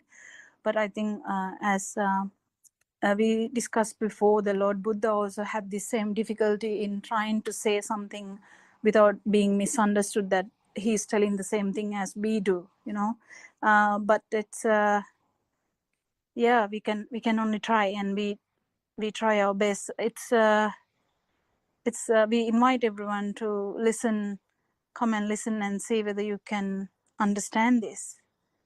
Yeah. Everyone. Today, most guys want real Dhamma. No, many guys finding They but actually yeah, trying to search for it. searching. Yeah. Kavinda, what do you think about? I think you have idea. Yeah. Theron Okay. and Hansa, as we discussed today, everyone talk about how this enlightenment, the word even misinterpreted in this era. So the spirituality is very popular, as Aran Hansa says, and there are a lot of spiritual leaders or teachers in the world. However, Buddha is not another spiritual teacher, or Aryan Mahansa is not another spiritual teacher. So here, the message that we are delivering is so powerful, and there is a big secret in it. So, which is that there is no observer to observe any observations, and then only the perception arises within the system due to the sensory functions, and it is a natural phenomena. And coming to the right vision is really important. Even though some people experience this duality, nothingness, there is an observer to feel these things, as we discussed today in a very nice discussion. So we all invite our listeners to listen to this true Dhamma with an open mind, as we all says, and then experience this tranquility and the liberation within you. That's what I want to say, Aaron Hansen. Yeah, that's a good words you use it. You are a professional. It's good English. No, not. I'm correct now, Kokila. So I'm just trying our best. We all are. And Aaron Hansen is improving a lot too, and we could understand very well what you wanted to convey, Aaron Yeah, I Hansen. would upset everybody because how patient everybody. Broken English. I'm more no period. I'm talking. So thanks for everybody. So listen, my poor English. But the message is the power. Yes, the message is very powerful, Aaron Hansen. That's I what know need because to I feel. get delivered. I Yeah, think if I didn't listen to you in Sinhala, I wouldn't be able to catch it. That's why I'm trying to. I think we are improving, because because I listened to you in Sinhala only, I could. I now actually I can interpret it in English, but before I was even scared to tell anything in English, because I didn't I didn't know what I was talking about. Yeah, Now yeah, Kokila, you know, you remember? I told you, I think it's 2 years before. long. I think 1.5 years before. No word is okay. No problem to words. You try to give this message. No, one day I told you, no? Yeah. At that time, yeah, it's the beginning. English discourses is doing. You teach me sometimes. And yeah, it's okay, Aaron. So you can do this. Most of guys encourage me. I thank everybody because I won't do this best. Otherwise, this everybody is doing their duty. It's very nice. Dr. Ravi and Lalana also. Suranka also here, no? Suranka, Teruvan Sarana, are you listening? Yeah, yeah. Very happy, no? Today discussion. Yes, very Everybody's good words. discussion, Yeah, very Arimansa. interesting. Very interesting, yeah. Today's time is over. Thank you for everybody. Tomorrow we can join again. Thiruvan Sarna, everybody. We won't explain this best. Everybody doing your duty. You have experience. I know everybody have experience. Here in the our stage is a truth. What is the truth in this word? We are explaining the truth. It's a Buddha's words. Really, what's the wisdom? Really, what's the happen here? Why Buddha's telling nothingness here? How is happening? So thank you, everybody. Tomorrow we can join again. Terasana, everybody. Terasana, Dr. Rai, Answer. Terasana. Everyone. Terasana. To all of you.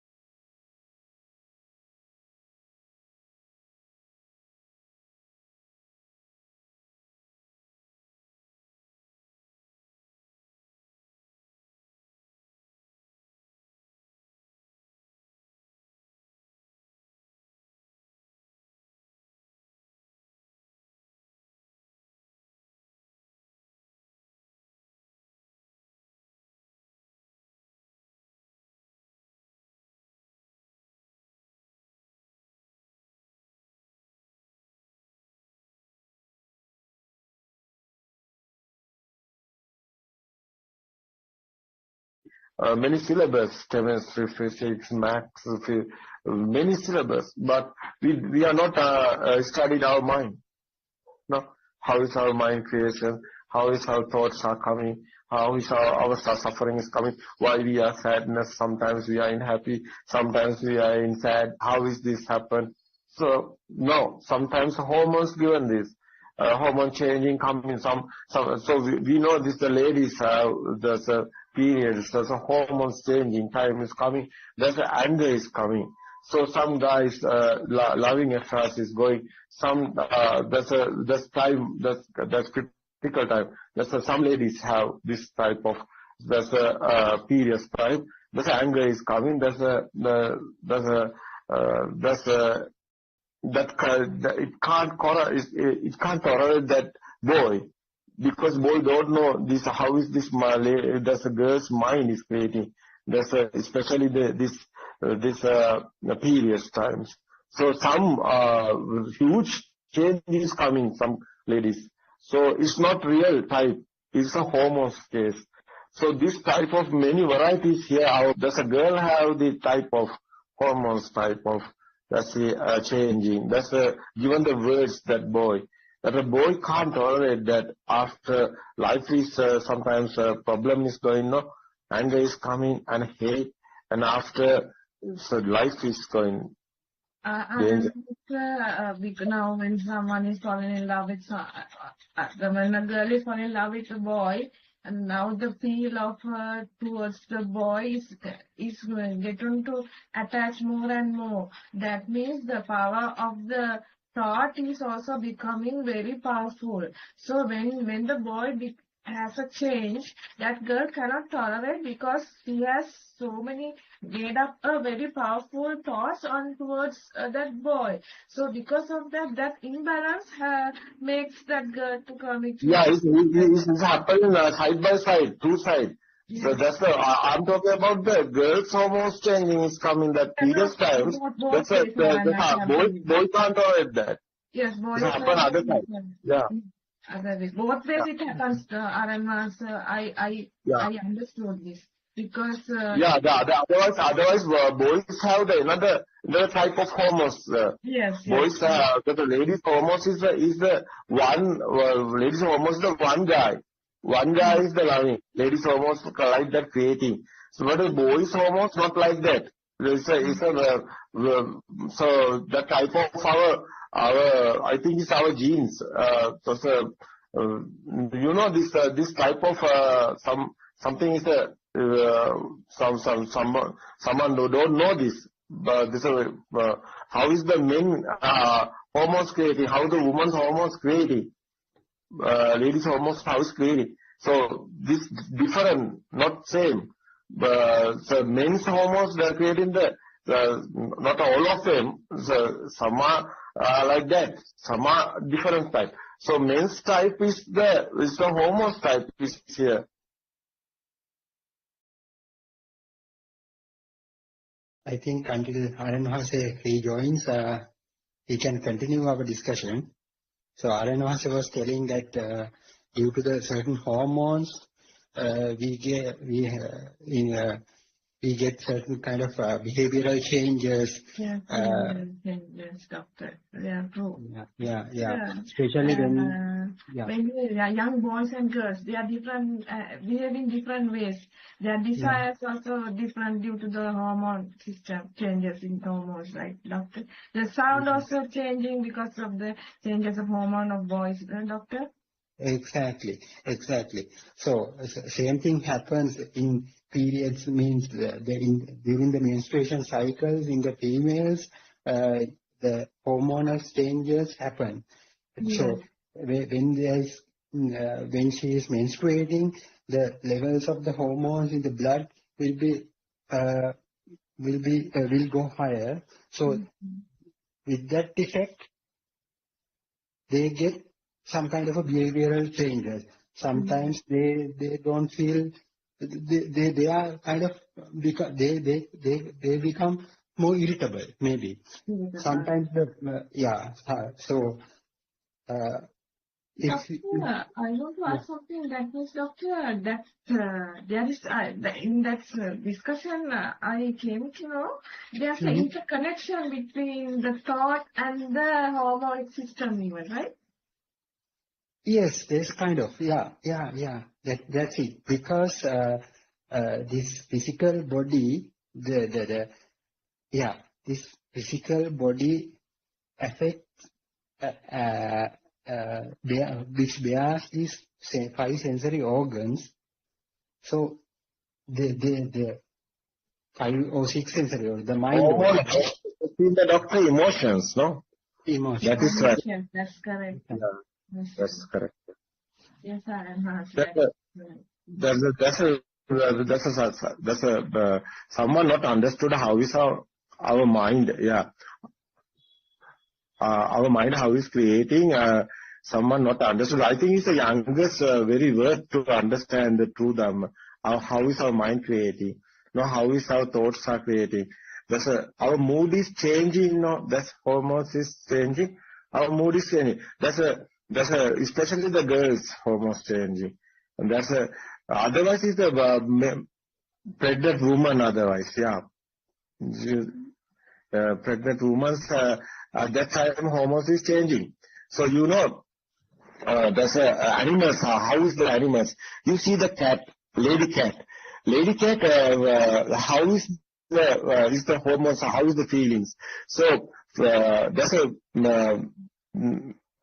after delivered baby, how much anger coming lady cat, not that's a father cat, not coming to the babies, not there's a lady cat attacking the father. But before lady cat loving the father cat, there's a lady cat loving the, how is it telling that male cat? No? Male cat. Yeah, male cat. So the lady cat, very loving male cat. There's a nature given this, almost given this loving feel. So very loving. So after his babies are coming, there's a lady cat changing hormones. Hormones changing, lady cat not like to, there's a father cat not coming to those babies. So lady cat attacking the father cat. So lady cat keeping the baby. So hormones are changing. How is this attacking coming? How is this first time? This hormones changing. Just hormones changing. That is why.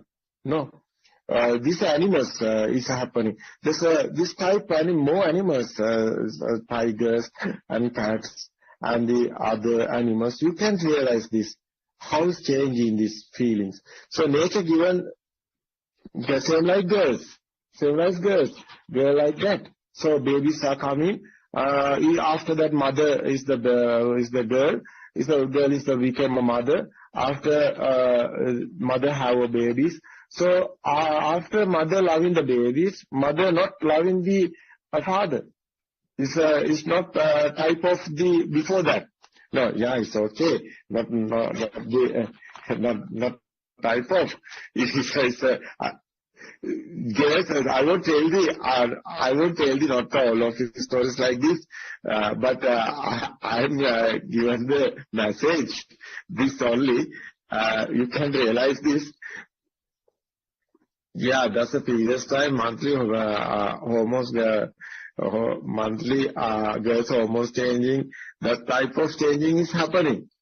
Girls' mood is changing, more editable, like that. So otherwise, is there's this case. I think Dr. Ravi wrote few words. The girl became a mother. The baby with the mother. After babies grow up, after mothers loving the baby, so fathers some type of mistake happen in the mother. Some women I saw, so after don't care the father. So but it is not continuing. Sometimes his understanding is coming, is okay, but always not is happening. Always not like that. I know that. But I have experienced some families type of like this is happening. So what do you think about experience, Dr. Ravi and the others? Surangi, someone is there now. What do you think about this others? I want to join everybody and talk with this type of hormones change and our mind creations, our mind, how is this, our life is the issue, this happen. Yeah, everybody, new one come and join us and your ideas given us, experience. Yeah. Teruvan Saranai Vendradal Aryan Mahalse. Teruvan Saranai.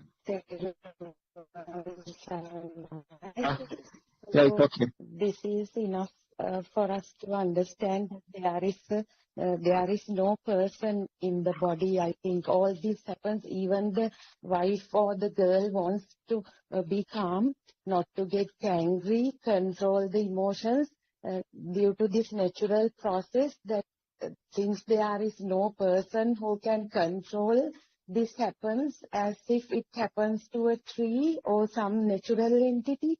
So that's how I understood it when Aryan had said. Yeah, Dinesh is there? Have you experienced this? Are you there? Yes, Aryan Saran. What do you think about it? I think we have experienced it, Aryan. During that time, the changes happen in our body. And we were not aware of that at that time. Now only we can understand this is a system and not a person, Aranvasa. There's no person inside. There's a system is creating everything and the mind is working according to that. That's what I can also, after listening to your sermon, this is what I got, Aranvasa.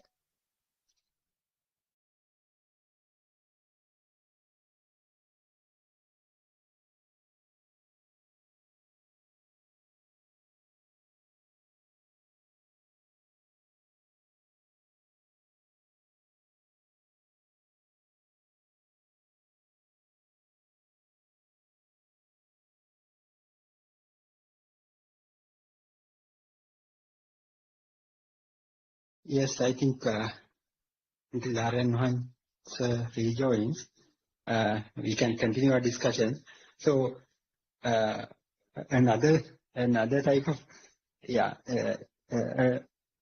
some songs are there also to express this kind of a feeling. So it comes to my mind. So I'll tell it. Punchi pute nuba pasu ammi hungak venas vela. Likewise, so after giving a birth to a child, the lady has changed. The behavior of the lovingness of the lady has changed. So that change has been noticed by the father.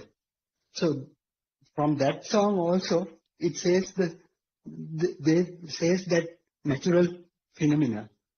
So punchi pute nuba pasu ammi hungak venas vela. Likewise, it goes on. Eda wage nahe. Likewise, this male partner identifies the change of this particular woman. After giving the birth to a child, the behavior of the mother has been changed.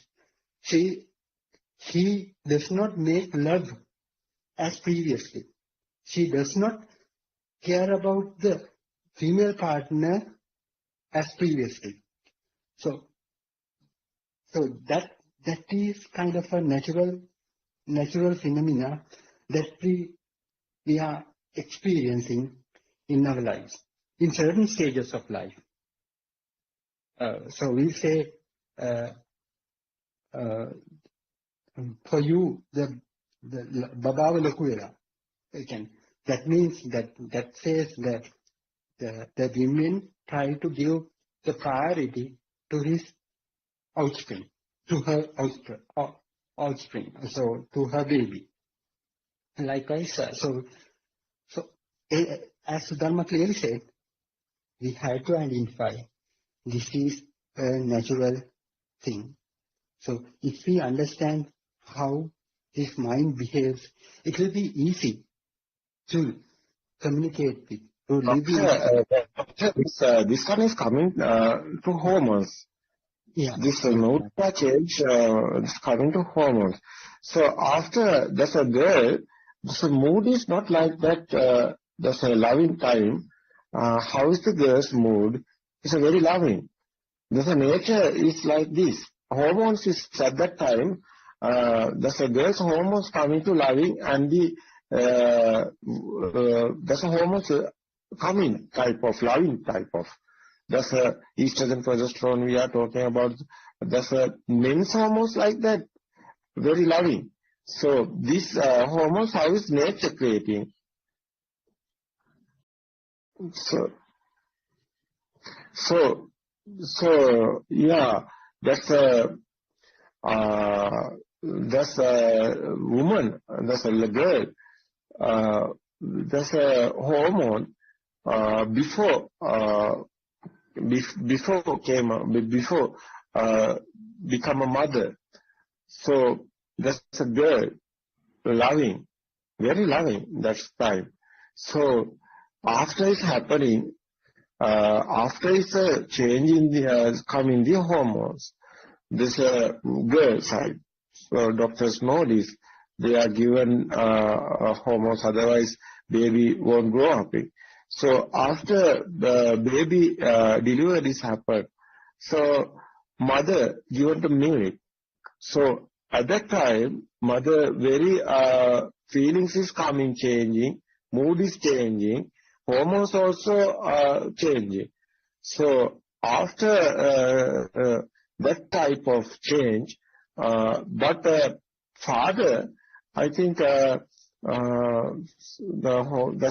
there's a type of not everybody is same. So understand, guys, can recover everything.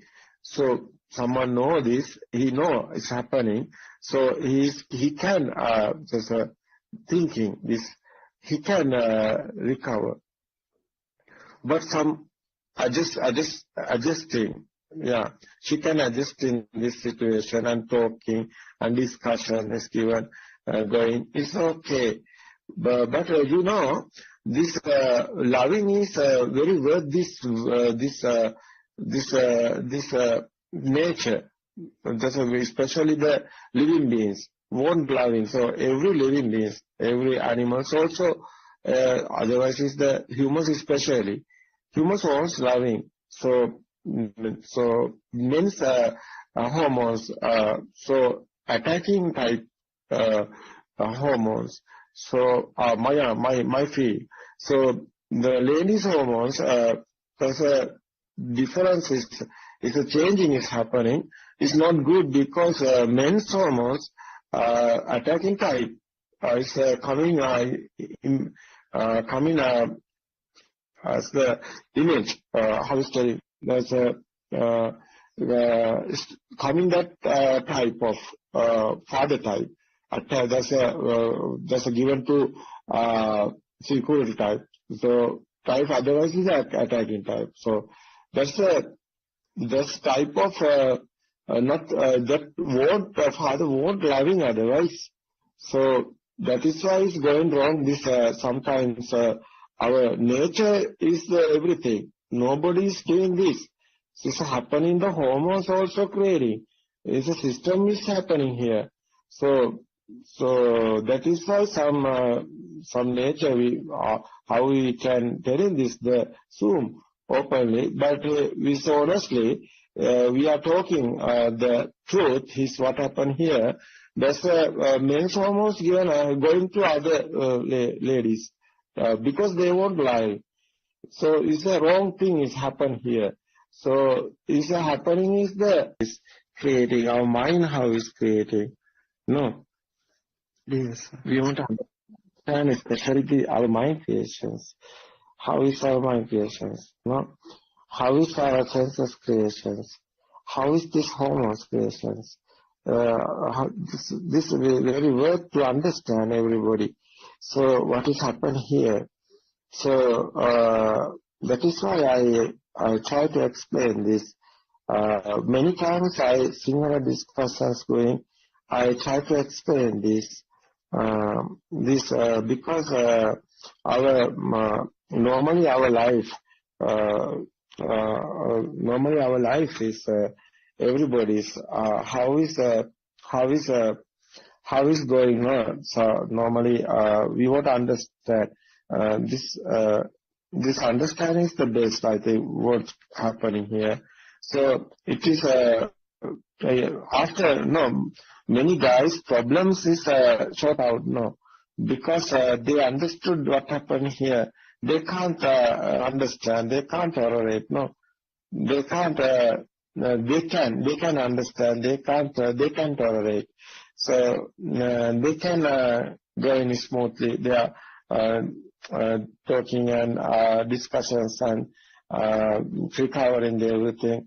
Their family style is happily mother and father and children and everybody unique. There's a family you can go in. There's a friendly going because they know this. It's okay. They can discuss this openly. I think there's everybody is very worth this. So childrens and the parents So very worth this because won't keep the family. No, we don't like to destroy anything. We want to care. We want to keep everything. No, there's a friendly. No, there's a friendly and the unique family. This understand is very worth, I think. This understand won everybody perfectly. Especially how is the mother's changing, how is the father's feelings are changing. So otherwise, someone know the Dhamma, how is mind creating. So no problem anywhere. So the system's working. How is our emotions coming? How is our moods are going, changing, how is happening. So sometimes it's not nobody is doing this. It's happening. System. It's a nature.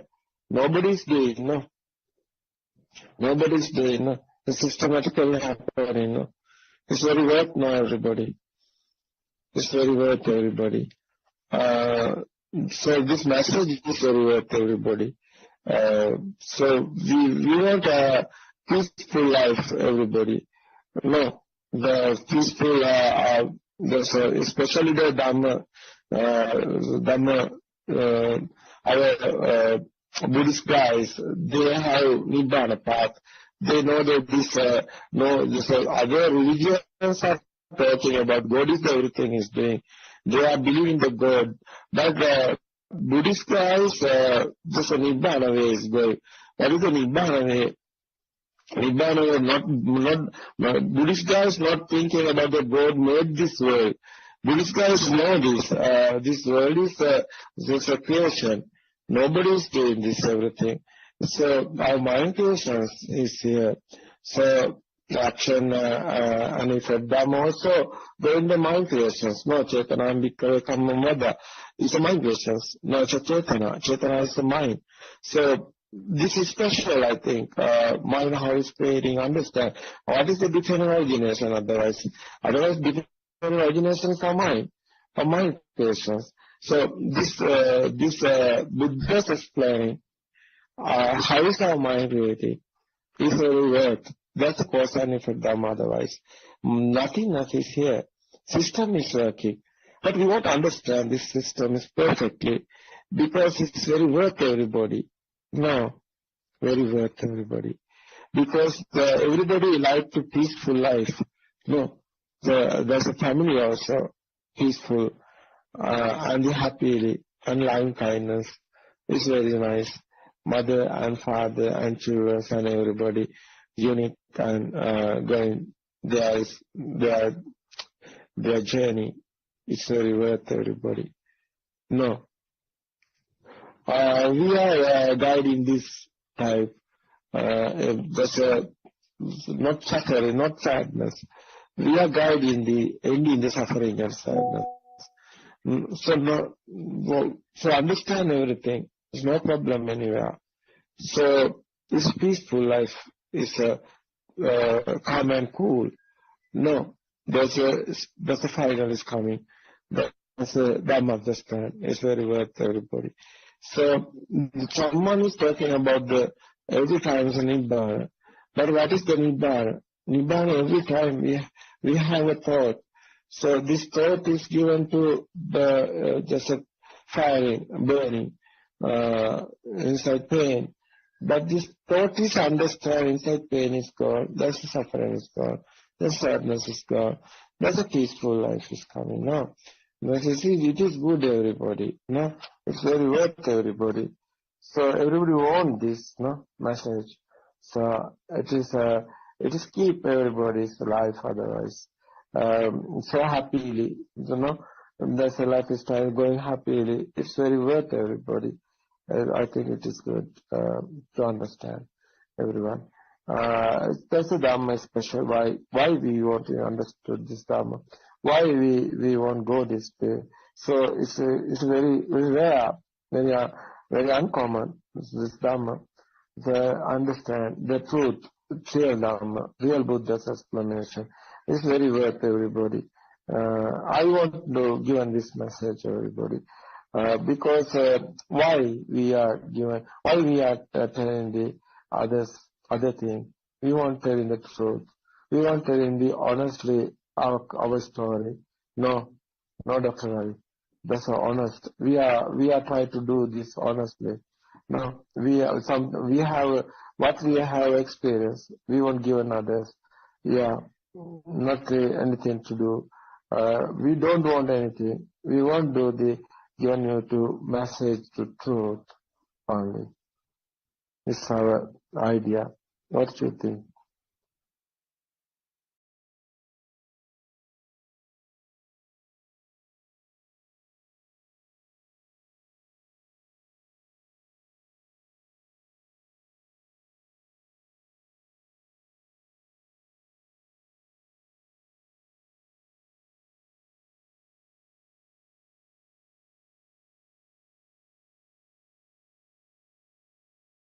We are thinking outside.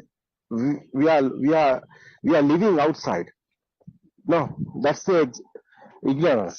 That's the misconception. No, we are living outside, but outside is not real. It's our thoughts. It's sound and forms. Nothing. Not anywhere. No, it's our mind creation. This is the understanding. Someone understood the truth.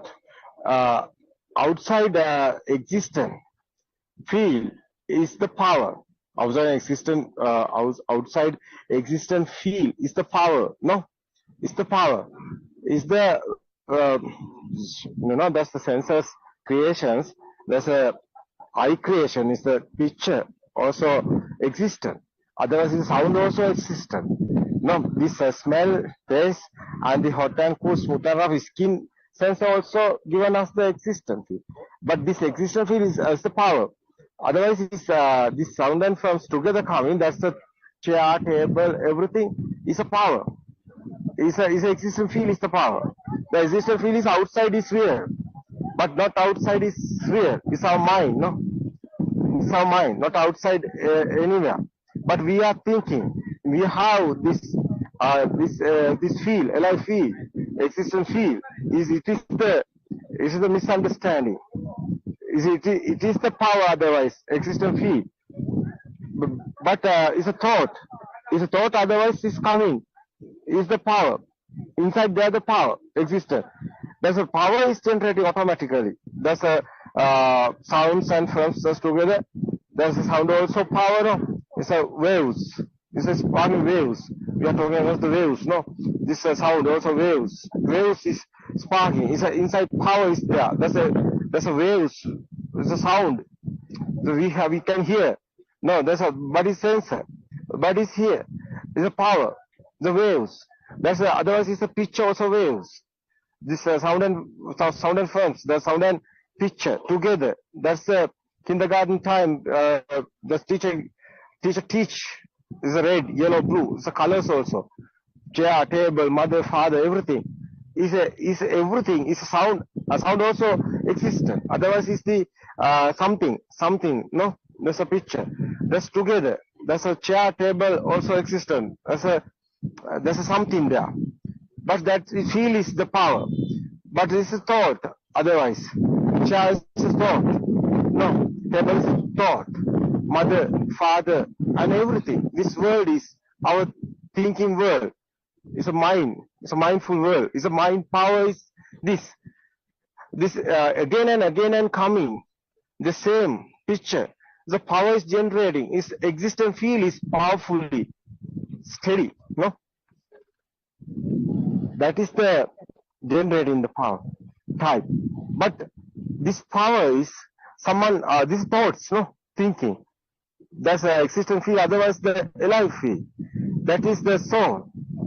So that's the power. There's the ignorance. Is this misunderstanding. So that's a something there real. The real is not a real. It's not a permanent. But our mind is given again and again and coming chair. There's a baby.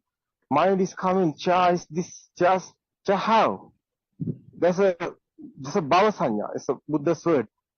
It's a bhava sanya. It's a that's a stimulus. Every time, every thought is given to this thoughts. It's a okay. That's a real. That's a permanent. That's a word. This is the power. But there's a defilement also here. That's defilement is like a power. Just he want it after. It's missing. It's a coming sadness, coming suffering. Something happened, decay or collapse or something happened. It's coming to sadness and suffering because it's a mind. Mind want it again and again. Mind want more than more. After what happened, so again, so this life, some 60, sometimes 70 or 80 or this body, physical body is not still. It's going the decay, collapse. So rotten. So this body is not a permanent. It's a something happened this body. So we are thinking we are going somewhere, heaven or somewhere. So we won't go into heaven. We are thinking not stopping. This thought is not stopping. That's why Andimas try to tell him this is destroyed finally. No, but it's not always happening because there's our senses creations, so mind sense creation. So after death, going somewhere, it's a thinking. It's not stopping. That is why circle of birth we are talking. Because our mind, thoughts, given this vibration, continuing. And the build up in. Continuing and the build up in. So this is our mind creation. So not stopping. Not the place of stopping. That's why circle of birth. So but it's a thought thinking.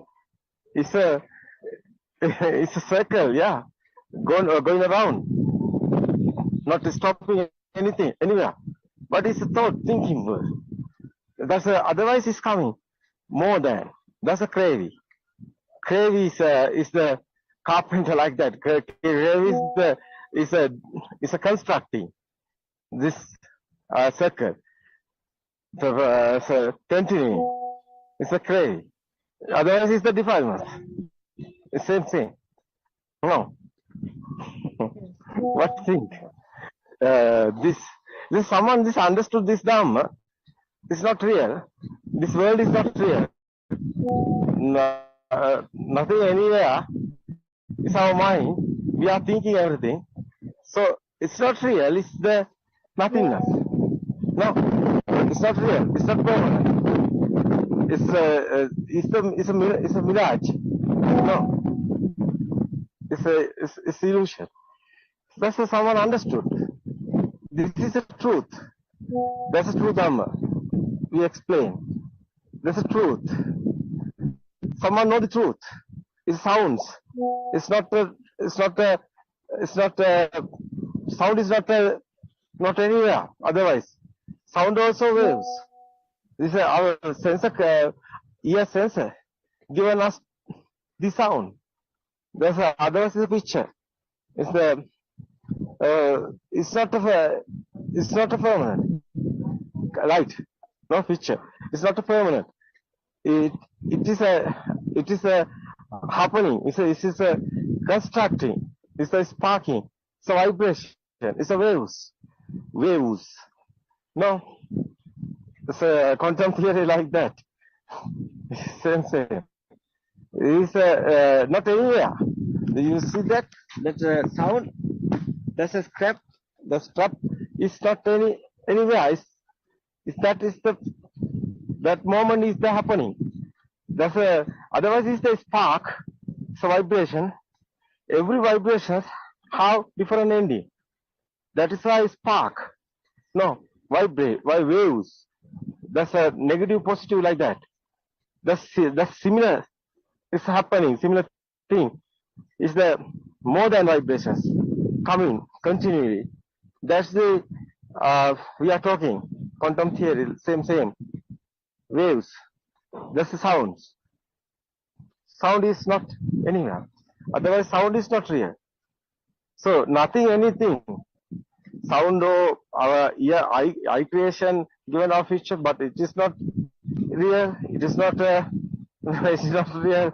Otherwise, is the sound also not real. Smell also not. It's a sense of creations. Constructing this automatically is happening. This natural phenomenon. Nobody is doing. That's a taste also. Sense of creation. Hot, cool, smooth, rough. Our skin sense also same. Hot also. Heat also. Hot also is the vibrations. Waves. Sound also waves. Pitch also waves. So waves, nothing, anything. Otherwise, it's nothingness. So this understanding is the, I think, is the you today. What happened today? You have everything. You also here. Existence feel is here. Chair, table, everything. Sun, moon, trees, houses, everything. Mother, father, everything is thoughts. Your mind. Mind not on your inside head. Mind is not anywhere. It's a spark. It's a spark. It's a vibrations. Sound also vibrations. Pitch also vibrations. Otherwise, sound and waves together coming. That's a thoughts also vibration. Thought is the mind creation. That's the consciousness, mind consciousness. We are talking. That's the ear consciousness and the sound and the eye consciousness in the picture, and together coming, that one is the mind consciousness. It's a charitable thoughts. This is a huge mirage. Nothing anywhere. Yeah. Someone misunderstood. That's a power is that's a fading. That's a defilements of fading we are talking. No, it is very important. No, it is very important to understand. So it's not easy because it's not the thinking. Otherwise, it's inside. We can feel it. It's experience. You can experience it. It is very important, the experience, not a believing, not a trust. You can experience it. Now, you can realize what is carving the thinking in this. Sometimes your science is here. Yeah, tell us something. Yes, Aryan Hansa. So, if I talk about myself, I was,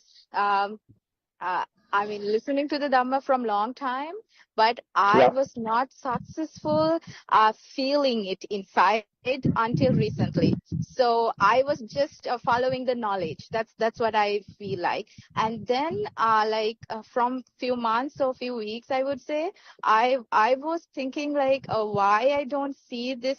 Actually, when people talk in the our Dhamma friends talk about it, talk about this feel in the Zoom discussion, even I could not understand what does it mean by feel. It is very important to feel it actually. So until recently, I could not feel it, and then now I'm still not very matured, but with baby steps, I understand that from inside of me.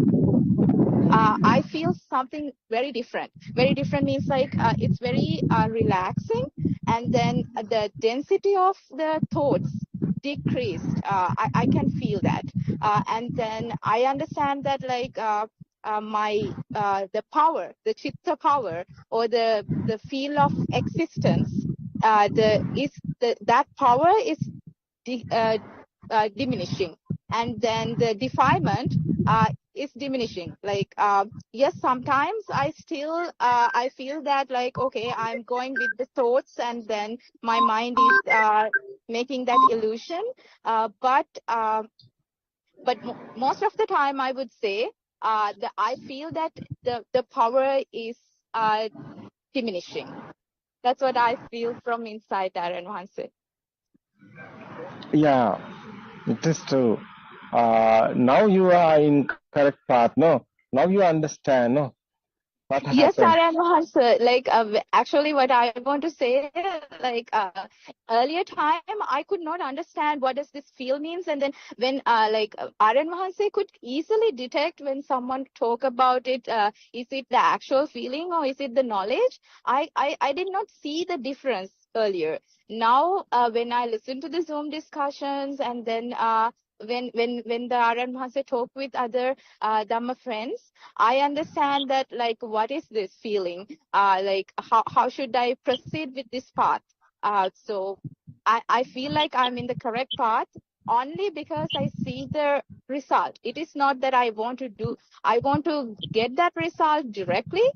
What I want to do is practice this awareness, and then see the truth of this arising, and then the birth of this thought, and then the death of this thought. I'm just seeing the truth of it, and then practicing the awareness, and then result come automatically. That's what I feel, Aryan Mahanse. Yeah, I think now you are very happy. I think now you have experience, not a thinking, not a thoughts, not a knowledge. It's your experience. No, now you are happy now. What's the real Dhamma? What is the truth is here? No, it's an experience. No, happy now Yes. about Yes, it. Aryan Mahanse, it's so Yeah, relaxing. I mean, I yeah, can't, relax and calm and cool, tranquility. No, exactly, yeah, Aryan Mahanse. Yeah. yeah. It is very And I'm good thing really for others grateful. otherwise.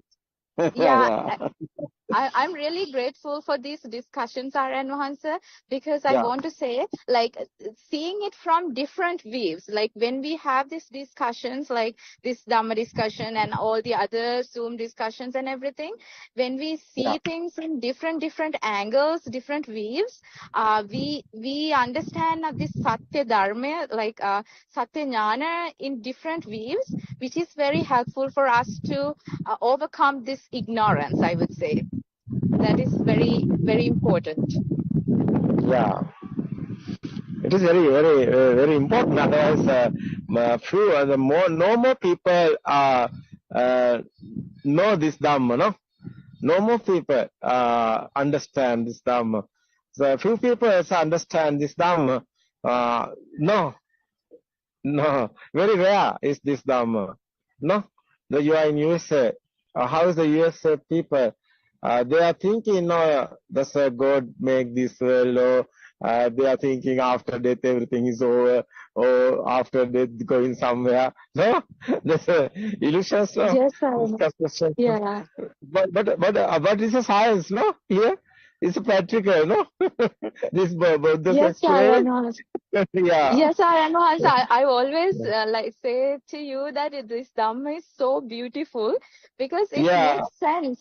It makes sense, and then like everything connect nicely and without any Yeah. loopholes. That's what I feel like a scientist. Like, as an example, if I want to explain something to my students in physics, so what I'm Yeah. thinking is like, where are the loopholes? Like, if we have a loopholes, I have to explain. So this does not work because of these constraints.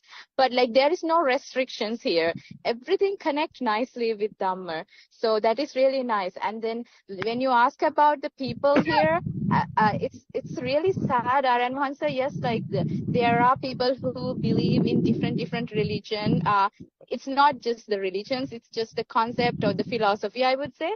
But most of the people are atheists. That means like they do not believe anything. So any religion or anything. So it's like most of the scientists, I would say. So like any person that I work with in my department, if I ask, that is the truth. So all of them, they don't believe in God. They believe in nothing, only science. And then Yeah, good. Very happy, no? Very happy. And how tell you this, no? I think your students are very lucky. Otherwise, I think you are telling the science, everybody. What is this life, and what is what happened to us, and what is the truth is here. You can teach your student other part, no? Your subject is the physics, no? As your professor, no? You are study your students. You are teaching campus, no? It's a big guys, no, the teenagers. They can understand, no? Yes, Saranwahansa, like, yeah. yes, Saranwahansa. Without like giving them the direct hints, I try to give them some indirect thoughts. Like when I teach some concepts about the quantization or the quantum mechanics, what I give them Yeah. is like a tiny thought, like indirectly. I tell them, why don't you think about your mind? What is the mind energy? Like that. Like I try to give them some indirect thought. If they want to explore more. Yeah, it is very interesting. I think you are doing very happily because you are interested in this subject otherwise because you are you know your subject is this not a physics. I think is this one is the subject. What do you think? Yes, Saranwahansa. I think what I think life. What is a life? No, it's the real one. Exactly, Saranwahansa. So Yeah. like I think there is a reason that I had to study physics.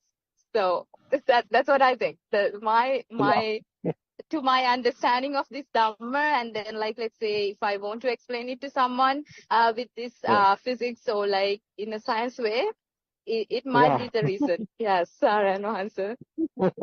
Yeah, it is good because physics is the five star is the sota is meaning is the dharma word is the sota, anusota and patisota. Sota meaning is the waves, no. No, waves is the sota, no. Waves is the speed. It's a happening, no. It's a speedly. That's the quantum theory. Otherwise, Buddha explaining this one. No, rupa, tiko also rupa. Rupa is the meaning is a rupa. Rupana is the what is the word is Pali is the rupana is the sparking of vibrations. No, rupana. It's vibrations. It's a physics, no. Yes, Saranwahansa, absolutely. Yeah. Yeah, So it's a physics. It's your subject final countdown. Exactly, Saranwahansa. So the greatest scientist is the Lord Buddha, Saranwahansa. Yeah, science. It's a Trividya is the Buddha's word. So Trividya is how is our mind creations. It's a Kubbenivasana Sunyani. How is the radiant mind?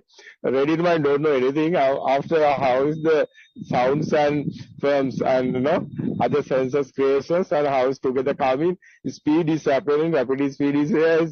It's naturally no one is doing natural phenomena. Is automatically creating thoughts. How is this physics? Trividya is the Pubbedhyasana. Someone how is this present moment coming chair or table or something is a thought. How is coming this? Is the history is there? No, inside radiant mind and after sense of creations and after this thought today chair. How is coming? That's the Chutupata Jnana. This present moment only the thought. This is not real. It's the Asavaksha Jnana is the defilements are fading. Egoistic is gone, disappearing. No? After tranquility. You are today in this way. Tranquility. That's the final. It's a subject of physics or science or is a Dhamma. It's a Dhamma now. Yes, Saranwahansa, absolutely. Yeah, so it's so beautiful, like this spark. That's all we can talk about even.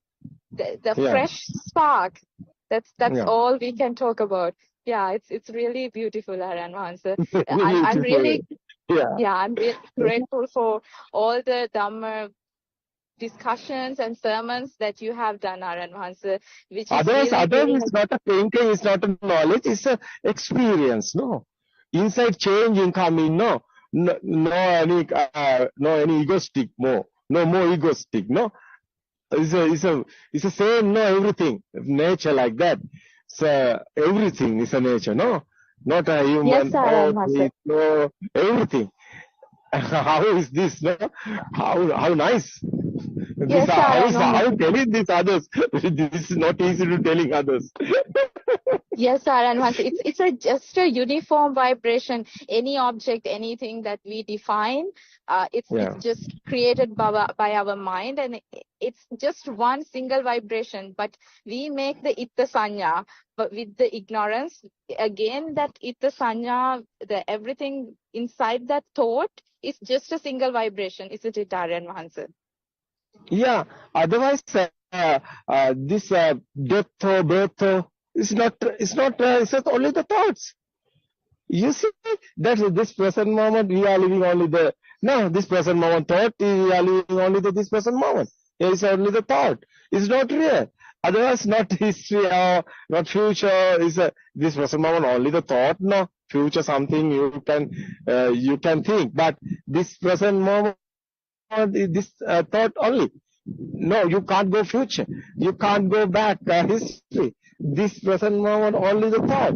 We are living also only this moment. This awaken to the moment is the word. What is this dream? We are awake in this dream. We are living in the stimulation. No, it's a dream. No, it's a dream, daytime dream. But is this now you are awake at it? Oh, what is this? No death or birth. No one here. Nobody here. How is this? It's not a thinking, it's not a thought, it's not a knowledge. Yeah, it's a real. Yes, Saran. Yeah. How nice this. You can teach Yeah, this. Aryan. Wow. Yeah. How nice. So Yeah. how? Yes, Saran. Once like the timeline that we created, it just now you mentioned that like history, the Yeah. present, and the future. Like I still Yeah. feel that like because like I'm not there yet, but like and then the dimensions are with just a single sound with knowledge I understand it. Like if I close my eyes and then with that single vibration, with the speed, when we project our mind to the outside world, like we see we make these dimensions, we make up these dimensions, like so like someone is talking to me from right side, and then like someone is making sound from my left side. So these three dimensions we create with this mind power, and then the timeline as well are, and once the future, like if it is a fresh vibration every moment, when we talk about like if we can talk about a moment, it's just a fresh vibration, and then it arises and then it disappears right away. So how we can Yeah. define this future, present, and the past? So yeah, still I'm feeling the future and the past right now, but I think with this process, when our mind power decreases with time, with the decrease of our ignorance, I think one day, yes, we might feel that it is just an instant. I don't know, Hansa. Yeah.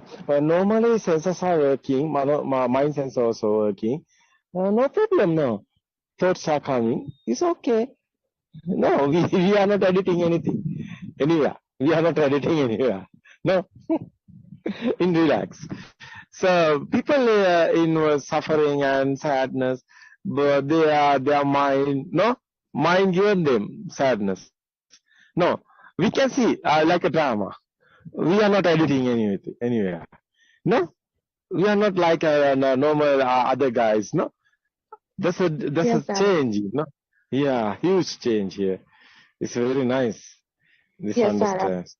And then Yeah, we it's need to good. feel it. Like we have to feel. Yeah. Normally, Yeah. like animals, like humans also, we are not like that. We are not editing anywhere. Yeah, okay, no problem. It's okay. We can do anything. No problem. No suffering on us. No sadness. No, everything is okay. Yes, Sarah and Hansa. Fine. Yes, without the Itta Sanya. Yes.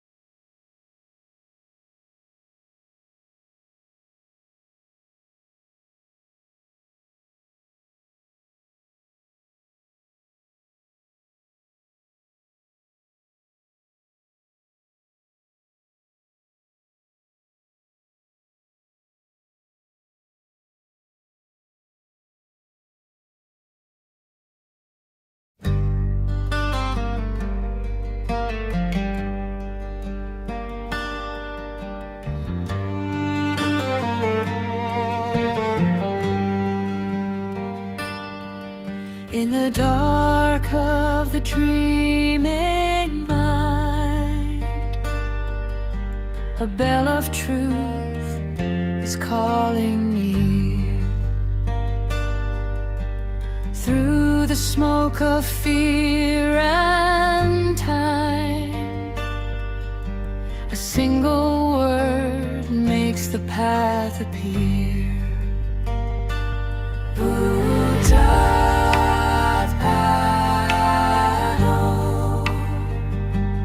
Buddothpado, Buddothpado.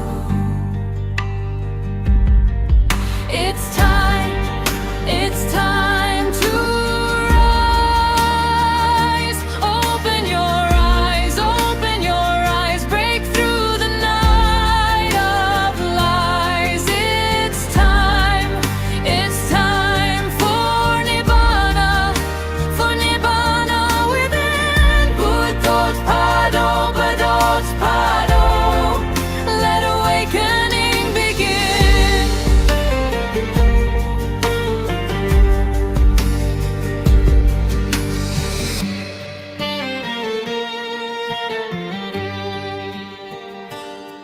When the last breath falls in peace, the storm of the self grows still. With Buddothpado on the lips, the heart returns to silence and will.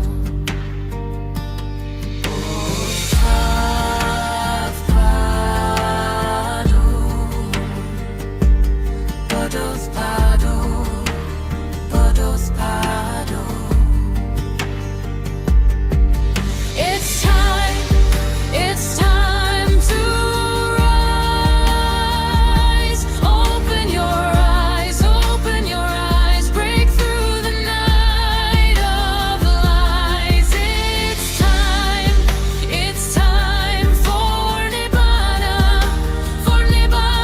within. Buddothpado, Buddothpado, let awakening begin.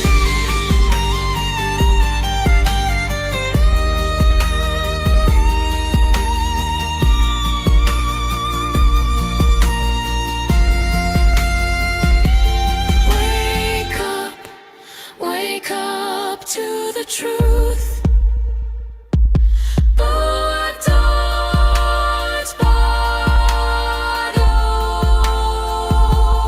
Awake, humans, be awakened humans. Buddothpado, Buddothpado, let awakening begin.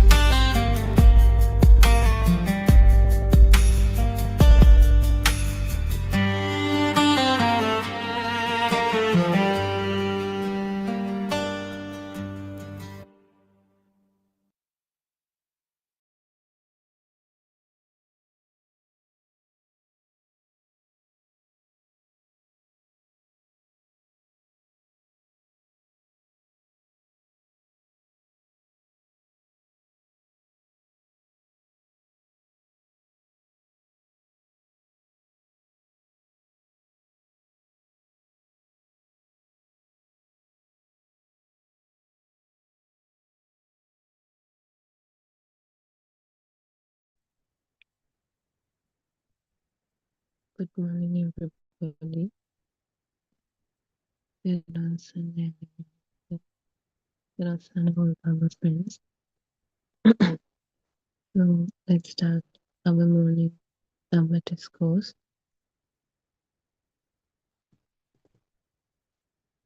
We'll start simple.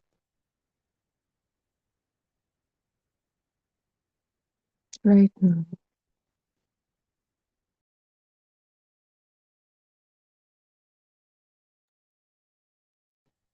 pause gently. Out of everything around you, what are you aware of?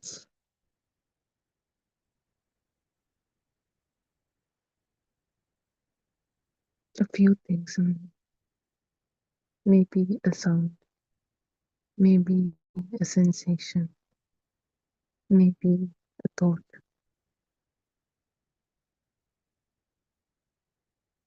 But there is much more present.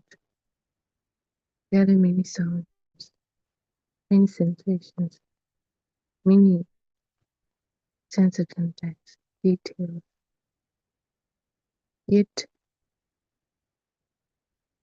you don't experience all of it together. You see, you experience only what your attention touches.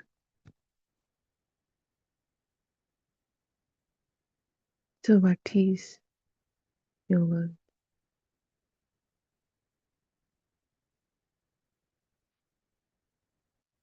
You think what you see now, what you give attention, is your world. Not everything present, but what it is, what is attended to, what the attention was given.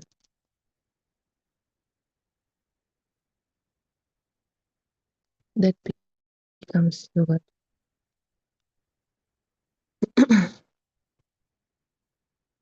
But in reality, there are many sensations, many sounds,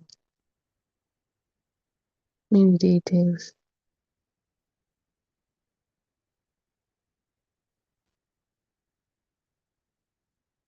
But in your world, there's only one sound, one sensation at a moment. You cannot get all of them together. When you hear the sound of a bird, you only hear the sound of the bird. You can't hear the squirrels. You hear the squirrels after the attention was taken from the bird. You cannot hear all of them together. Can you?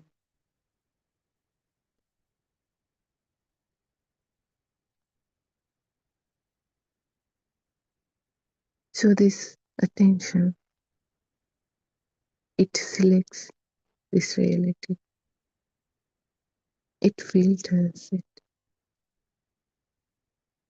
It molds it. Now you can see this clearly. The sound is there. But if your attention is not on it, you don't even know it's there. Even though your ears can hear the sound, still you are not aware it's there. You don't know it's there. It is almost not there.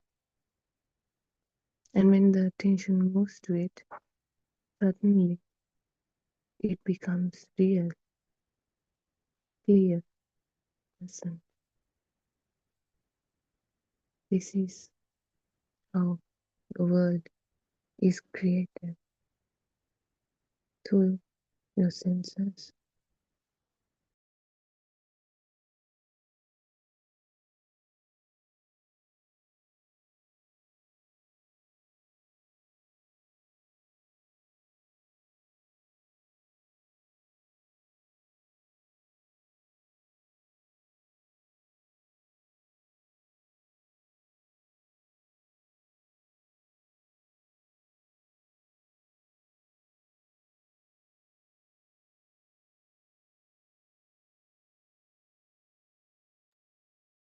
So this attention is by the way very chance that experience your world.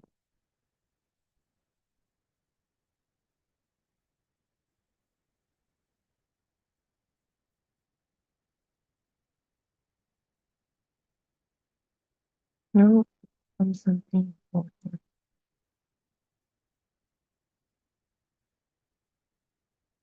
When you give this attention to sense of contact, a certain sound, then the thought related to it comes in. Now with that thought, it carries the details about this sound. Now it names it, explains.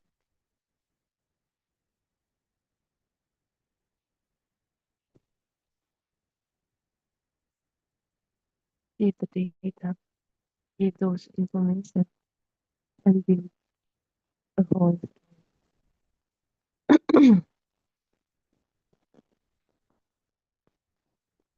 For an example, when you give attention to a sound, a thought comes as that is someone talking, that is a squirrel, that is a dog, that is a bird, that is a baby, that is a person. If you don't know, you might wonder, what is that? Who is that?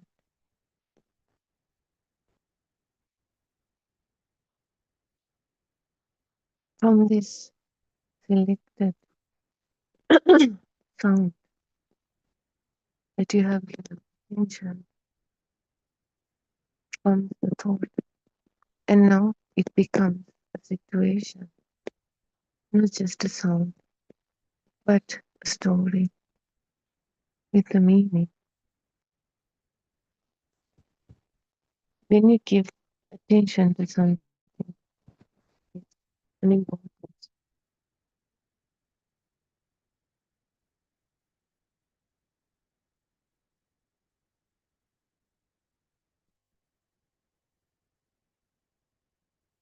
So what you attend to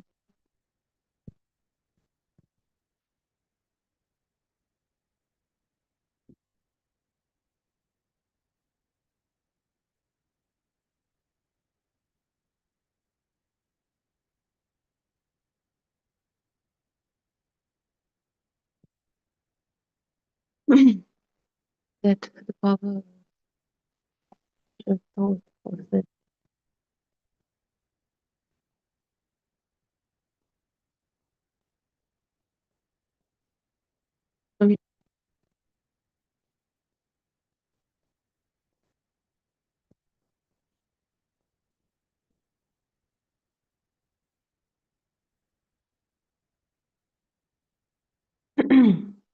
this mind, it keeps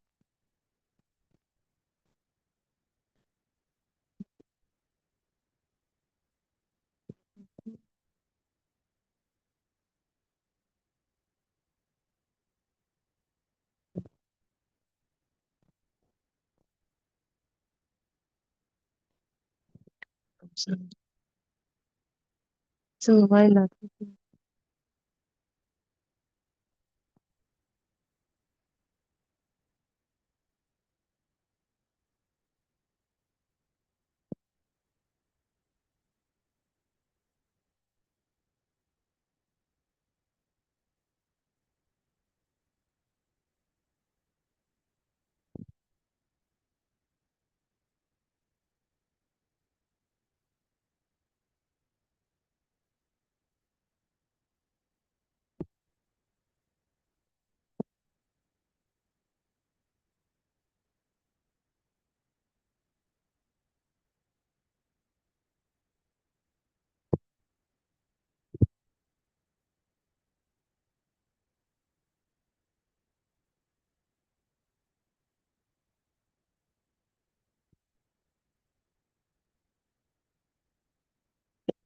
the thought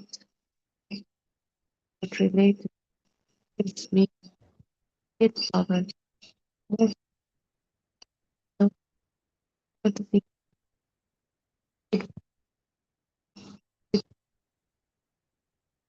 whatever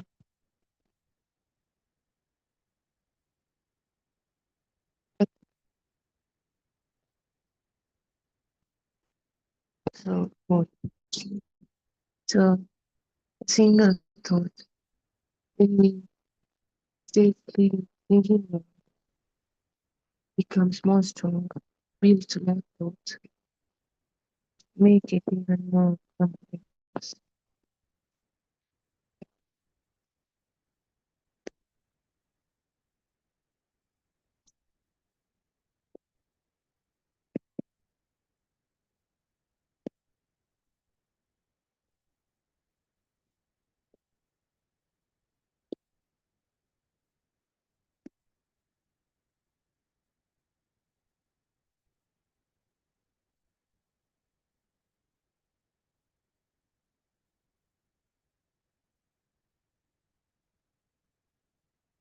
And it doesn't stop there.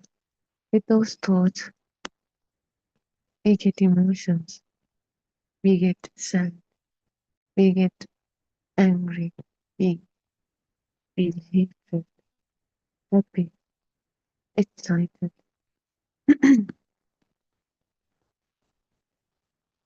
With those, we again and again keep revolving around that. No, we give attention to that thought, more emotions, or more attention. That thought gets powered even more. That's something. Yes.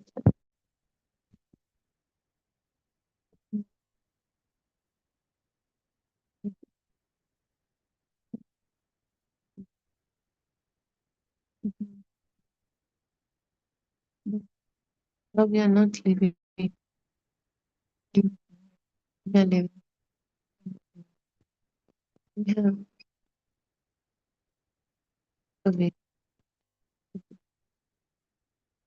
Take those thoughts as they can we forget, but we're not living in this way. We follow this tradition, this built up thing. And it makes this better. I think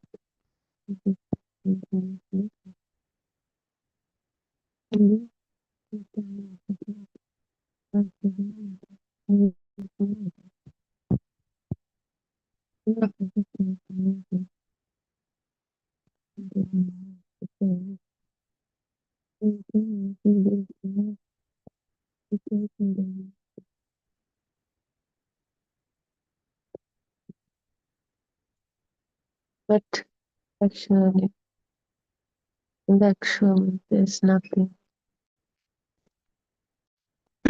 The stronger the thought field, the emotion field, the stronger the we have taken the thought as real. But thought is something that this mind center created. It's a spark. There's no place. We cannot see a thought. It's a power that appears and says, but we feel it as if it's real.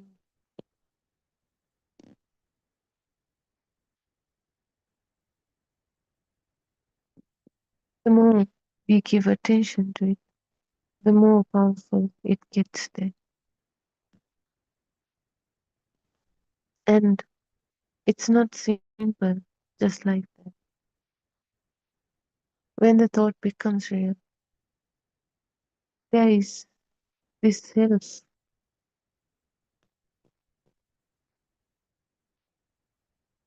The self exists where this attention is. But everything we believe as real outside becomes this self itself.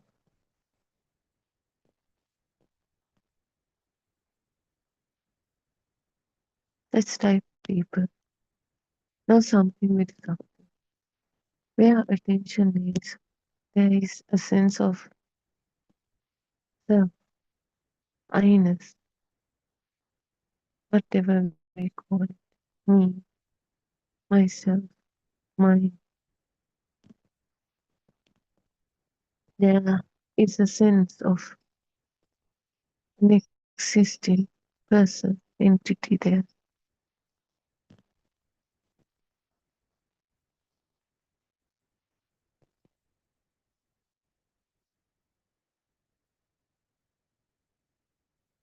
For example, when we give attention to the body, not just attention, when it feels real, powerful, strong, there is something, there is a self here who observes it.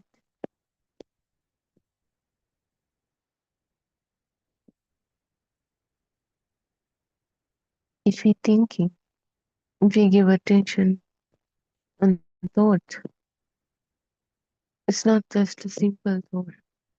It's I am thinking. So this self also moves with this attention. It's not fixed.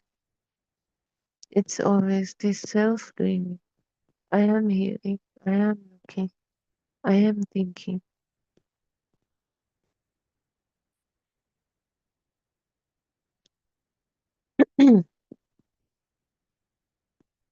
Now you can notice this world is built by this habitual attention.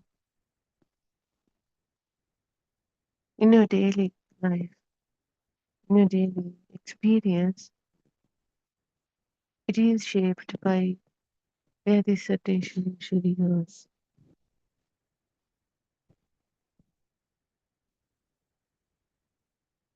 If you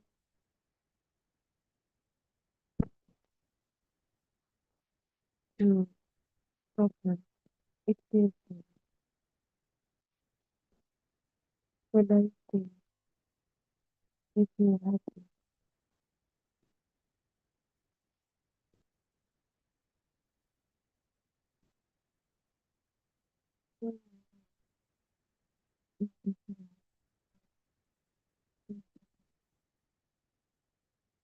different.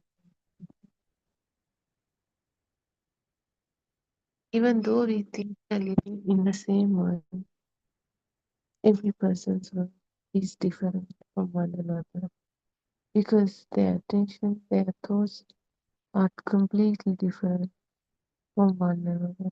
Even the thought of we are living in the same world, that's also another thought.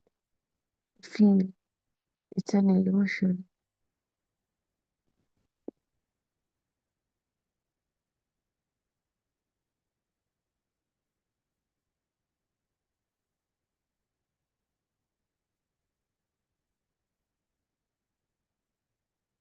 So instead of following thoughts, instead of giving attention to the same thought, we can notice where it moves, where does it go, why, what pulls it. Then you can see it jumps from sound to thought, to sensations, to vision, to thoughts. Nothing is staying fixed. Everything is changing. Whether it's the senses, sense of contact, the attention, or the thoughts, whatever it is, it's not fixed. Nothing is fixed. Everything is appearing and disappearing, always changing. It's not even continuous. It's born right at that moment and dies at the same moment. And they are not controlled by anything. They are just moving. Somehow they occur when the right conditions are met. They occur somehow. And then just moving, not existing, just appearing and disappearing.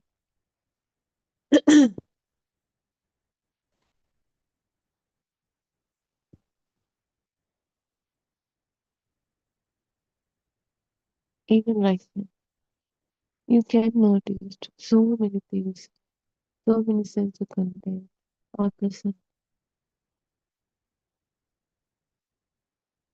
If you have awareness, you can notice, but only few are known. Even right this moment, there are hundreds of sounds, visions, smell, taste, but only few are felt, known. It doesn't mean the rest are not there, but we think, but we hear, heard, or what we give attention to is the only things that exist in this moment.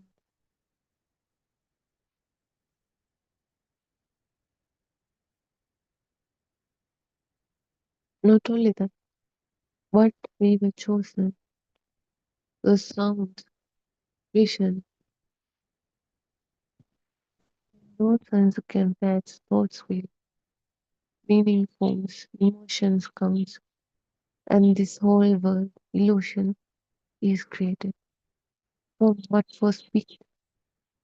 It's not the everything, but we think we are experiencing the whole world, everything right at this moment. But we are actually experiencing what we picked, chosen to. And within that world, the self is. It's not something simple. There is a self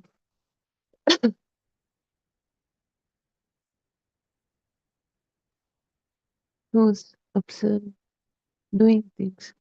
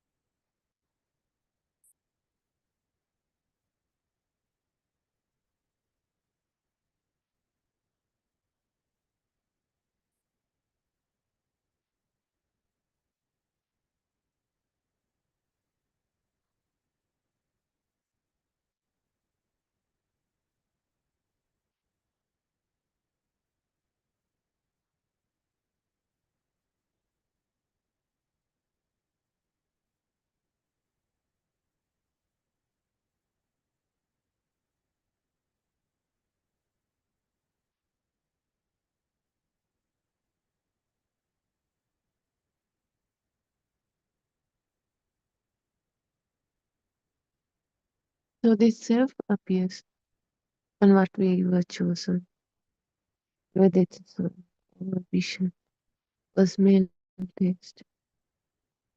That also moving, changing always. It's not fixed. All shaped, not by everything, but by what is chosen, what is attended to.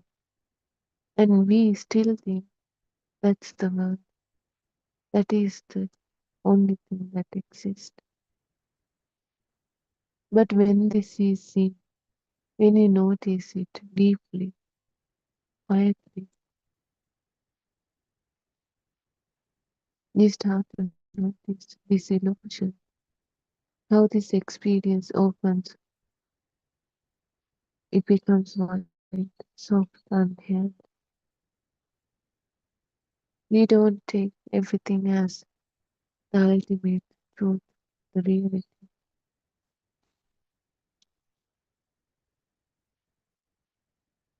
Instead, it becomes just this appearing without being tightly focused or attached, without becoming heavy, just flowing, just appearing and disappearing. Right now, very simple, very light.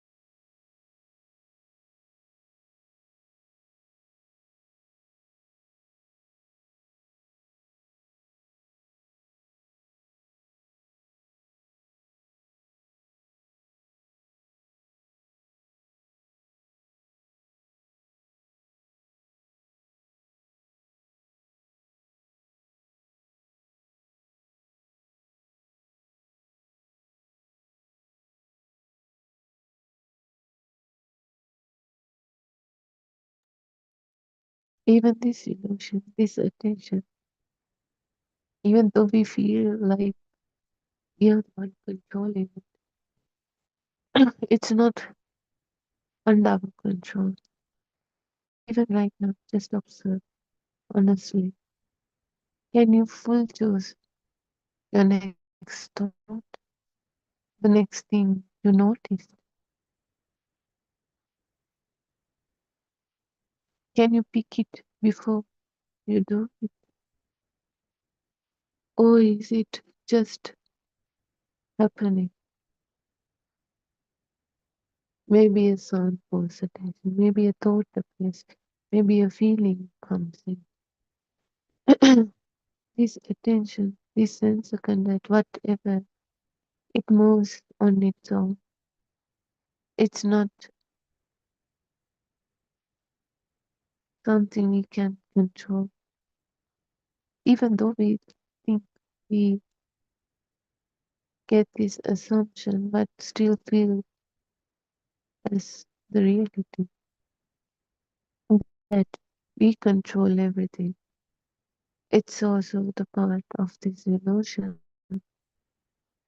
We are the ones thinking that we are in control, we are controlling, but we are not. That's also a fake illusion,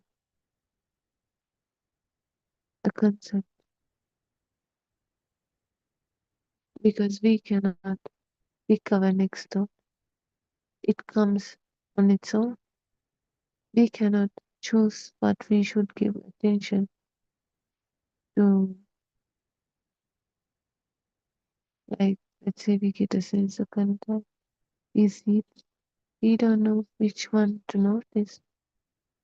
We hear sounds. We don't know which one to hear first. Give attention to. Even though we hear many sounds, many different sounds, our attention always goes to a one single strong one. We cannot control it.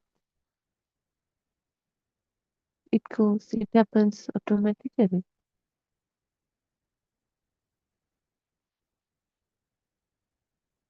So how this happens? Why does this attention goes to one thing and not the other? There are subtle forces. That's how this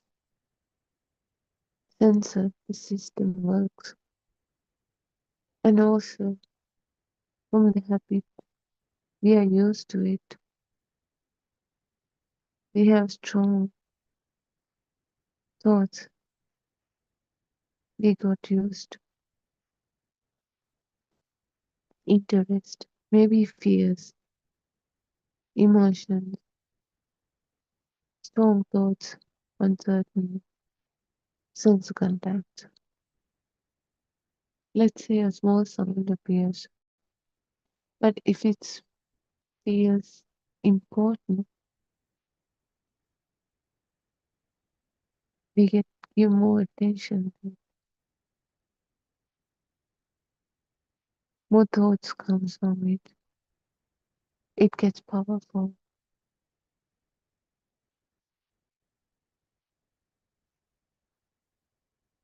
We think something important, even though that's also created by these thoughts and memory. But there is this self who's doing everything. This self has a way of it thinks, a pattern, a certain case, how things should be and shouldn't be. That also controls this.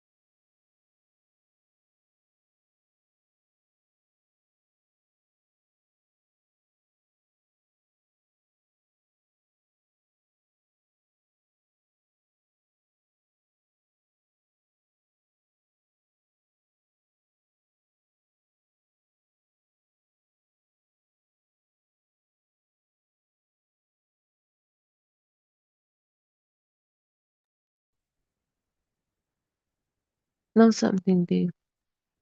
A thought says this matters. And the attention, more attention gives to it. Then the thoughts, emotions get stronger.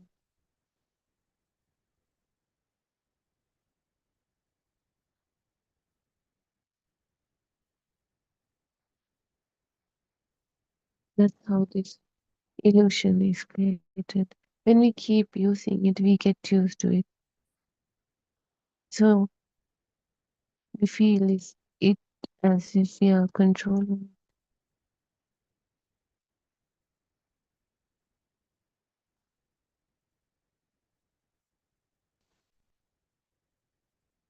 We always feel we are doing everything, but what really happens is it's every time.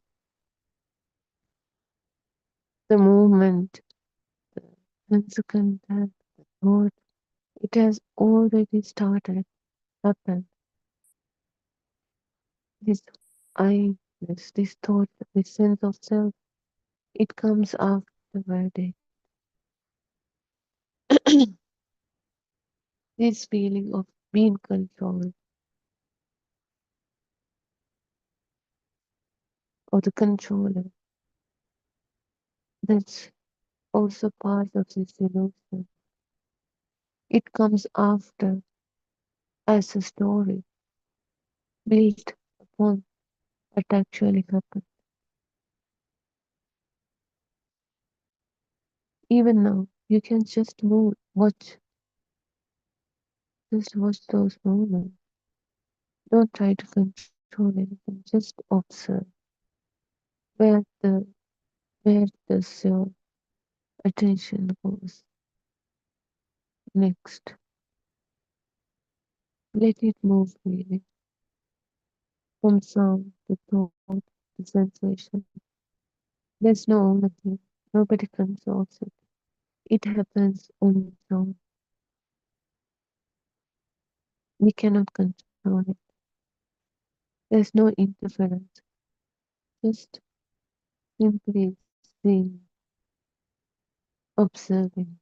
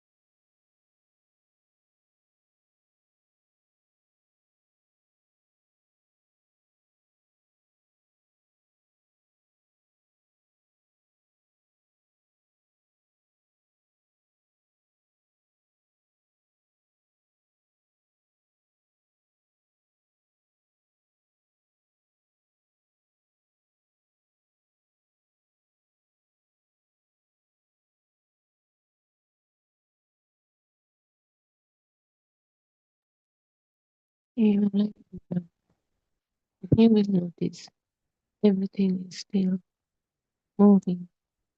It's not staying. Thoughts will arise and cease. Sound will arise and cease. Vision, it that thoughts arise and cease. Any other sense of content arise and cease. But this time, don't follow. No stop. Just not going, following along. Those.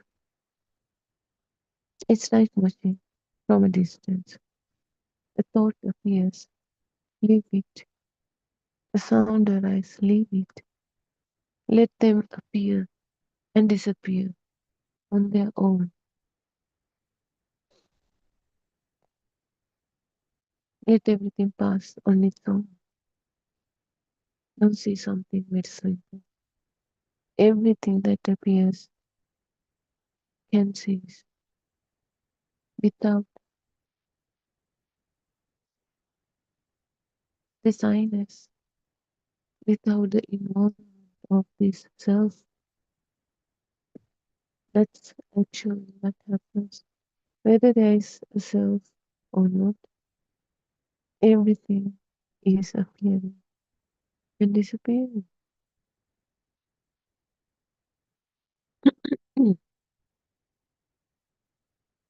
You don't have to complete it. No need to understand it. No need to react. No need to correct anything. Just let it be. Let everything appear and disappear on its own. That's what happens. That's how this happens in reality. That's the truth. But we are the ones who's trying to control that. Even though we cannot control it, we think we can control it. I don't know. We are imagining it. We're stuck in that illusion. But we cannot, because whatever it is, it's happening on its own. A thought, a sense of contact, anything, it happens on its own. There's no self to control it, to hold it, to affect it, get affected by it. If we can just let it move, like clouds, like wind, coming and going, there's no heaviness there, there's no suffering there, just letting what's actually is there unfold on its own.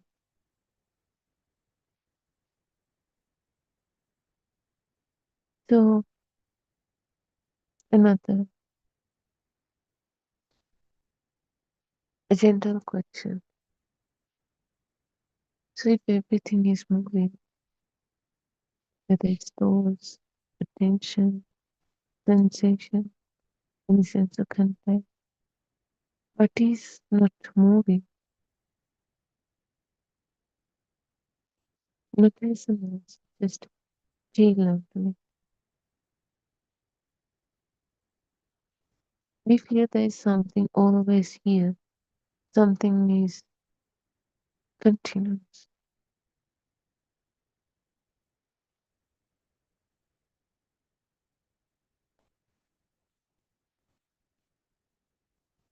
Even though everything is appearing and disappearing, we feel this continuous self is here.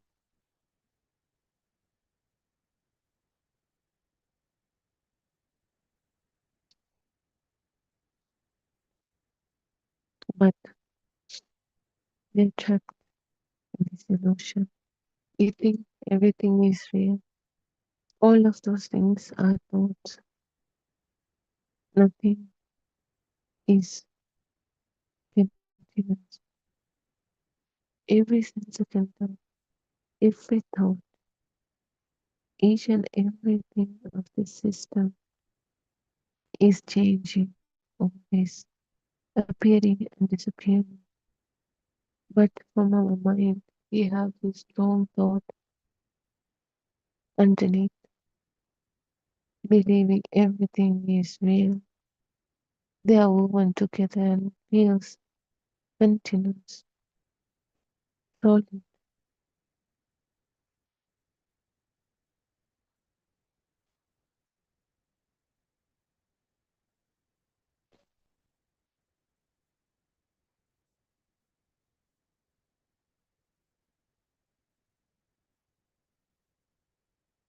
And you feel there's nothing to hold on to.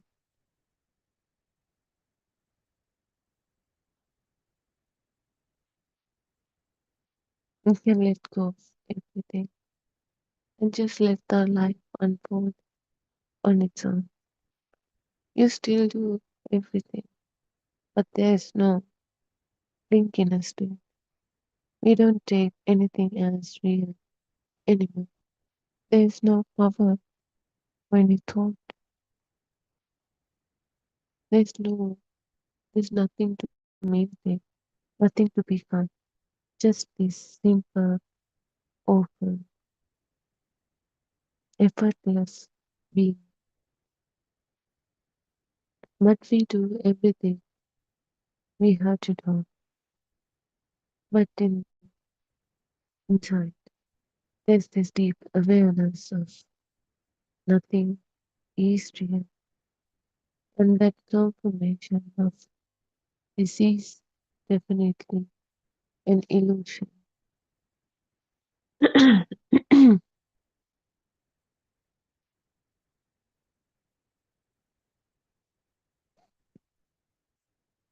Thoughts arise, attention moves, the mind wills is stolen, but none of it needs to be followed, taken as reality, as heavy as it seems. They're just this illusion created by this mind. They are not heavy. We are thinking it's heavy. Everything appears and disappears. So how can we find a heaviness in something that appears and disappears?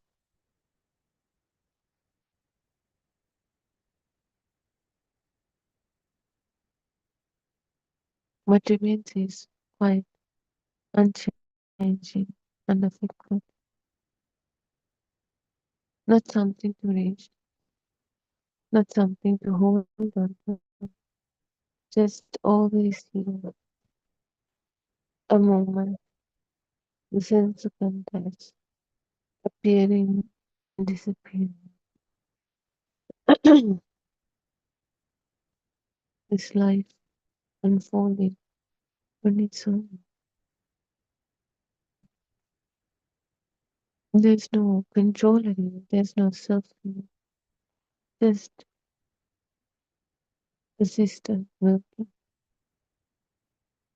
Eyes perceiving colors, ears, sound, smell, taste, touch, textures from other senses, and thoughts from the mind sensor. Whether there is a self or not, these senses are working. This system is working.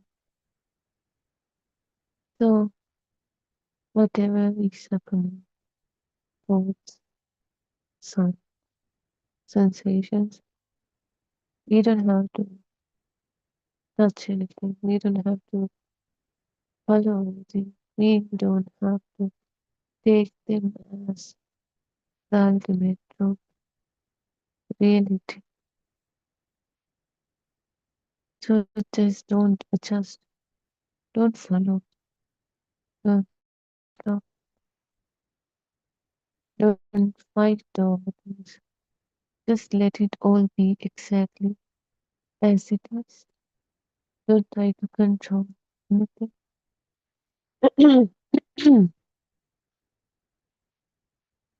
There's no self here. Now gently notice. Is there a center controlling all this? Whether there is a self or not, this everything is unfolding on its own. Everything is appearing and disappearing. There's no controlling it. Nothing is personal. A thought appears, it is just a thought. A feeling, just a sensation. There's no mind, there's no meaning. There's no self. There's no owner behind anything.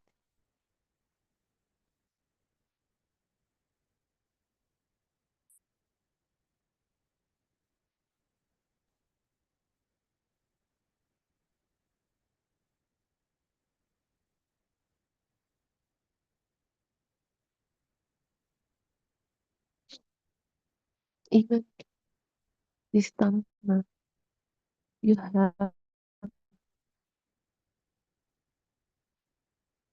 to understand it properly. And once you're done, you don't have to even hold it, thinking to that person. There's nothing to hold, nothing to reach, nothing to maintain, nothing to understand. Just this effortless, already happening, already complete. If you are trying to keep holding on to it, then there is this self who's trying to do it. Then there is this suffering, burden, fire to do it. Self. So thing is moving on its own. Nothing needs to be controlled. Nothing needs to be held. Stop. And in this, there is a natural ease, a quiet, completeness that was here, that was already there. Just this simple, silent moments, changing on them, appearing and disappearing, and there no control.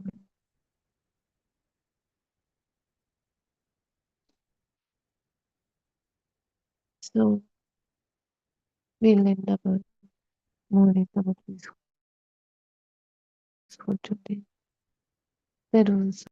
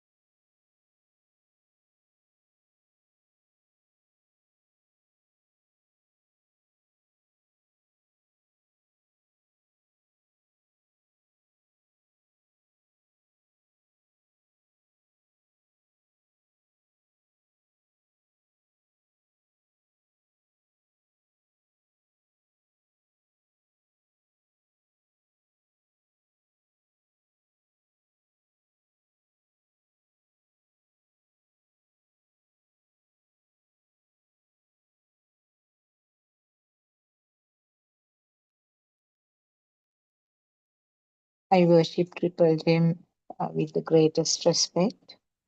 I worship Aran Hanse, our noble friend, at his feet, Thiruvasanmaya Aran Hanse.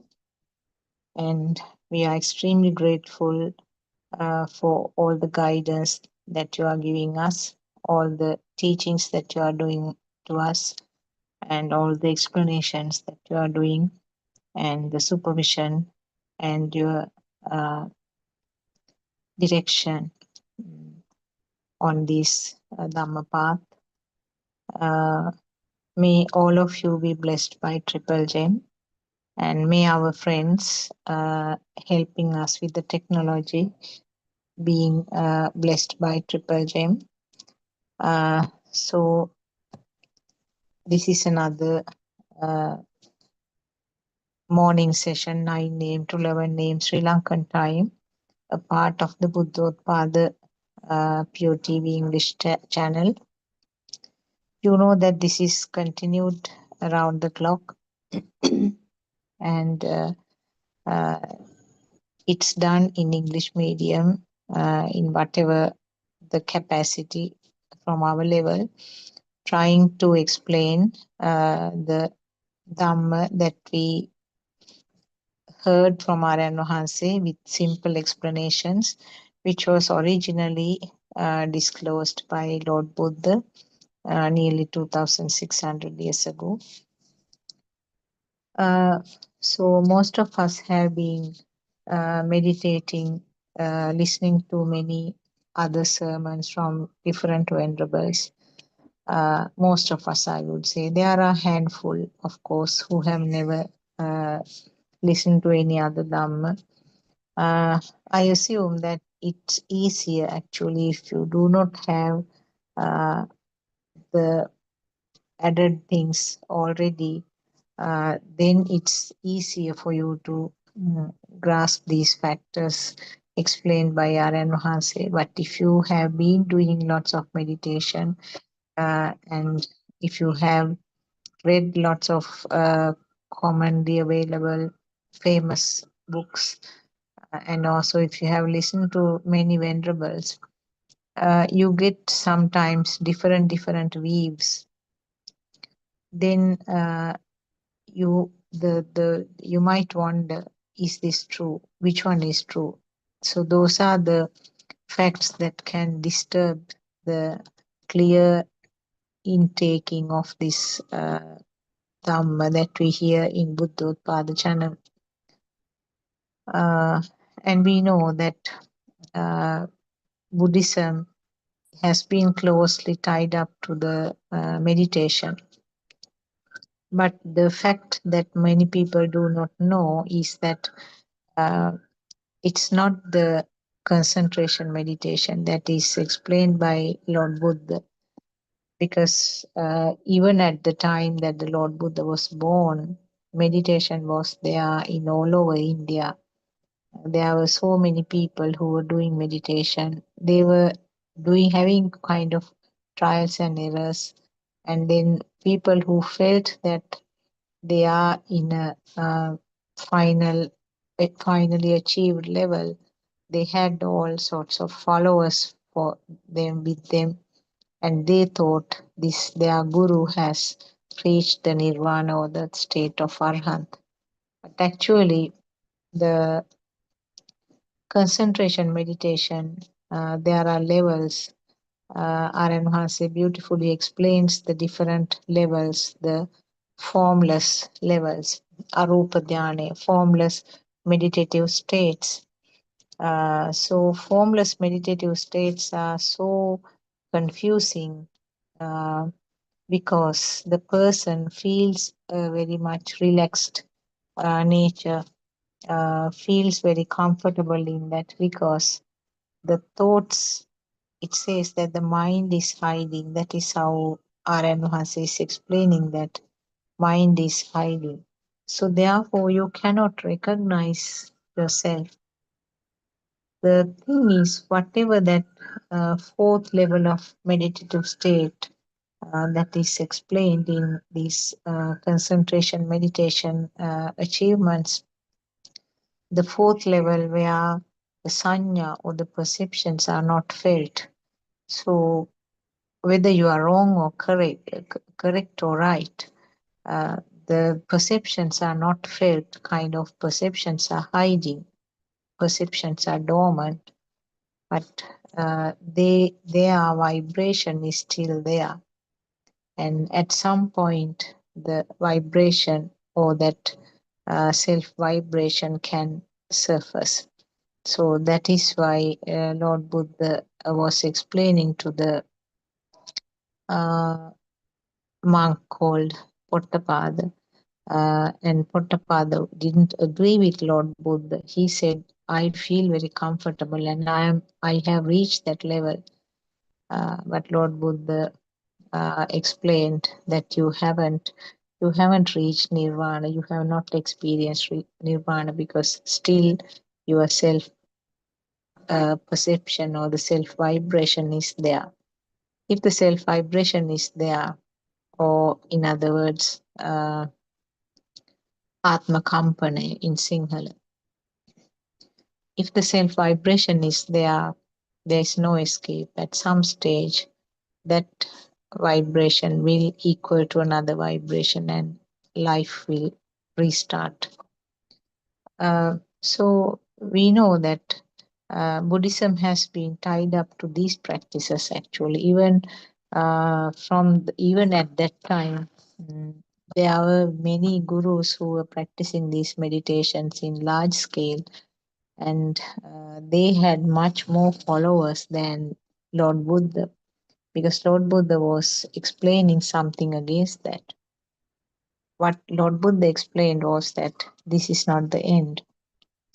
The type of meditation explained in Buddhism is the insight meditation or the Vidarshana meditation, which means that you are not trying to tie up your mind to one point, to one stimulus. You let the mind be free. You let the stimuli come freely and see how it behaves, see how it is happening. Actually, here there is no observer who is looking at the mind, looking at the insight meditation levels. It's the jnana or the wisdom as a tool from the system itself is the one which is observing this. So concentration meditation is easy for some people, difficult for some people. Anyway, many people feel that if you do not do a strong level of meditation, there's no hope about nirvana. It's not so actually. I remember a metaphor given by Swarnamali once. Let the bird free, that is what she said. Let your mind be free. Do not try to cage it or hold it tightly. Let it free, let it fly. And the bird doesn't need any roots in the sky. It will freely will fly away. So that is what we should do actually. That is what is meant by Vidarshana meditation. So insight meditation. The two types explained is that Vidarshana meditation and the Vipassana meditation. So Vidarshana meditation means you are actively using your thoughts, you are piercing the thoughts, you are studying about the thoughts. That is what is the Vidarshana meditation. So you can, the example given by R.N. Mahanse was that just study the line pattern of one mango leaf. Then you know that you have studied the whole thing. You have, you can observe or you can see the everything, you know, but because everything is similar. So you don't need to study each and every leaf. That is what it means actually. So that is the Vipassana, because now you know that all the mind, all the thoughts are similar. So you do not need to check each and every one. Actually, it's the Savitaka or active thinking level is the Vidarshana meditation. And Vipassana meditation means Avitaka. You do not have to think. You just feel it. That everything is like this. Every thought is made in the same way. So, actually, even in Lord Buddha's teachings, the meditation is mentioned as somewhere lower down in the path, because meditation means what Lord Buddha meant was actually the insight meditation, not the concentration meditation. But occasionally, even Aryan Vahanse, our noble friend, advises to do the concentration meditation for a short period, especially if you have a very agitated mind. So, to calm down the agitated mind, it's advisable to do the concentration meditation for a short while and then get back to the Vidarshana meditation. Vidarshana means actually piercing. You go deep into that and check. So that is just a small outline about the meditation because I wanted to give this correct concept about this meditation. We know that so many meditation programs are taking place. Some are purely concentration meditation. Some are kind of mixture of the two. But none of them seems to be doing it with the proper understanding, of course. Vidarshana meditation can be done in all postures. So with whatever you are doing, whatever the activity that is happening, except in a situation where you fall asleep, the other postures, any other posture which is convenient is okay for the Vidarshana meditation. But we know concentration meditation always to sit somewhere, keep your hands together, close your eyes. You need a quiet place and you need a comfortable position also. Whereas the Vidarshana meditation, you do not need a particular place, you do not need a quiet place because every stimulus that is coming up can be analyzed according to the insight meditation. So whatever is experienced via the senses can be analyzed in Vidarshana meditation. You are not trying to forcefully keep the mind in one point, unlike in concentration meditation. And the three things that Lord Buddha said was that one important thing is listening to Dhamma, true Dhamma, correct Dhamma. You have to listen. That the Pali term for that is Parato Ghosha. So listen to Dhamma from the correct person. And then you have to use the your own analysis. You have to use your own analysis to find out what is happening here. Deep penetrative insight was the word that we used for that. Yoniso manasikare is the second requirement. Deep penetrative insight, which means the yoni means actually the root or the beginning. So focus to the beginning and then find out what is happening here. So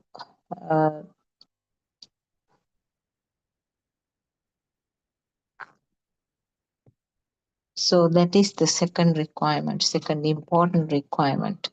The facts that you heard from the Dhamma sermons, you have to penetrate deep into that and then analyze. Go to the root, go to the base of it, and then study how it happens. And then the Pratipada or the practical experience is the third thing. Dhammanudhamma Patipada.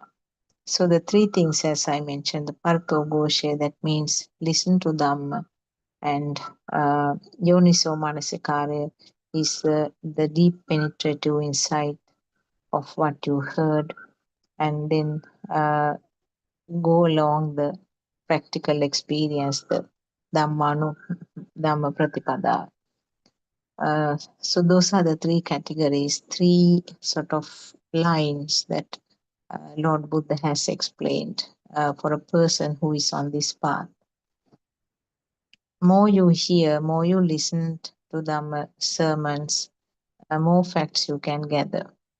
There are instances, many instances, where you listen to the same Dhamma again and again, and you get more and more facts clearer and convinced. There is a story in the Dhamma history. Ananda Thera was asked to go and do a sermon to the nuns' monastery. So he went and did a very deep sort of sermon, a sermon with very deep Dhamma facts. And the nuns came on that day evening to meet Lord Buddha. So it appeared that they didn't understand what it was. So what Lord Buddha said was, he said to Ananda Thero, go and repeat the same sermon today also. So he went and did the same sermon, same way again. So like that, 3 times Lord Buddha asked him to repeat the same sermon to these nuns. And that was the time that most of them came to the Sotapanna state, if I remember correctly, only with this third level of third repetitive sermons. So like that, it's important to listen to some of the sermons. If you feel that it has many important facts, always make it a point to listen again. Because sometimes this nature of the mind sensor is such that it tends to skip certain things and then move forward. You feel that, yes, I listened once, but there may be many facts that you didn't pick up from this initial sermon. So listening again, maybe 2 times, 3 times, 4 times sometimes. Listening again and again sometimes helps you to gather the facts, tiny points sometimes, tiny but important points, which were skipped, which were sort of left out by the system. That is the nature. And also on the other hand, when you go on listening to the same thing, the nature of the mind is such that it tend to skip the things. Yes, that part I remember, that part I know, that part I have very well understood. So like that, that's nature of skipping is also there. So understanding these facts is important to get the maximum benefit from these Dhamma sermons. And then the facts that you heard should be analyzed deeply.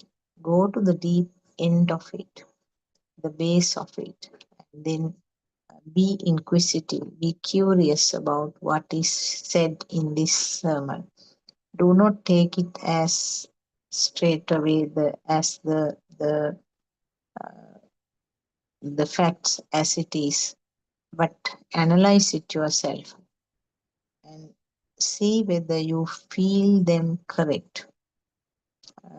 So it's important to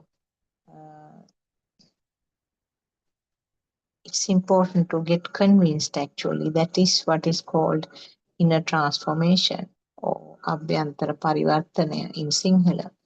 So that is important, abhyantara parivartana or the inner transformation to happen, that these facts not only by the knowledge, but it has to be convinced, definitely convinced. Now you are convinced that there is nothing in the rainbow. You are convinced that there is no water in the mirage. And you are convinced that what you see in a water ball is just a reflection. If you peep into the water and if you see the face, or maybe in a mirror, you are convinced that this is only a reflection. There's no real person in this. So like that, about all these facts, the convincing should happen.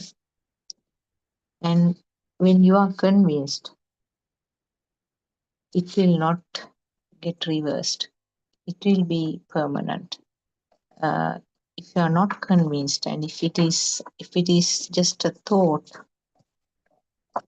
if it is simply a thought, then it can reverse at any time. So that is why it is important to, you can compare it with how you feel about the mirage or the reflection in the mirror. Compare it and see whether it is in the same way you feel convinced. And what Aryan Mahansi says is that getting rid of this self-view is the most important.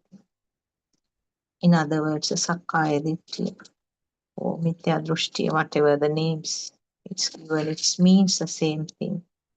So breaking this self-view is the most important step and also most difficult thing.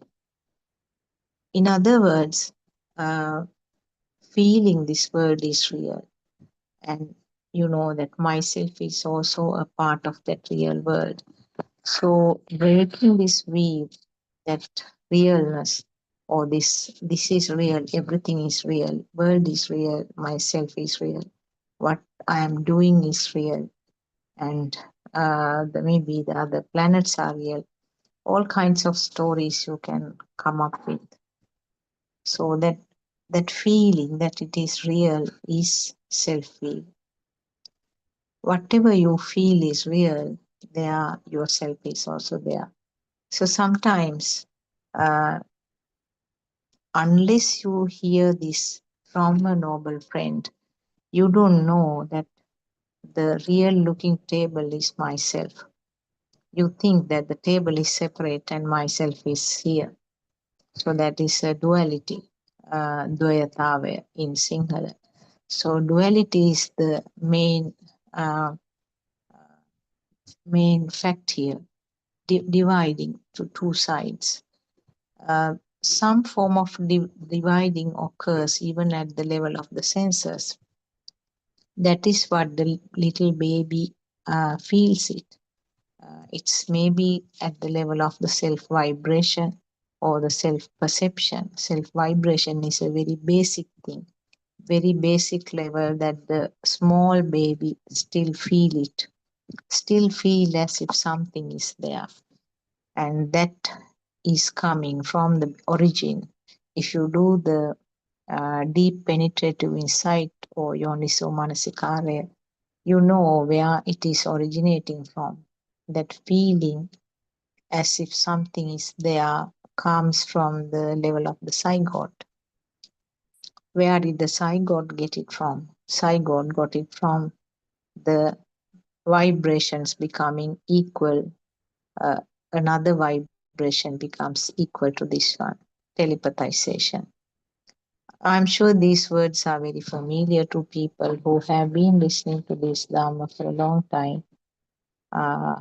For a newly joined person, the word telepathization is actually, it gives the same meaning as equalization, resonating, synchronization. Those words also give the same meanings. That and this becomes equal, that becomes this, similar.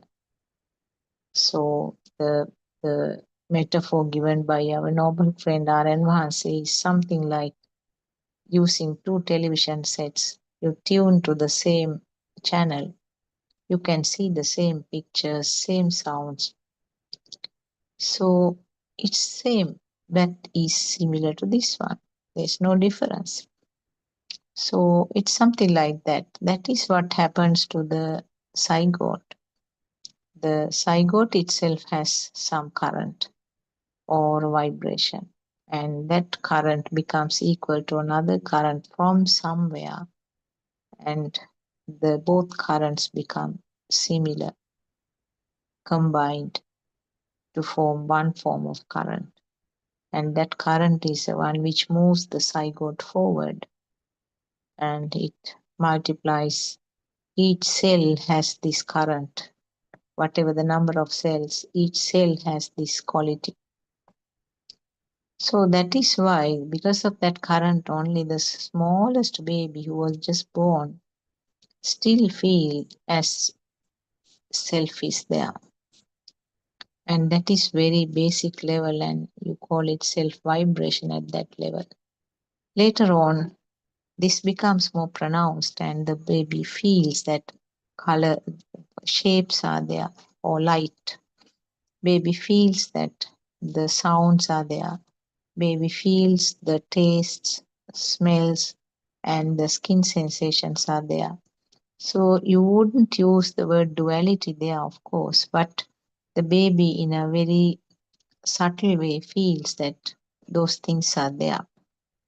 That is why he shows either interest or some form of attachment or dislike to certain things. So the baby will show some attachment or like towards the shape which is labeled as mother later on, because that shape and that sound and the warmth received from that, and also the taste of the milk, so those things combine and the baby likes it. Baby gets an attachment to that. So that is the nature of that current which is coming up dormant from the level of the zygote. And now when the baby is a bit more older, these perceptions combine together to form the thoughts. And now when the thoughts are established, mother is there, sister is there, toy is there, and myself is also there. So those are all creations of the senses. And now you have the established outside world and myself. So very, very well, clearly exhibiting dualities there now. And myself and the world. So changing world and changing myself. But we do not realize that both these are same. The real world means each and every item of the real world, and each and every time myself is created. Now you can see that the wall is real. Yes, real looking wall. That is yourself. The real looking wall is the perception of existence, or itta sanyava. Itta sanyava is the Pali and Sinhalese term. So whenever you experience itta sanyava, that means the perception of existence, always myself is there. That fact actually, until we listen to this Dhamma, we didn't know. We thought that these two are two separate things. So now we know that the real looking wall means myself. Real looking mother means myself. Real looking sun means it's myself. Real looking India means myself. Real America means myself. So whatever the so-called worldly factors taken as real is myself. In other words, myself is born in each and every stimulus when the stimulus is felt as real. So that is what happens, because we are now going through so many stimuli at any given minute. thousands of stimuli may have passed, and each stimulus, myself is born as a spark because that stimulus is felt as real. That feeling of that reality, or that itta sanyava, or the perception of existence, that is what is that is the the other side of the coin, which is explained as myself. So that real kind of feel that you get is none other than myself. There is no separate self in any of those situations. So this is a little bit of a deep factor. These things actually you yourself have to explore and see how you feel about something. Now see the difference. Now when you see a reflection, this is just simply a metaphor. You see your reflection and you know that there's no okay, we can say that your sun's reflection. The sun is standing in front of sun is well, I think it's more relevant is maybe the telephone. So on the telephone screen you see the sun's reflection, but you know that this is not real him, this is not real sun. But if sun appears right in front of you, you feel the perception you have is previous one was not real, but now I see my real sun. But actually both of them were vibrations at the eye level, isn't it? Both of them something seen. Firstly it was a phone screen. Secondly, you assume that sun has come to your doorstep. So both are vibrations of the eye, but see the difference.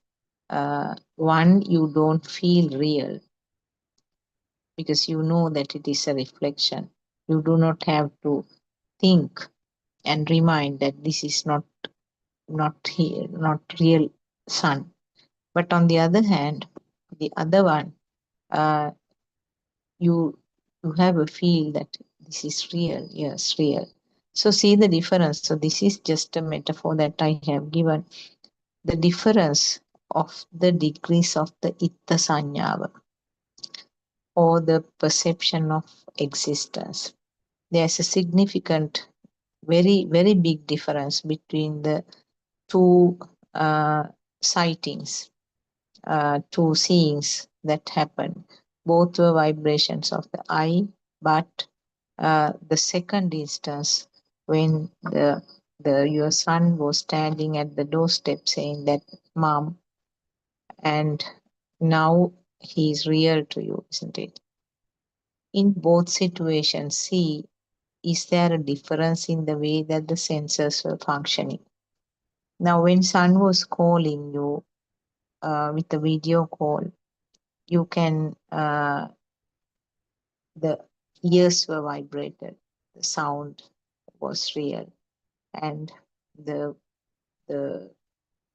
reflection or the picture vibrated to the eye.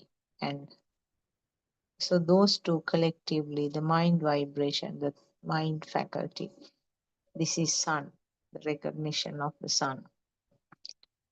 And the sound, the vibratory sound of the phone became equal to the vibrations of your eardrum.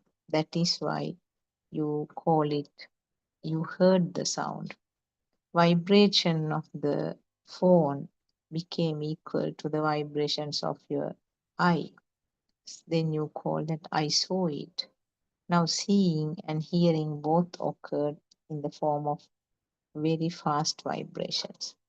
So that is the most important thing you have to see. The eye vibration was so fast, it simulated as if you saw a picture. Ear vibration was so fast, and that simulated as you heard a sound. So in the similar way, the thought vibration or the mind vibration is also very fast in the same way. Now you know that son is talking on the phone, but the perception is that yes, he's there. Son is not near you, but he's somewhere there. Now I hope you can understand the difference. You are in the form world, and there also the all three realms have been built up. Your loving, affectionate feel is there, isn't it? So sensual world, and the sun was created in your mind with all the pictures and the sounds and the sense of functions, and you still have a feel that sun is somewhere there. So now you compare that with the so-called real sun coming home. That time what happens? It's again the sensation of the eye vibration of the eye, the vibration of that reflection or that system became equal to the vibration of your eye. So you call that I saw sun. And then he would have talked.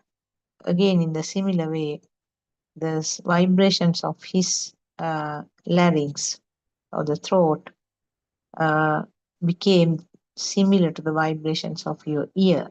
Then the concept of hearing occurred. And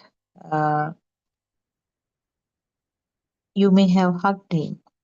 What you felt was something firm, and that was your skin sensation. And skin sensation again gave the thought sun. Now sun was created in your mind with 3 senses, maybe 4 senses if there was a specific smell related to him or perfume or whatever. So maybe 3 senses or 5 senses. And the creation in the mind was the sun. And as soon as this is created in the mind, all kinds of experiences or the data that you had about your son is reproduced here as a thought. Oh, son has come home. He wanted to surprise me. He didn't tell me that he's coming home. And I need to prepare something special that he likes. And it's so loving. I am elated. I am delightful. And they are the thoughts that will follow, isn't it? Actually, there is no time gap that you can sort of observe here. Instantly, when the son is born in your mind, all these other criteria or the other data also will be combined to that single vibration. But you know that there is a difference in the perception level of the sanya, isn't it? The perception of existence, it's at 2 different levels. You know that when you are talking in the phone, the level of perception of existence is less or nil. You know that it is it's not real, but you have this feeling of existence there because you think that sun is somewhere there, but he's not physically here. That perception is there. But when the sun comes really here, you have that perception in a strong way. Now he's really here. He's really here. So see the difference. Stronger the self-existence is, stronger the self-perception also. So in the second situation, if you do not, if you are not familiar with these Dhamma facts, and if you do not know how these thoughts are formed, then the son has really come home, and you are so sort of delighted, and now you are rushing to do various things to receive him, prepare his favorite foods, arranging a room for him. So many things are happening thereafter. Really speaking, you can do all these things even if you uh, without hurting his feelings, or without letting the others know that there's a difference.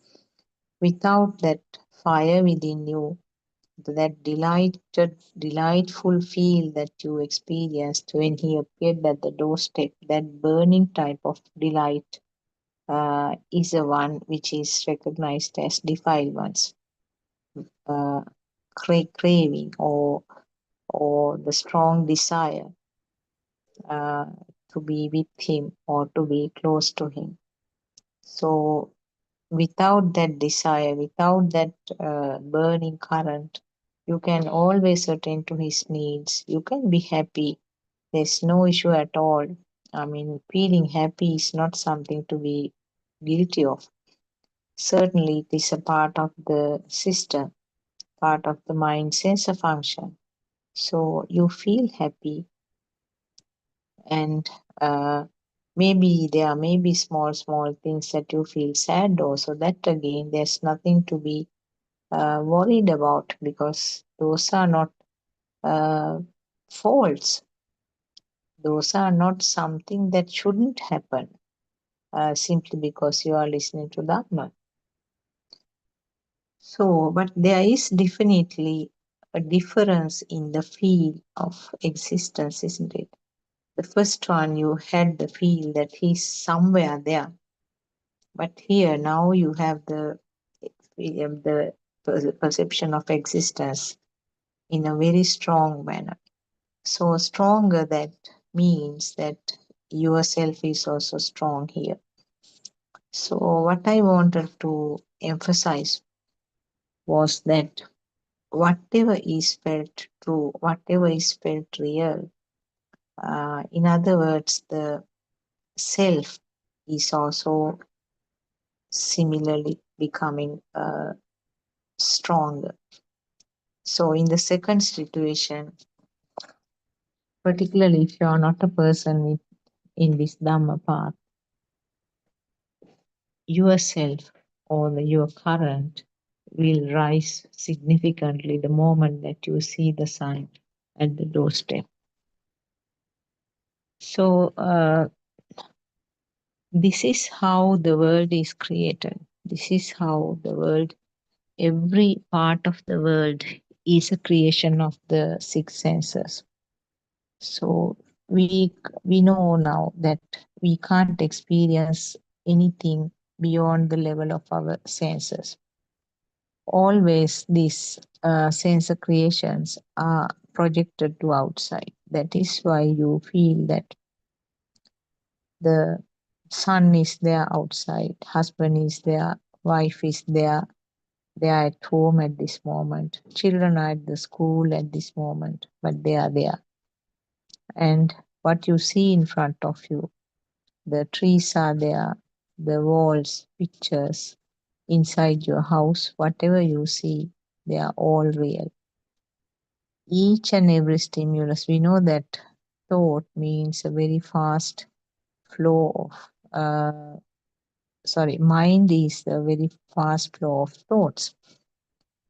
And very fast, I would say, extremely fast flow of thoughts. So when this flow of thoughts is so fast, and with each and every thought creates the self perception on this side, just imagine that how strong that self perception will be, because the flow of the thoughts are so fast, and each and every thought, the myself is born again. This is what's called the Udaya Vaya Jnane. Actually, the Udaya means the birth or the jati. Vaya means the ending up or the death. So this death part of the thought is not something that can be seen or observed. It can be observed only at the arhat state. So each and every stimulus or each and every thought, the experiencing person is on this side.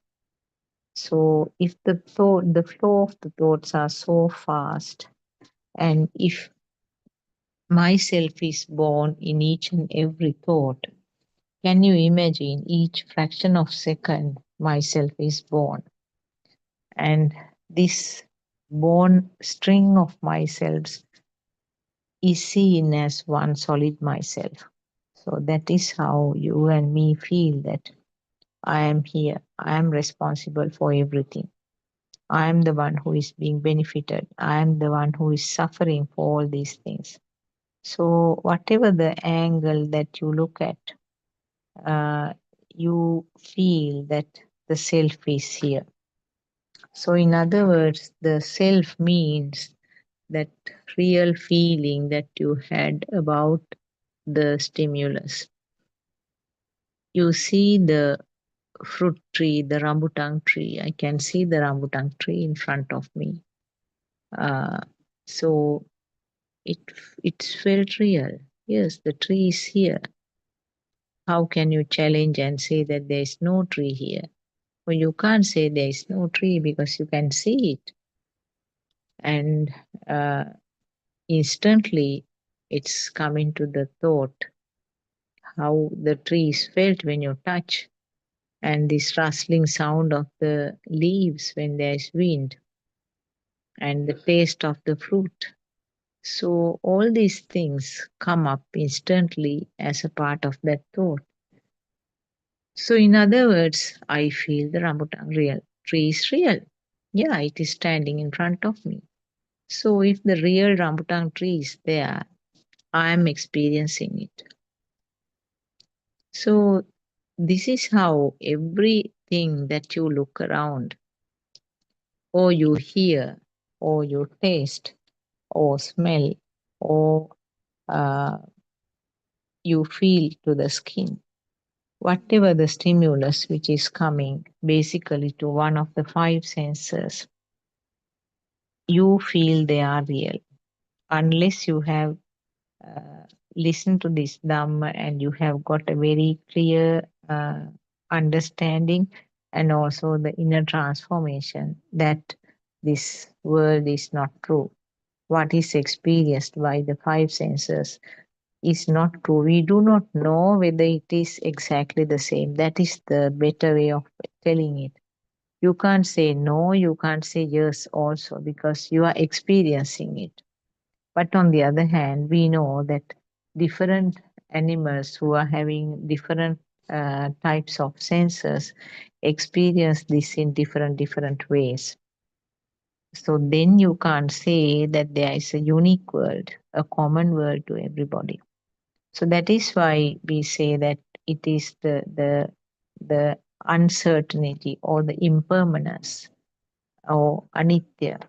Anitya is the word in Pali and Sinhalese both. Anitya means there is impermanence. Actually, the word impermanence or the anitya is used to explain the very basic external level things. You know that the trees will grow up, bear the flowers and the fruits. It might get some illnesses also, and then it will die after some time. All the living beings, even the animals and the human beings are also like that. They are born, they will grow, and they will go through many life events, so-called life events. And there might be some illnesses also. There is decaying, and then after that, there will be a death. So this is actually what was explained in the very crude level as impermanence or anitya. Now take something like your house. The house is nice now; it's neatly built, with time they'll be decaying, and then whatever the time may be, 150 years or so, 100 years, whatever the time, it will, if it is not repeatedly repaired, of course, it will sort of one stage, it will collapse completely and be back to the raw materials that were used. So that was a type of the anitya or the impermanence explained in many sermons that we listened earlier. But really speaking, is that what Lord Buddha meant? I mean, you do not need a wise, super wise person like Lord Buddha to explain such an impermanence, isn't it? It's very obvious to any person. So the anitya or the impermanence explained by Lord Buddha was that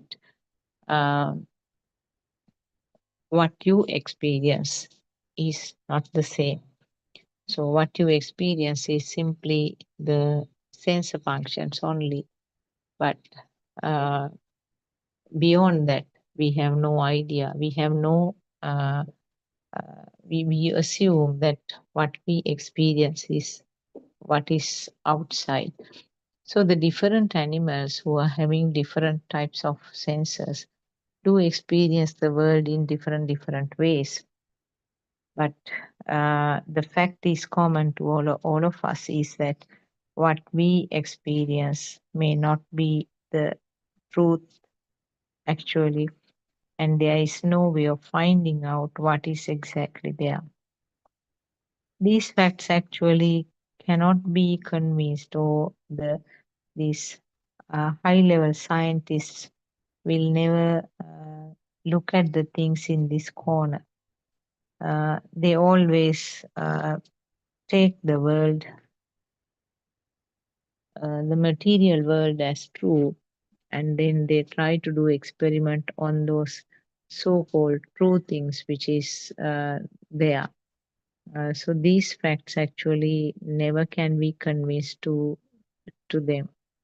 Even the institutions like NASA, very often Aranvase says that it's the way that trying to find more and more materialistic things without knowing that whatever is experienced with all the advanced technology, advanced telescopes or whatever,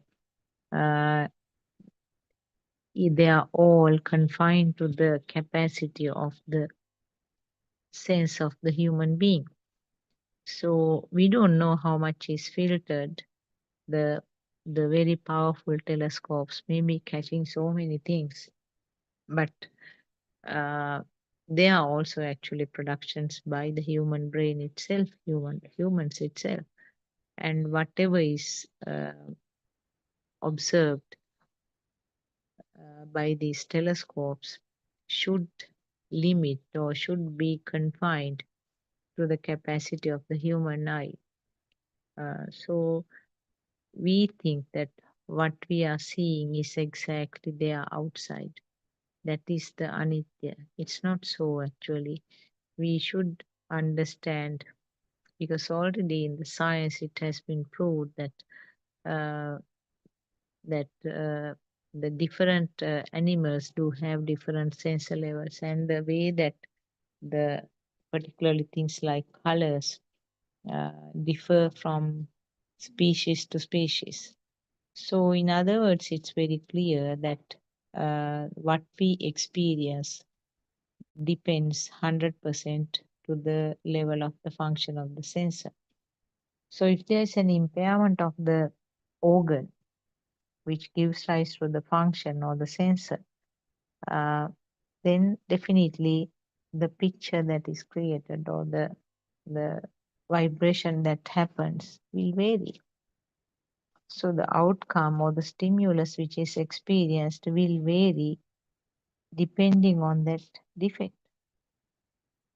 Now we know as the human beings, we know that some people do have the color blindness. They can't differentiate the red color from the green color.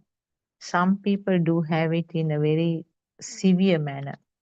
Some people will have it in a kind of a minor form, where the very obvious red and green can be differentiated, but the sort of uh, moderate or mild type of color differences are not picked up. So what they see as red color must be something different to what the other people are experiencing. But there is no way of finding out exactly how do they see it, because it is confined to that person, that system. So therefore, basically what we have to know is that what we experience is confined to the system, that system with the sensor functions. So it may be in the form of color blindness, it may be in the form of distant vision or near vision. So those are also things that can vary from system to system. And the fact that you know these things in the form of Dhamma facts or in the form of Darshana, then you know that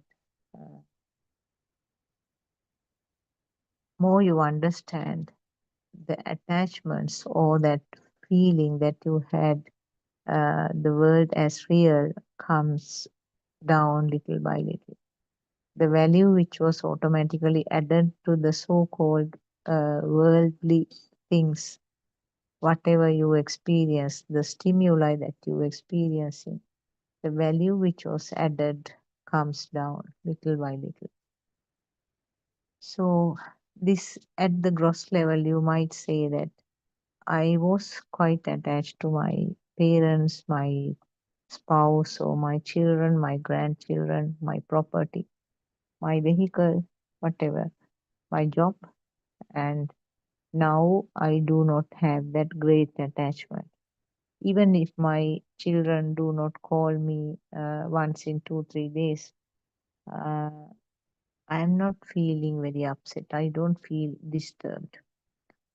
So these may be the very gross level type of experiences when you have an idea, when you have some understanding about this Dhamma path.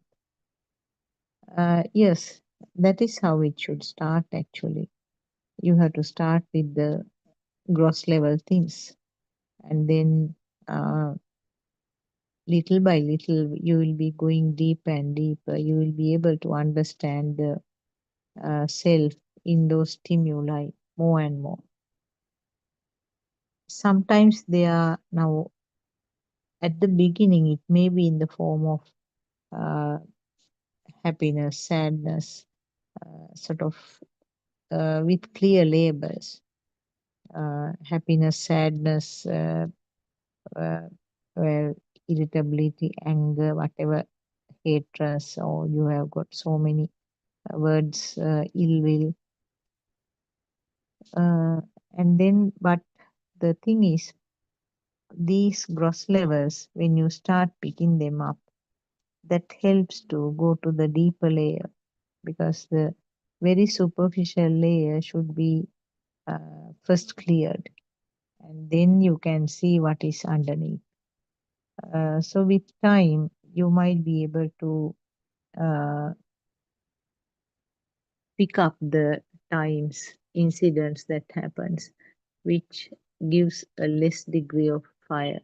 Even though I use this word fire, actually, it's not, it is applicable only to the gross level, because fire is something that you will feel as a burning if something drastic or unexpected, major type of a thing happens. So actually you can't use the word burn when it becomes mild and milder, but you need to use the words to explain the feel. Actually it is a feel, but the feel cannot be explained with words. When you use words, it becomes a thought. It's no more a feel. But in these discussions, we always have to use the words to explain something, particularly for a person who is beginning to hear this Dhamma. You need more and more words. But with time, you will, at some point, you will be able to recognize your own field. The system will be able to recognize the own field. It's not in the form of a gross burning now. It's a very sort of subtle way you feel as if you are there, isn't it? Now, simply you look at the, now I have a banana tree nearby. If I look at that, the feel I get is that it is a real one, real banana tree. Yes, the tree is there. So what does that mean? That means the self is also there. So that deep-seated feel that you get about the perception of existence is the perception of myself.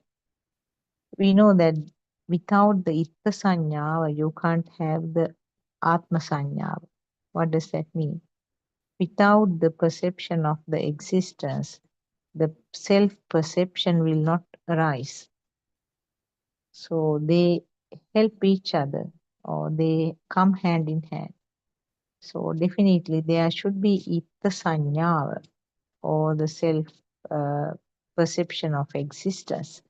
Perception of existence is a must for the self-perception. And without the itta sanyava, or without the perception of existence, the self-perception will not arise. So that is a very clear fact. So without the itta sanyava, the atma sanyava will not occur. And there is no time gap. You can't say this happens after this. If one is there, other one is always there. It's like the jati and marana, isn't it? Now, when somebody is born, now we will take it from the mundane world example. When somebody is born, birth means the death is tagged to that birth somewhere, isn't it? So similarly, the itta sanya and atma sanya, or the perception of existence and perception of self, one cannot occur without the other one. And always it's one is tagged with the other one. So if something is felt real, or something is felt as existing, definitely the self is also their self is also existing. So the self-existence, Aran Mahasi explains, the wantedness or the desire to keep it, desire to maintain it, desire to have it. So those are the words I can use to explain the self-perception. Want to maintain, have a desire to maintain, likeness. So whatever the term you can use, one is always associated with the other, and without the itta sanya, you can't talk about the atma sanya either. These are very fine points, but we have never listened to these things from any other sermons actually. So that is the beauty of it. Beauty of this Buddothpado sermons is that you tend to hear very, very fine points, and they are beautifully explained by Aran Mahase easily because he has experienced them. For a person who has not experienced these Dhamma facts that is being explained, he cannot actually come out with free words like Aran Mahase. That is why the things that we heard from other sermons actually didn't cause any kind of transformation of the person who is listening. the person who is listening is capable of taking it up correctly, if there is the transformation, inner transformation in the system which we call the person who is conducting the sermon. It may be Aranahase, it may be somebody else, but whoever, if that experience is there, that is the level where you can talk about uh, giving the correct message, giving the correct idea, and also helping that system also to have the inner transformation. So that is the reason why I suggested that some of these sermons that is done by R.N. Marsay, extremely good, and it reveals so many factors, and these factors are very well matching to the Lord Buddha's Sutra Deshana, which are his original Deshana with in Pali. So if you can match those factors that is explained by R.N. Maharaj to the Sutra Deshana, that itself is a proof to say that these are compatible with the original sermons done by R.N. Lord Buddha. What happens with the time is that the people who had the internal transformation became less and less and less. That fact actually Lord Buddha has predicted that it will happen like this way. Because the current which was created by Lord Buddha will last only to a particular time frame. Beyond that, when the power is not adequate, it will not continue. So there is an upside and a downside of the Buddhism. The upside was within the first 2,500 years, and Lord Buddha correctly predicted that the next 2,500 things will be deteriorating. And we observed such deteriorations until R.N. Maharaj started preaching this Dhamma about 5 years ago. So now it's becoming brighter and brighter, and more people are turning towards this, particularly because either they are sick of trying the meditation things, or either they feel that there is no inner transformation within them after listening to such sermons for long times.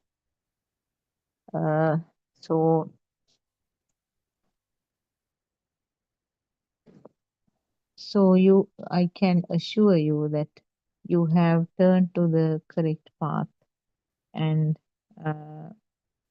you know that you have got so many facilities here.